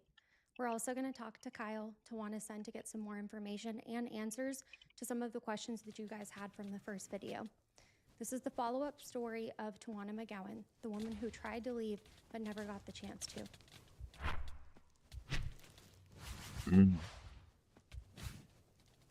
Welcome to the True Crime Nurse, everybody. My name is Kat, and I'm a registered nurse who loves all things nursing and true crime. Don't forget to like, subscribe, and ring the bell. Isn't Ashwin dead soon? Now, before we get into this police report and interview with Kyle, I could have if just you done haven't another seen boss. the first video, I highly recommend that you watch it before proceeding. I'm going to link it in the description box and in the cards, so go watch that video and then come back to this one so that you've got the full story. In case you Dude, forgot, this is such a when mess. Kyle initially requested the police report to get his mom's case looked Okay. into again, he received it back fully redacted or blacked out. None of the Why? information was legible. Since then, he's met with an investigator. Meet the Campbells, a couple who, at first glance, seemed perfectly ordinary. However, beneath the surface of their suburban lives, something darker was brewing. What started as love and ambition would soon spiral into fraud, drugs, violence, and a suspicious amount of fake tan. By the year 2015, they weren't merely hitting the gym and changing their hair, but also reinventing themselves entirely. And as their fitness levels rose, so did their criminal empire. That is because in the years leading up to 2015, together they became the power couple behind a sprawling drug network. That was until police launched Operation Harness, where then all of a sudden everything fell apart. What followed was a collapse of truly huge proportions, including lies, betrayal, and revenge, not just from those around them, but from each other too. Because when the pressure was on, their loyalty crumbled, and that's when the underwear came off and the knives came out. So, who were the Campbells really? How did they transform from nobodies to her lips is disgusting. And how did they destroy each other on the way down?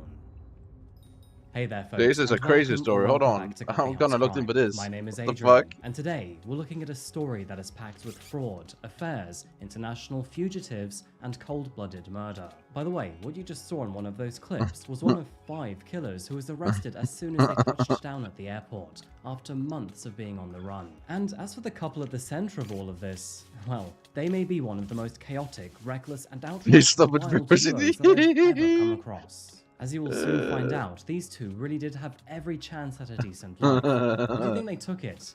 Well, no, of course not.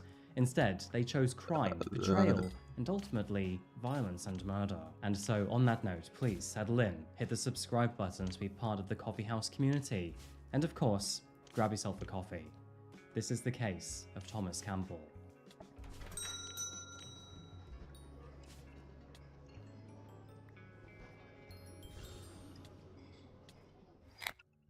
Hi there folks, and well, once again, we're in Manchester, England. Manchester is known for its grit, music, and unapologetic edge. Think of the Smiths, Oasis, Manchester United, and the Industrial Revolution all wrapped up in one city. And, well, that's basically Manchester. But beyond the bricks, smoke, and grime, it has also become a city of reinvention. One that's grown from grubby work to modern buildings, cocktail bars, and trendy warehouse flats. The city has long thrived on movement, including all things like people, ideas, money, and, as it turns out, drugs. In fact, the Greater Manchester area everyone loves has struggled with drugs. some of the highest drug-related crime rates in the country. I'm talking cocaine, ketamine, Let's go. cannabis, W you drugs. name it, basically. They all pass through the city in large quantities enough to fuel entire empires. And that's because it's a very lucrative underworld, often hidden in plain sight. Until, of course, things eventually go horribly wrong. Funny that, actually, because, as you'll see in this video, drugs really can be a problem here.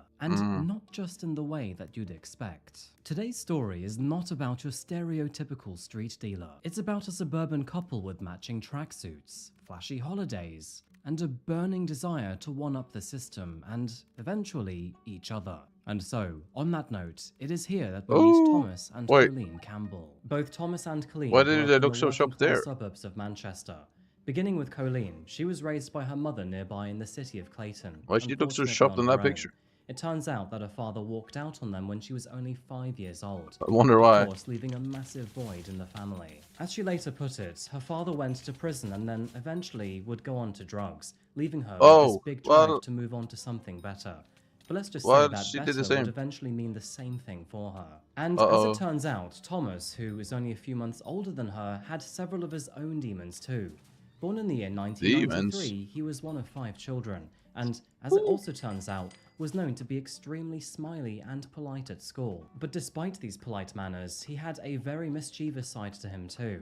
Mischievous. I like that word. I like that word a lot. When he once set fire to the Christmas tree that he had covered in hairspray. And unfortunately, things would only get worse over time too, because at the age of only 19 years old, he was caught in a violent robbery when he raided a family home with a samurai sword. What? Of course, he was eventually caught, charged, and then sentenced to 9 years in prison. And for most of his adult life, he was stuck behind bars while he thought about this behavior. But fate or stupidity, or maybe even a combination of the two, had other plans, and in the year 2008, after being released from prison, he and Colleen bumped into each other on a night out. Now, apparently, the sparks flew instantly, but if you ask me, it was probably influenced by a whole bunch of alcohol.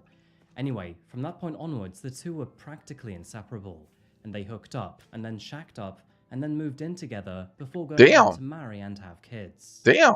Their son was born in 2010, followed by a wedding the following year in 2011, and by the year 2015, they had a daughter too. The Campbells looked like a stereotypical British family, a couple with history, love, and something solid to hold on to. Beginning with Thomas, he was cheeky, full of charm, and always grinning in photos. His father once said, "It is hard to find a picture of him where he isn't smiling." And as for Colleen, she was a fiercely loyal mom of 4, that being 2 kids with Thomas, and she does not look like a drug kingpin. For a while, it really did seem like they'd fallen into something comfortable and peaceful. However, not all smiles are sincere. And for Thomas and Colleen Campbell, a darker path was already forming beneath the surface. And that would soon pull both of them into a chaotic world of crime, deception, and ultimately murder. As Thomas and Colleen had settled into family life, they grew bored of the safe, secure, and slightly mundane environment that they had built. Now, for most people, that is all they could honestly ask for. But Thomas and Colleen needed more than just parenting and their average 9-to-5 jobs. They had developed a taste for the high life. And as for modesty, well, that wasn't on the menu. I guess you could see them as the Amazon Prime of crime. But they don't look the same at all on the one picture compared to the other. Zero effort. Soon enough, the couple were living far beyond their means. I'm talking about luxury holidays, designer clothes, and fast cars. Why? And all of this was splashed right across their social media. There were cocktails by the pool, dolphin swims in tropical waters, and one trip to Cancun that reportedly cost them £10,000 in cash, complete with premium flights and a 5-star resort. And as it turns out, Cancun was not merely a one-off holiday either. But they don't have there money. Were plenty of sun-soaked escapes to Sharm el-Sheikh, Gran Canaria, Bulgaria, and more. And back at home, their spending spree continued. But the aren't they in cameras debt? rolled through Clayton in matching blacked-out cars, both with them having private number plates. Thomas owned a Mercedes C63 AMG worth around £52,000. Meanwhile, Colleen owned a sleek BMW X5, which came out at £25,000. The family home had also recently undergone a £60,000 renovation, which seems to include a double-story extension, a new kitchen, and even a private bar for And where's the money from? Meanwhile, electric gates and a beware of the dog sign guarded the property. A statement, if How much there is debt? ever was one, in an otherwise modest street. And although their lifestyle seemed to be very flashy, the money behind it just simply did not seem to add up. You see, officially, Thomas hadn't actually held a real job since the year 2008. At that point, he tried to pass himself off as some sort of personal trainer, but that didn't go very well.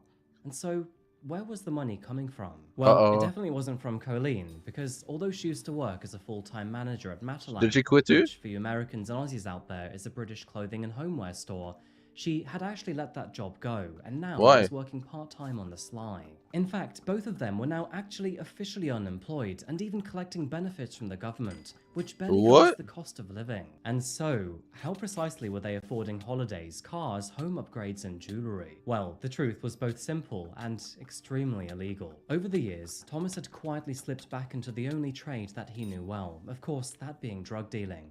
And although he was caught selling marijuana in 2010, by now, he had discreetly leveled up. This time, it was all about cocaine, and as it turns out, he wasn't alone in this either, because Colleen had actually joined forces with him, and together, they would become key players in Manchester's illegal drug trade. Police would later estimate that between the years of 2009 and 2015, the couple pocketed over £100,000 in dirty cash, which ultimately is what funded their extravagant lifestyle. And apparently, in Manchester's grubby underworld, Thomas's name was reportedly climbing fast. Some people would even call him a big-time dealer, and a man who was thriving in the world of cocaine trafficking. He was rubbing shoulders with multiple criminals. He leveled up crazy though. though. Was ultimately caught with more than £1.3 million worth of cocaine. And that is not to say that Thomas was in this by himself, because in the background, Colleen was pulling all of the strings too. Their social media profiles painted a perfect family picture. Smiling faces on speedboats, posing in nightclubs, and draped in designer brands. However, behind those photos, as we are quite aware, were many dark secrets, and it wouldn't be long before those cracks started to show. It was around this time in the year 2014 Were they not that hiding it at Manchester all? was going through a real problem with drugs on the streets, and so it's no surprise that the police were desperately trying to fix this. And so it was around this time that they launched a little thing called Operation Harness, which was a major project initiative aiming to destroy all criminal networks across the region. Their strategy was quite simple really. All they had to do was follow the money, identify any key players in the network, and then put an end to all drugs found on the street. And as it turns out, a certain couple strongly caught their attention. And of course, I'm talking about Manchester's very own Bonnie and Clyde.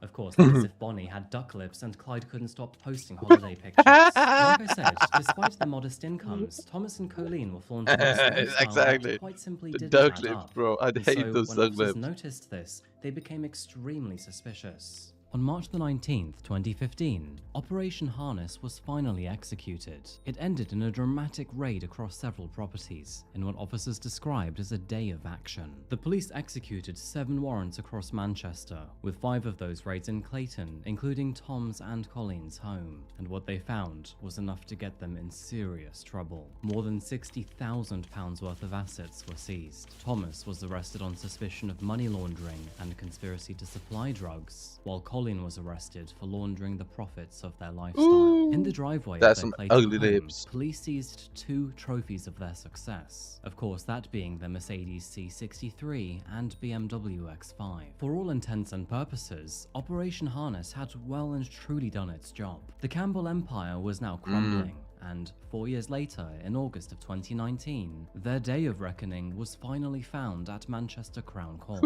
Faced with overwhelming evidence, both admitted to concealing criminal property, which means, in short, they pleaded guilty to laundering drug money. Thomas, who was 35 years old at the time, was sentenced to 2 years in prison, while Colleen, who was also 35, received a 16-month sentence. However, it appeared that Colleen's sentence was suspended for 2 years, therefore meaning that she was unfairly spared her stint behind bars, at least for now. The glamorous yet corrupt facade that the Campbell family had built had now finally fallen apart, with their cars, their newly renovated house, and any and all cash still in reach all being confiscated. Meanwhile, national headlines ridiculed them as the benefits of just 2 schmucks living like royalty, while they claimed welfare and raked in drug money. Throughout the following years, Colleen stood by her husband. I mean, technically, she did kind of owe it to him for taking the fall, but during this time, she would visit him in prison every single week. However, it seems like her the mom time bad. spent Where the behind fuck is bars Rain? would What? literally change Thomas, and not for the better.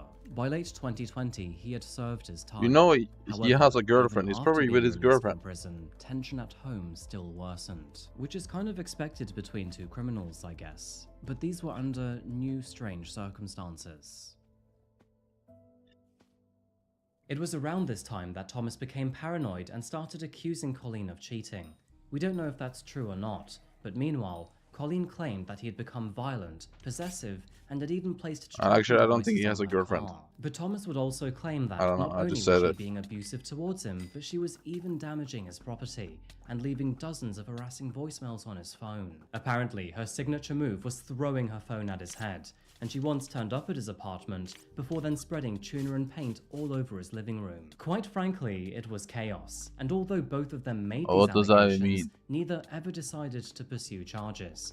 But even still, the damage clearly had been done, and now their marriage was in full freefall. The final straw came in 2021 when Colleen discovered that Thomas was having an affair, and as it turns out, it wasn't just with anyone, but with her very own best friend.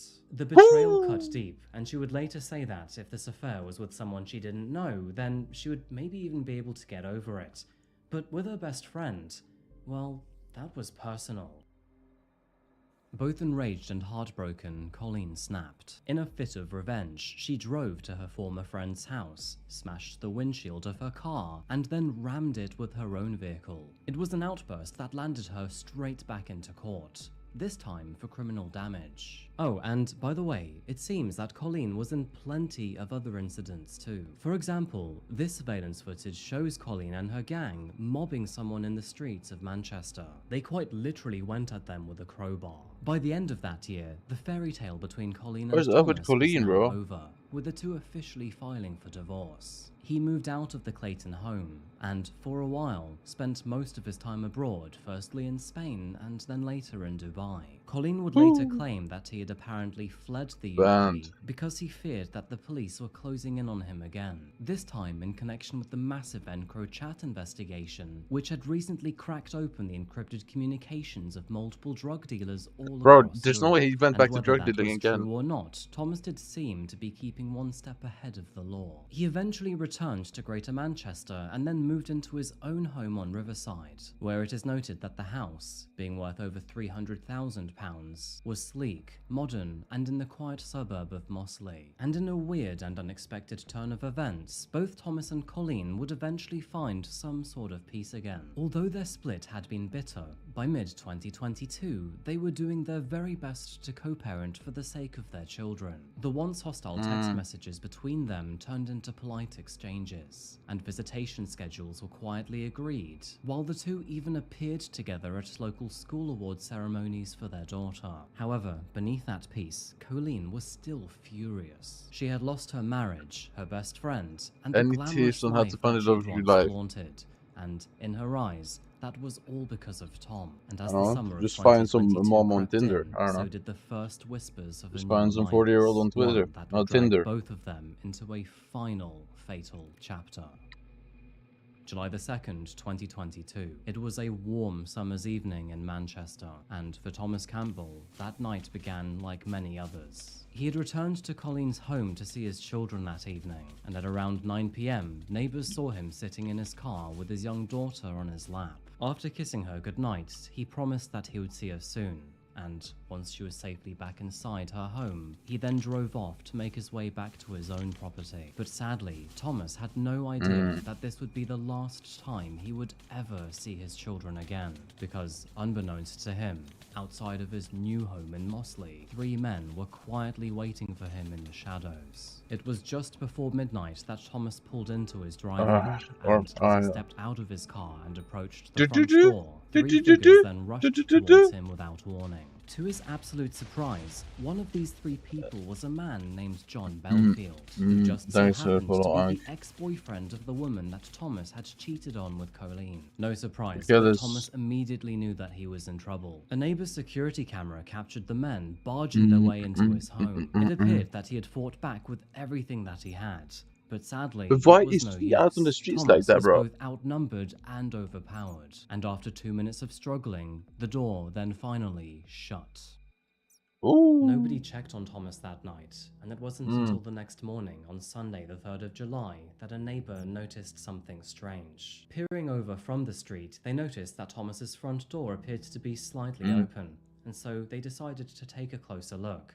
After approaching the doorway, they realized it had a large smear of blood across it, and so, no surprise. But why though? Did she set this up, and why? At around 10:30 a.m. that back morning, on officers okay arrived at the terms. scene, What's the and when they point? stepped inside, they were met with I an don't even overwhelming understand. stench of blood. Within seconds, Thomas was found at the bottom of the stairway, where he was brutally beaten, unresponsive, and already cold. And although paramedics rushed to the scene to try and save his life, it sadly was already too Are you late, full? and he was pronounced dead there and then. As is standard process, the house was then sealed off immediately for investigation.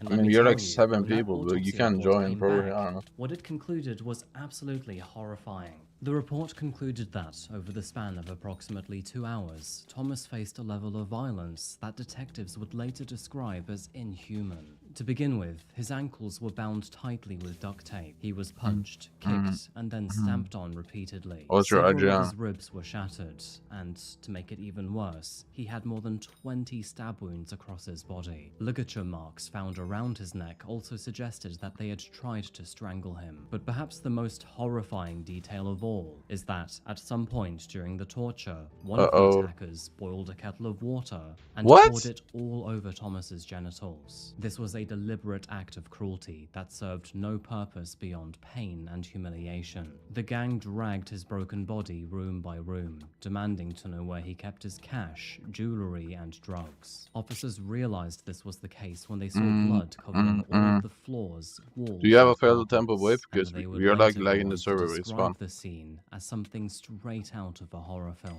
The really sad thing here is that, despite the chaos, no one actually intervened. It turns out that several neighbors had heard thuds and some even heard screams. But in the quiet and unassuming street of Riverside, no one ever imagined that this was a murder unfolding right next door. Do you have By a the time the whip at attackers least? were Because done, you should be using a Thomas whip had to sadly kill it. suffered 61 separate injuries, ranging from knife wounds right the way through to blunt force trauma. Found naked, except for a pair of socks, he was bound at the feet and left bleeding and lifeless in the hallway before then being discovered several hours later. With Thomas either dead or dying, his killers then turned their attention to thievery, stuffing bin bags full of stolen goods, along with any evidence that they thought could link them back to the crime. After that, they removed the GPS tracker they had installed onto Tom's van, before then quietly fleeing the scene.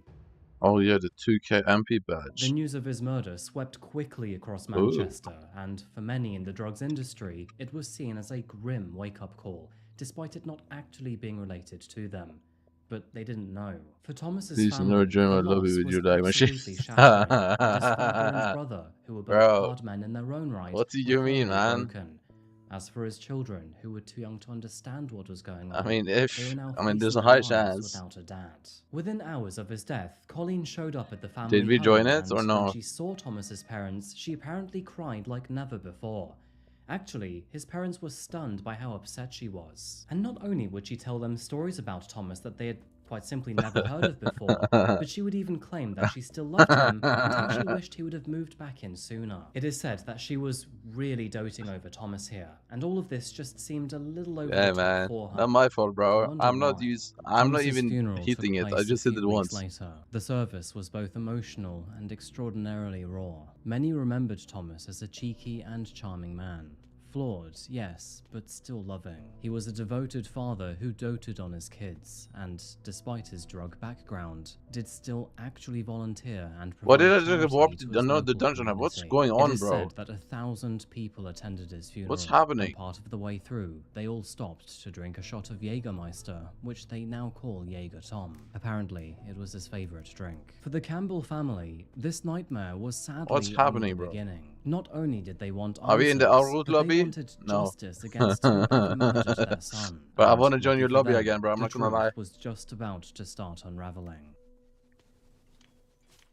After his body was discovered in such a horrific state, Greater Manchester Police immediately launched a full-scale murder investigation. It was Detective Inspector Mark Davis and his major incident team that would I hope I did get into your lobby. codenaming this case Operation Ravensburg. And from the moment that they stepped inside of Thomas's home, they knew this wasn't your average homicide. I have to say, by the way, how cool is it to give every investigation a codename? Investigators got to work straight away. And in the end, nearly 3,000 pieces of evidence were collected, 3,000? including hundreds of hours of surveillance footage and dozens of statements from neighbors. One of the first major breakthroughs came black from a blazes nearby so fast. doorbell What the fuck does camera. that mean? And not only did it capture the haunting sounds of Thomas's screams throughout the night, but also the shadowy figures that descended on him. What do you mean, moment he do got black home. blazes? This was their first clue. Where's the And black from there, blaze? The case slowly began to take shape. Where's the black Officers blaze? also noticed surveillance footage Black captured blaze, from a black Chatterton blaze. pub, which was taken only days before his murder, showed John Belfield meeting with Bree Stephen and Stephen Clearworth. Both of them have previous criminal records, and it was assumed that at least one of them was seen with John through the doorbell camera.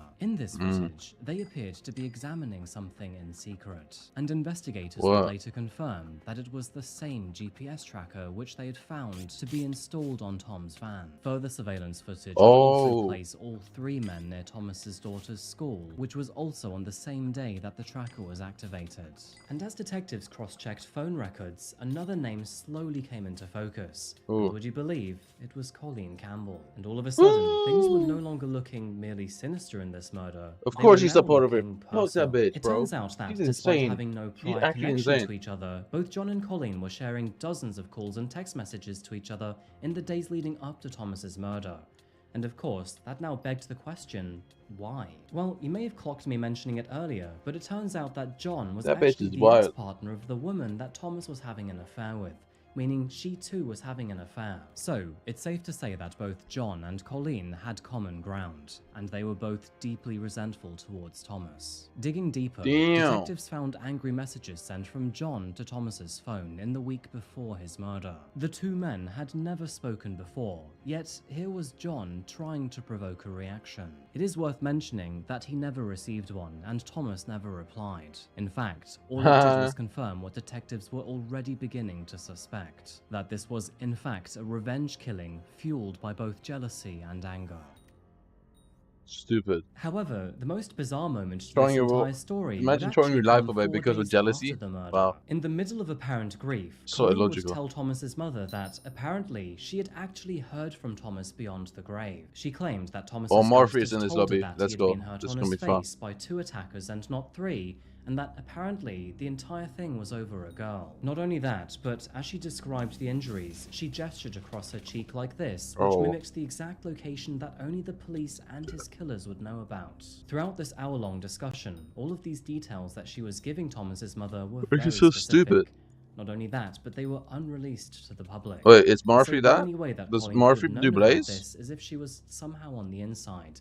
And I'm talking about an actual human here and not a spirit. Now, Thomas's mother was thoroughly stunned by this, and she didn't believe Colleen one bit, but she would pretend to go along with it so she could get more information out of her. I mean, talk about main character Wait, Murphy syndrome does we quite Blaze? literally Really? have a psycho turned psychic in the making.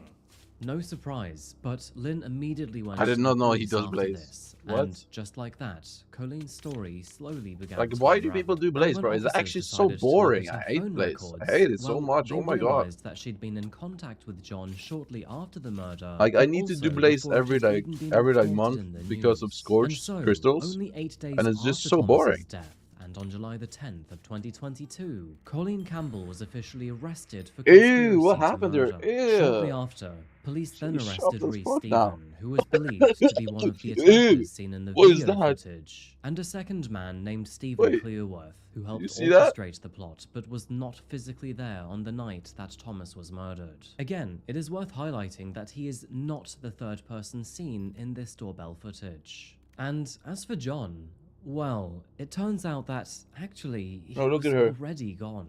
That's because Look within at this. Look at this. and named Look at her.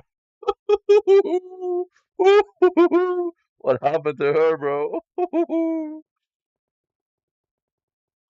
Stephen Clearworth, who helped orchestrate the plot but was not physically there on the night that Thomas was murdered. Again, it is worth highlighting that he is not Look at the her third lips, person bro. seen in this doorbell footage. Those lips, And man. as for John, People are gonna well, stop getting it turns fillers, out bro. that Why do people do actually he was fillers? Why? already gone. That's because within 48 hours of the murder, he had already fled Manchester with a fake passport in hand. From there, he disappeared through Wales, and then Ireland, and then mainland Europe. In fact, he did such a good job at fleeing that, eventually, he would resurface in Suriname. Now, personally, Ooh, I actually where? had no idea that Suriname was even a country up until this video. With more than 90% of the country covered in dense rainforests, it is, quite understandably, known as the heart of endless forests. And as you can see here, it really is quite spectacular. And not only is it a beautiful country to flee to, He actually but also resurfaced. it holds no extradition treaties with the UK. Not that they even knew where he was to begin with. With John now officially off-grid, an international alert was issued, with his name being added to the UK's most wanted list, and an Interpol red notice following shortly after. Meanwhile, back in Manchester, people were still trying to wrap their heads around the story which had unfolded between Colleen and Thomas. Investigators described Colleen's role as pivotal in Tom's murder,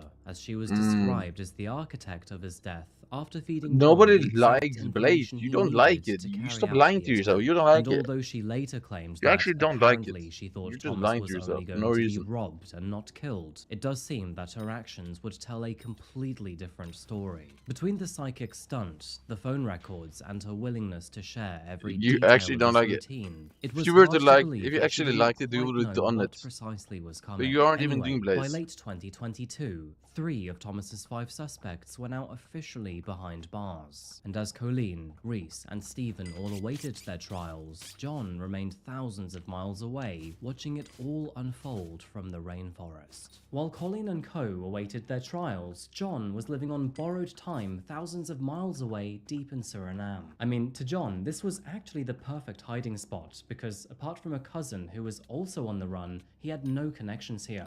And so together they laid low in the rainforests while the world around them were completely unaware. Meanwhile, the police resumed their hunt in Manchester despite having no idea where John was. In fact, some people believed he was in Spain, Damn. others in Holland, and others in Africa. Him ain't really The truth cooking. is, they were all wrong. And it likely would have remained this way too if it wasn't for John's own stupid decisions. What did he Because do? despite actually finding the perfect hiding spot, he just simply couldn't help himself with ties back in the UK. Through encrypted messages, he kept Oh. in contact with his thugs back in Manchester, Why? both offering legal advice and telling them to keep Oh, their story no. straight. And these messages would not only prove to be extraordinarily damning and reveal how involved he was in Thomas's death, but they would also show how little remorse he had too, because he would always be joking about Thomas. But thankfully, John's arrogance would eventually be his undoing. Could you just And track in where early he was sent from? 2023, while still trying to lie low in Suriname, he once again fell into drug trafficking in the local area. And when the local authorities arrested him on these lesser charges, it was only then that they realized that they had actually caught a British fugitive.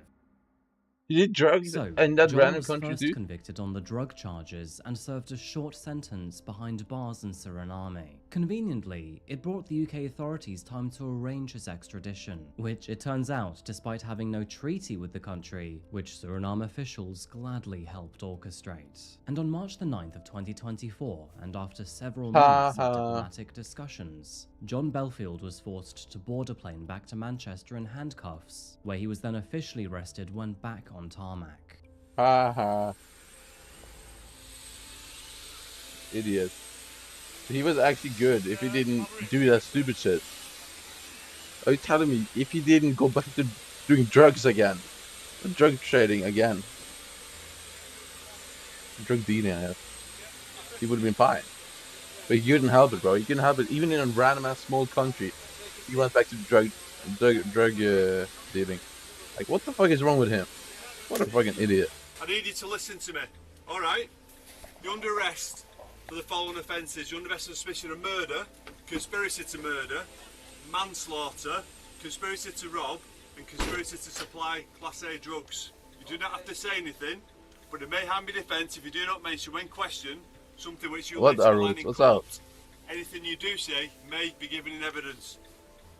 The reason for the arrest is to Is something wrong? effective investigation of this offence. Okay?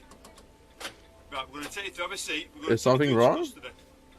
With John on holiday for a while, time seemed to have flown by for him. By now, the first trials for a few of his friends had already concluded. So, let's switch gears to Colleen for a moment here. Colleen's trial began in January of 2023. No surprise, but a defense team argued that she had no knowledge of the brutal plan to torture or kill her husband. They also claimed that apparently she was manipulated and used by others, particularly by John Belfield, and that furthermore, she played no active role in the actual attack itself.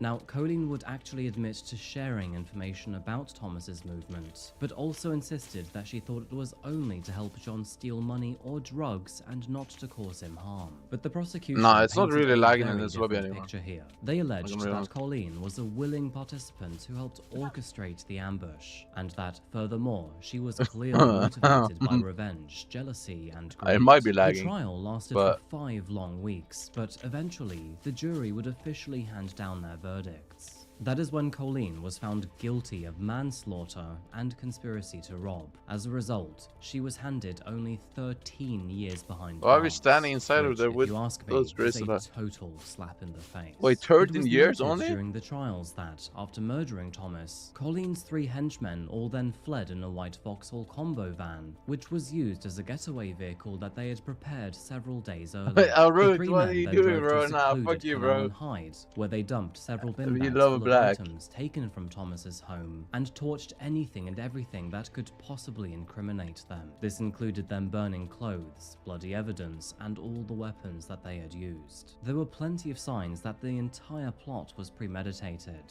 For example, to avoid detection, they even swapped the van's license plates and removed a distinctive roof vent. As a result, the vehicle was never actually found again, and it's What's likely that happening it in was this, bro? dismantled, This is buried, like or 3 even minutes sunk Ashfan in the kills. What's ocean. fucking When going it came on, to bro? the other trials, Lee Stephen, who was one of the attackers, was convicted of murder, and as a result received a life sentence with a minimum term of 37 years behind bars. And Okay, that was a lot of fun. who, by the way, was not present during the killing, just like Colleen, was also found guilty of manslaughter and conspiracy. The thing that really gets me here is that, despite these being the exact same charges as Colleen, he would receive a life sentence with a minimum of 12 years behind bars, where Colleen herself received, well, basically a maximum of 13. Well, I guess this was the story that made me She is realize so that plastic. ducklet privilege was a thing. With John finally back in the country, his trial began in June of 2025.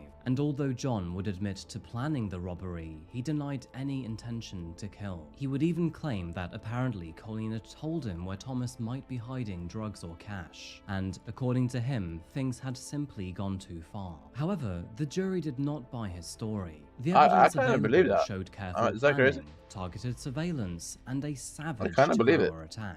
This wasn't simply a robbery that had gone wrong, it was an execution. And on July the 3rd of 2025, John Belfield was found guilty of murder and conspiracy to rob. The next day, he was sentenced to life in prison with a minimum of 37 years. In the public gallery, Thomas's family watched on as they cried, and as John was led away, someone in the courtroom shouted, "Rotten hell." But for a man so remorseless, it is no surprise that John didn't flinch.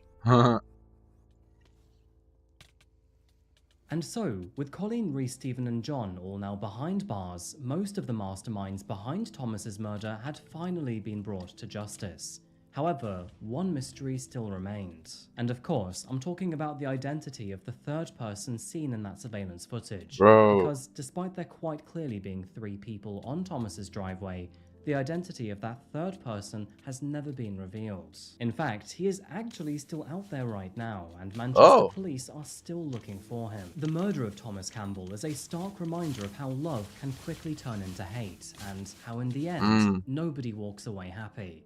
I mean, just look at this situation, for example. It's a Thomas is disaster. dead. What about the kid? Colleen How's is the kid behind doing? bars for a very long period of Is the time. kid alright? All of their children now grow up without any parents. Well, Some never mind. families are left with massive holes in their hearts, and several men are now behind bars for a very long time, with another still on the run.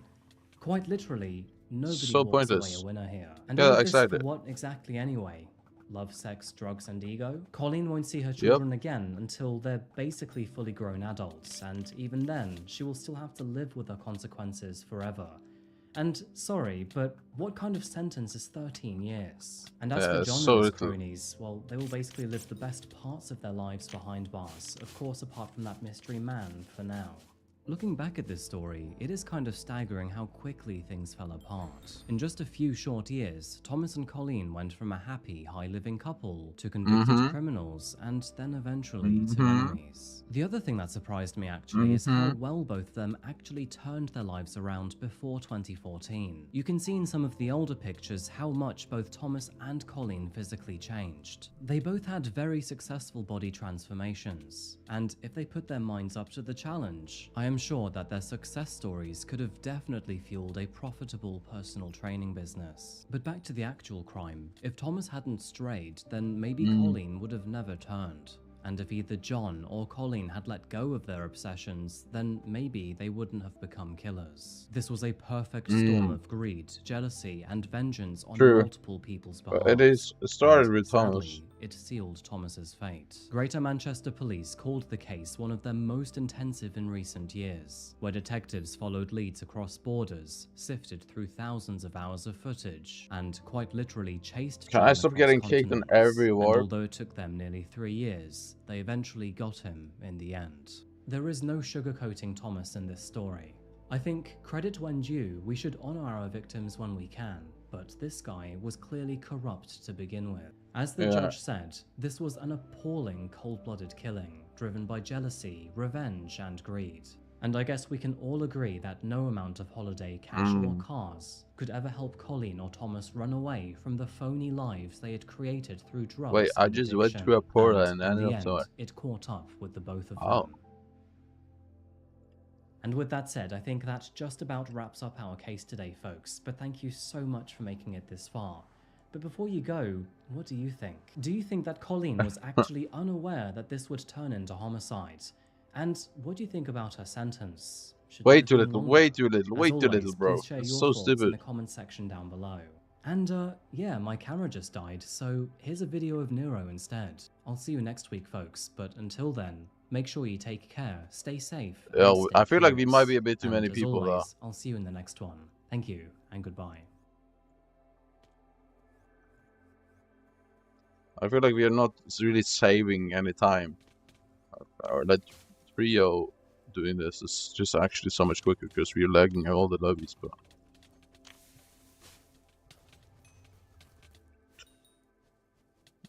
Raising gem prices better fix this.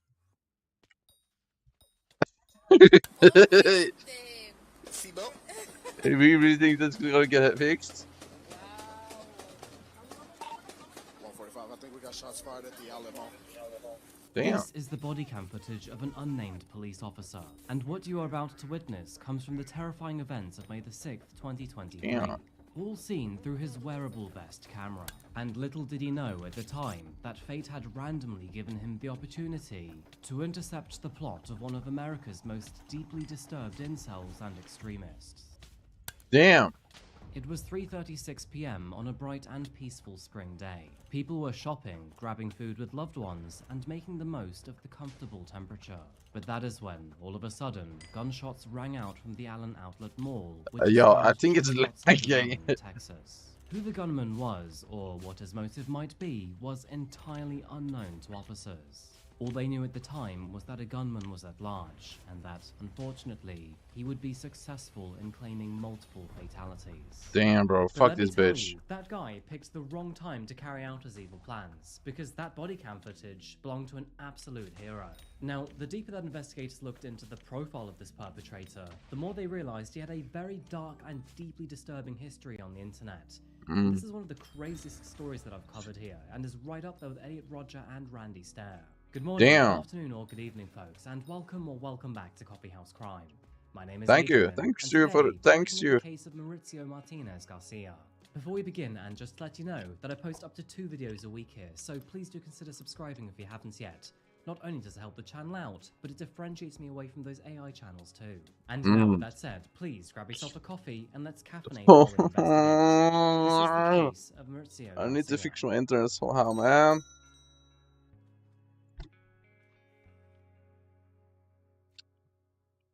Our story today begins in the northeast of Dallas, Texas. With a population of 1.3 million residents, Dallas is one of the fastest growing cities in North America. It's a commercial and a cultural hub which specializes in defense, financial services, telecommunications, IT, and transportation. Which I have to say is rather fitting for our case today, because the main character in our story was a security officer for several companies in these industries. So, let's get straight into this one. Mauricio Martinez Garcia was born to his mother, Carmen Catalan, on October the 24th, 1989. Born and raised in America, both he and his brother grew up in Texas, attending Bryan Adams High School, found in Dallas. It is worth noting from the outset that Mauricio was quiet and very unremarkable as a child. He did have a few friends, but didn't do anything special and stayed out of trouble in general. And credible sources who grew up with him described him as a quiet and soft-spoken kid who rarely spoke in class. And although Mauricio was known to be socially awkward, he did have several friends and seemed to open up to them quite easily. Back then, it seems like he was apparently a laid-back and non-opinionated child. It's a shame that, moving into his adult years, he would turn into a violent and extreme I'll do individual. Spider Moving because into adulthood, Maurizio thing. became special for all But yeah, reasons. I don't know if The older he's he got, the more isolated he became. And that was especially Yeah, after so failing his only fine. ambition in life, which was the army.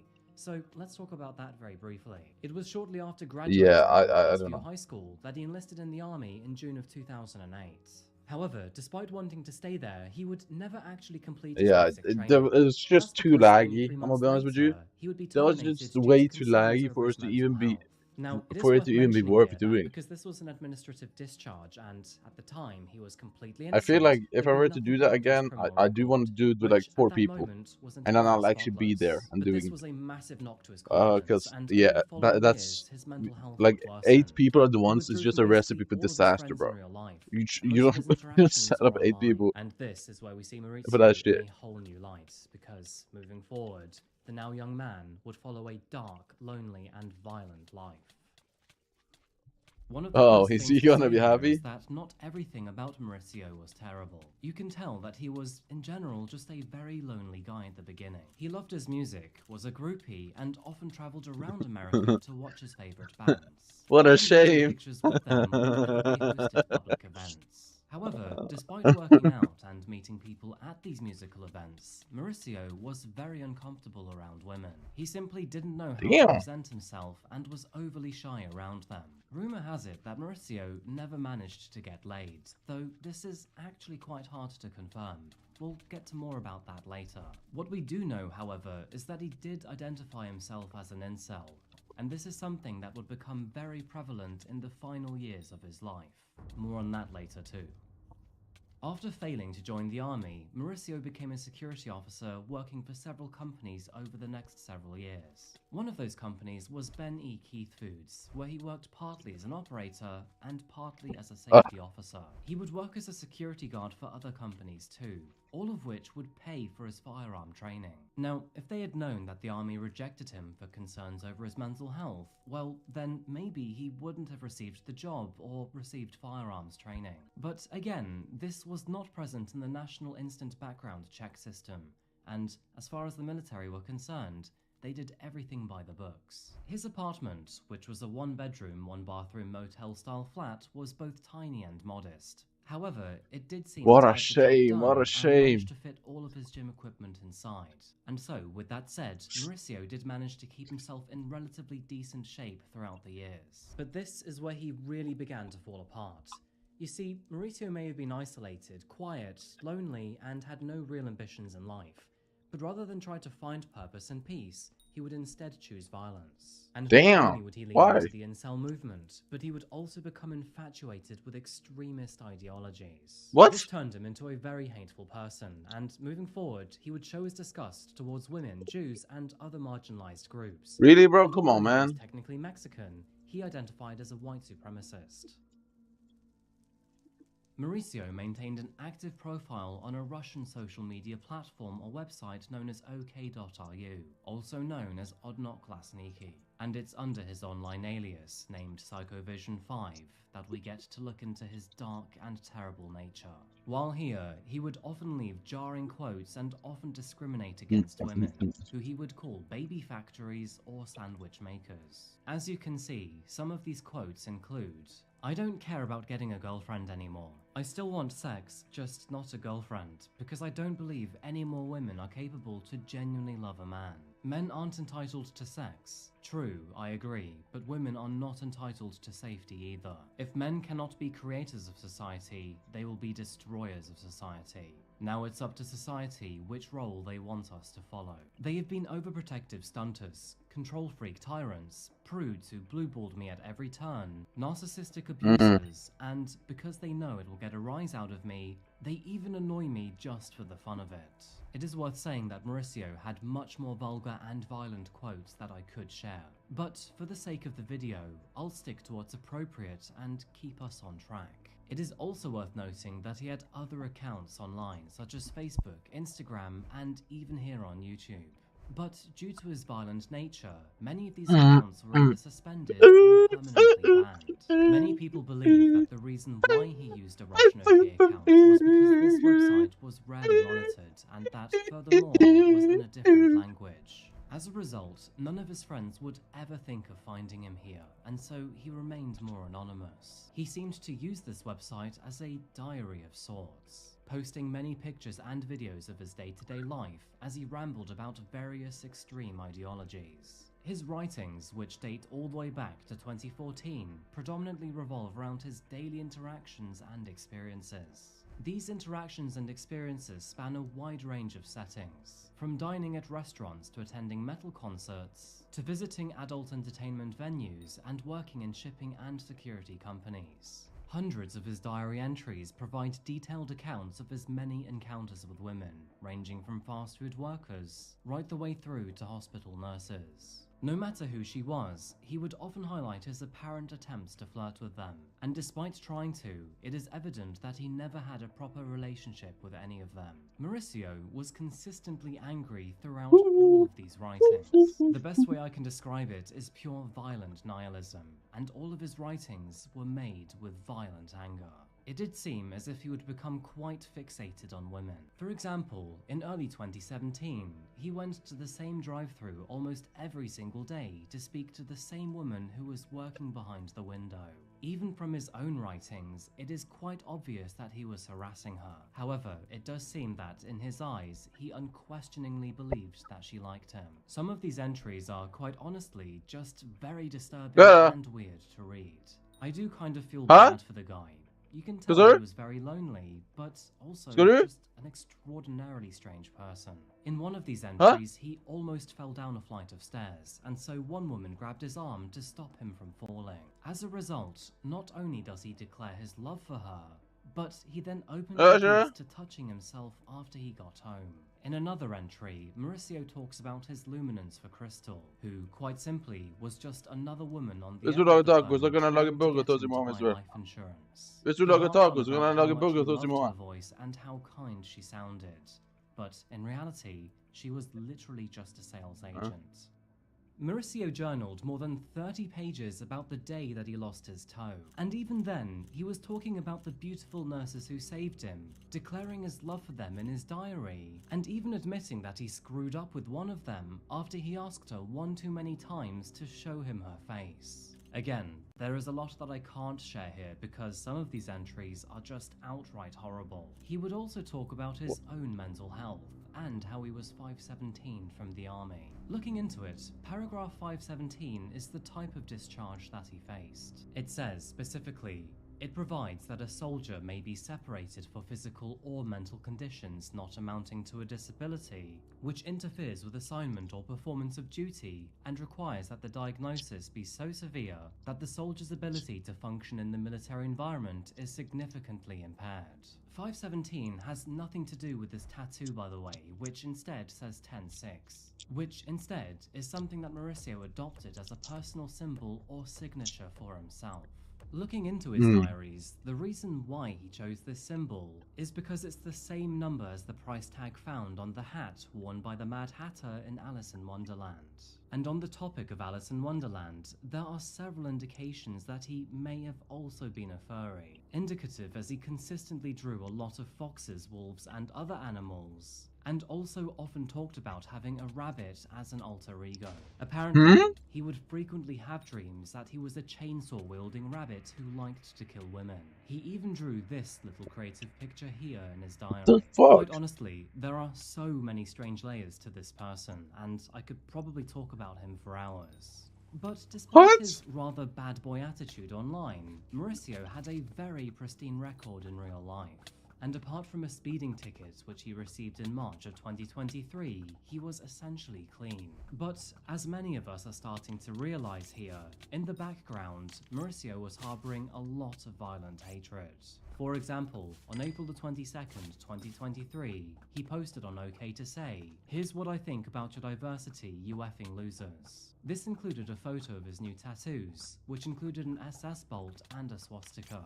His online posts come were on, also bro. littered What with is this? anti-Asian, anti-LGBT, and anti-Semitic tropes. This even included claims that the Jews have engineered society so that men cannot mate with women. It was while researching this case that I found one website in particular seemed to summarize his online activity very, very succinctly. ADL said, "Overall, Garcia's writings and online postings depict a troubled and quite possibly experiencing mental illness misogynistic loner. One who had few meaningful connections with others, especially women, and whose racism, particularly towards people of Asian and Muslim or Middle Eastern backgrounds, led him on a self-radicalizing path towards white supremacists and neo-Nazi ideas." It was in addition to his online ramblings that Mauricio loved to show off his motel-like home, among many demonstrations of him cleaning and firing his guns at the shooting range. Now, I have no idea why so many incels tend to record tours of their home. Probably because they have nothing better to do. But have you noticed that almost every incel does this? Mauricio managed to record almost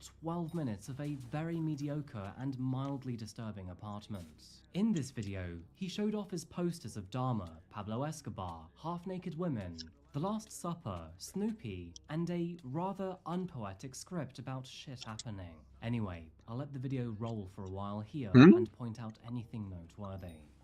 These paintings came with the apartment and they don't come off. I tried taking them off, but dude, these losers are super glued or they're nailed to the wall and they don't come off.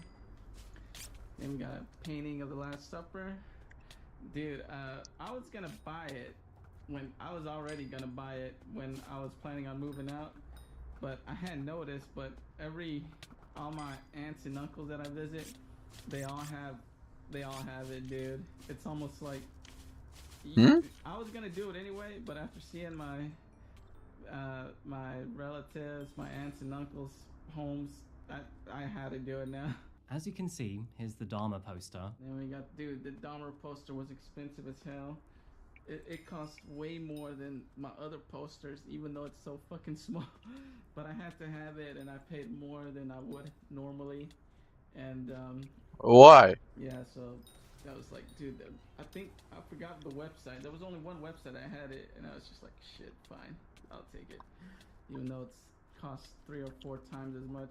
And moving forward, here is his poster of Pablo Escobar. Got this poster of Pablo Escobar.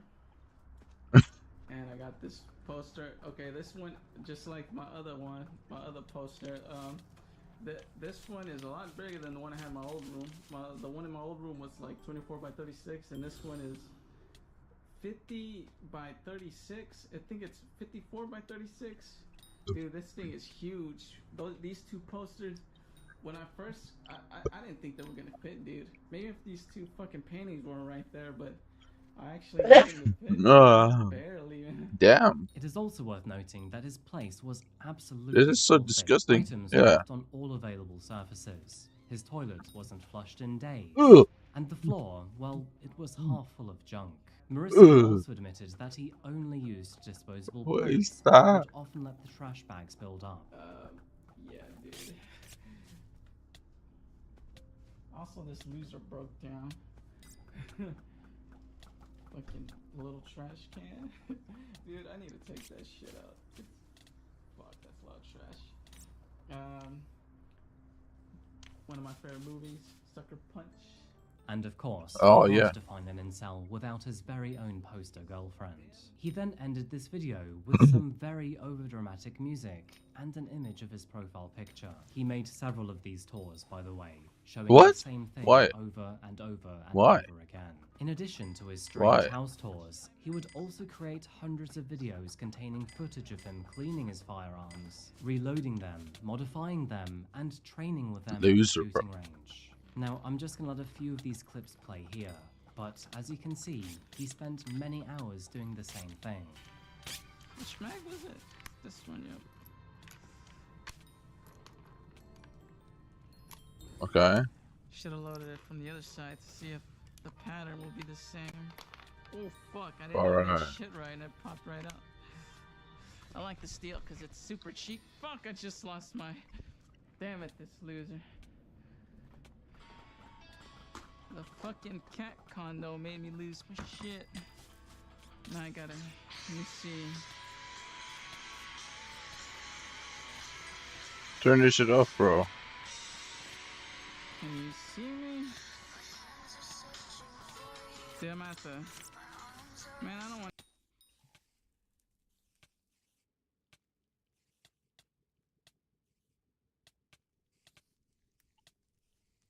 I have to take this shit off.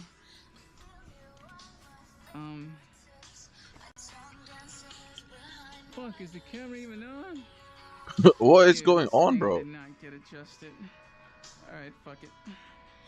Mauricio was definitely in a never-ending loop of violence, hatred, and isolation. What's happening? He seemed to do the same thing every single week. That being journal, play with his firearms, visit the same incel and extremist forums online, and talk What does to he do for a himself. living? And no matter how much he tried to talk to women, well, he never got anywhere with them.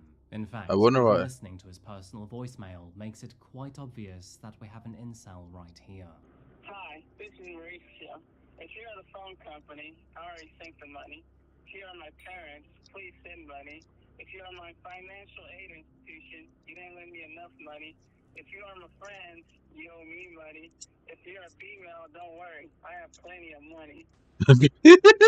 Okay, so we are fast approaching the very heavy part of this story, but before we get to the fateful day of May the 6th, 2023, let's take a look at Mauricio's worsening state and the red flags he left behind. Taking a look at his diary and the behavior observed in his videos, it really doesn't take a trained psychologist to see that he had many issues. I mean, he was lonely, depressed, angry, and even violent, a ticking time bomb at best. But all of this behavior was observed through his diaries, which was private, and his own personal videos, which, again, was private.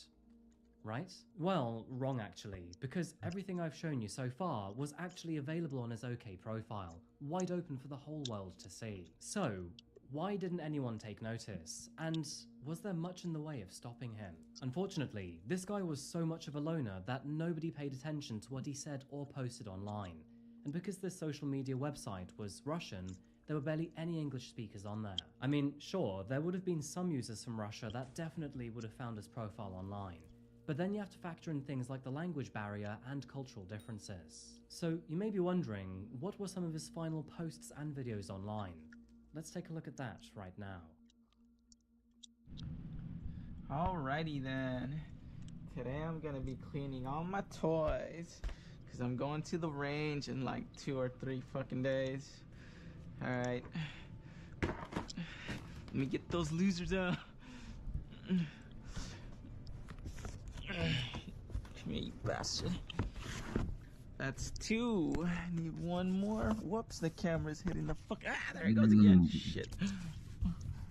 Damn it, what'd I do with the other one? I could have sworn it was right here. As we approached the year 2023, Mauricio had become increasingly violent and divisive. Quite honestly, he wouldn't shut up when it came to discriminating against women and other minorities. It's quite hard to tell what he hated more, to be honest, but his web pages were filled with neo-Nazi and white supremacist content, with hundreds of posts targeting Jews, women, and Muslims. Over this time frame, he posted many photos of himself, including pictures of his tattoos, the swastika, the SS lightning bolt, and the Juice Vault, which is a reference to the Crusades and commonly used by neo-Nazis. Mauricio openly talked about how he fantasized about race wars and the collapse of society. He was an anarchist on top of everything else, to put it bluntly. Mauricio would eventually go as far as praising mass shooters, such as those who committed the 2023 Nashville school shooting, and would even praise King of the Incels, Elliot Rodger, for his 2014 Isla Vista killings. Like I said, he identified himself as an incel. He would often call women foids, which is another derogatory term that combines female and android together. Mauricio didn't believe female and android. What the romance. That's the dumbest shit I've ever heard in my life. What the fuck? Admiring Elliot Rodger and even Hitler. And sadly, Mauricio made the ultimate decision to follow these people moving forward, and he was going to conduct his plans in the most callous and calculated way possible. On April 15th, 2023, which would be 3 weeks before his planned attack, Mauricio traveled to Allen Premium Outlet Mall and took this picture. He then posted it to his OK account, backed up with popularity times and an aerial map. 1 week later, he posted more swastika and SS lightning bolt tattoos onto his profile, directing his belief towards his neo-Nazi and white nationalist ideas. Now, we will talk more about this what is wrong with this guy? Later, but on April the 22nd, does he not have any parents? Mauricio believed that people knew he was planning something awful. In a post, he said, "No matter how well I think I can hide it, there's always someone who sees right through me." The first was this loser. Out of the blue, this guy said, "You look like the type to walk into a crowd and start shooting." Later, I got the urge to watch Rampage. Another time, this crew I worked with at BCW said in a joking way, "If you ever come in here and snap, can you spare me?" I think what gave me away was I was wearing all black. I was out for 2 or 3 days, and when I came back, everyone thought I had killed someone or blanked some chick. And when I was at Texas Fishing Company, this dude said, "Can you warn me when you go postal?" Now, personally, I think the wearing all black thought is quite childish. I mean, I wear black a lot, and I've never had anyone think I was about to go all Elliot Rodger on them. On the night of May the 5th, 2023, Mauricio posted, The moon's full, losers. See you in the morning. And on the morning of May the 6th, he posted a picture of Death the Wolf from Puss in Boots titled What? The Walk of the Devil. In his final post, he Bro. cited a soundtrack by Resident Evil Biohazard named Go Tell Aunt Rhody That Everybody Is Dead. He also cited a song by Kenosha named You Dug Your Grave, Now Lie in It. And before making his way out of the front door one final time, he scheduled a video to be released after his sick and terrible actions. After? We'll get back to that one later too.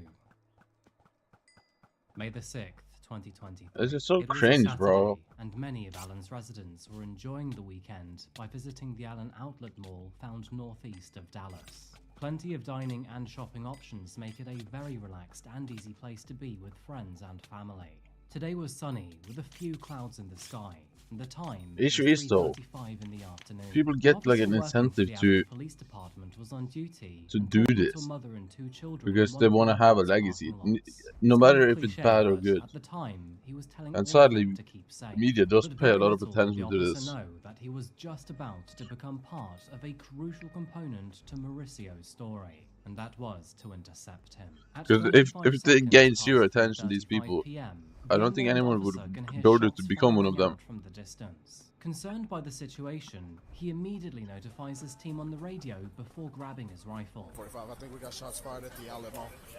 I got people running.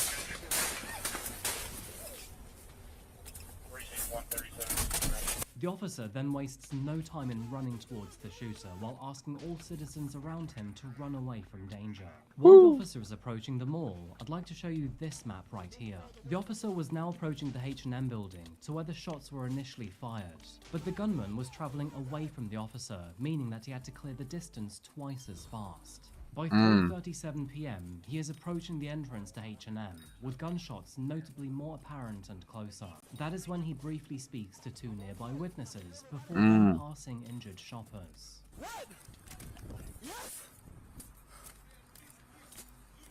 Come on, homie. Okay. What you got? We on mass shooter?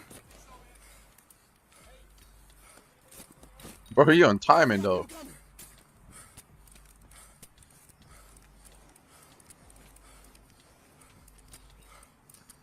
145, I believe we got a mass shooter.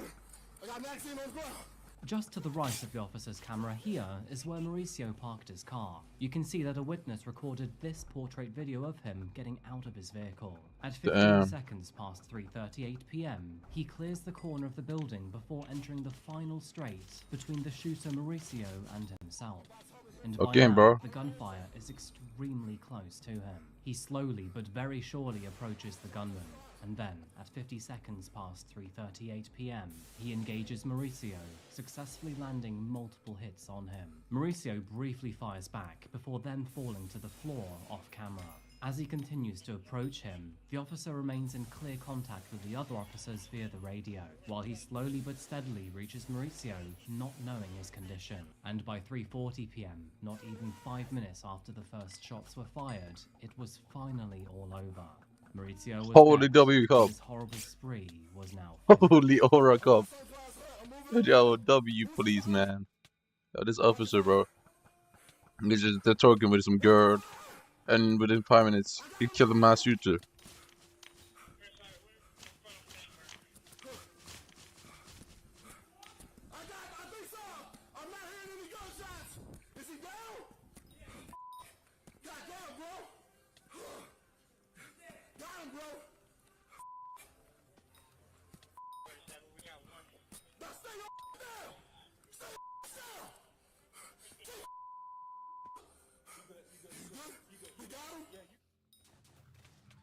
After approaching his body, officers realized that Mauricio had actually come to the mall very well prepared.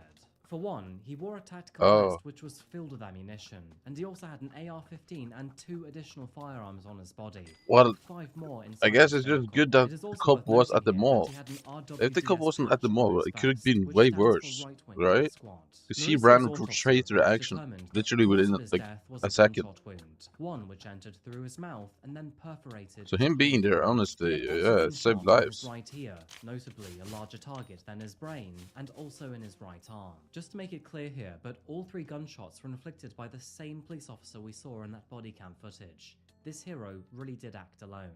His autopsy report also noted that he had an absent left toe, and highlighted that he had tested positive for caffeine, but was negative for alcohol or any illicit drugs. Tragically, Mauricio was responsible for 8 other deaths. A security guard, an engineer, and a child as young as 3 were among those victims. This included a family of 3, including a father, a mother, and a 3-year-old baby. Another What? 2 children were murdered, Come including on, an man. 8-year-old and an 11-year-old. How are you just Both shooting of his them kids were as well, suspects. bro? Now, I would like to talk about these victims more properly, which is why we will go through them towards the end of this video. Huh? But for now, it is worth mentioning that What's most up, of folks? his victims did not outwardly appear white, therefore highlighting that this could have been a racially motivated attack. 7 others were injured throughout the assault, which included 3 that would go into critical condition.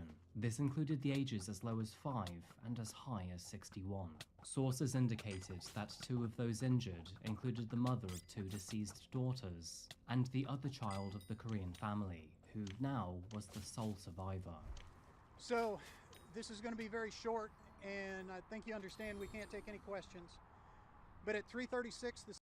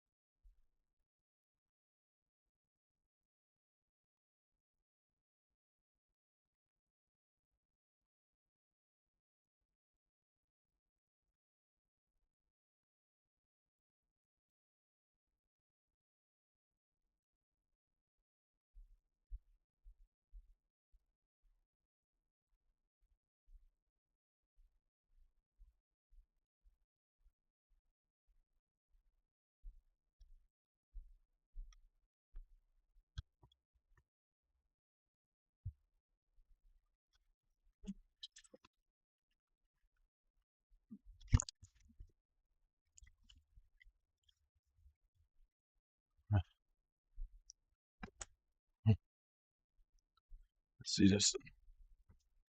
This afternoon, one of our officers was on an unrelated call at the outlet mall. He heard gunshots, went to the gunshots, engaged the suspect and neutralized the suspect.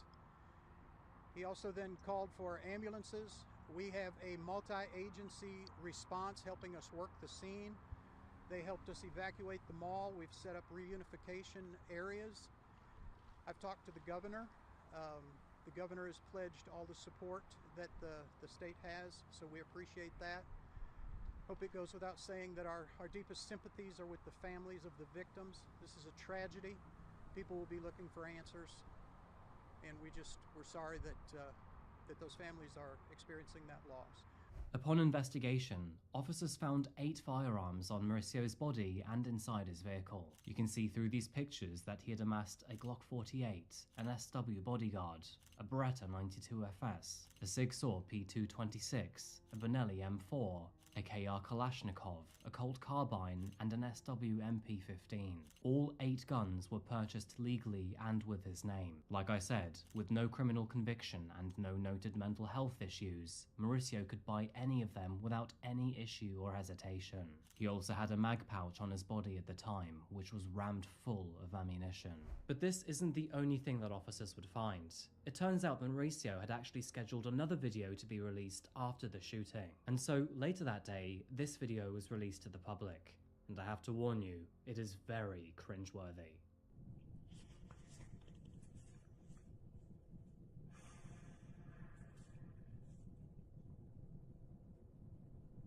Not quite what you're expecting, huh?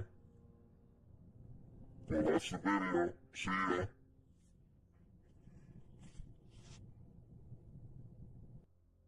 In this extremely edgy video, Mauricio says, "Not quite what you were expecting, huh? Go watch the video, see ya." Now, some believe he says, "Well, that's the video, see ya." But honestly, nobody can tell for sure with that absolutely ridiculous voice filter. And also, if he did mean go watch the video, well, nobody knows which one he is referring to. One day later, and on May the 7th, a vigil was held at 5 p.m. at the Cottonwood Creek Baptist Church, with Governor Greg Abbott and Lieutenant Governor Dan Patrick in attendance. A makeshift memorial for the victims was erected near the mall, with crosses installed in honor of the deceased by artist Roberto Marquez, who had actually constructed crosses at other mass shooting locations across America.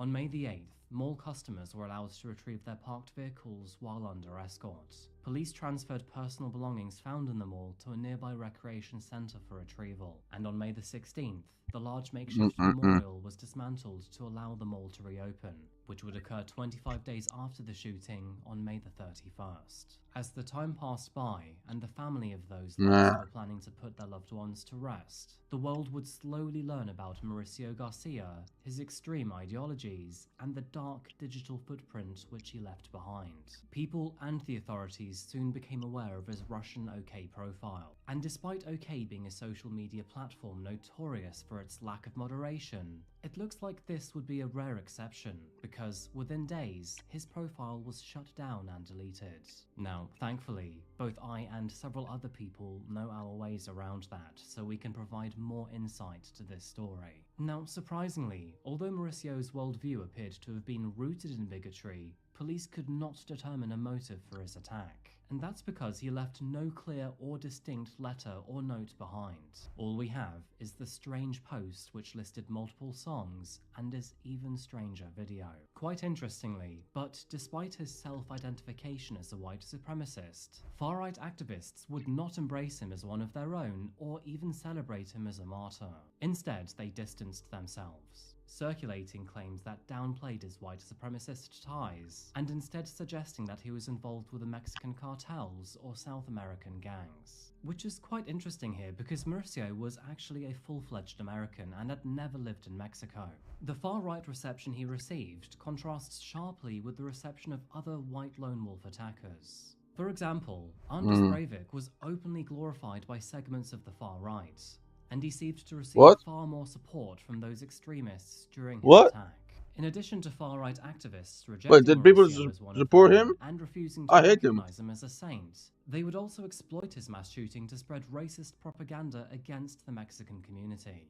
As a result, online discussions quickly erupted into debates. This was mostly around border policies, and some even blaming lenient migration policies for his actions. Again, this was despite his clear alignment with far-right ideologies and him living in the US for his entire life.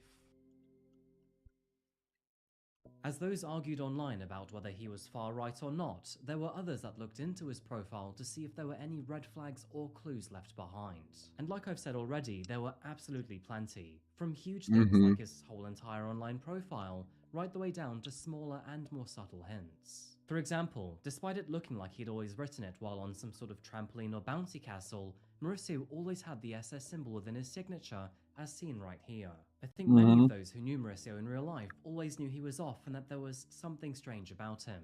I mean, he even talked about it in his diary plenty of times. Some of them would even joke with him about him actually being a killer or a mass killer, but joking about it versus being earnest are two very different things. I think the likelihood is that not only was Mauricio strange, lonely and isolated, but he also had great difficulty in expressing himself in front of other people.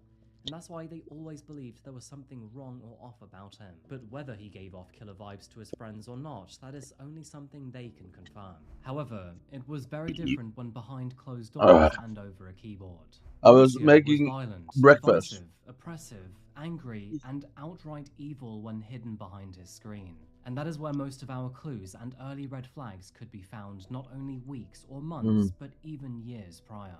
To be honest, I don't know what he was trying to express by naming his journal The Diary of a Psychotic Man-Child. Quite evidently, he was, but whether he was self-aware or just meant this in jest, we will never actually know. Both swastikas and derogatory symbols can be found as far back as the year 2017. I spent hours and hours going through his diary, but even still, as I wrap up my research on this case, I can find even more information which does suggest that he was actually a psychopath. In one entry left behind, Mauricio wrote, "I don't know why, but I get a kick out of watching and hearing about people suffering. Whenever I would hear about losers in some third world country starving to death, I just burst out laughing. I find it funny that some losers live in total dumps and have to rely on UNICEF or some Western country for handouts. I'm a total sadist, and unlike others, I don't feel any remorse. I don't find it funny when I'm on the receiving end." He then fantasizes about the world going to war with itself. He would also make several reaction videos to him watching people getting tortured and other violent things. These videos quickly got shut down and taken off all Western social media platforms. But with the OK platform being very sparsely moderated, these all remained until several days after the shooting. In all, it is quite evident to see that Mauricio was completely messed up as an individual. As you can imagine, this case would make ripples in the waters of both politics and society. Following the shooting, President Joe Biden urged Congress to pass an assault weapons ban and enact universal background checks legislation. Obviously, this never happened. On the other side, Allen District's representative, Keith Self, would dismiss all calls for gun laws after the shooting. He pointed out that mass shootings of people with mental health issues are the real problem, and that is something that America is yet to take care of. After learning about Mauricio's release from the army, Keith characterized him as exactly the kind of person to keep away from weapons. He also said that his ability to buy guns legally was a loophole that demands to get fixed. This story was one of those tragedies that also managed to find its way onto Twitter or X. For several days, dozens of unfiltered images of the attack were visible all over the platform. And, as we know, that is when the lengthy racial discussions around Mauricio and his beliefs began.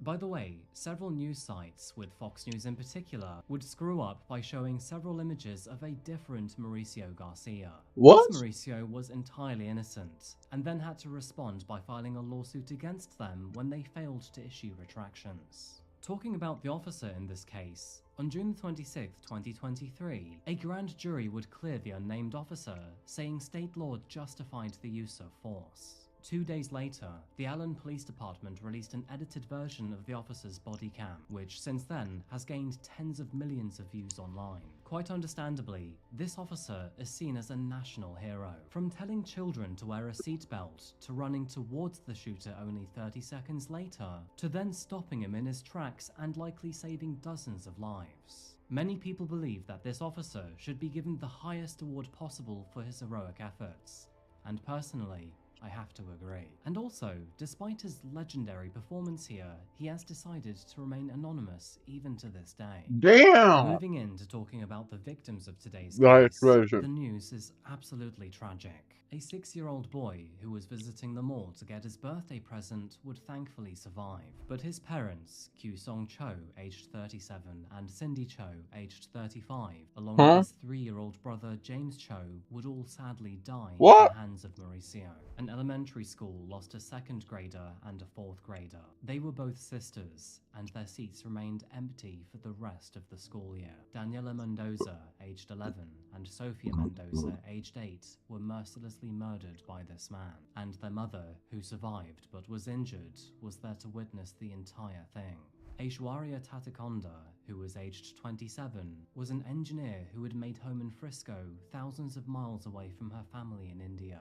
At the time of the shooting, she was shopping for an outfit for her birthday. Christian Lacour passed away at the age of 20 while trying to help others during the attack. He was a gentle giant and a graduate of Farmersville High School, and he enjoyed working as a security officer for Allied Security. Elio Rivas was born on October the 27th, 1990 in Caracas, Venezuela. He moved to America in search of the American dream to help his family, and he always seemed to be smiling and lived with a positive word. Ever since arriving several months prior, he lived on a blow-up air mattress on the living room floor of one of his friend's one-bedroom apartment. And through the several jobs he had in America, he would send all of his money home for the care of his daughter and his sick mother. None of these victims were racially or politically motivated. They were children, parents, students, and heroes.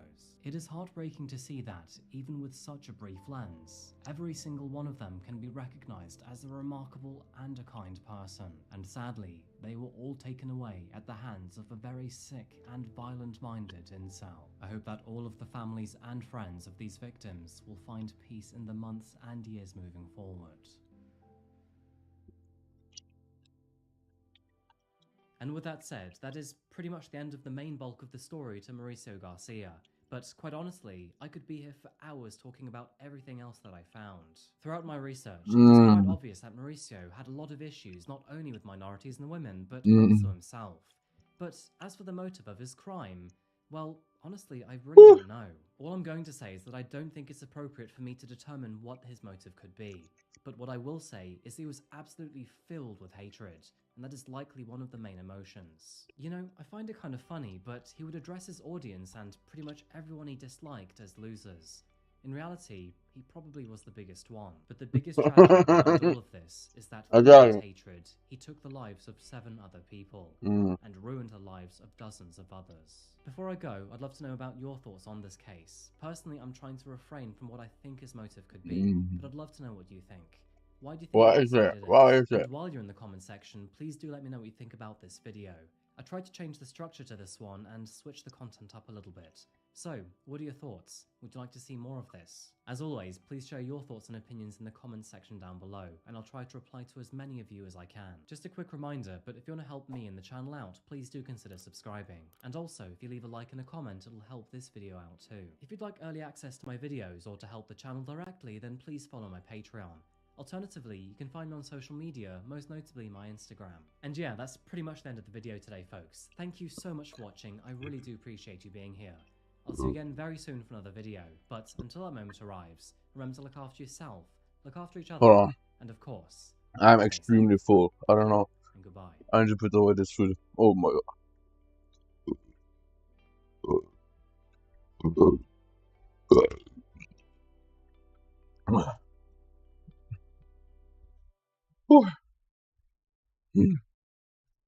On July the 9th, 2024, British police were called to a property on Ashton Close in Bushey, Hertfordshire. Officers already knew it was going to be bad. However, none of them were ready to discover what was waiting for them behind closed doors. And as they continued with their horrific discoveries, they soon realized that this was certainly no mere accident, and the man who was responsible for all of this Well, he was missing too. This is one of those stories that will just completely baffle you, and includes crossbows, multiple murders, an unfortunate incident, and more than one murderer, actually. And so, on that note, welcome to Coffeehouse Crime, folks. My name is Adrian, if you haven't been here before, and if you like true crime, strange, or chilling stories, then please consider subscribing. And now, with that said, please, grab yourself a coffee.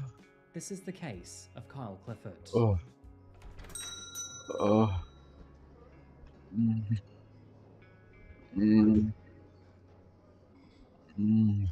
It was shortly before 7 p.m. that officers received a phone call. The caller, who identified herself as Hannah Hunt, feared she was going to die. And so, naturally, the operator wasted no time in tracking down her address and sending several officers to the property, which was located in Bushey in Hertfordshire.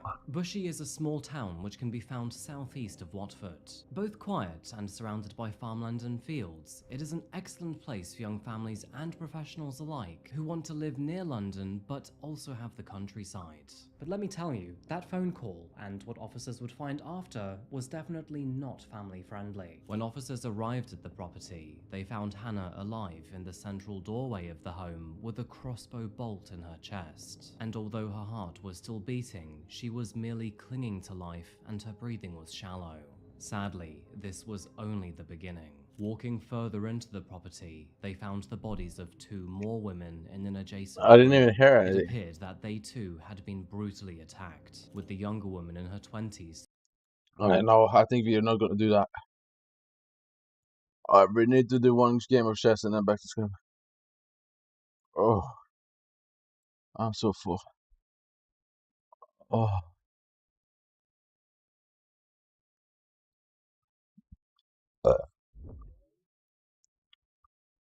Isn't it copyrighted?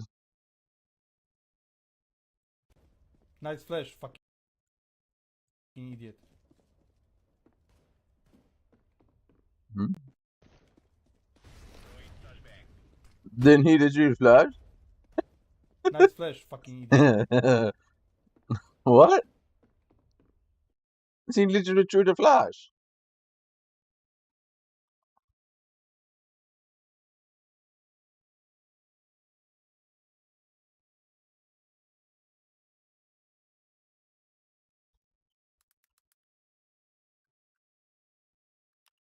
Wow. Already? Already, bro?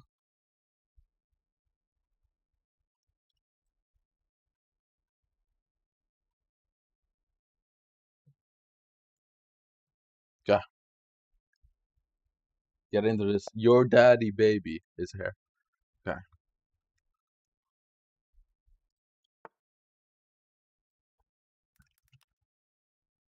Right.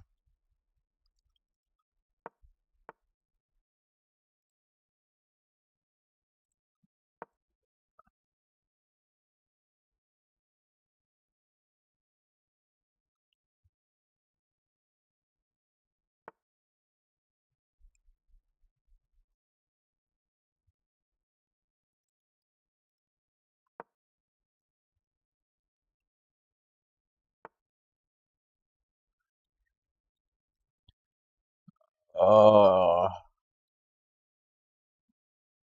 ooh. Okay, so he's trying to go for instant checkmate. I mean, that's kind of cute.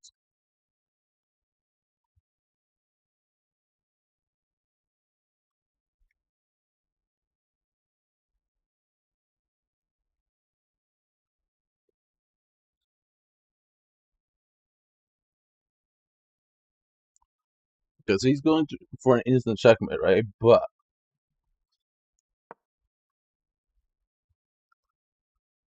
he said meow back.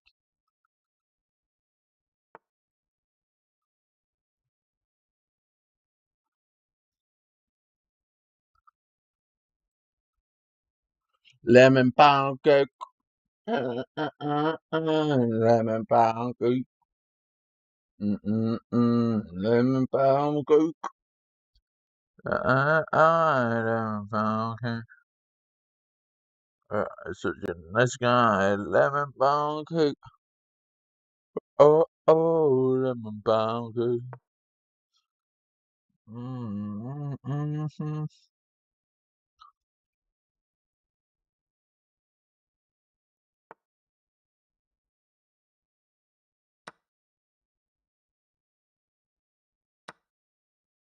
taking a bishop gladly, bro. Thank you.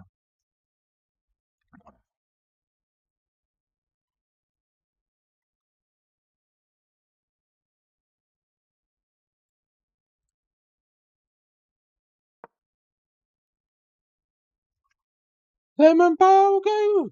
Lemon bogey.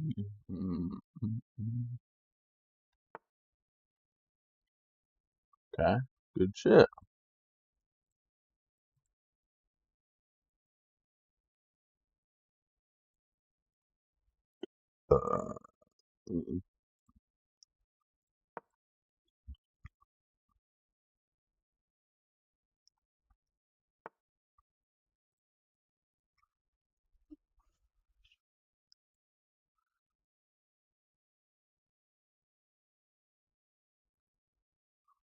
I do want to keep a horse though.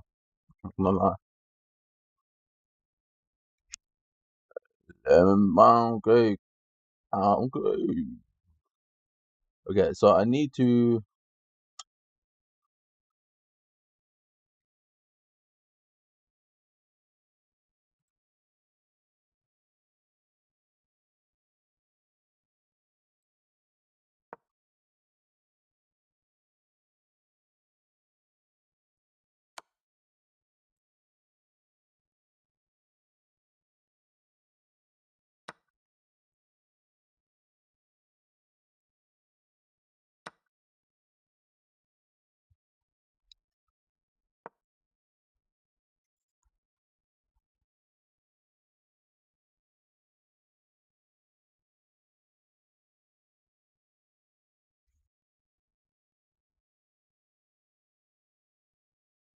Pound cake, pound cake, lemon pound cake, guy, lemon pound.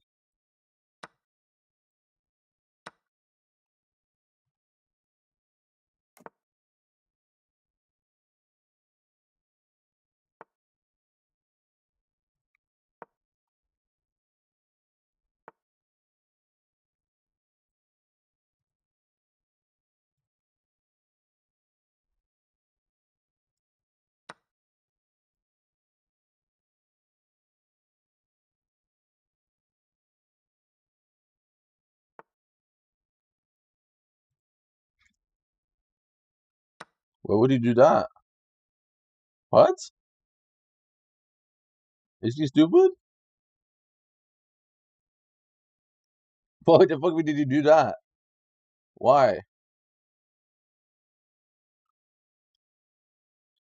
Lemon pound cake, you're such a great guy. Lemon pound cake.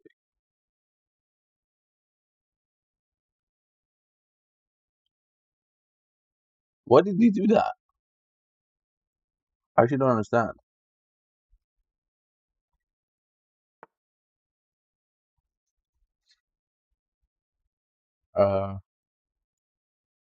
Yeah, you're such a great guy.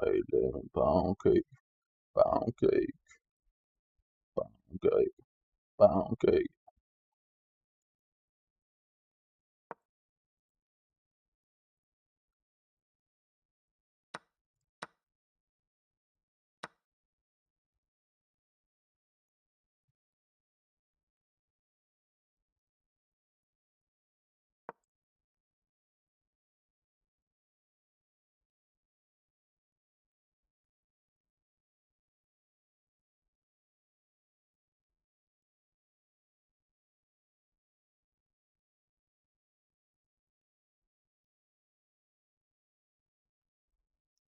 He needs to move his rook, right?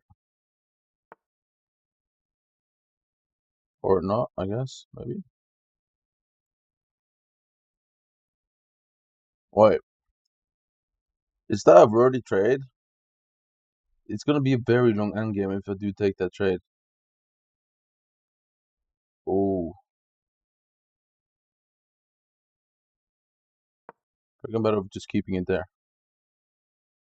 Wait, Oh, I'm close to checkmate, right? Right.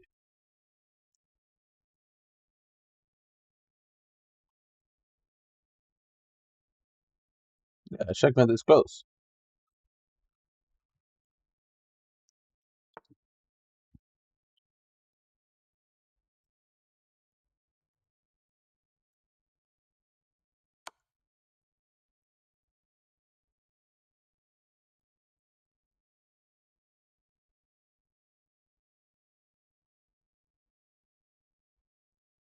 If he doesn't move, oh my, he messed up. He messed up so bad.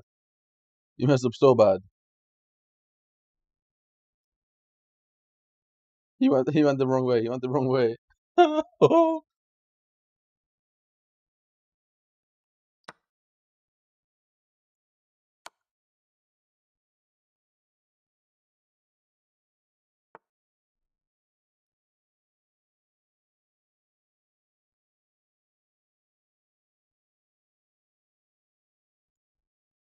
Isn't that a stalemate if I put it there though? No, I don't think it is. Oh, yes, it is, because he cannot go down, he cannot go there, he cannot go up. Yeah, that would be a stalemate. Because I'm not gonna do that. Right? Ooh,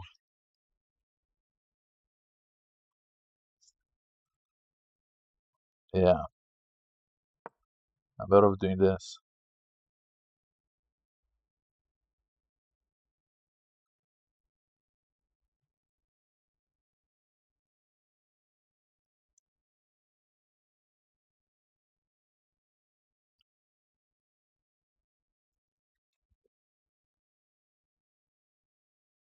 He still hasn't put his any of his rooks into the game.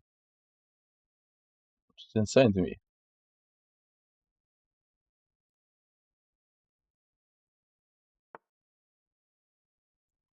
Oh, he just did.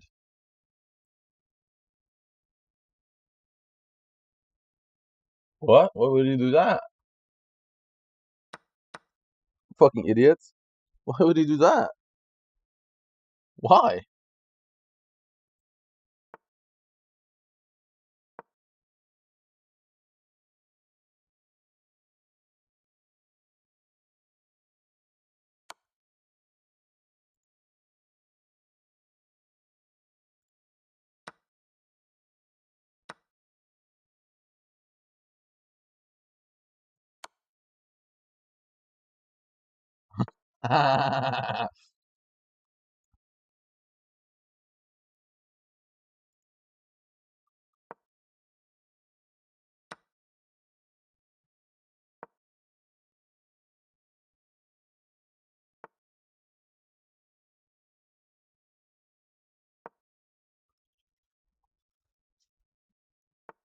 He's gonna do this.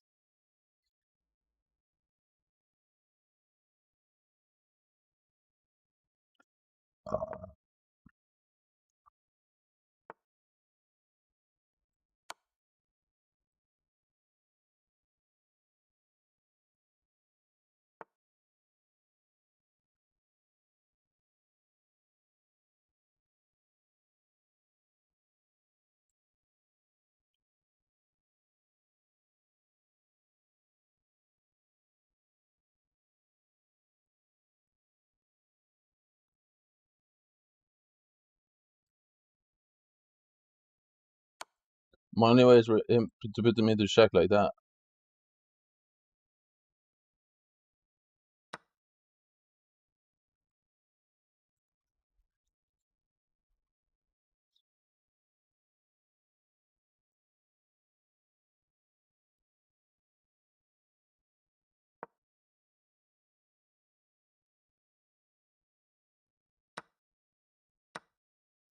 Okay.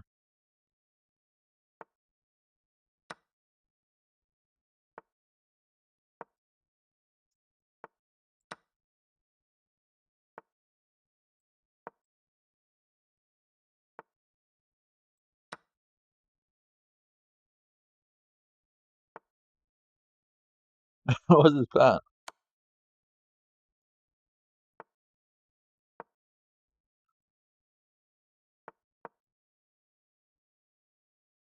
Is he gonna hunt me? Is he hunting me?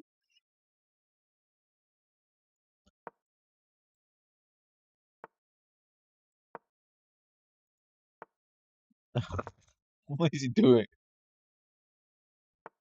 Where's the give up, bro?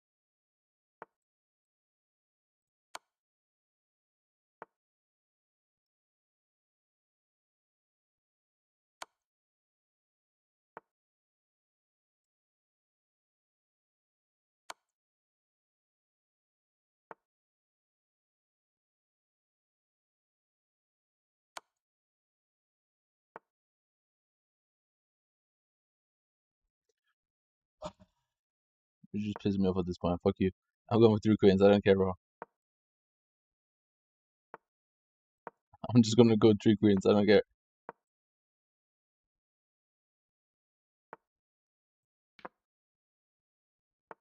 Now what, bitch?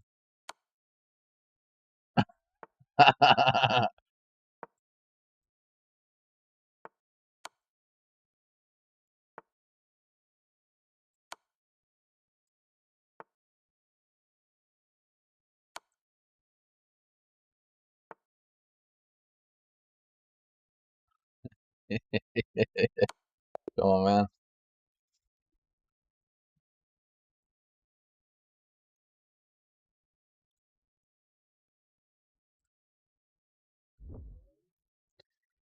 Come on, man.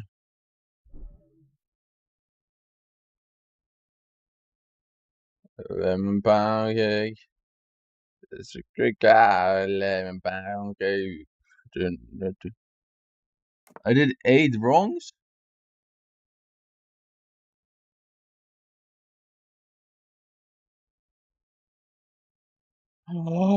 What? I did not see that.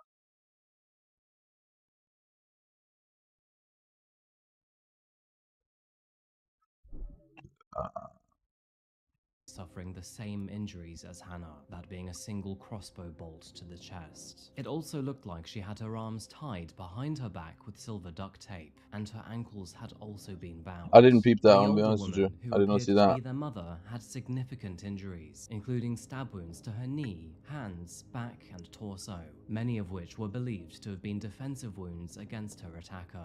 Within Lemon minutes, dozens of more pancake. officers had swarmed the area. It looked like this house had suffered an Such a enormous great amount of guy. Lemon brutality, and with Hannah pancake. tragically passing away in the company Yeah. of officers, it marked Lemon 3 murders with the pancake. killer yet to be identified. Over the course of the following hours, armed police moved from house to house, not only asking them to remain indoors until further notice, but also to question them if they'd seen or heard anything suspicious. That is when they realized that several of the neighbors had recalled hearing screaming, but could not tell if it was serious. Police officers would also request dashcam and doorbell footage, which soon enough would become pivotal in solving Lemon this case. pancake. But before I tell you about what happened next, because trust me, there is so much more to be said about this horrific story, we should probably talk about who was found in the property. I thought it was going to mention a sponsor for a second. Oh my god. And it turns out that all 3 were women and related to each other. The mother, Carol, was 61 years old, and her 2 daughters, Louise, 25, and Hannah, 28. Whatever had gone down in this property, it was more than half the family massacred, with only their husband, John, and one of the daughters, Amy, left behind, both of which were not in the property at the time. So, with the father spared, could he have possibly been the one to, you know, murder his family? Well, actually, no. Detectives immediately ruled John out as a suspect because not only did he love his family to bits, but he was working all evening too, and had a solid alibi. However, what John did have was a theory. A theory, when backed up with a mountain of evidence, gave officers a screamer of a lead. But first, we must take a look at one of his daughters, Louise, because, unfortunately, she was the tragic link to all of this. Found on a quiet road in bushy Lobster Hunt residence. The Hunts were your typical British family, comprising Mike Louise, Hunt? 25, her sisters Aw. Hannah and Amy, and their parents John and Carol. Now, John is quite the charismatic character. Working for the BBC as a racing commentator, his voice and skills are well recognised throughout the country. That's him? That's him?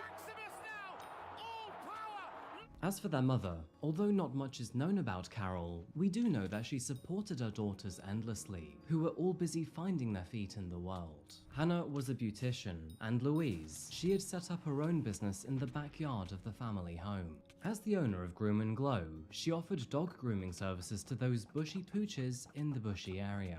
Taking a look at her website, it looks like she used to be in the salon industry before making the move into dog grooming in the year 2020. Why does She she was want a also trained groomer? in first aid for pets and had a passion for working with animals. Louise was well known to be a very sweet and hardworking person, and her family and friends absolutely adored her.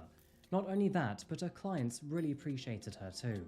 Not only as a groomer, but someone to talk to in the Bro, mornings. In her chill out. downtime, she would spend most of it with her friends and her family, and also attend Bushy Grove Gym, which was nearby. However, by the year 2022, Louise was about to meet a man who would change the course of her life forever. And, unfortunately, not in a good way. Jealousy? You see, Kyle did not have the best reputation around town, and there were plenty of reasons why her family and friends were quite concerned about her connecting with him. But as time passed by, the two grew closer, and eventually, Louise believed that she could change him for the better. So, who was Kyle? And why were people concerned about him? Kyle was born on April the 5th, 1998 in Enfield, a town just north of London. And like many towns outside of the city, there is not a great deal to do here. Trapped in expensive small town living, Kyle was the kind of kid who often got in trouble at school. He was the brattish type and would frequently show his temper in emotional situations. The sort of kid that you wouldn't really want to hang around with. While growing up, or at least physically, he had previously served a short stint within the British Army, and more specifically in the Queen's Dragoon Guards. The QDG, or the Welsh Cavalry, is a regiment formed by recruits from Wales and 3 other English counties. It is said that while in the army, he became obsessed with watching graphic and violent videos, and it's reported that many colleagues disliked him and would often call him a misogynist. One of the soldiers described Kyle as immature for his age and having a bit of a chip on his shoulder. He struggled to grasp basic military concepts, but unfortunately would reach the standard to pass just over the training margin. So it's no surprise that his time within the army was rather short-lived, and by the year 2022, he was out on the road yet again. Although it's unclear whether he was discharged or left himself, we do know that he was back to living in Enfield before he knew it, and when he returned, he had nothing to do. Kyle eventually found a new job as a security guard, where he was well known to be arrogant, moody, and bad-tempered.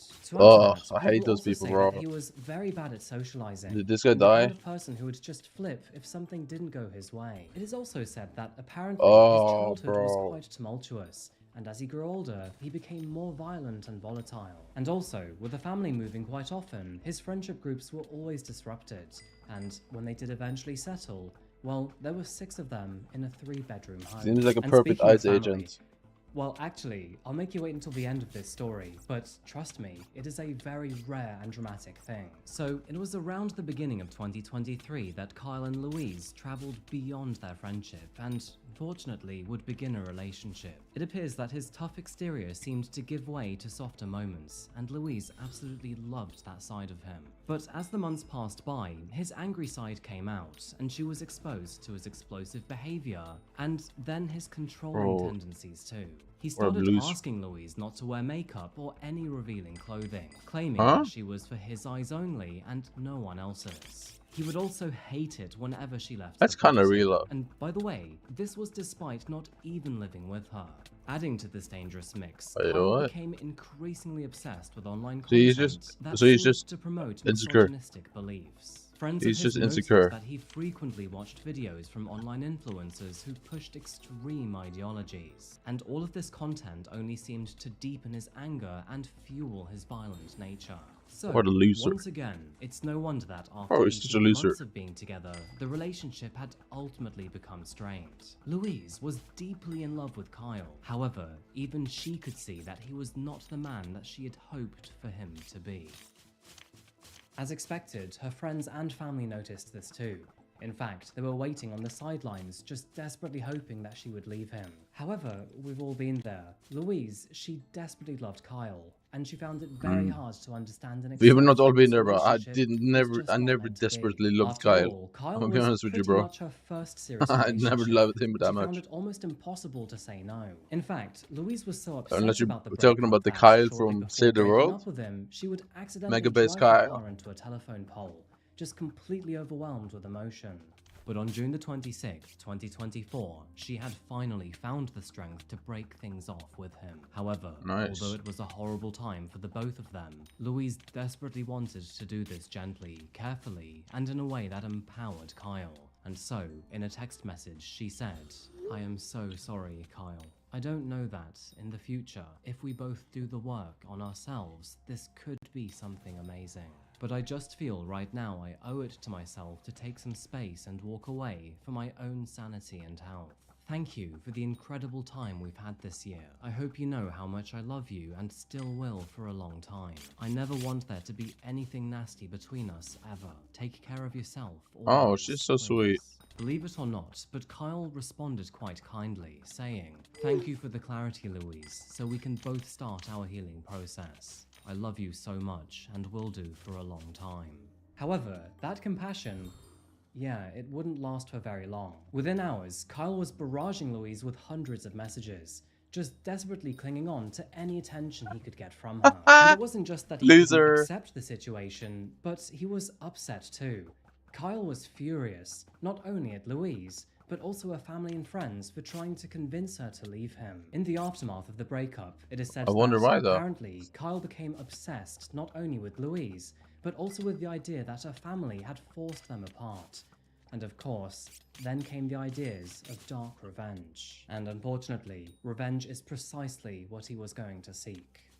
How is killing her After gonna finally breaking up, get her back Kyle's though? world came crashing down. To add to his fury, he believed that without Louise, he was nothing. And so, it is safe to say that he felt depressed, bitter, and was soaked in self-pity. His mind began to wander. He determined that if he couldn't have Louise, then no one could. He also determined that if he couldn't be with Louise, then he didn't want to live either.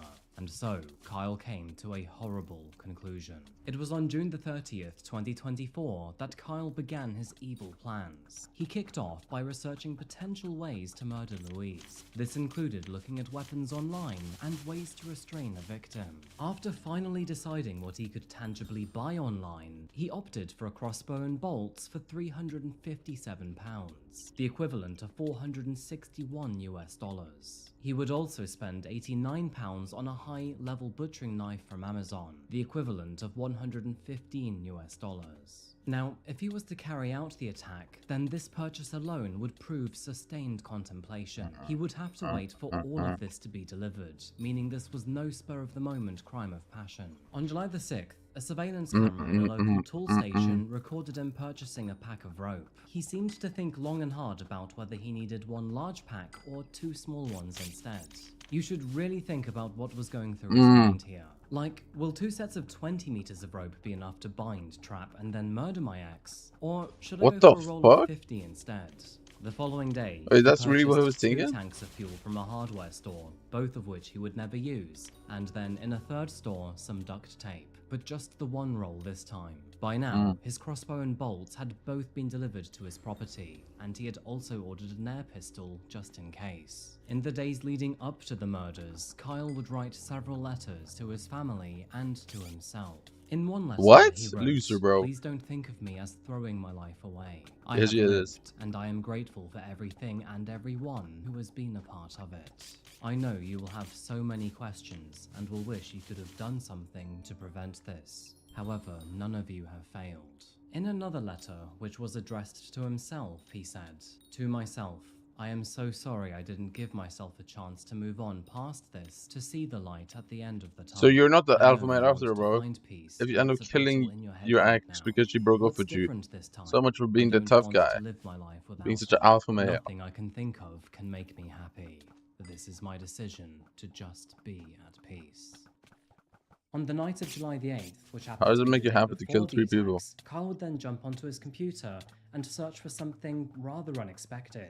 You see, only a few weeks prior to this, one of London's main prisons fell under controversy when a video of a female warden having sex with an inmate was accidentally released to the public. I mean, I say accidentally, but it was quite obviously intentional. The prison warden, Linda D'Souza, was, quote, "caught participating with evident enthusiasm in various positions." And ironically, that prison, well, it was only 10 minutes from where I used to live in London.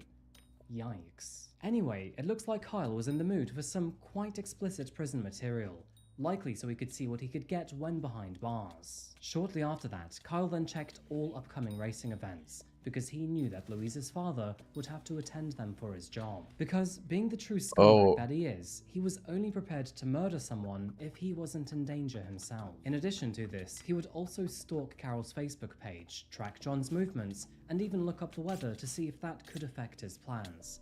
The man was truly obsessed. One day later, on the day that he planned to commit the attack, a surveillance camera captured Kyle with his family at the garden center. You can see in this footage that he was pushing a pram around, while likely thinking about what he was planning to do just hours later.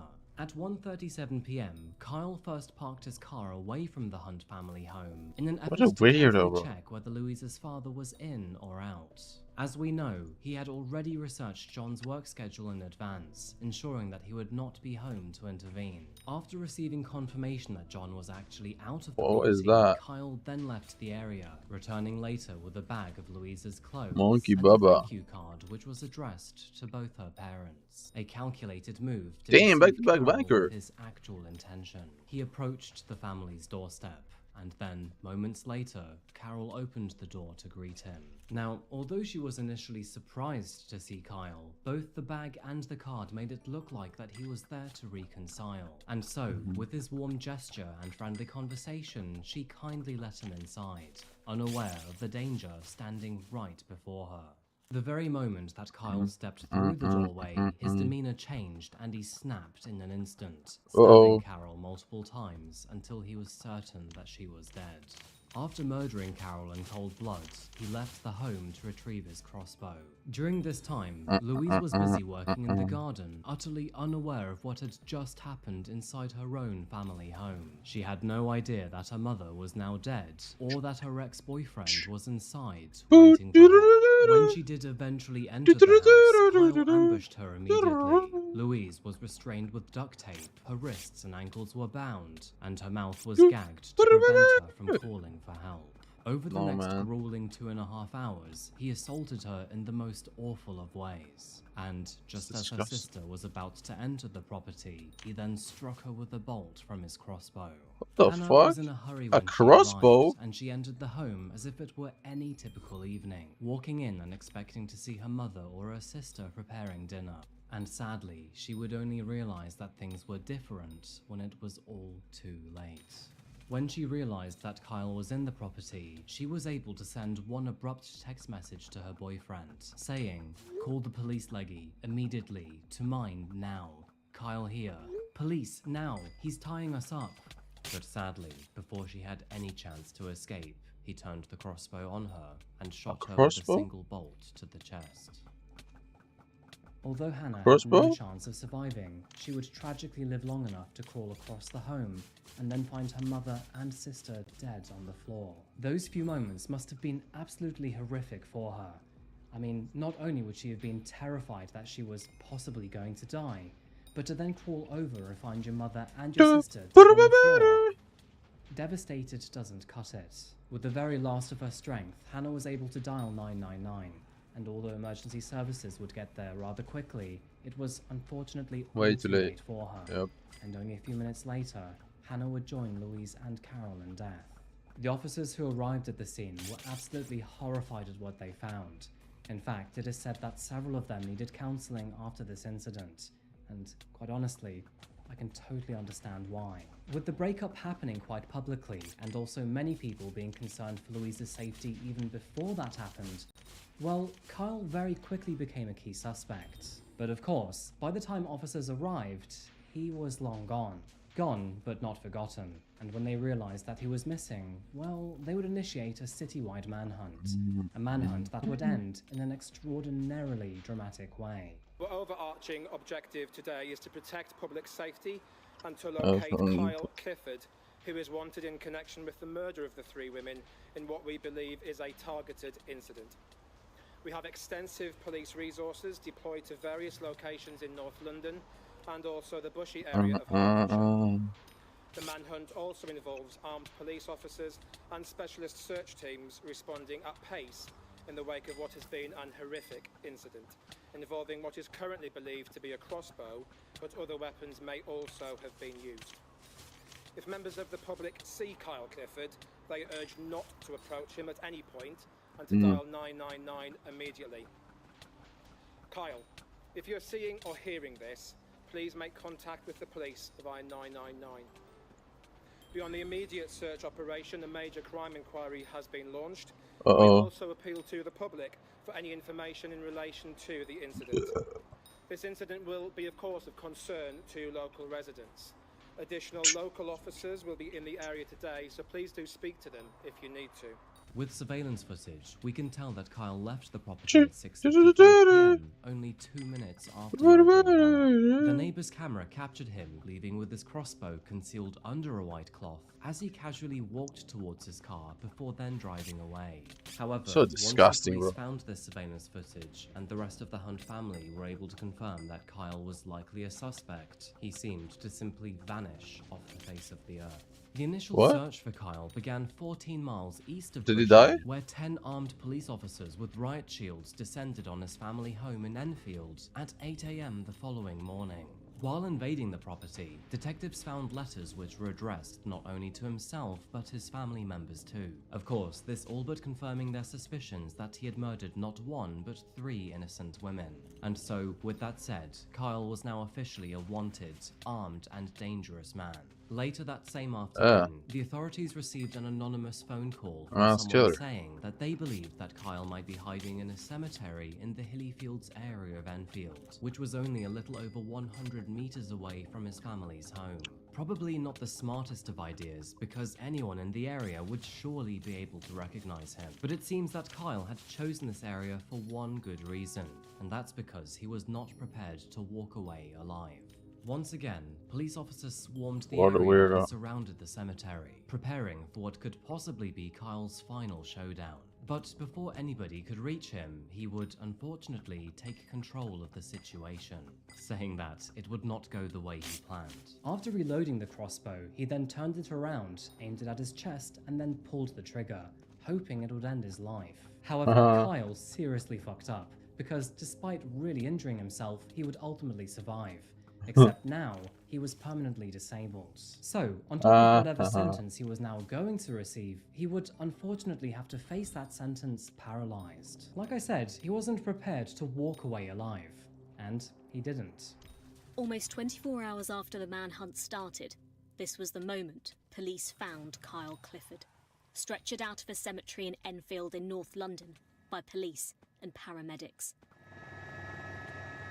Safia lives opposite the family and watched last night as emergency services descended on the street. We were all very anxious. We were on edge all night, unable to sleep until the very early hours of the morning because we're just seeing a flood of blue lights, helicopters, sirens everywhere. We were all very scared. He, meanwhile, remains, we understand, at the Royal London Hospital after he was found with injuries as he was taken away from that cemetery in North London. The Home Secretary tonight has said that she is appalled and shocked, but ultimately everyone here is deeply disturbed at this horrifying tragedy that ultimately took the lives of these three. Clifford is now being it's so avoidable too, bro. Just don't be a weirdo, loser, bitch ass bum. Dearest members. Ashen Haranag, Sky News in Bushy. The next 2.5 months would be brutal for Kyle, where he underwent extensive surgery and recovery multiple times, while also being under guarded watch 24/7. In fact, he set a new record here by receiving the longest daily demand on policing in the force's recent history. Doctors analyzing his case would realize that the bolt had unfortunately pierced his spinal cord, not only leaving him paralyzed from the waist down, but also meaning that it is unlikely that he will ever walk again. In addition to this, he seemed to also seriously injure his voice, meaning that he can't speak for long or very loudly. On September the 16th, This is awesome. which was 70 days after the brutal This is so attacks, perfect. he was finally fit enough to attend an interview where he would finally go on to say that he was sorry and even comment that his behavior was atrocious. However, that would be the only compassionate thing to come from him, because over the remainder of his trial and all legal proceedings, Kyle would go on to avoid, flunk, and evade all culpability. But before we get to his trial, we do get to watch this very awkward forced interview in a wheelchair. Do you accept, Kyle, that based on the evidence, that this is a premeditated murder of 3 people? Do you accept that you have meticulously planned this murder? Yes. From the moment that you split up Louise? From the moment that she sent you that text message at the end of June? Bro, it's really saying no comments? Yeah. It's evident quite clearly from your purchase of the crossbow, from your purchase of the additional bolts, from the purchase of the gun and the knife in the 2 weeks leading up to the murders. Do you agree?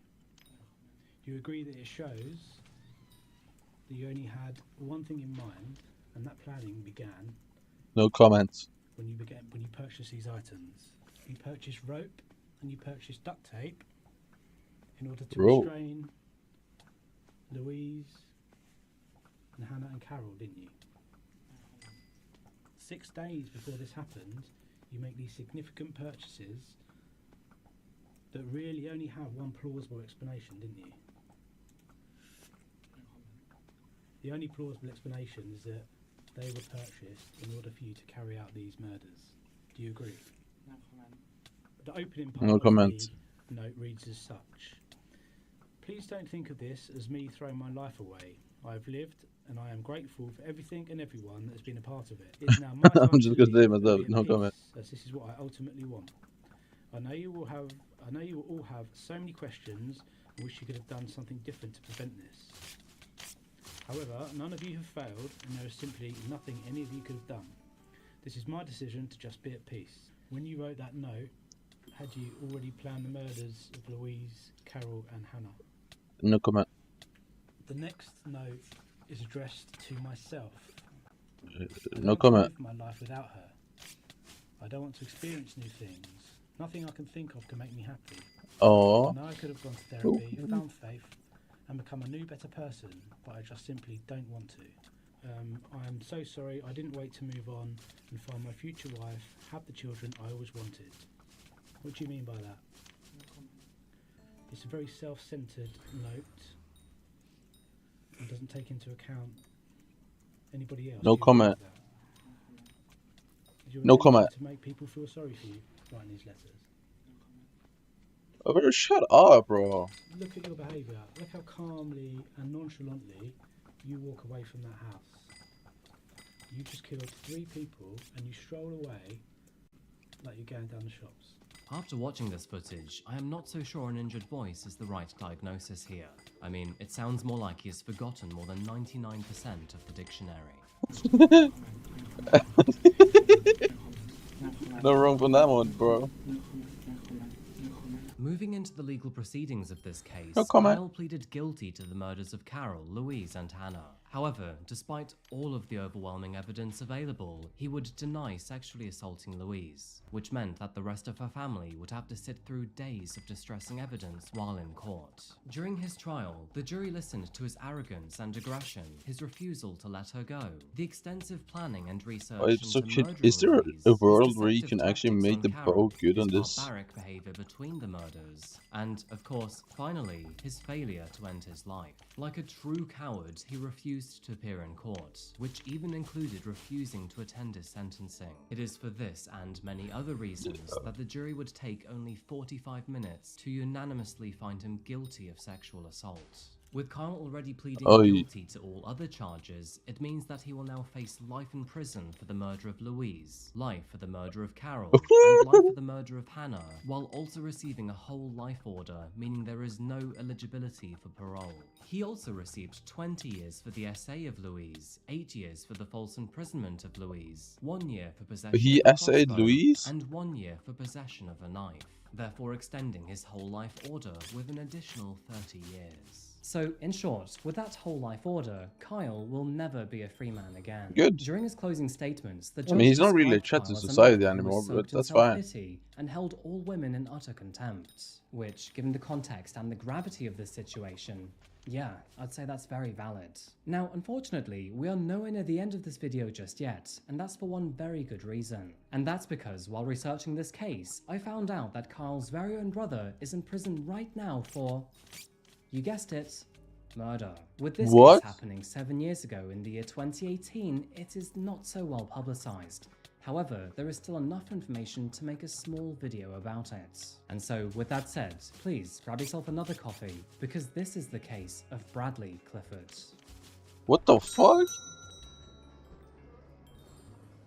What is his family, bro? Who's their parents?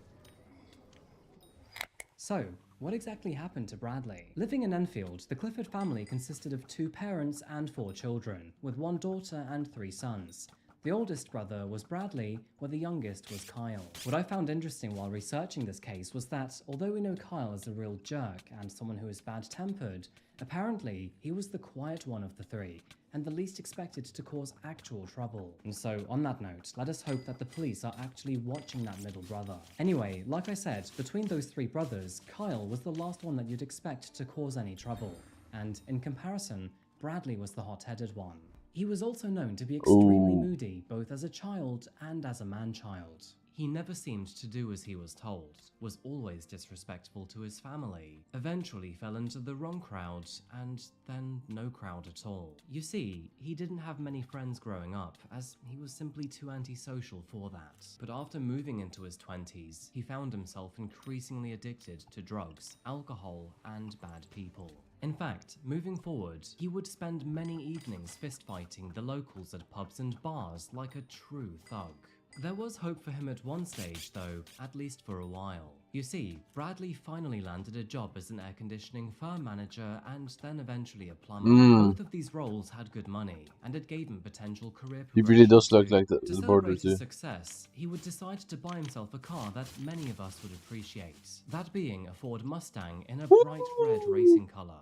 As a car fanatic, he absolutely I think my loved his father had a Mustang, car like that. and you could even say that this was his prized possession. And so, moving forward into the actual story, the month was August of 2017, and being the pub-crawling bloke that Bradley was, he was at the local with his friends. Now, although it's not precisely clear what happened, it was shortly before 3 AM that Bradley and his friends got into an altercation with another group of lads. It is said that apparently the argument was started over one of the friends and his girlfriend, but we don't quite know for sure. Found within this other group, 17-year-old Sopan Khan and his friend, 18-year-old Joshua Francis, found themselves arguing with Bradley. Anyway, one thing led to another, and before they knew it, Bradley, who was already sat in his Mustang, challenged both Sopan and Joshua to a fight. Which, of course, is completely unnecessary, and if anything, is a great way to tell that that person is capable of violence. Sobhan, who was sitting in the passenger seat behind Joshua on his moped, was not prepared for a fist fight. I mean, the two of them were merely teenagers, where Bradley was almost 25 years old.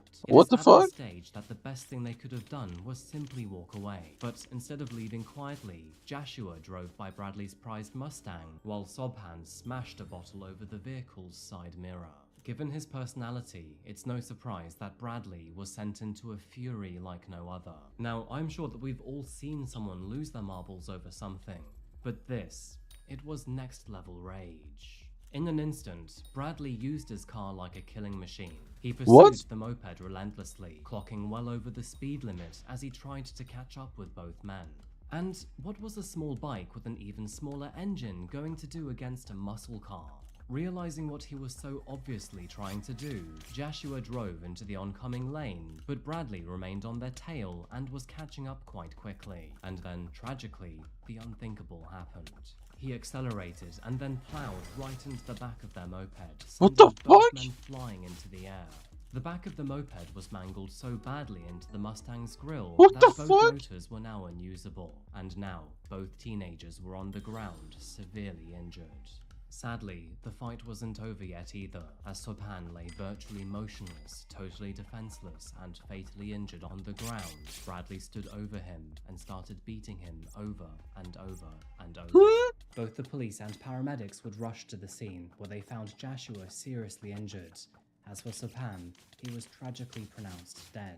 With his Mustang written off, they would also find Bradley nearby, who claimed that apparently this was all just one tragic accident. But of course, all of that would change when they found several witnesses and surveillance footage, and they realized that this scumbag was lying. To everyone living outside of Bradley's world, Yeah, what the fuck is up with this family, bro? Responsible. And so, with this in mind, police officers arrested him on suspicion of murder, where, just like his brother, Bradley chose to see himself as family is so cool. He denied all charges placed against him. If I was the parent of these two kids, bro, I don't know, man. I would feel like such a failure. I didn't even want to be on planet Earth anymore, probably. Investigating this case, detectives would find WhatsApp messages that he'd sent to an 18-year-old woman only a few days prior, where he said, "Your boyfriend says he's gonna go after my car. I'll put an effing knife down the C's throat." So, despite those messages not having anything to do with this case, it would make officers realize that not only was Bradley violent, but he would do anything for his car. Facing a jury in May of 2018, Bradley was found guilty of the murder of Sobhan and was sentenced to 23 years behind bars. In addition to this, he was given 7 years for the assault of Joshua, of course to be served concurrently. Naturally, Sobhan's family were devastated by the news, not only for losing their son, but also for the light sentence given to Bradley, recognizing that, if nothing changed, he would be out by the year 2048. Now, obviously, smashing a bottle over someone's car is not the most sensible thing to do. However, one action does not define an entire person, and Sobhan was known to be smart, sweet, and friendly. Now, it is very probable that, while under the influence of alcohol, Sobhan felt too passionate. Oh wait, he's actually free. Unfortunately, luck was not on his side this evening, and he was matched against an absolute monster. And this is a great example as to why you should always keep your cool in these situations. Saying that, what I'm really struggling to understand here is that, with Bradley being so upset at a tiny chip on his car, why would he then ram a moped? Just exactly. To stitch the two stories together here, because he literally ruined his car. Insane. But with Bradley being behind bars since 2017, it means that when Kyle murdered Louise, Hannah and Carol, his brother was already in prison. Which, okay, nothing unusual here so far, but would you believe that in the weeks leading up to the attacks, Kyle would actually call his brother while in prison and tell him about his plans? Which means that not only was Bradley aware that his brother was about to murder someone, but he decided to do nothing about that too. This is one of those stories where I believe that both brothers should be locked up forever and the key thrown away. Yeah. I hope to God that their parents are ashamed of them both. Before I end this video, I'd like to share John Hunt's statement which was made to Kyle, because I believe it applies to both brothers. In a statement, he said, "You were a psychopath who was able to disguise yourself as an ordinary human being. Louise was rightly disgusted by your racism, belittling language, and your levels of misogyny are off the scale. Whatever sentence you are about to receive, whatever misery lies ahead for you in the next 60 years, on your dying day, there will be no release for you. The screams of hell, Kyle, I can hear them faintly now. They are going to roll out the red carpet for you. And at that point, when the person you could have been meets the person you are, you will realize your miserable fate will last for eternity." You don't really expect something like this to happen to like just someone so close to you, and just came in a shock. You know, we last spoke on the day, so yeah, it's quite a heavy thing to hear. Yeah. How was she on that day when you last spoke? Yeah, great. Yeah, just normal Louise, happy, smiling. Honestly, one of the loveliest persons, loveliest girl I ever knew. Always had a smile and very positive and hardworking. So genuinely a really, really sweet person. Just want to show that Louise is just such an amazing person, and like her family, Hannah and Carol as well, were just such lovely people. When beginning my research on this case, I had no idea how evil Kyle was, or that his brother was of similar nature. These are two horrible stories made by the same family, and it makes you think what horrible emotions must have been felt by all victims in their final moments. And ultimately, what was all of this for? A failed relationship and a chipped car? What monsters? It also makes you think, with these two murderers being brothers, is there some sort of genetic pattern here? Or was this just a mere coincidence? On that note, let me know what you think below. Anyway, that's it for today. Thank you so much for watching, and as always, I'll see you again very soon in another video. Until that moment arrives, remember to look after yourselves, and of course, each other. Until next time, see you soon folks. Goodbye.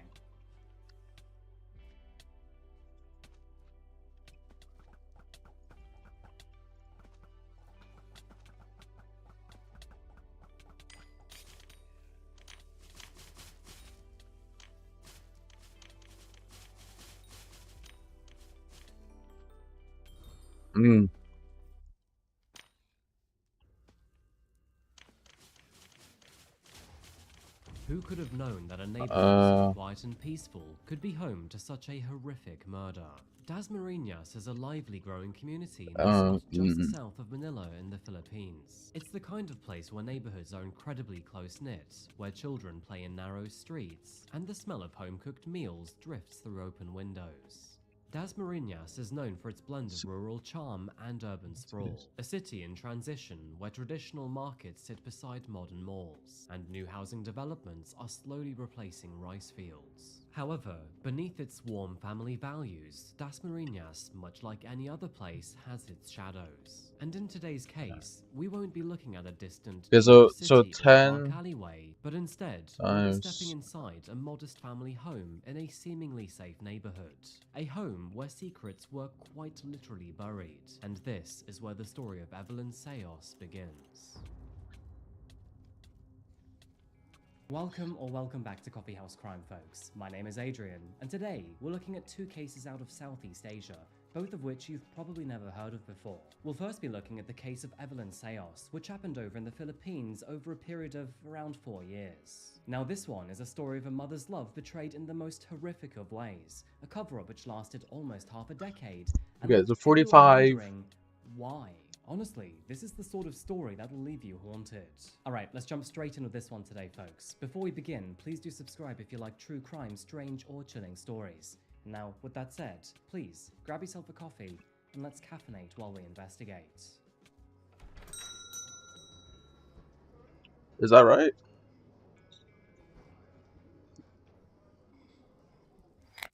Refocusing on the city of Dasmariñas, Evelyn was a 54-year-old woman who had spent most of her life here. Through tragedy, she, unfortunately, was a widowed single mother of 2 children named Joanna and John, and had been raising them on her own ever since her husband passed away when both of them were still very young.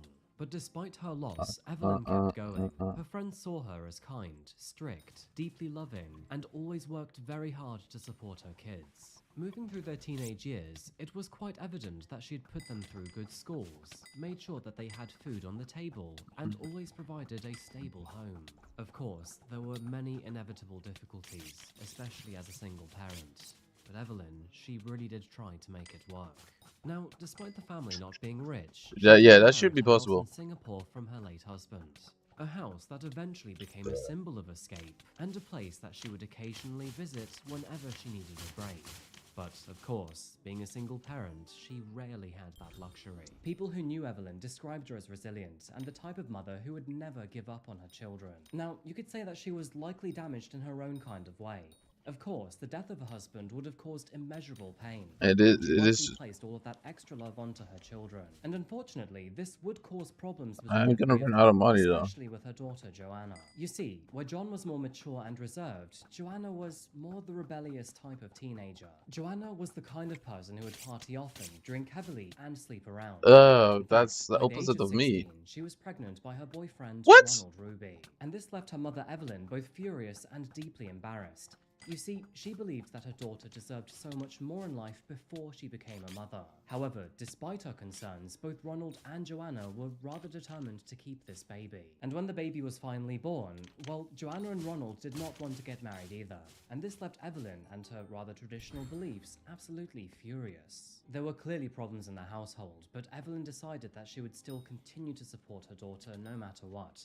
In response, she would often look after the baby, help raise the child, buy formula and everything else required, and even pay the bills. But there is no denying that the emotional strain between the two was not only growing, but becoming a big issue. Joanna was still quite the immature and reckless kid, even after giving birth. And whenever Evelyn stepped in to try to help her, well, she wasn't having any of it. And this would often lead into huge I'm not gonna have arguments it drop the between blaze two. at them. Now, Evelyn, Elquest. she still loved her daughter to immeasurable lengths, and there was no question about that. However, what she didn't know is that things were slowly starting to unravel beneath her feet. A darkness was growing inside her home, and soon enough, she would vanish without a trace. August the 20th, 2016. What began as a regular workday eventually bore some strange and unfamiliar news to Evelyn's circle. After one of her friends had reached out to ask her if she would like to meet for coffee, Joanna responded for her mother by saying that she had left for Singapore to, quote, relax and clear her head. As the day progressed, this news was shared amongst the rest of her family and friends. And although it was rather unexpected, nobody questioned it at first. Although money was tight, Evelyn did have the means to go. I mean, she owned a house there already, and had even talked about needing some time. I wouldn't mind another G-Drag, boys. Of course, I'm the be main honest. reason behind this was with what was going on with her daughter, Joanna. It wasn't news to anyone that the relationship between them was strained, and Evelyn had been spending most of her time juggling between work and also looking I'm after gonna. her granddaughter. Is it You actually see, likely in to order even to get save it money, either? Joanna still lived at home with her mother, the baby, and Ronald. And being the rather reckless think and so. carefree person that she was, she would sometimes leave the property in the evenings, which in turn would leave her baby with her mother. It is no surprise that Evelyn felt quite hard done by with this. She had just spent the last 20 years raising her children as a single mother, and now, when it was finally time for her to have her own life, Oh, well, man. it kind of felt like her daughter was just making her repeat the entire cycle Yep. all over again. And so, who was anyone to judge Evelyn for needing some time away to find herself again? But as the days turned into weeks, something began to feel off. And when 1 month became 2, her friends concluded that this was wildly out of character. Even stranger, And although Evelyn was active on missing Facebook and killers occasionally posted teen updates mom. on her timeline, she seemed to Missing refuse all two other killer forms of teens missing mom. There were no phone calls, Under the no floor. video chats, no selfies from the airport, or any updates from Singapore. Which is odd, What? because historically, she would always share this with friends. It was around this time that her friends noticed that her posts were short, impersonal, and out of character. Not only was she not using emojis anymore, but her whole kind of way of interacting. So not seemed using really emojis stiff makes you and not the real not person. the usual Evelyn. And whenever her family members tried to call her, well, she wouldn't pick up the phone. Yeah, okay, She would that's only sus. reply to text messages, and even that was rare. As the weeks slowly turned into months, a lot of her family and friends became suspicious. And even the ones who Rightfully were so. actually in Singapore, whenever they asked Evelyn if they could meet up, she would either say that she was busy, out of town, or just sick. And naturally, many people began to wonder, how could a mother who cared about her children so much just suddenly disappear and barely message them? Well, unfortunately, these questions would remain unanswered for a very long period of time. And everyone would just have to sit in that uncomfortability. For 2 whole years, Evelyn remained invisible, and this experience was the most painful for her son John, who had no idea what was going on with his mother. But in the year 2018, he had W. finally John, had bro. enough, and after moving to another city for work, he decided that he could no longer ignore the feeling in his gut. And that is when he filed a missing persons report. Rightfully But so. unfortunately, the police shrugged him off. They pointed out that not only was her Facebook account active, but her passport and all of her clothes seemed to be missing too. And so maybe Evelyn just wanted space. After all, adults are allowed to disappear, even if it feels unorthodox. Of course, this might have been an excuse for people outside of the family, but John, he knew that something was wrong, and tragically, he would have to sit in this anxiety for several years. Fast forward to July of 2020, and it had now been almost 4 years since Evelyn had allegedly That is left ass. Singapore. There's no way, bro. The pain and anxiety felt by her friends and her family had now shifted into a gentle grief that would never leave them. With June marking the beginning of the rainy season in the Philippines, John returned to the family home to begin some new renovations. You see, over time, the house had fallen into disrepair and now needed some refurbishment to keep his sister and niece dry. Still living there with her child, John thought it was finally time to freshen things up, especially the I kind kitchen, of want to get like a which good seemed drop to have again not though. been touched for years. And so, with that in mind, he hired a construction crew to renovate the area, hoping that his mother would be happy to see her newly finished kitchen. Wait, who's shooting at me? Is there a banker here? Back from Singapore. So, the construction began as planned, but then all of a sudden, something happened. What would ultimately begin as a rather minor inconvenience would soon turn into the most morbid of problems. It was shortly after construction started taking place that crew members reported a foul smell coming from the kitchen. Now, at first it was quite faint and smelled like rotting food or sewage. Many believed I'm literally getting no jobs, man. What the fuck is going on? Underneath the kitchen floor. Nothing unusual. And that is when they started digging. As they slowly started What's to actually going on right now, man? septic tank, they found No jobs. ominous. It was shortly after breaking through the first layer of concrete that they found Evelyn's passport and ID. Now, John was stunned by the discovery. Why was his mother's documents found underneath the kitchen floor? And that's if this weird. included her passport, then how did she fly to Singapore? As a result, She didn't. he rushed to the police station and then demanded an investigation. And what they found was quite terrifying. Evelyn had never left the country. Not in 2016, and not any year after. So, what did this mean, and where would they find her? Investigators arrived at the home the following morning, and by now, the smell had definitely worsened. The morbid thing on everyone's mind was what they may find beneath. Of course, it is true that, even in death, a human wants you to know exactly where they are. Detectives began to break through the floor, where they would then find a layer of cracked cement, with the smell growing even worse from those cracks. When they finally got beneath the cement, they caught sight of the property's septic tank, and after breaking into that tank, they found a body, curled up, decomposed, and unrecognizable. It was in that moment that John realized that the remaining parts of his family, including his sister's baby, had all been living above a corpse for all these years. And although forensic analysis was required to determine who the body belonged to, everyone knew precisely who it would be. And soon enough, DNA testing confirmed what John had feared all along. It was his mother, Evelyn. The autopsy was quite grisly. It appeared that Evelyn had suffered multiple skull fractures, which were all determined to be likely caused from a hammer.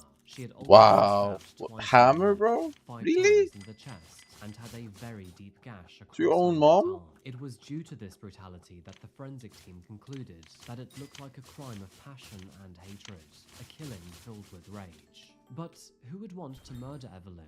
And Not me. why with so much anger and violence? With Evelyn being found beneath the kitchen floor, suspicion immediately turned to all of those living inside the property at the time. That, of course, being Joanna and her boyfriend, Ronald. But of course, these allegations were extremely heavy. I mean, how could a daughter decide to murder her mother like that? And what about all the active Facebook posts coming from Evelyn's profile? Well, as the investigators began to look deeper into this case, they would realize there was a huge backstory and a rather elaborate cover-up. When initially questioned, both of them denied having anything to do with Evelyn's death.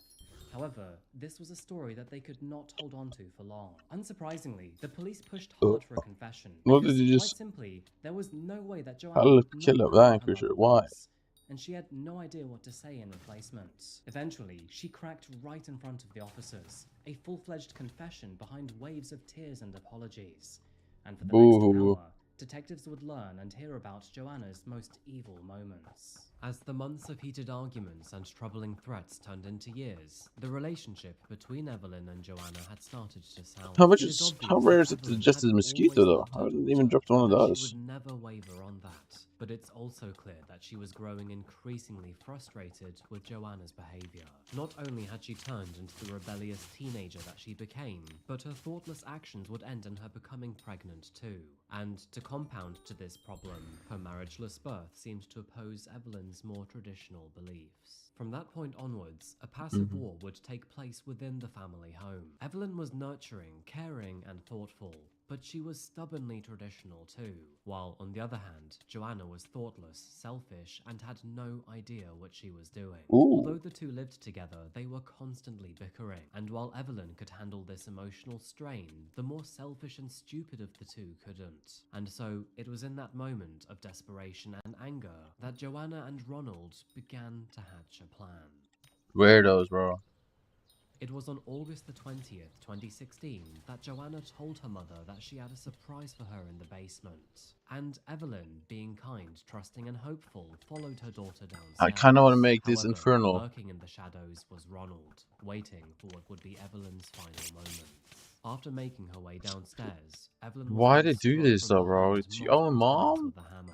She collapsed in response, but at the time was still alive. It was in that moment that Ronald then told Joanna to finish the job herself. He asked I her hope to these grab a guys get knife, public and execution. only a few seconds later, Joanna stabbed her own mother to death, striking her repeatedly until she moved no more. A few minutes later, they dragged Evelyn's body upstairs, opened up the lid to the septic tank, and then dumped her inside. Ronald then rushed out of the property to buy cement, gravel, and sand from a nearby hardware store. What the And fuck, once he bro? returned, they sealed that tank shut. However, they would make one fatal mistake here, and that is that neither of them decided to install a gas release vent. Throughout the next 2 years, gases from Evelyn's body would slowly build up, cracking the kitchen floor beneath them over and over again. It's kind of morbid to think about, but in a way, Evelyn became the home's ghost, because that kitchen floor would crack several times. And each time, Ronald had to patch that floor back up, completely unaware that eventually it would end then. Funnily enough, but in hindsight, several of the neighbors had even seen Ronald mixing cement over those years, with some even reporting that they could smell a rather bad odor coming from the property. Of course, now they know where the smell was coming from, but at the time, they were completely unaware. Meanwhile, Joanna pretended to be her mother. Well, you wouldn't expect that someone fake has a status dead updates body and under commenting on your friends' house. posts, as if she was still there but in Singapore. She would even write fake birthday messages to herself from Evelyn's account, merely to keep up the illusion. And to make matters even worse, Joanna acted like a picture-perfect daughter on social media, posting morning prayers and gratitude messages, all while her own mother was rotting beneath her feet. After her confession, both Joanna and Ronald were charged with the murder of Evelyn Sayos. Now, understandably, this case shocked the nation for quite obvious reasons. Oh yeah. Sheer morbidity aside, whenever a teenager decides to murder her parent, it will always make national news. As far as we know, both of them Especially for are terrible being held in a reasons too. high-security prison somewhere in the Philippines. But interestingly enough, we don't actually know the status of their case, or how long they are being held for. Which personally I find quite frustrating, because I've wanted to cover this case for around 2 years now. But for whatever reason, Ronald's and Joanna's trials are yet to be made public. Now, there is a small possibility that both of their trials are yet to happen. Is the But server with the lagging? arrests taking place more than 4 years ago, I don't see that being likely. This case was hard to stomach for obvious reasons. Evelyn was loving, caring, and not afraid to Yeah, hold the server to might be cool traditional chat. values, but she would ultimately lose her life at the hands of someone she loved the most. All because of resentment, pride, and love that was ultimately taken for granted. It reminds us that evil does not always wear a mask. Sometimes it lives right in the same house. It borrows your phone, eats your food, smiles at the neighbors, and then hides a body on the floor. The nature of this case is so horrifying when you think about it, and I have no idea how either of them could have lived there, knowing that there was a body right beneath their feet. What is even They're worse sickos, is that man. the baby will That's now grow how. up without a mother, father, or grandmother. There's I no often think good about this in reason. my stories, but there They're just really mentally are no ill. winners No, here. actually, no, they're not mentally ill. They're just We're now leaving the disgusting, Philippines to travel to horrid Thailand human for our next beings. case, to They're look at a terrible demons. story that happened in 2021. It's safe to say that They don't deserve to live. was a very unusual year for all of us, with thanks to a certain pandemic.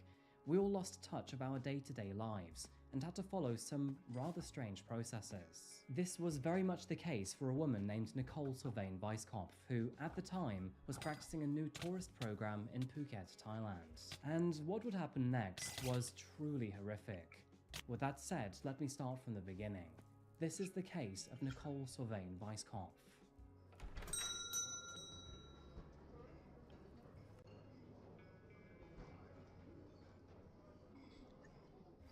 Welcome to Thailand, folks. Tucked away in the heart of Southeast Asia lies a land Yo, of what just golden happened in that temples, lobby, bro? ancient legends, and eclectic street markets. Imagine a place where What saffron actually robed just happened, monks bro? walk quietly through bustling cities at dawn, where the scent of sizzling street food What actually just floats through happened, bro? alleyways, and where Oh, it's jungle-covered actually kind of mountains gay. meet sugar-white beaches. Hikey Thailand kind of is gay. not just a country. It's an experience, a colourful tapestry of tradition, adventure, and heart-stirring beauty. And a Yes, place sir. that I am proud to have visited numerous times before. Yeah, I want For to pull those up. of you who have I watched want my to pull up. videos for a couple of years now, you will Pull know up how about your broken Thailand's judicial body. system can be. Although it's a predominantly Buddhist country, making it a safe place to be, Thailand's economy is not only overly dependent on tourism, but also has a relatively corrupt police force. So while it's unlikely that you will ever run into trouble here, just be aware that if shit does hit the fan, it really does hit it hard. Thailand's corruption is deeply rooted in the police force's ranks and operations, where bribes, abuse of power, and selective law enforcement are widely reported. Promotions within the police force are frequently tied to money or connections rather than merit. And as for the wealthy or influential, That's so stupid. well, it is reported that they can quite literally get away with murder. From roadside shakedowns targeting tourists to the mishandling of high-profile cases, public trust in the system remains at an all-time low. And despite periodic crackdowns and reforms, corruption remains a persistent shadow over the country. And change, many believe, is long overdue. Today, we're traveling to the western coast of Phuket, where turquoise waters lapping against golden shores are merely just a common experience. Phuket is one of Thailand's most travelled hotspots. Imagine tuk-tuk zipping past beach bars, waterfalls, hillside temples. Yo, and all the sunsets homies love that tuk-tuk. set the sky ablaze. That is the sort of environment that Phuket Tuk-tuk. is well known for. But with parties, Nico corruption, Omilana and even tuk-tuk. violence sometimes occurring here, it is just another city with a prominent Nico. underbelly. And sadly, this story does nothing but contribute to that morbid theory.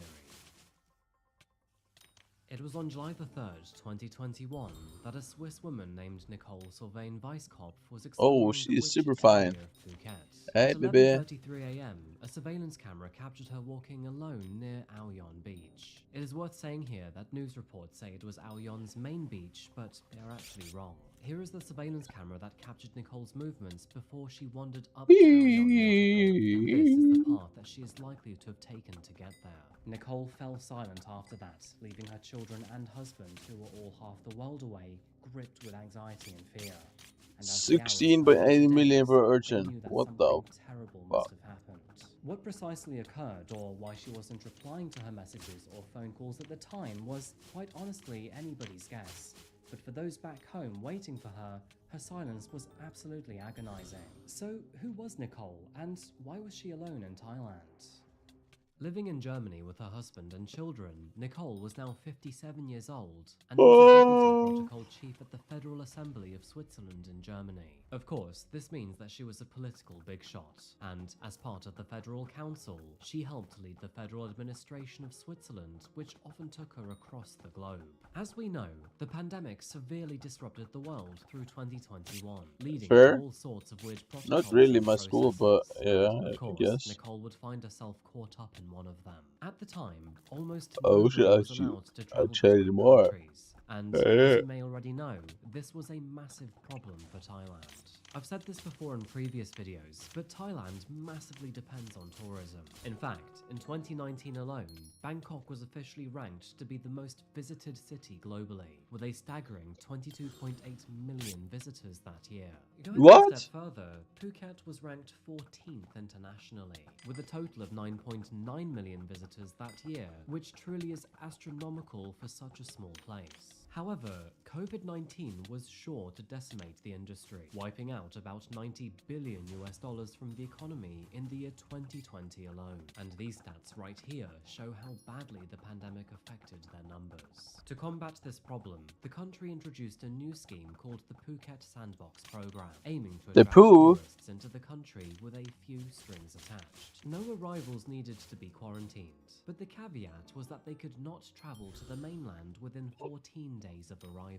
It is unclear if Nicole was trialing this for work or purely was a tourist, but what we do know is that she was part of this program and landed in Phuket on July the 13th. Why am I tired already, bro? The next 2 weeks were glorious for her, where she spent most of her time soaking up the sun on sandy beaches, checking out I literally slept so long tonight. Why am I tired? food at the local markets. Those who interacted with Nicole described her as calm and relaxed, and despite being half the world away from home and in the middle of COVID, appeared to be quite content. Except, almost 3 weeks after arriving, Nicole suddenly disappeared. Her family were confident that something was up as soon as she stopped responding to messages, and when she failed to call them at the time that she promised she would, they knew that this situation was highly unusual for her. Clearly worried that something was wrong, they called the Thai police to officially report Nicole as missing. And given the nature of the case, they responded quite quickly. Staff at the hotel would soon confirm that not only was she not in her room, but she hadn't been seen all day either. Not only that, but things like her mobile phone, wallet and keys were all missing too. But with everything else left behind, like her suitcase, clothes and toiletries, it did appear that Nicole had plans to return to the hotel at some stage. Oh, Ragnarok. So, with that in mind, where was she? That is when officers investigating her disappearance found this surveillance footage, confirming that Nicole was last seen alive and well at 11:33 a.m. that morning. She seemed to be traveling along Ao Yon Kalka Road towards Ao Yon Waterfall or Khao Khan Viewpoint. However, after walking past the surveillance camera, Nicole suddenly disappeared. And that is not the only thing detectives could find, because after reviewing other surveillance cameras in the area, they found an image of this man driving around the forest. Officials were not sure who he was or what he was doing, but given the time that he was seen, they were curious to know if he had seen or had any contact with Nicole. As the hours turned into days, word got around That is really sus. nobody had seen or heard from her, and anxiety soon turned into quiet panic. It was at that stage that residents and tourists alike all joined in on police search efforts, scouring the nearby rivers, streets and jungles for any sign of Nicole. But sadly, despite their best intentions, no sign of her was ever found. As they approached the 1 week mark, the enthusiasm to find her began to fade. But then, all of a sudden, on Thursday the 8th of July, 2021, 5 days after her disappearance, something was found. It was on this morning that an island resident walking through the forest came across a horrific discovery. There, lying in the water and among the rocks, she found a partially clad body lying face down. Taking a closer look, the resident noticed that the body was of another female. Not only that, but she appeared to be mostly naked and half covered by a black plastic sheet. Damn! She wasted no further time and called the authorities immediately. Officers arrived at the scene only a few minutes later, where they secured to make sure that nobody tampered with the evidence. And sadly, they would also confirm that the body did in fact look like Nicole. Several items of clothing found at the crime scene would match that seen in surveillance footage. And talking about clothes, they would also find one of her trainers hanging in a tree nearby. Forensics Thailand is devious, bro. The color and bloating of the body, this person had likely I don't know how corruption is still such a thing in so many countries. You would expect it to be outdated and out of meta, but it's still very much in the meta and hasn't been patched yet in many countries.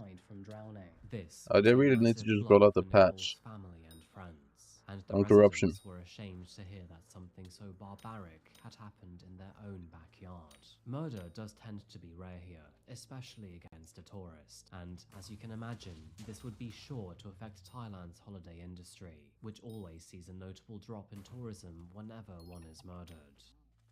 And so, in response, the Prime Minister urged all agencies to expedite their investigation and find the person responsible. Now, the authorities did have a body, but what they didn't have was a motive or a suspect. And with that said, many people began to wonder if maybe this could happen again. But thankfully, the officers were very quick to arrest a suspect. Oh, In really? fact, they had their eye on one of them all along. So, do you Nice. remember the man seen on the moped who was in this surveillance footage? Well, it turns out that he was not so innocent after all. Officers noticed that this man had driven to the scene shortly before Nicole's arrival, before then fleeing around 3 hours later. Detectives soon learned that the man in question went by the name of Tirawat Thotip, a resident who lived in the northern district of the island. Now, finding him was actually quite easy. They had his face, the model and colour of his moped, and even the license plate. But the real detective work here came from establishing him as a potential suspect, which required careful watching and recollection of all surveillance cameras in the area. Isn't Eventually, Thailand they would find his highly address through his camera license plate, and when they camerized or whatever? door to question him, well, There's no shit they ton of immediately cameras in Thailand. noticed several cuts and bruises across his body. No surprise, this was incredibly suspicious. For a man to be covered in bruises and cuts only days after a woman's disappearance, it was very alarming. And so, they decided to take him down to the station for some questioning. And why am I not getting didn't take any long loot? for him to break down and confess. Tirawat Thotip, also known as Bang Ri, was 28 years old and unemployed at the time. Bang Ri was desperately trying to make ends meet because the pandemic had sadly ruined his previous job. Formerly a technician in the area, he would then move on into kickboxing in front of the local tourists. But as you know, now there were none. It was on July the 3rd, 2021, that Bang Ri visited the Aoyan waterfall to search for exotic flowers and plants that he could then sell at a market. But unfortunately, no dice. After checking an old vantage point that had previously worked for him, no flowers remained. It was while he was walking down from that area that he then came across Nicole, who, at the time, was busily footbathing in a stream. Bang Ri was rather quick to admit that the sight of Nicole had instantly turned him on, and without giving it any thought or hesitation, he decided to assault her. That is when he silently approached her from behind before then placing her into a chokehold. But Nicole, she was not ready to go down without a fight, leading to the two having quite the scuffle. As a result, Bang Ri was covered in bruises and cuts, but unfortunately, he was too strong for her, and as soon as he had a good holding of the back of Nicole's head, he submerged her underwater. For 3 grueling minutes, Bang Ri watched her life fade away. He then dragged her to the edge of the water and removed her clothes. After taking a glance at Nicole's face, it became quite obvious that she was now dead, this deflating his sexual appetite. Abandoning his plans and quite clearly wanting to get out of the area, he then covered her body with a black plastic sheet, which he found nearby, and then threw her clothes into the undergrowth. But despite already disrespecting Nicole in the most gruesome of ways, he would only leave her after robbing her body too, to which he found a grand total of 300 baht, the equivalent of $9 US. Bang Ri fled the scene, his escape briefly captured on a nearby surveillance camera. Later that day, he spent the $9 he robbed from Nicole on orange juice and drugs, before then crashing at home as if nothing had happened. However, the mask couldn't last long, and within days, he was arrested and charged with murder, attempted sexual assault, and indecent assault. No surprise, his confession sent shockwaves through the community. The idea that someone could take a life for a twisted impulse and less than $10 was almost too gruesome to believe. As is typically the case for most murders that happen in Thailand, the suspect was forced to reenact his movements and actions on the day of the murder, where both the police and the press gawked at him for several hours. It was only after his confession that Bang Ri changed his story. He claimed that he only meant to rob Nicole and not kill her, but when asked why her clothes had been removed, he couldn't offer an answer, just silence. The court wasn't buying it, and ultimately, he was found guilty of murder, where the judge then handed down the ultimate sentence to him, that being the death sentence. However, in a surprising turn, that sentence was later commuted to life in prison. As for Nicole's family, the Ministry of Tourism offered them compensation of 1 million baht, which is the equivalent of roughly $30,000 US, which, quite frankly, is an absolute insult. The tourism minister also pushed for tighter security measures under the island's new sandbox program. and officials agreed to ramp up surveillance, installing more surveillance cameras at key tourist hotspots and employing more security personnel at each location. But the minister did not stop there, and also planned to conduct a province-wide review of all tourist attractions. Not only that, but permanent closure was on the table for those sites deemed unpopular or too isolated. In short, this was a very aggressive way for the government to try to increase safety on the island. On August the 6th, 2021, a vigil was held for Nicole on one of the nearby beaches. A framed photo of her was decorated with floral wreaths and surrounded by candles, while locals and hotel staff alike gathered to pay their respects. The horrible thing about this story is that Nicole's murder was not merely just a brutal crime. It was a tragic reminder that even paradise can become a gruesome nightmare. Quite understandably, her death absolutely rattled Thailand, and it sparked overdue conversations about tourist safety. And while no sentence can ever bring her back, her death now stands as a quiet plea for reform and awareness. With that said, folks, I think I'll end this video here. With stories like this, I do often wonder what is actually going on in people's heads. For example, did Ronald and Joanna ever think about the consequences of what they were doing? And how could they live with Evelyn right beneath their feet? Similarly, what the fuck was Bangry thinking? I mean, to just murder someone for a few minutes of unconsenting pleasure is just absolutely bewildering. Anyway, folks, as always, I'd love to know what you think about these stories, so please do share your thoughts in the comments section down below. And on that note, I think I'm going to wrap this video up here today. And just a heads up, but I've got a lot of things happening on my Instagram and my Facebook, so please do follow me there. Anyway, that's me done for today. Once again, thank you so much for being here. I really do appreciate it. And until I see you again, please do make sure to look after yourselves and each other. Thank you, and goodbye. What?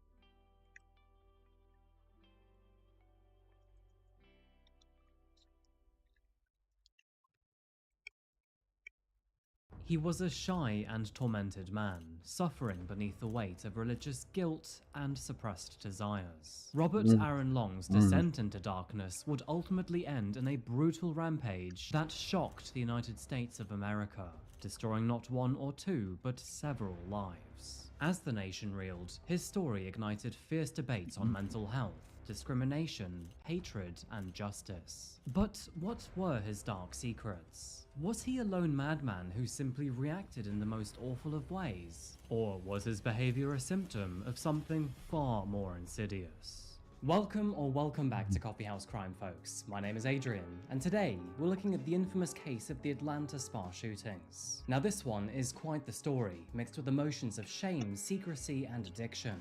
And I'm sure that by the end of it, you will agree with me that this should have never happened. By the way, please subscribe if you want to see more stories like this. And now, with that said, let's dive straight in. Please, grab yourself a coffee and let's caffeinate while we investigate. This is the case of Robert Aaron Long. Okay. Let's see this. Robert? I had to grab some food. Welcome back to America, folks. Today, we're traveling to Atlanta, Georgia. Known for its rich history, diverse culture, and booming economy, the capital of Georgia played a key role in the civil rights movement and is home to many parks and museums. The city boasts a thriving art scene, top universities, and many major companies, including the likes of Coca-Cola and Delta Airlines. With a mix of modern skyscrapers and historic neighborhoods, Atlanta offers plenty to do up above and down on the ground. However, when it comes to crime, Atlanta has been a concern for many decades, with violent crime rate way higher than the national average. The good news is that its crime rate has steadily decreased in recent years, leaving hope for many of its residents. But unfortunately, this story does nothing to help that hope. Some tragic news, the deadly shootings in Atlanta, killing at least 8 people. A suspect is in custody this morning, and police across the country are on alert this morning as well, fearing the attacks may have targeted the Asian community. Steve Kusami is in Atlanta with more as the FBI now gets involved. Good morning, Steve. That's right, Michael. The FBI is working with local law enforcement here, investigating these shootings. And while it's not clear what led to these killings, it is impossible to ignore that these killings happened at Asian businesses like this one directly behind me in Atlanta, and that most of the victims were Asian women. Georgia authorities are investigating 3 crime scenes across 2 counties in what looks like a series of deadly shootings at Asian massage parlors. I should also point out again that we still have no motive that police are identifying in this case, but police in cities across the country are responding to this, protectively stepping up patrols in Asian communities. In the evening hours of March the 16th, Damn. 2021, news stations across America tuned into Atlanta to expose the horrific shootings that had just taken place. It appeared that up to 8 people had been murdered, and although it would take officers a while to determine the motive or even the perpetrator, it seemed that the Asian community had been targeted. The news was absolutely devastating for the city. Atlanta had already seen its fair share of not only shootings but division in recent years, and this was yet another disappointing blow for them. Within hours, the suspect was identified to be a 22-year-old man named Robert Aaron Long, who, for the most part, seemed to give himself up to officers without any hesitation. In fact, he basically confessed straight away, and with his crime so heavy, he was going to face a myriad of charges. In fact, if you look up his name on Truthfinder, you can see he received one of the heaviest sets of offences possible, including felony murder, aggravated assault with a deadly weapon, domestic terrorism, murder, and possession of a firearm during the commission of a felony. And by the way, I actually partner with Truthfinder, and I use it to get details of the people that I cover in my stories. But even if you don't work in true crime, it can be an excellent resource to give you real peace of mind. I learned more about his age, physical appearance, warrant numbers, and relations using Truthfinder. It's one of the most extensive public record search services in the whole of the United States. And with a paid subscription service, you get access to unlimited reports for almost anyone. And right now, you can get 50% off your first month of confidential background reports by using my link truthfinder.com/CHC. Diving into his history, Robert was born on April the 6th, 1999, to his parents Robert and Diane. He spent most of his life in Woodstock, Georgia, where he was raised in a primarily conservative community. It was in the year 2002 that he and his family moved into a charming one-story Grey Ranch-style house for the tidy sum of $127,000. Of course, that being when house prices were not so astronomical. For the most part, the Longs came across as a good Christian family. It is noted that Robert and his parents would often attend Sunday services, afternoon group activities, and Wednesday evenings at the Southern Baptist Church near home. And it is also worth noting here, especially for this video, that this church views adultery, fornication, homosexuality, polygamy, and, more specifically, pornography as sinful and offensive to God. Don't worry, we'll come back to this later in the video. Now, Robert did come across as an okay kid, and although he was known to be rather awkward and super shy, he never got in trouble with the law. It is reported that, while at school, he was not only a member of Sequoia's First Priority Club, but other religious groups too. In addition to this, he was also a hunter outside of school and church, meaning that Robert was good with a rifle.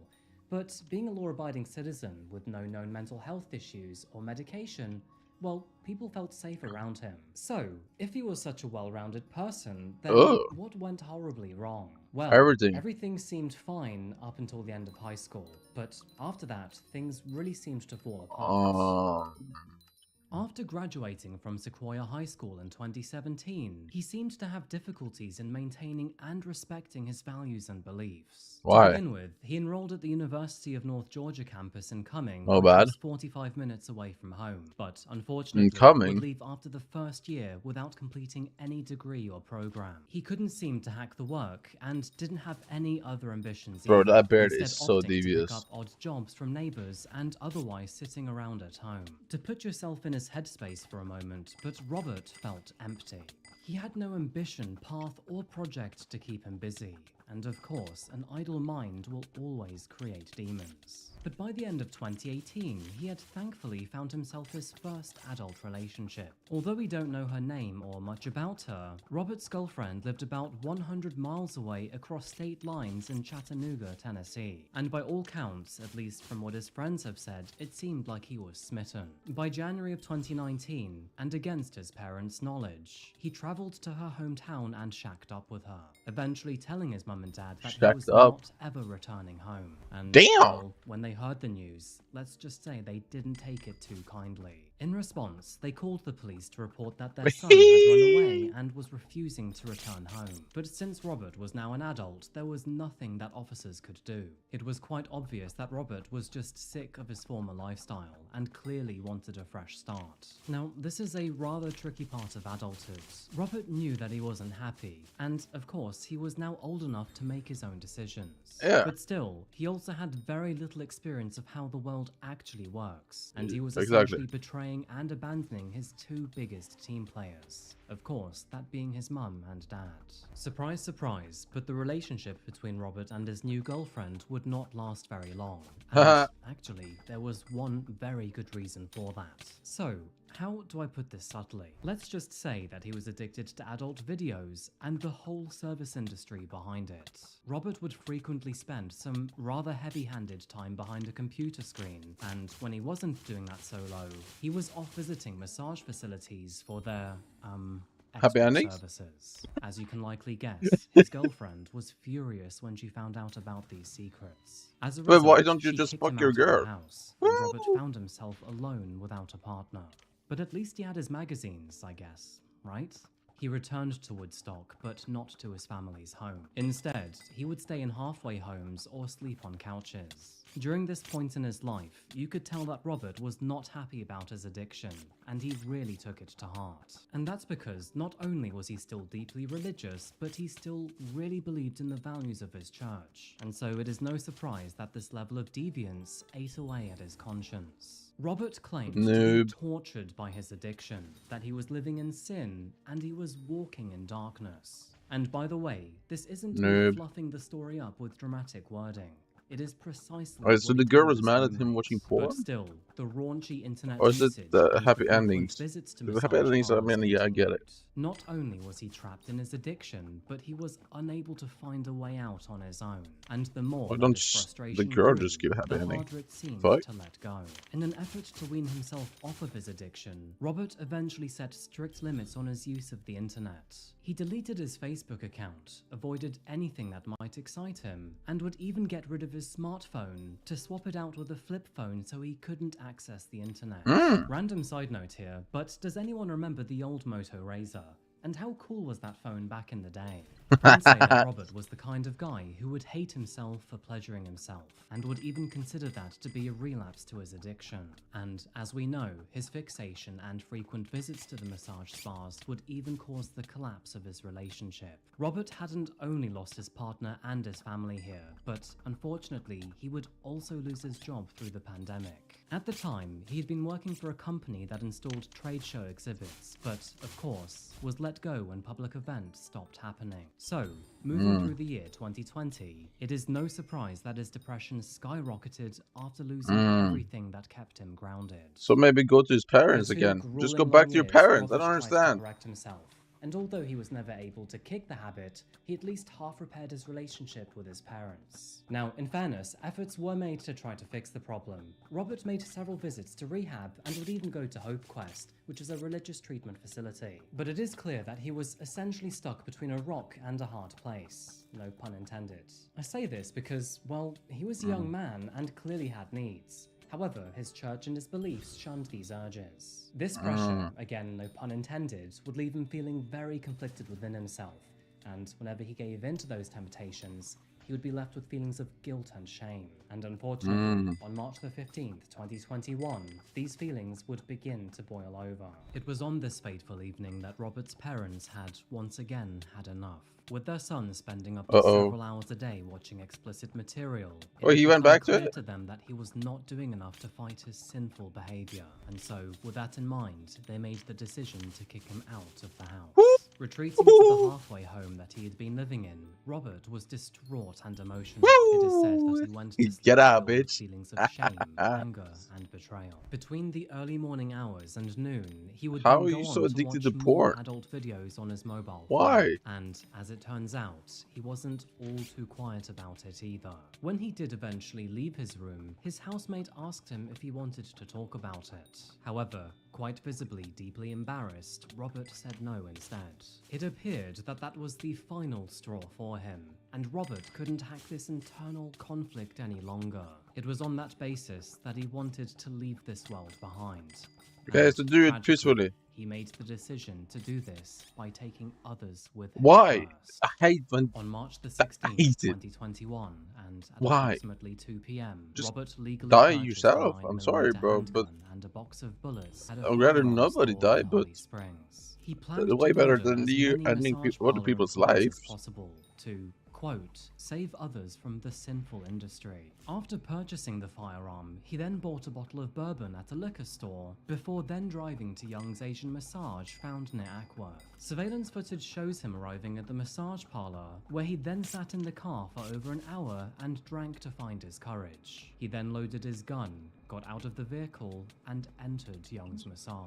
Oh, did you get a happy ending? But he then paid for an adult service, where for the next hour he was explicitly touched by a masseuse, one that he planned to murder soon after. Once the service was over, Robert then went to the bathroom to get dressed, where he then armed himself with his handgun and put his horrible plan into motion. Walking out of the bathroom, he pulled out his 9mm handgun and fired at multiple employees around the parlor. Paul Andre Michaels, who was at the counter, was fatally shot once in the head. Robert then started walking towards the front of the business in the main hallway, firing at anyone that he met along the way. Dao Yufeng, who was in room 3 at the time, was tragically shot in the head. Xiao Ji-tan, another worker in You just room got a 4, happy was ending, bro. also shot in the head. Why you got And an Delano unhappy Gonzalez, ending who them? was only a customer in room 6, was fatally shot once in the torso. The scene was horrific, with 4 victims mercilessly gunned down and another 2 injured in the process. But before they could even do anything about the situation, Robert calmly fled the area. At 4:50 p.m., he was caught on surveillance camera calmly getting back into his vehicle before then driving away. We have food in your library right now, so can you help me come? Okay, repeat the address. 1916 Penang Road. You need police, fire, and ambulance. Need a police, We need a robbery here. It's a robbery there? Yeah. Okay, is this a house, apartment, or business? Go to spa. They have a gun. They have a gun, you said? Yeah. Where is he at in the building? I don't know. I'm hiding right now. Did you have a description of him? Did you see him? Oh, yeah. Just a white guy. A white male? What is he wearing? I don't know. Pretty calm, okay. Some guy came in and took the gun, so everybody heard the gunshot. What? Some ladies got hurt, I think, and everybody's scared, so they're hiding in the behind, but the ladies passed out. Okay, let me just let everybody know what's going on, and I understand you're not there. I'm not there. Yes, ma'am. But you're giving me some good information. Thank you so much. Bear with me, okay? And it seemed like he did not waste any time to execute phase 2 of his plan, because only 1 hour later, Robert was then spotted 30 miles away at Gold Massage Spa in Piedmont Road. What? With Don't this tell me he spa did it being again. in Fulton County. His intention remained unchanged. He burst through the doors of Golden Spa and then continued to murder 3 women in cold blood. 2 Gold Massage Spa employees who survived the shooting would later report hearing ticking sounds while in the break room, which turned out to be gunfire. As a result, they hid in a lounge using items to Wait, I take expected cover, him to go and although try and they get a were happy ending mercilessly again. shot at, they thankfully remained uninjured.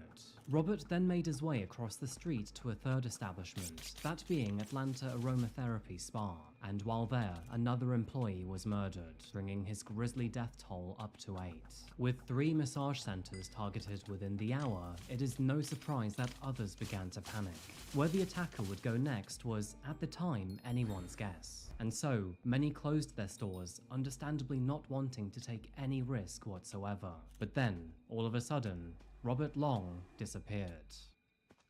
Oh, he took his own. After releasing the surveillance footage, it would not take officers long to identify the suspect as Robert Aaron Long, who, so far, had done a good job at evading the police. And unfortunately, it would be Robert's very own parents who would help capture him, for they had told the officers that they could locate and track him using the location app they'd installed on his phone. And if that wasn't enough, they even installed a tracking device on his car for extra monitoring. Now, they were definitely doing the right thing here, but I can't help but think that Robert probably felt that his own parents screwed him over. Anyway, it turns out that by the time officers found out where he was going, he was more than 150 miles south, traveling towards Florida. And apparently, the main reason for this was simply that no one would expect him there, meaning that he could commit more shootings without being caught. At around 8:30 p.m. and roughly 3.5 just hours close down after all the the spots. shootings, a Georgia State Patrol trooper monitoring traffic on I-75 South would eventually clock his license plates. In response, he started following Robert's vehicle while waiting for backup.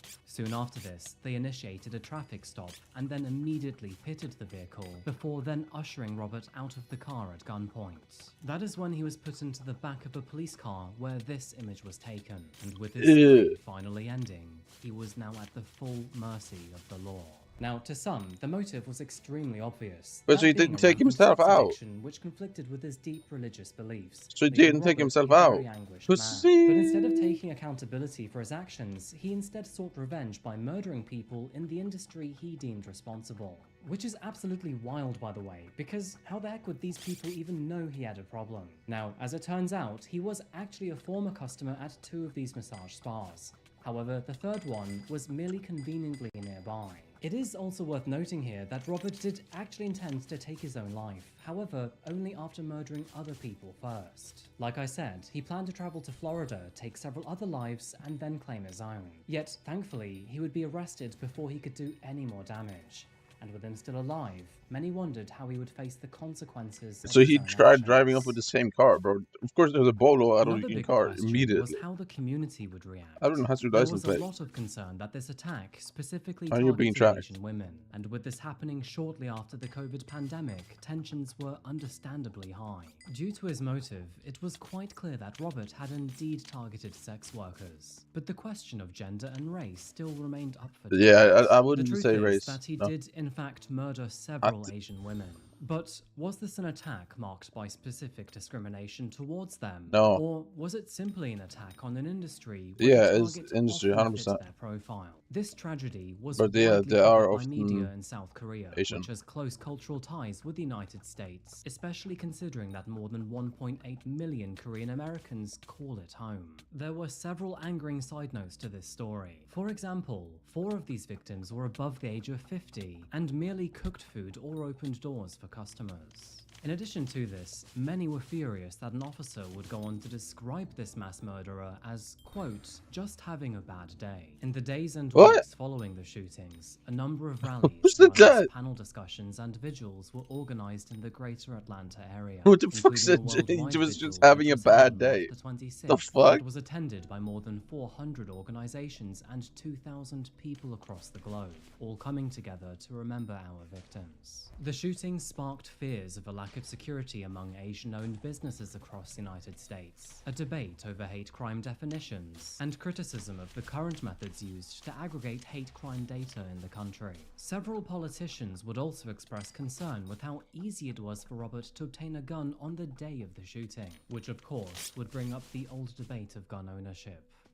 Moving into the legal proceedings of this case, Robert would face multiple but separate trials. And that's because the 8 murders were split between Cherokee County and Fulton County. After being arrested, he immediately confessed to the crimes, again stating that his actions were the result of anger towards the sex industry for exploiting his weakness. With the American But that's not their fault.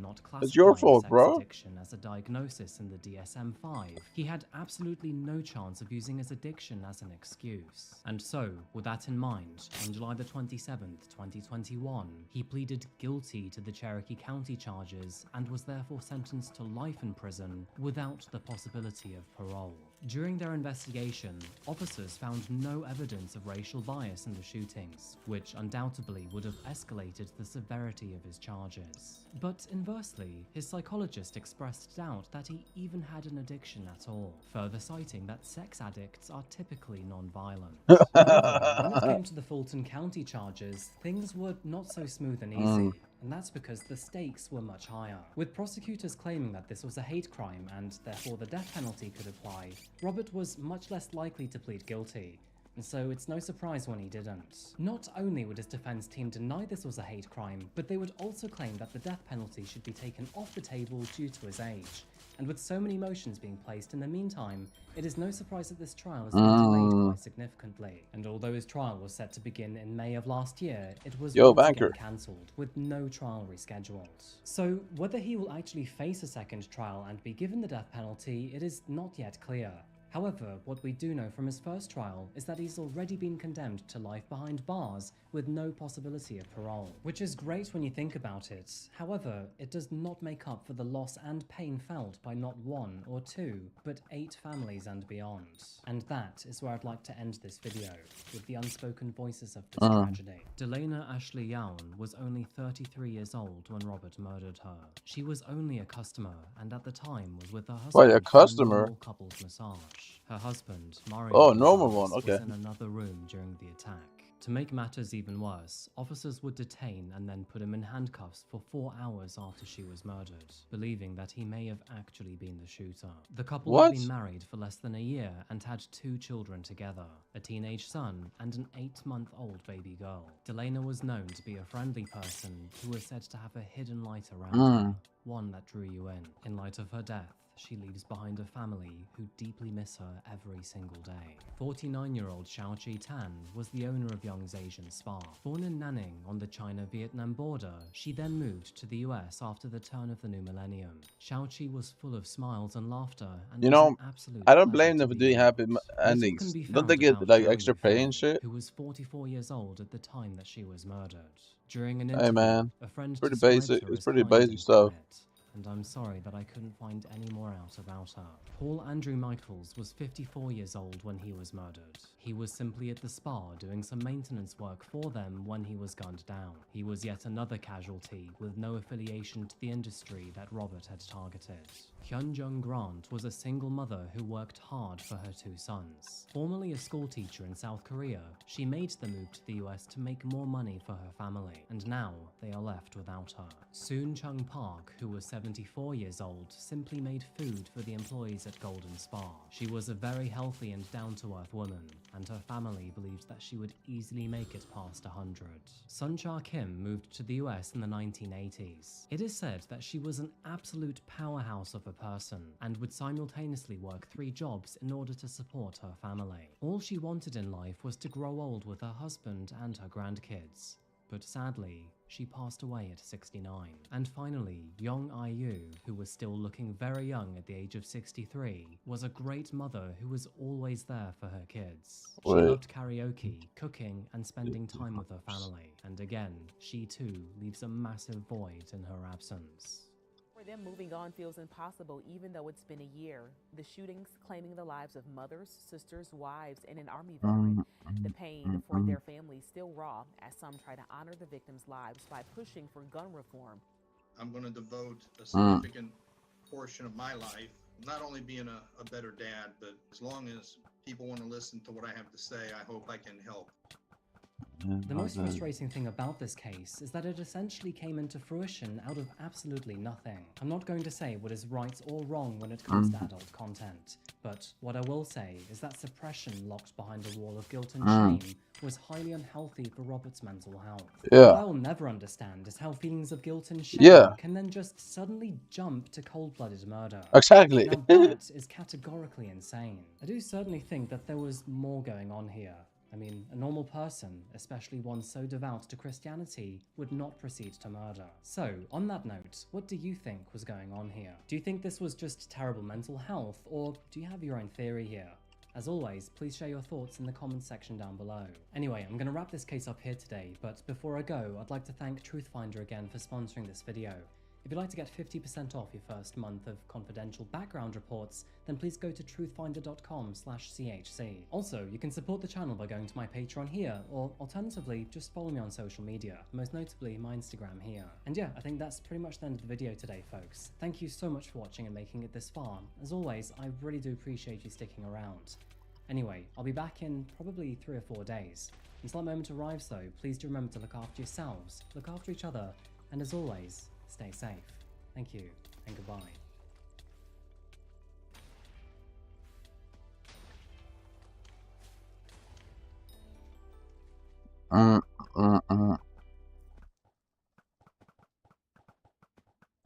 What do you know about the murder of Ashley Dale? Please, if there's anyone here, make yourself known! Do you know anything about it? Oh, hello. It's Niall. Do you know why Ashley was shot and killed? No comment. Betrayal, murder, and horrible mistakes. This body cam footage, which was recorded by Merseyside British Police, was taken only several minutes after 28-year-old Ashley Dale was half accidentally targeted in her own home and then gunned down. I say half accidentally because she was not the primary marker here. In fact, the real target was nowhere to be found. And when detectives dug deeper into this case, well, let's just say that they found themselves unraveling a darkly infuriating story. So, who was Ashley Dale? How did she become an innocent pawn in a case filled with monsters? And what were the events leading up to her brutal murder? Welcome back to Coffeehouse Crime, folks. My name is Adrian, and today we're traveling to the north of England to a city named Liverpool. By the way, if you'd like some bloody good coffee, then please do check out my own brand named Classified. It's deliciously dark. That's classifiedcoffeeco.com. And also, please do consider subscribing if you haven't yet to see more true crime, strange and chilling stories. And now, with that out of the way, let's begin this video. So please grab yourself a coffee and let's caffeinate while we investigate. This is the case of Ashley Dale.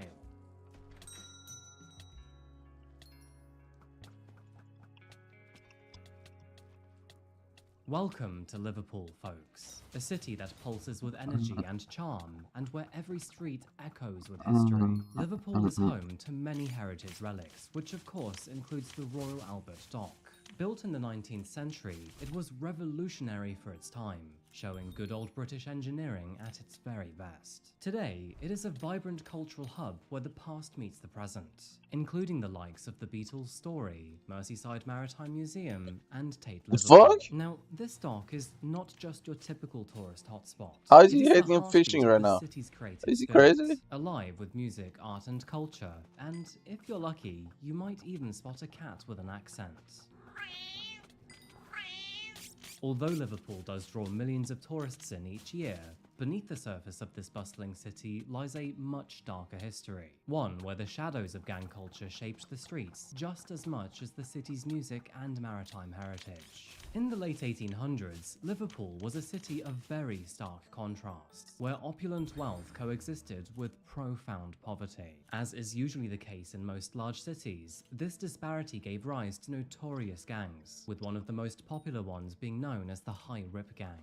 Has anyone here watched Peaky Blinders? Operating in these dock areas, these gangs instilled fear among many of the working class, with their activities often finding their way onto the front page of local newspapers. But as the 20th century unfolded, Liverpool's gang landscape underwent significant changes. In recent years, the city is now home to numerous organised crime groups, which are not only well established in local communities, but with the added advantage of global connections too, meaning that they are now able to engage in activities such as drug trafficking, money laundering, weapons trading, and, of course, violent crime. Current estimates suggest that as many as 120 gangs operate around Merseyside. And, unfortunately, on a warm summer night in the year 2022, an innocent woman found herself right in the crosshairs. So, our story today begins in the Old Swan neighbourhood of Liverpool, which you can find a few miles east of the city centre.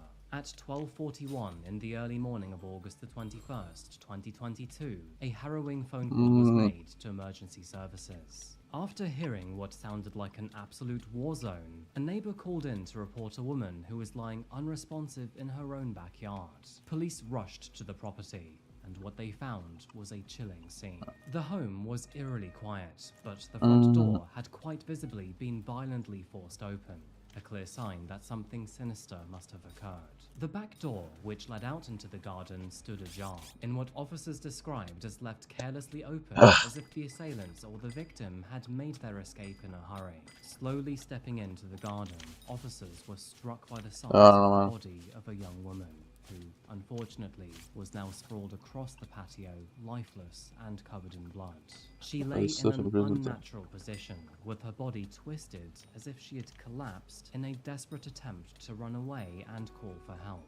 To add to the scene, a mobile phone lay only a few feet away from her, as if it had slipped from her hand in her final moments. However, what really shocked the detectives here was the unmistakable evidence of violence. After checking underneath her body, they realized that a pool of blood had soaked into the ground beneath, and soon they would realize why. Because after that, they identified several spent bullet casings scattered inside the home. This was a big night for the police force. Gun crime is relatively rare in the United Kingdom, so the fact that a young woman had now been gunned down in her very own home was extremely shocking. While detectives examined the crime scene, more personnel arrived, and the more that did, the more the neighborhood woke up to the commotion. Those living nearby would report hearing gunshots coming from the property, while others would report hearing tires screeching away from the scene. And of course, there would be other people who reported hearing a car alarm in the hours prior. Whatever happened, the sheer brutality of the invasion, the finality of her death, and all of the chaotic details in between would be sure to shock her community. Now, with neighbors being neighbors, it didn't take long for them to help officers identify that victim. And tragically, she would soon be known to be 28-year-old Ashley Dale. But now, there were many other questions which still remained. For example, why was Ashley targeted? Did she have any enemies? Who were the men that murdered her? And why? Well, not only were they all very good questions, I don't know, it sounds familiar, it's just too nice, bro. And that's because Ashley, well, she wasn't actually the primary target, merely a secondary. However, before we continue with this awful story, let's first take a look at Ashley and the life she had prior. Born to her parents, Julie and Stephen Dunn, Ashley was part of a close-knit family of 5 Damn, the that lived fuck? in the city of Liverpool. As the oldest child of 3, she naturally became the protective sibling between them, watchful not only over her parents, but her younger brother and sister too. This protective nature would make some already tragic news all the more painful, when, in the year 2015, her younger brother Lewis was tragically shot and murdered at the young age of 16. His death, which was the result of mistaken identity by a rival gang, left a permanent mark on Ashley's life and shaped much of her outlook moving forward. But despite the profound trauma of losing her brother to violence, Ashley continued to push forward in her own personal and professional life. She channeled her grief into her education before then finally completing a degree in environmental health. After that, she eventually secured a job as an environmental health officer, which is where she really flourished. Ashley's colleagues admired her not only for her work ethic, but also for the compassion and care that she showed in her role, which essentially was striving to improve the lives of all of the people in her community. As an environmental health worker, she worked on various initiatives to improve living conditions and public health around the city, gaining a reputation as hardworking, intelligent, and committed. But outside of this career, she enjoyed a peaceful life surrounded by friends, family, and of course her dachshund, Darla. Her family and friends described her as a bright and caring soul, one who had a love for life despite the hardships she faced. However, her personal life would take a more complex turn when she would eventually become romantically involved with a man named Lee Harrison. And I cannot imagine what it's like only working other jobs, man. I am pretty... Lee's associations with gangs raised many concerns within Ashley's family, who automatically feared that his connections could lead to danger. And, well, let's be honest here, after losing their son, it is absolutely understandable why they would feel quite concerned about this. However, sadly, Ashley did not want to see the larger picture. Instead, she believes that Lee was an ever-improving man, but the reality is that a kind-hearted what's up, nature and Brampton strong moral compass 67? quite gullible to his flaws. And so, with all of this talk Please, can of someone let kill me everything as strong as I introduce can you to reach Lee it? Harrison, a What the fuck 28-year-old does that man mean? Who was also from Liverpool and who was deeply involved with multiple gangs and drug trades. His early years were marked by a close friendship Lucher with what? Emil Barry, who was also known to be a local drug dealer. It is quite evident What? that their bond was strong, with both men collaborating on various stints, including the distribution of not only Is he not weed, dead? but also Alright, there you go. high-grade cocaine. However, Wait, why all, am I so slow? good things Yeah. must come to an end, and their relationship began to sour in the year 2018, of course due to drugs, loyalty, and Good betrayal. boy. It was during that year that Niall would unfortunately be robbed, with the robbery orchestrated by Oh, another local robbed? gang called Why? the Hillsiders. Through this Oh, man. process, he lost £40,000 or $50,000 worth of cocaine, all of which he secretly hid inside of his home. Now, to make matters worse, Niall knew that Lee had several connections with the Hillsiders, which then led him to believe that his best friend was likely the intel behind the invasion. Of course, Lee denied any involvement whatsoever, but Niall, he had made his mind up, and to him, that was enough. His trust had been shattered, tensions began to rise, and by the end of the hour, the two were mortal enemies. This fallout would essentially force Lee to join the Hillsiders, and from here on out, this meant war. And then, in June of 2022, an accidental meeting would reignite old feelings. It was during this time that Lee and Ashley were busy having fun at Glastonbury Festival when they accidentally bumped into one of Niall's gang members. What followed was a horrible punch-up, all in the name of rivalry. Although Niall didn't see the fight, he was actually at the festival too. And after hearing the news, he told his friends that the next time he saw Lee, he would plunge a knife into his back. Is it?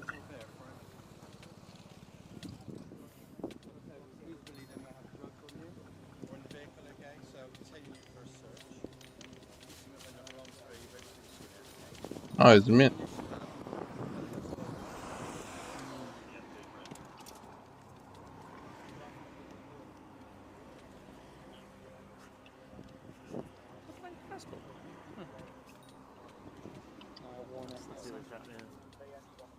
James has got £700 in cash on him, but that's below the threshold.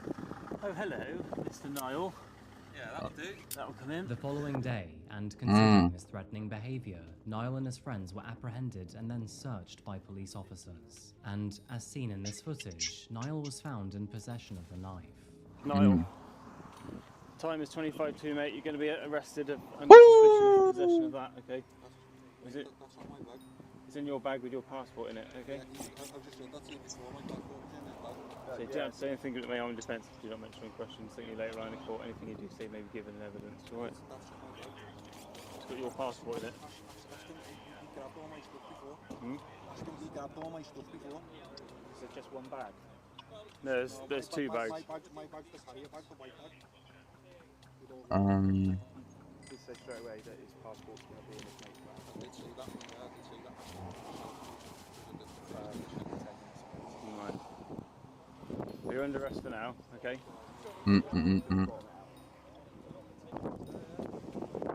It's your bag, is it? Say again? The big blue holder. Now, luckily for Niall, his friend was happy to take the fall for him. Despite the knife being found in the same bag as his very own passport, he claimed that it actually belonged to his friend, James Whittam. James was then detained on suspicion of carrying a weapon. So, despite the police intervention, Get his ass. all underlying tensions persisted. So, I'm going to arrest you then on suspicion of possession of this, okay? So you don't have to say anything but may harm you defense. Anything you do say maybe give evidence. After this escalation at Glastonbury, Come on, Ashley's life would unfortunately take quite the dramatic turn. I mean, it's quite obvious to say really, but experiencing gang warfare firsthand was sure to fill her with both paranoia and fear. Over the following days and then weeks, Ashley became increasingly concerned about the physical threats which were made by Niall, who not only threatened them at the festival, but also warned Lee that he would eventually be paying both of them a visit at her home. It is quite evident that this chilling statement had a profound impact on her, because after this moment in time, Ashley began to sense that the danger was closing in around her. That's fair. She decided to confide in her close friend named Mole. In a text message to her friend, she said, "I'm worried, Mole. I can't stop thinking that something's going to happen." Damn, As she Ashley's on anxiety time it. grew, She reached Well, out to several friends for that's really reassurance. sad, In actually, another because, message, yeah, she you weren't shared wrong. how unsettling the entire ordeal had become. I keep feeling like someone's watching me. I Damn, don't know really? if I can take much more of this. Fuck me, Ashley's constant vigilance clearly began to take a toll on her mental health, and the messages that she sent to her friends would reveal just how much that meant. Despite her attempts to reassure herself, Ashley could not shake the feeling that the worst was yet to come. In another message, she said, "I feel like a sitting duck, just waiting for something bad to happen. I keep hearing noises outside. I can't tell if it's my mind playing tricks or if he's actually there." And unfortunately, her gut instinct would ultimately prove to be correct. Ashley was a sitting duck, and the wolf was right outside her front door. The evening of August the 20th, 2022 began like any other. Ashley and Darla were settling in for an evening together while Lee was out with the boys. It was during the same evening that Ashley shared this photo of her and Darla on the sofa. Sadly, if only she knew what was coming. Later that evening, and once the sun had set, a car alarm suddenly rang out from the neighborhood. Through familiarity, Ashley would actually notice that it was her vehicle, but she thought nothing of it, and so, brushing it off as an inconvenience, she continued with her night. But in response, she did message her friend to say, "The car alarm has gone off again. It's the rain, I think." Now, the message did seem casual, however, the tone did hint that she was slightly paranoid, and this would deem to be true, because later on that evening, and in another message, she said, "I don't know, I keep feeling like someone's outside." As the night unfolded, What? Ashley's fears She would really on continue to timing. intensify. Her car alarm would once again be triggered, this time setting off a feeling that this was not just a coincidence. And so, in response, she messaged her friend to say, "I feel so on edge tonight. I don't like this at all." A mere hour later, and in the early hours of August the 21st, she would then receive a ring at the front door. And Ashley, well, she knew this was bad news. The doorbell's chime echoed through the deafening silence of the house. And then, without warning, the door was slammed open. A gunman immediately stepped inside. There was no hesitation here, and no chance to stop him. In an instant, he unleashed a barrage of gunfire, and Ashley, she had no time to react or escape. Rather panicked, she grabbed her phone and then began to run to the back door. But sadly, it was already too late, for she had been hit by one of his bullets. As Darla cowered in the corner, her attackers then made their way through the home before firing the gun into several rooms in an attempt to hit Lee if he was hiding. Meanwhile, in the back garden, Yes, bro, the Russian fanboy is disgusting. were being spent in terror. There was no escape from the violence or her fatal injuries, and her last messages, sent only moments before the attack, would now forever serve as a chilling reminder of how accurately she had sensed her impending danger. Please, if there's anyone here, make yourself known! Officers with taser.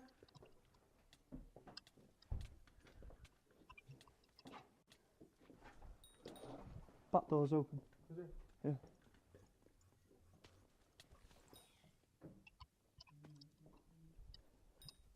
Chris, you got taser on to the lead, mate? Fly. Back door is open. Right. You, bro.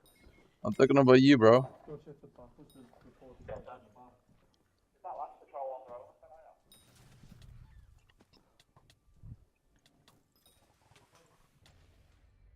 When the police arrived, the reality of the situation became painfully clear. Ashley Dale had been murdered in cold blood, and many believed that it was likely due to her partner's involvement in gang activity. Of course, detectives would soon realize that all of Ashley's tires had been smashed, which was likely what set the car alarm off in the first place. This was a sick scheme to try and get Ashley and Lee out of the property. When her family learned of her final text messages, they were both devastated and furious. And they realized that she was spot on with her gut feeling all along. And you know what they say, folks? Always listen to your gut feeling. Now, thankfully, Ashley would essentially solve her own murder here, because those messages, they had everything officers needed to know. All they had to do now was piece the evidence together. However, there would be plenty of smoke and mirrors throughout the investigation, most notably from her boyfriend, who rather conveniently was absent during the shooting. Now, I should note here that Lee was extraordinarily uncooperative with all of the police officers and would even refuse to provide a statement. And when he was forced to attend interviews, well, he just decided to remain silent instead. Only I'm a Therefore, normal slowing down the heterosexual initial guy. stages of the investigation. And surprisingly, that would not be the only thing either. He would also decline to assist in identifying potential suspects, distanced himself from the unfolding investigation, changed his mobile phone number, and even ghosted Ashley's entire family, leaving all of them to grieve without his support. Quite understandably, his lack of empathy and support would only add to the growing concerns about his own involvement or knowledge surrounding her death. Now, it is true, we all do deal with grief and guilt in different ways. But unfortunately, it is undeniable that Lee was acting like a real jerk here. And although I wish I could say that that was all of it, unfortunately it's not. I say I wish that for all of it because unfortunately there's more. To begin with, detectives were quite shocked to realize that just after his girlfriend had been murdered, Lee then decided to travel to Spain for a holiday. Because, of course, the best time to catch some sun is right after your partner is ruthlessly killed. As you may have guessed, him leaving the country now meant that officers had to consider if maybe he was doing this to avoid prosecution. But the authorities had no time to waste here. So, while away on holiday, they decided to focus Probably on I what kinda need to. precisely happened that night. But I'm gonna do some chess August and 20th, some gigas. 2022, James Whittam and Joseph Pierce were seen entering this shop through a surveillance camera. After making a purchase, they were then seen leaving the store before then getting into a grey Hyundai i30N. By the way, this vehicle would later be identified as a key piece of evidence, and that's because another surveillance camera had recorded it near Ashley's Okay, home but earlier only in the women, so evening. like The no surveillance chance? footage in question shows the car in the Page Moss area, indicating that the driver and passenger may have been surveying the location before the attack. Later that evening, and at around 11:30 p.m, James and Joe approached Ashley's white Volkswagen, which was parked outside of the family home, and then proceeded to slash the vehicle's tires, therefore setting off the car alarm. Alright. Of course, this was in an effort to try to lure Lee or Ashley outside, but despite their efforts, no one emerged from the property, let's not argue therefore this. leading them to retreat and then create a plan B. Unfortunately, that plan B was absolutely horrific. Both men returned to the property 1 hour later, but this time, one of them was armed with a Scorpion self-machine gun. It was clear that they were out for blood, and after kicking the front door I guess it open, has a woman in the word, yeah, trans female. Yeah, I guess it has a trans woman. Yeah, I guess it has a woman in the name. So if that's enough for you, then sure. After seeing her fall to the ground, he then proceeded upstairs and fired 5 more rounds into an empty bedroom, possibly as a warning or to intimidate Lee. That is when he turned around, ran down the stairs, and both men then fled the scene. And luckily, a neighbor's surveillance camera had recorded the entire thing. Following the attack, James and Joe then fled the area and checked into a hotel in St. Helens in an effort to lay low. But unfortunately for them, detectives were able to track their movements. After being advised to be on the lookout for an Audi Q7, an officer would eventually spot their vehicle. Thankfully, you seem a bit down bad right now, found man. themselves in handcuffs. Bro, you need to chill out. Alright lads, keep your hands where you can see him. Just keep your hands where you can see him, pal. I'll put you in some handcuffs. Yeah, what about that side? Just need driver out that You side. seem a bit down bad, man. Yeah, no bother. Just open door for us, mate, until we confirm your identity. You're not gonna find love on the internet, bro. Eh? Skills yours. It's better to realize that now than ever. So I'm just getting driver out and all 3 will be secure. Arrest on suspicion of murder, okay? You don't have to say anything. I am defence, you don't mention on questions. Some people later line in court, and anything you do say may be given evidence. Understand that? I don't know, bro, aren't you only on the internet, so what are you expecting to find? Hello, mate. How are you doing? Gonna put you in cuffs, mate, alright.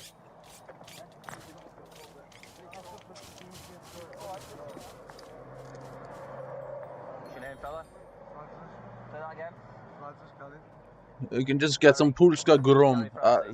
I've heard people say that, I don't know what that means. Polska Gorum, is that the word? Is that a word? Right, we'll walk over here, fella. I don't even know what Polska Gorum means, but I heard people say it before. You got anything on you shouldn't? No. Anything in the vehicle that you shouldn't be?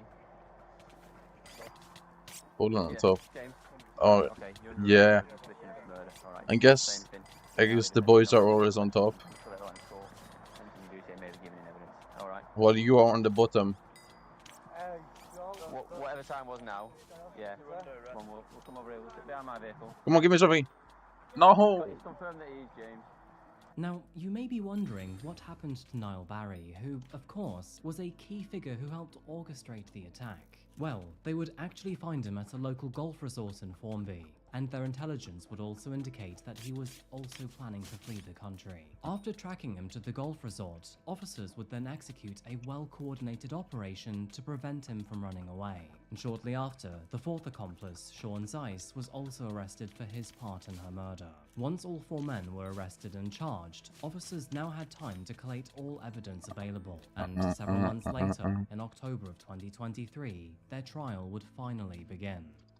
James Whittam, who of course was the man who had fired the fatal shots, would initially try to argue that he did not intend to kill Ashley. He argued that he had merely intended to shoot the place up as some sort of threatening warning. But instead, he then accidentally found and shot Ashley, therefore claiming that her death should not be considered to be premeditated.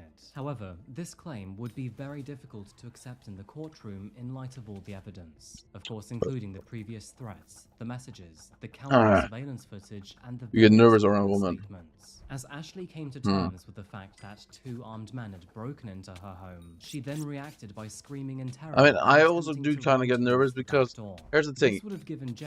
I don't want to make some woman feel like I'm weird or something, bro. You know what I'm saying? Because there's women these days, bro. They make literally everyone look weird or something for no reason. Striking her in the back, it was made clear that the worst thing you can do is be looked at as a weirdo by some other person. No surprise, but in November of 2023, the four men. So what I do is just don't look at females, bro. That's my tips and tricks. Just don't look at females, bro. James Whittam would but receive you are a weird. life sentence with a minimum of 43 years behind bars. I'm Niall super Barry normal. Was given The life fuck? with a minimum of 47. Joseph Pearce would How are receive you life calling with me a weird, by minimum the way? of 41. Are you Sean calling me Zeiss was weird? sentenced to life with a minimum of How many 42. emotes No are you doubt, spamming the in my conviction chat, of bro? Ashley's four killers was a You bittersweet have a fucking moment for her emote family, who felt that, of although like justice had so much been random shit served, you added to my it Twitch could chat. never replace the loss of their loved one. Ashley Dale's tragic death left her family with profound grief and loss. Her mother described her death as a life-altering event, stating, "My life might as well have ended there too." I'm actually gonna cut my hair Little soon words because my held my lights out sister forever. has something Time coming has up, since stood so still. I won't Now, cut my if hair. you watch my videos often, then you will know that we always end with a tragedy. But think about it and put yourself in Ashley's mother's shoes for a moment here. Having to identify your daughter's body, choose a coffin, and then select an outfit for her to wear at a funeral, instead of ever seeing her down the aisle, well, this anguish must be absolutely unfathomable. Of course, this was not the family's first tragedy either. I mean, you do know, I painful. only cut my hair. Coincidentally, her younger brother Lewis Well, had I do. I also just been save my murdered hair through that the second gang of all, warfare. shave. During her funeral, her Well, father that takes said, time. I don't know. "Ashley is I the don't see any oldest of my purpose to three, do that. and Lewis the youngest, but both are now deceased." In a close but thankful twist of fate, You need to Ashley's understand, younger I'm not sister trying to had waste no actually time on intended nothing, to bro. stay on the night of the shooting. However, due to making promises prior, she had to cancel at the last minute. Unknown to her at the time, but this decision would Why would I inadvertently shave, by the way? save I her want a life, beard. which is so lucky here. It would have been beyond tragic Why if would her I shave? family had lost all three children. In the wake of Ashley's death, her family has not only been vocal about their grief, but also about the impact that gang violence has had on their lives. Despite their immense pain, they have shown resilience throughout, and now advocate for an You do know, end if to I gang shave, I look violence. like a It's nice to 10-year-old, see right? that You their do know local that, right? community have since rallied around them, offering support not only with vigils, but also memorials in Ashley's honor. So, you may be wondering what No, actually it's spawning happened in, to bro. It's Ashley's starting to boyfriend, spawn Lee. in. And unfortunately, It's actually I don't starting have to a good spawn in, answer for Ank. you. He would receive no punishment whatsoever.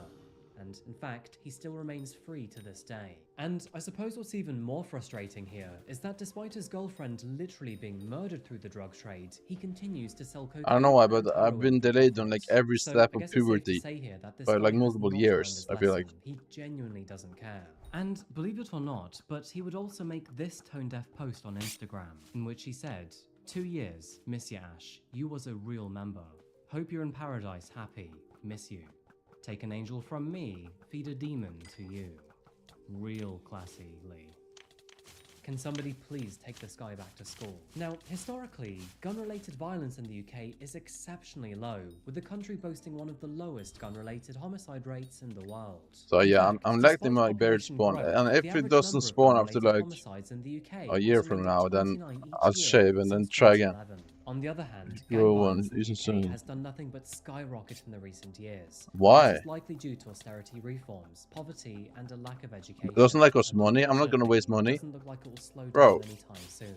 I literally Gang spend money violence, on guns nothing. aren't the problem, knives are. This is external to the video, but if you're looking for something You know, I quick and spend like interesting to read up, $200 then I a do month. recommend typing in UK Or zombie 300. It lives, depends if I because give they are an people stuff epidemic in or London. not. Anyway, those are my thoughts, but as always, I'd love to know what you think about this one.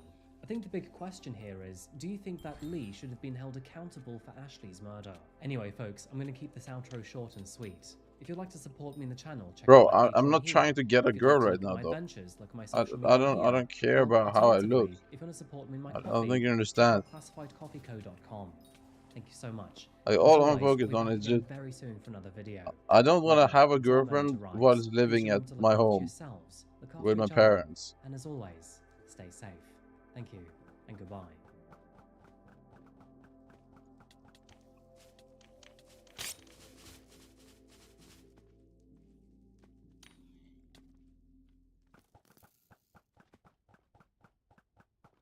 A quiet town shattered. Because there's and literally more 5 than people just a living in this house, grocery bro. store was I'm not left trying to have in ruin. a 6-person Ethan spawn Glenn in. Miller was a lonely incel and It's just fucking fantasist annoying. with many red flags. But with his online rants and destructive behavior often hidden from the public, was this tragedy inevitable, and could it have been stopped? As investigators sifted through his digital footprint, There was like a many certain chilling point where I details really wanted a emerged, girlfriend, but alongside now a it's like I don't really manifesto that care gained more right than now. 400,000 views online. So, One that can barely be found. because I to saw this how very bad it day. went with someone So, else in my how does a family. troubled mind Or like when they Ethan's tried turn early. into a killer?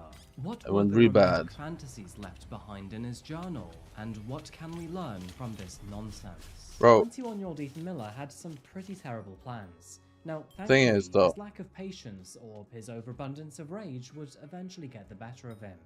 Now, this could have ended much, Bro, much worse. is it weird Not to that I say want there were no to be with some casualties, older but, woman? Is that well, weird, bro? Actually, I think you should just watch the video instead. Before we begin, I here feel is like a that's quick pretty reminder valid. that if you do like these sorts of stories, then maybe consider subscribing. It really does help the channel out. Not only that, but you'll see what's in store over the coming weeks. But anyway, for now, let's begin.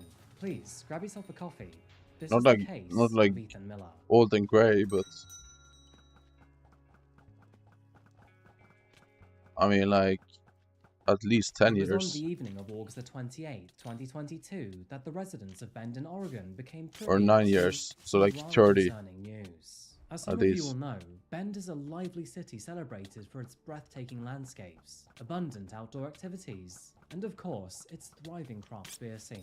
Renowned for its Honestly, that numerous wouldn't really be an breweries, issue, restaurants, and culture, because I'm pretty it is sure no the wonder that females Bend live sees a longer lot than of males anyway, on tourists. average. And with an average of It more than doesn't. 300 sunny So days per it wouldn't year, really I be think like Mike an would be issue. one of them.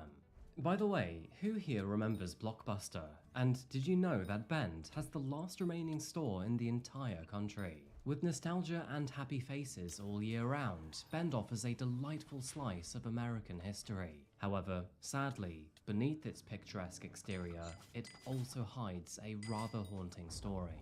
It was on this day that all hell would break loose when a man I mean, my mom dressed is in black took multiple shots at his own 47 and my dad is What followed was a 56. violent and chaotic scene in the nearby Safeway, which would end in multiple So fatalities and there was a injuries, 9-year and the gap. nation reeling in anger.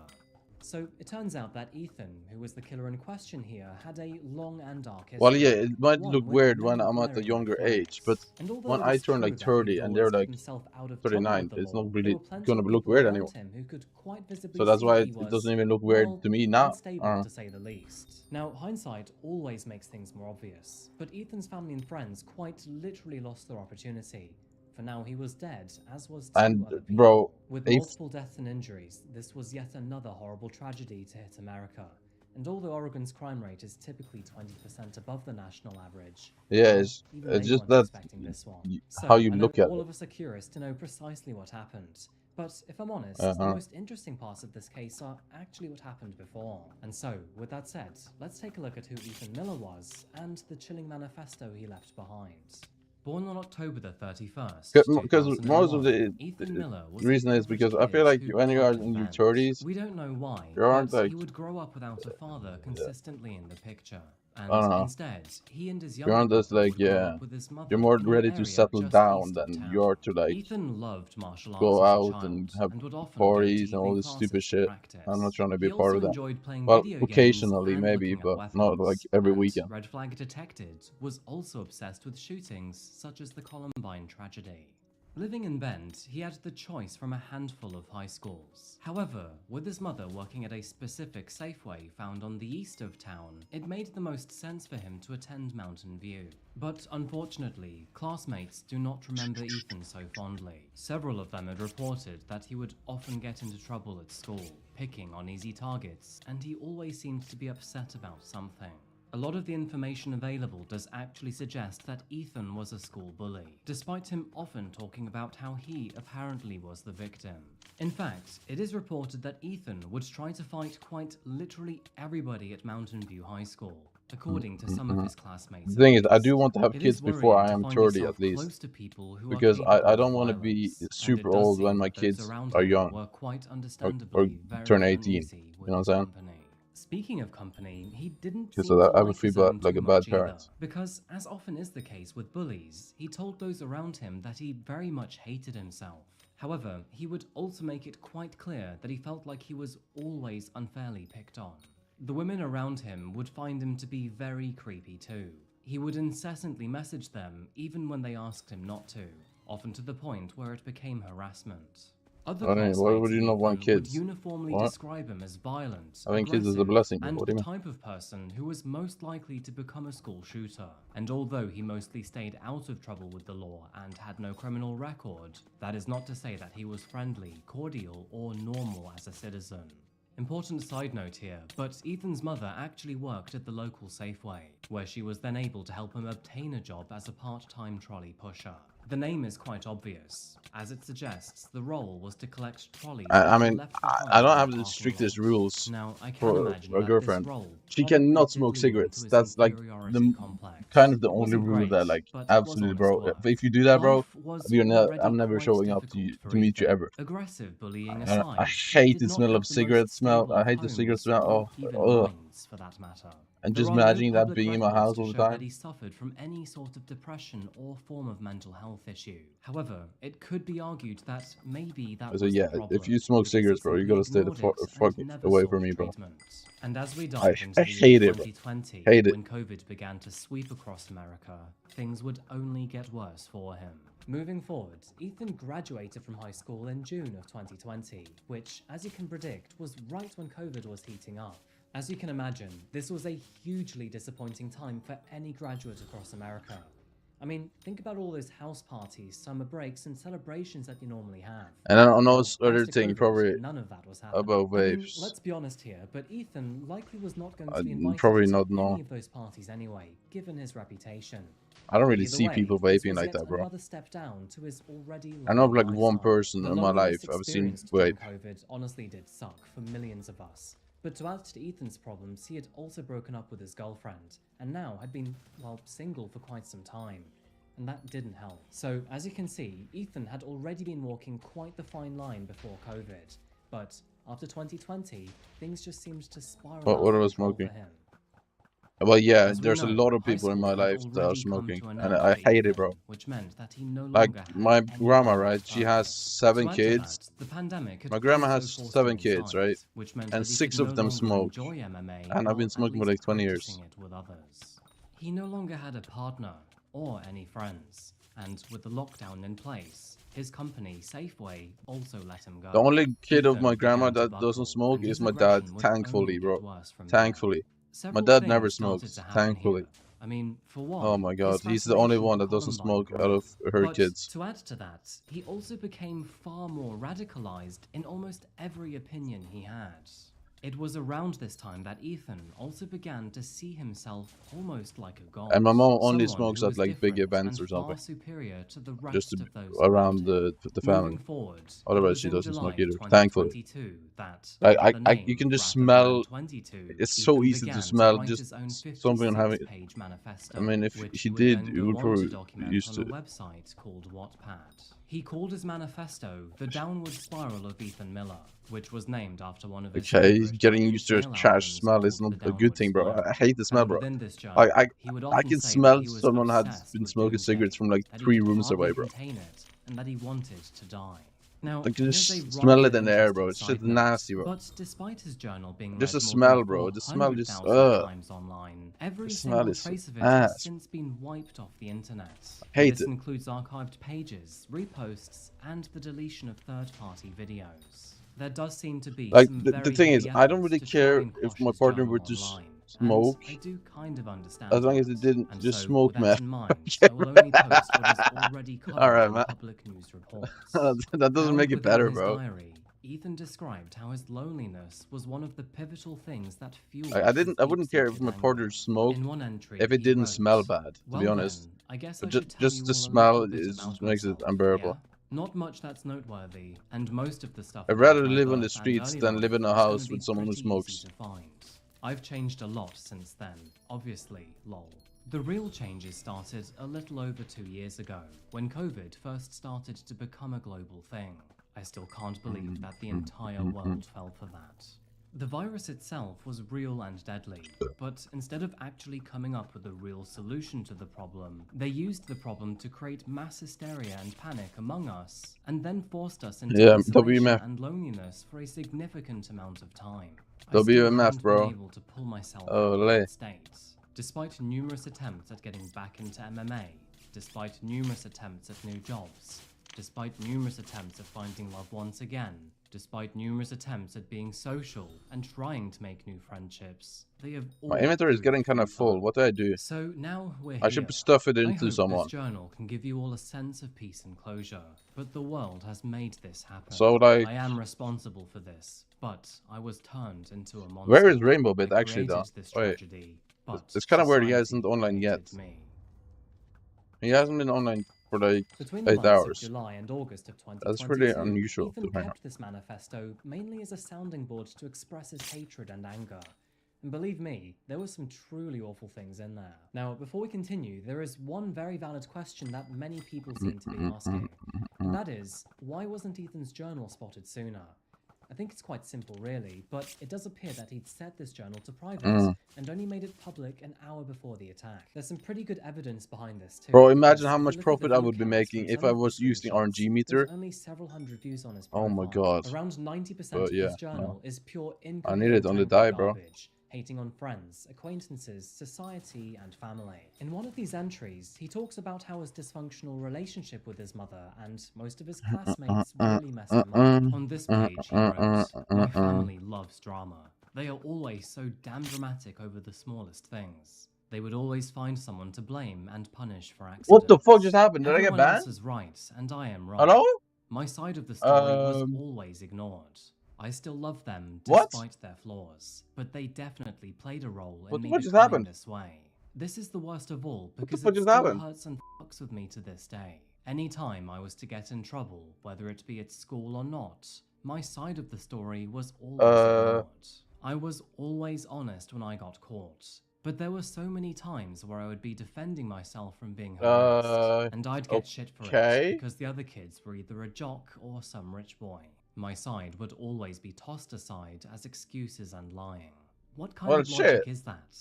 I still just don't get it, and I still feel the pain of that all the time. It really f***ed me up and made me even more antisocial by the time high school came around. It is quite interesting to see that, although Ethan was aware of his ever-worsening state, Am I back? he simply had no desire to seek help in Okay. this desperate situation. And rather than fighting it, he relished in the volatility instead. You will see what I mean in just a few minutes, but in these journal entries, he would often reflect on his horrible thoughts and feelings with confidence instead Fuck of you, shame. game! This That naturally cancelled my showed an Slayer, bro. outstanding level of delusion I from just a wasted man who would 100,000 often coins, call for fuck's himself a sake. king, god, and someone who was far 96k, more intelligent but than anyways, the bro, rest of fuck you, game. society.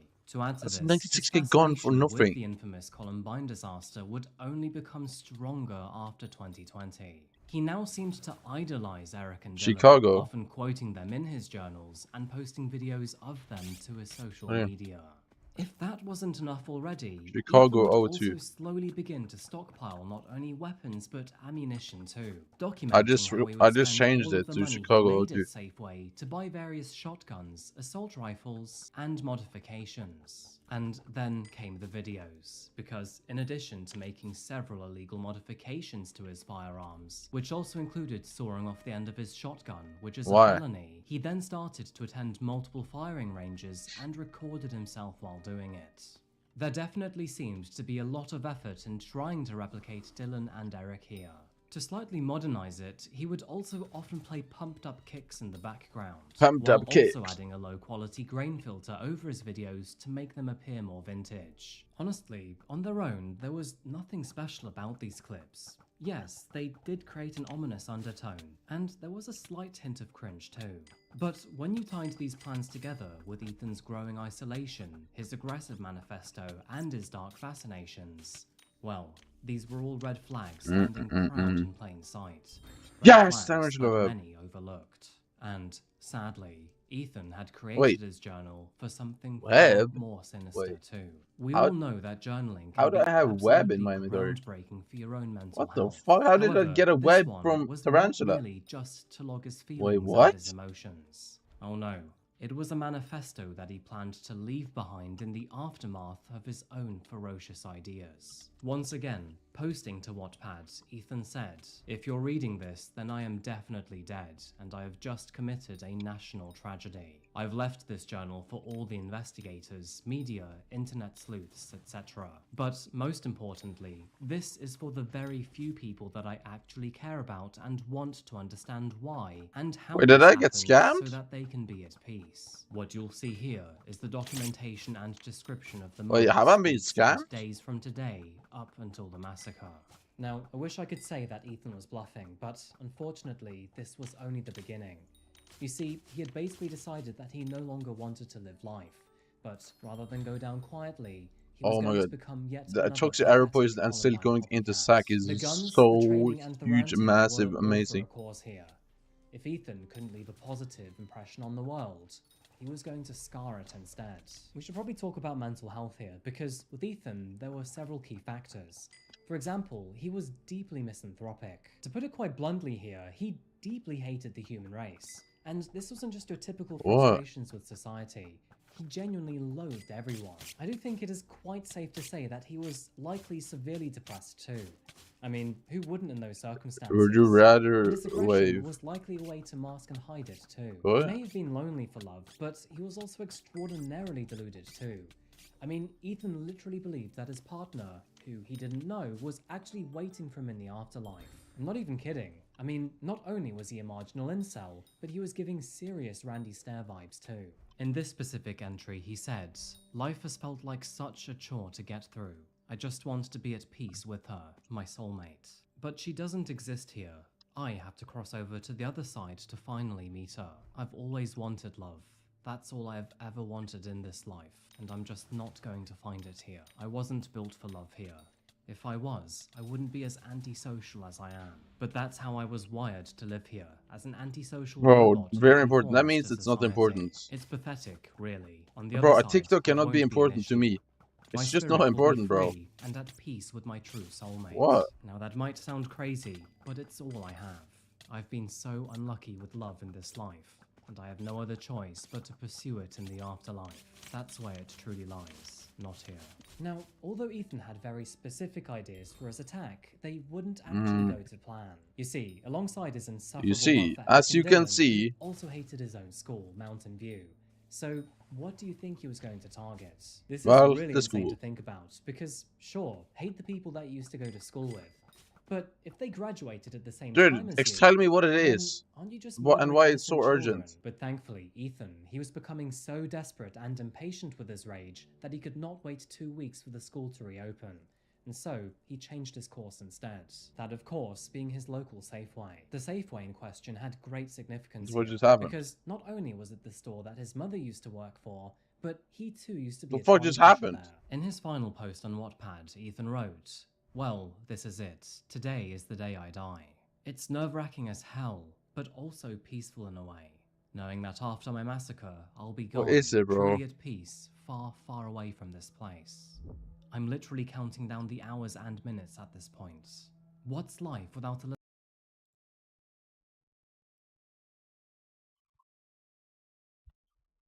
What the fuck is this, bro? Experience the... Wait. What? Banged by 10 zesty big black men. How does this show up in your recommended, bro? It's from 2023 and has 95 likes. Save the life of a stranger or save the life of your closest family member. What? I'll be rich and have no friends. You can only guess what I'm doing with all of the money.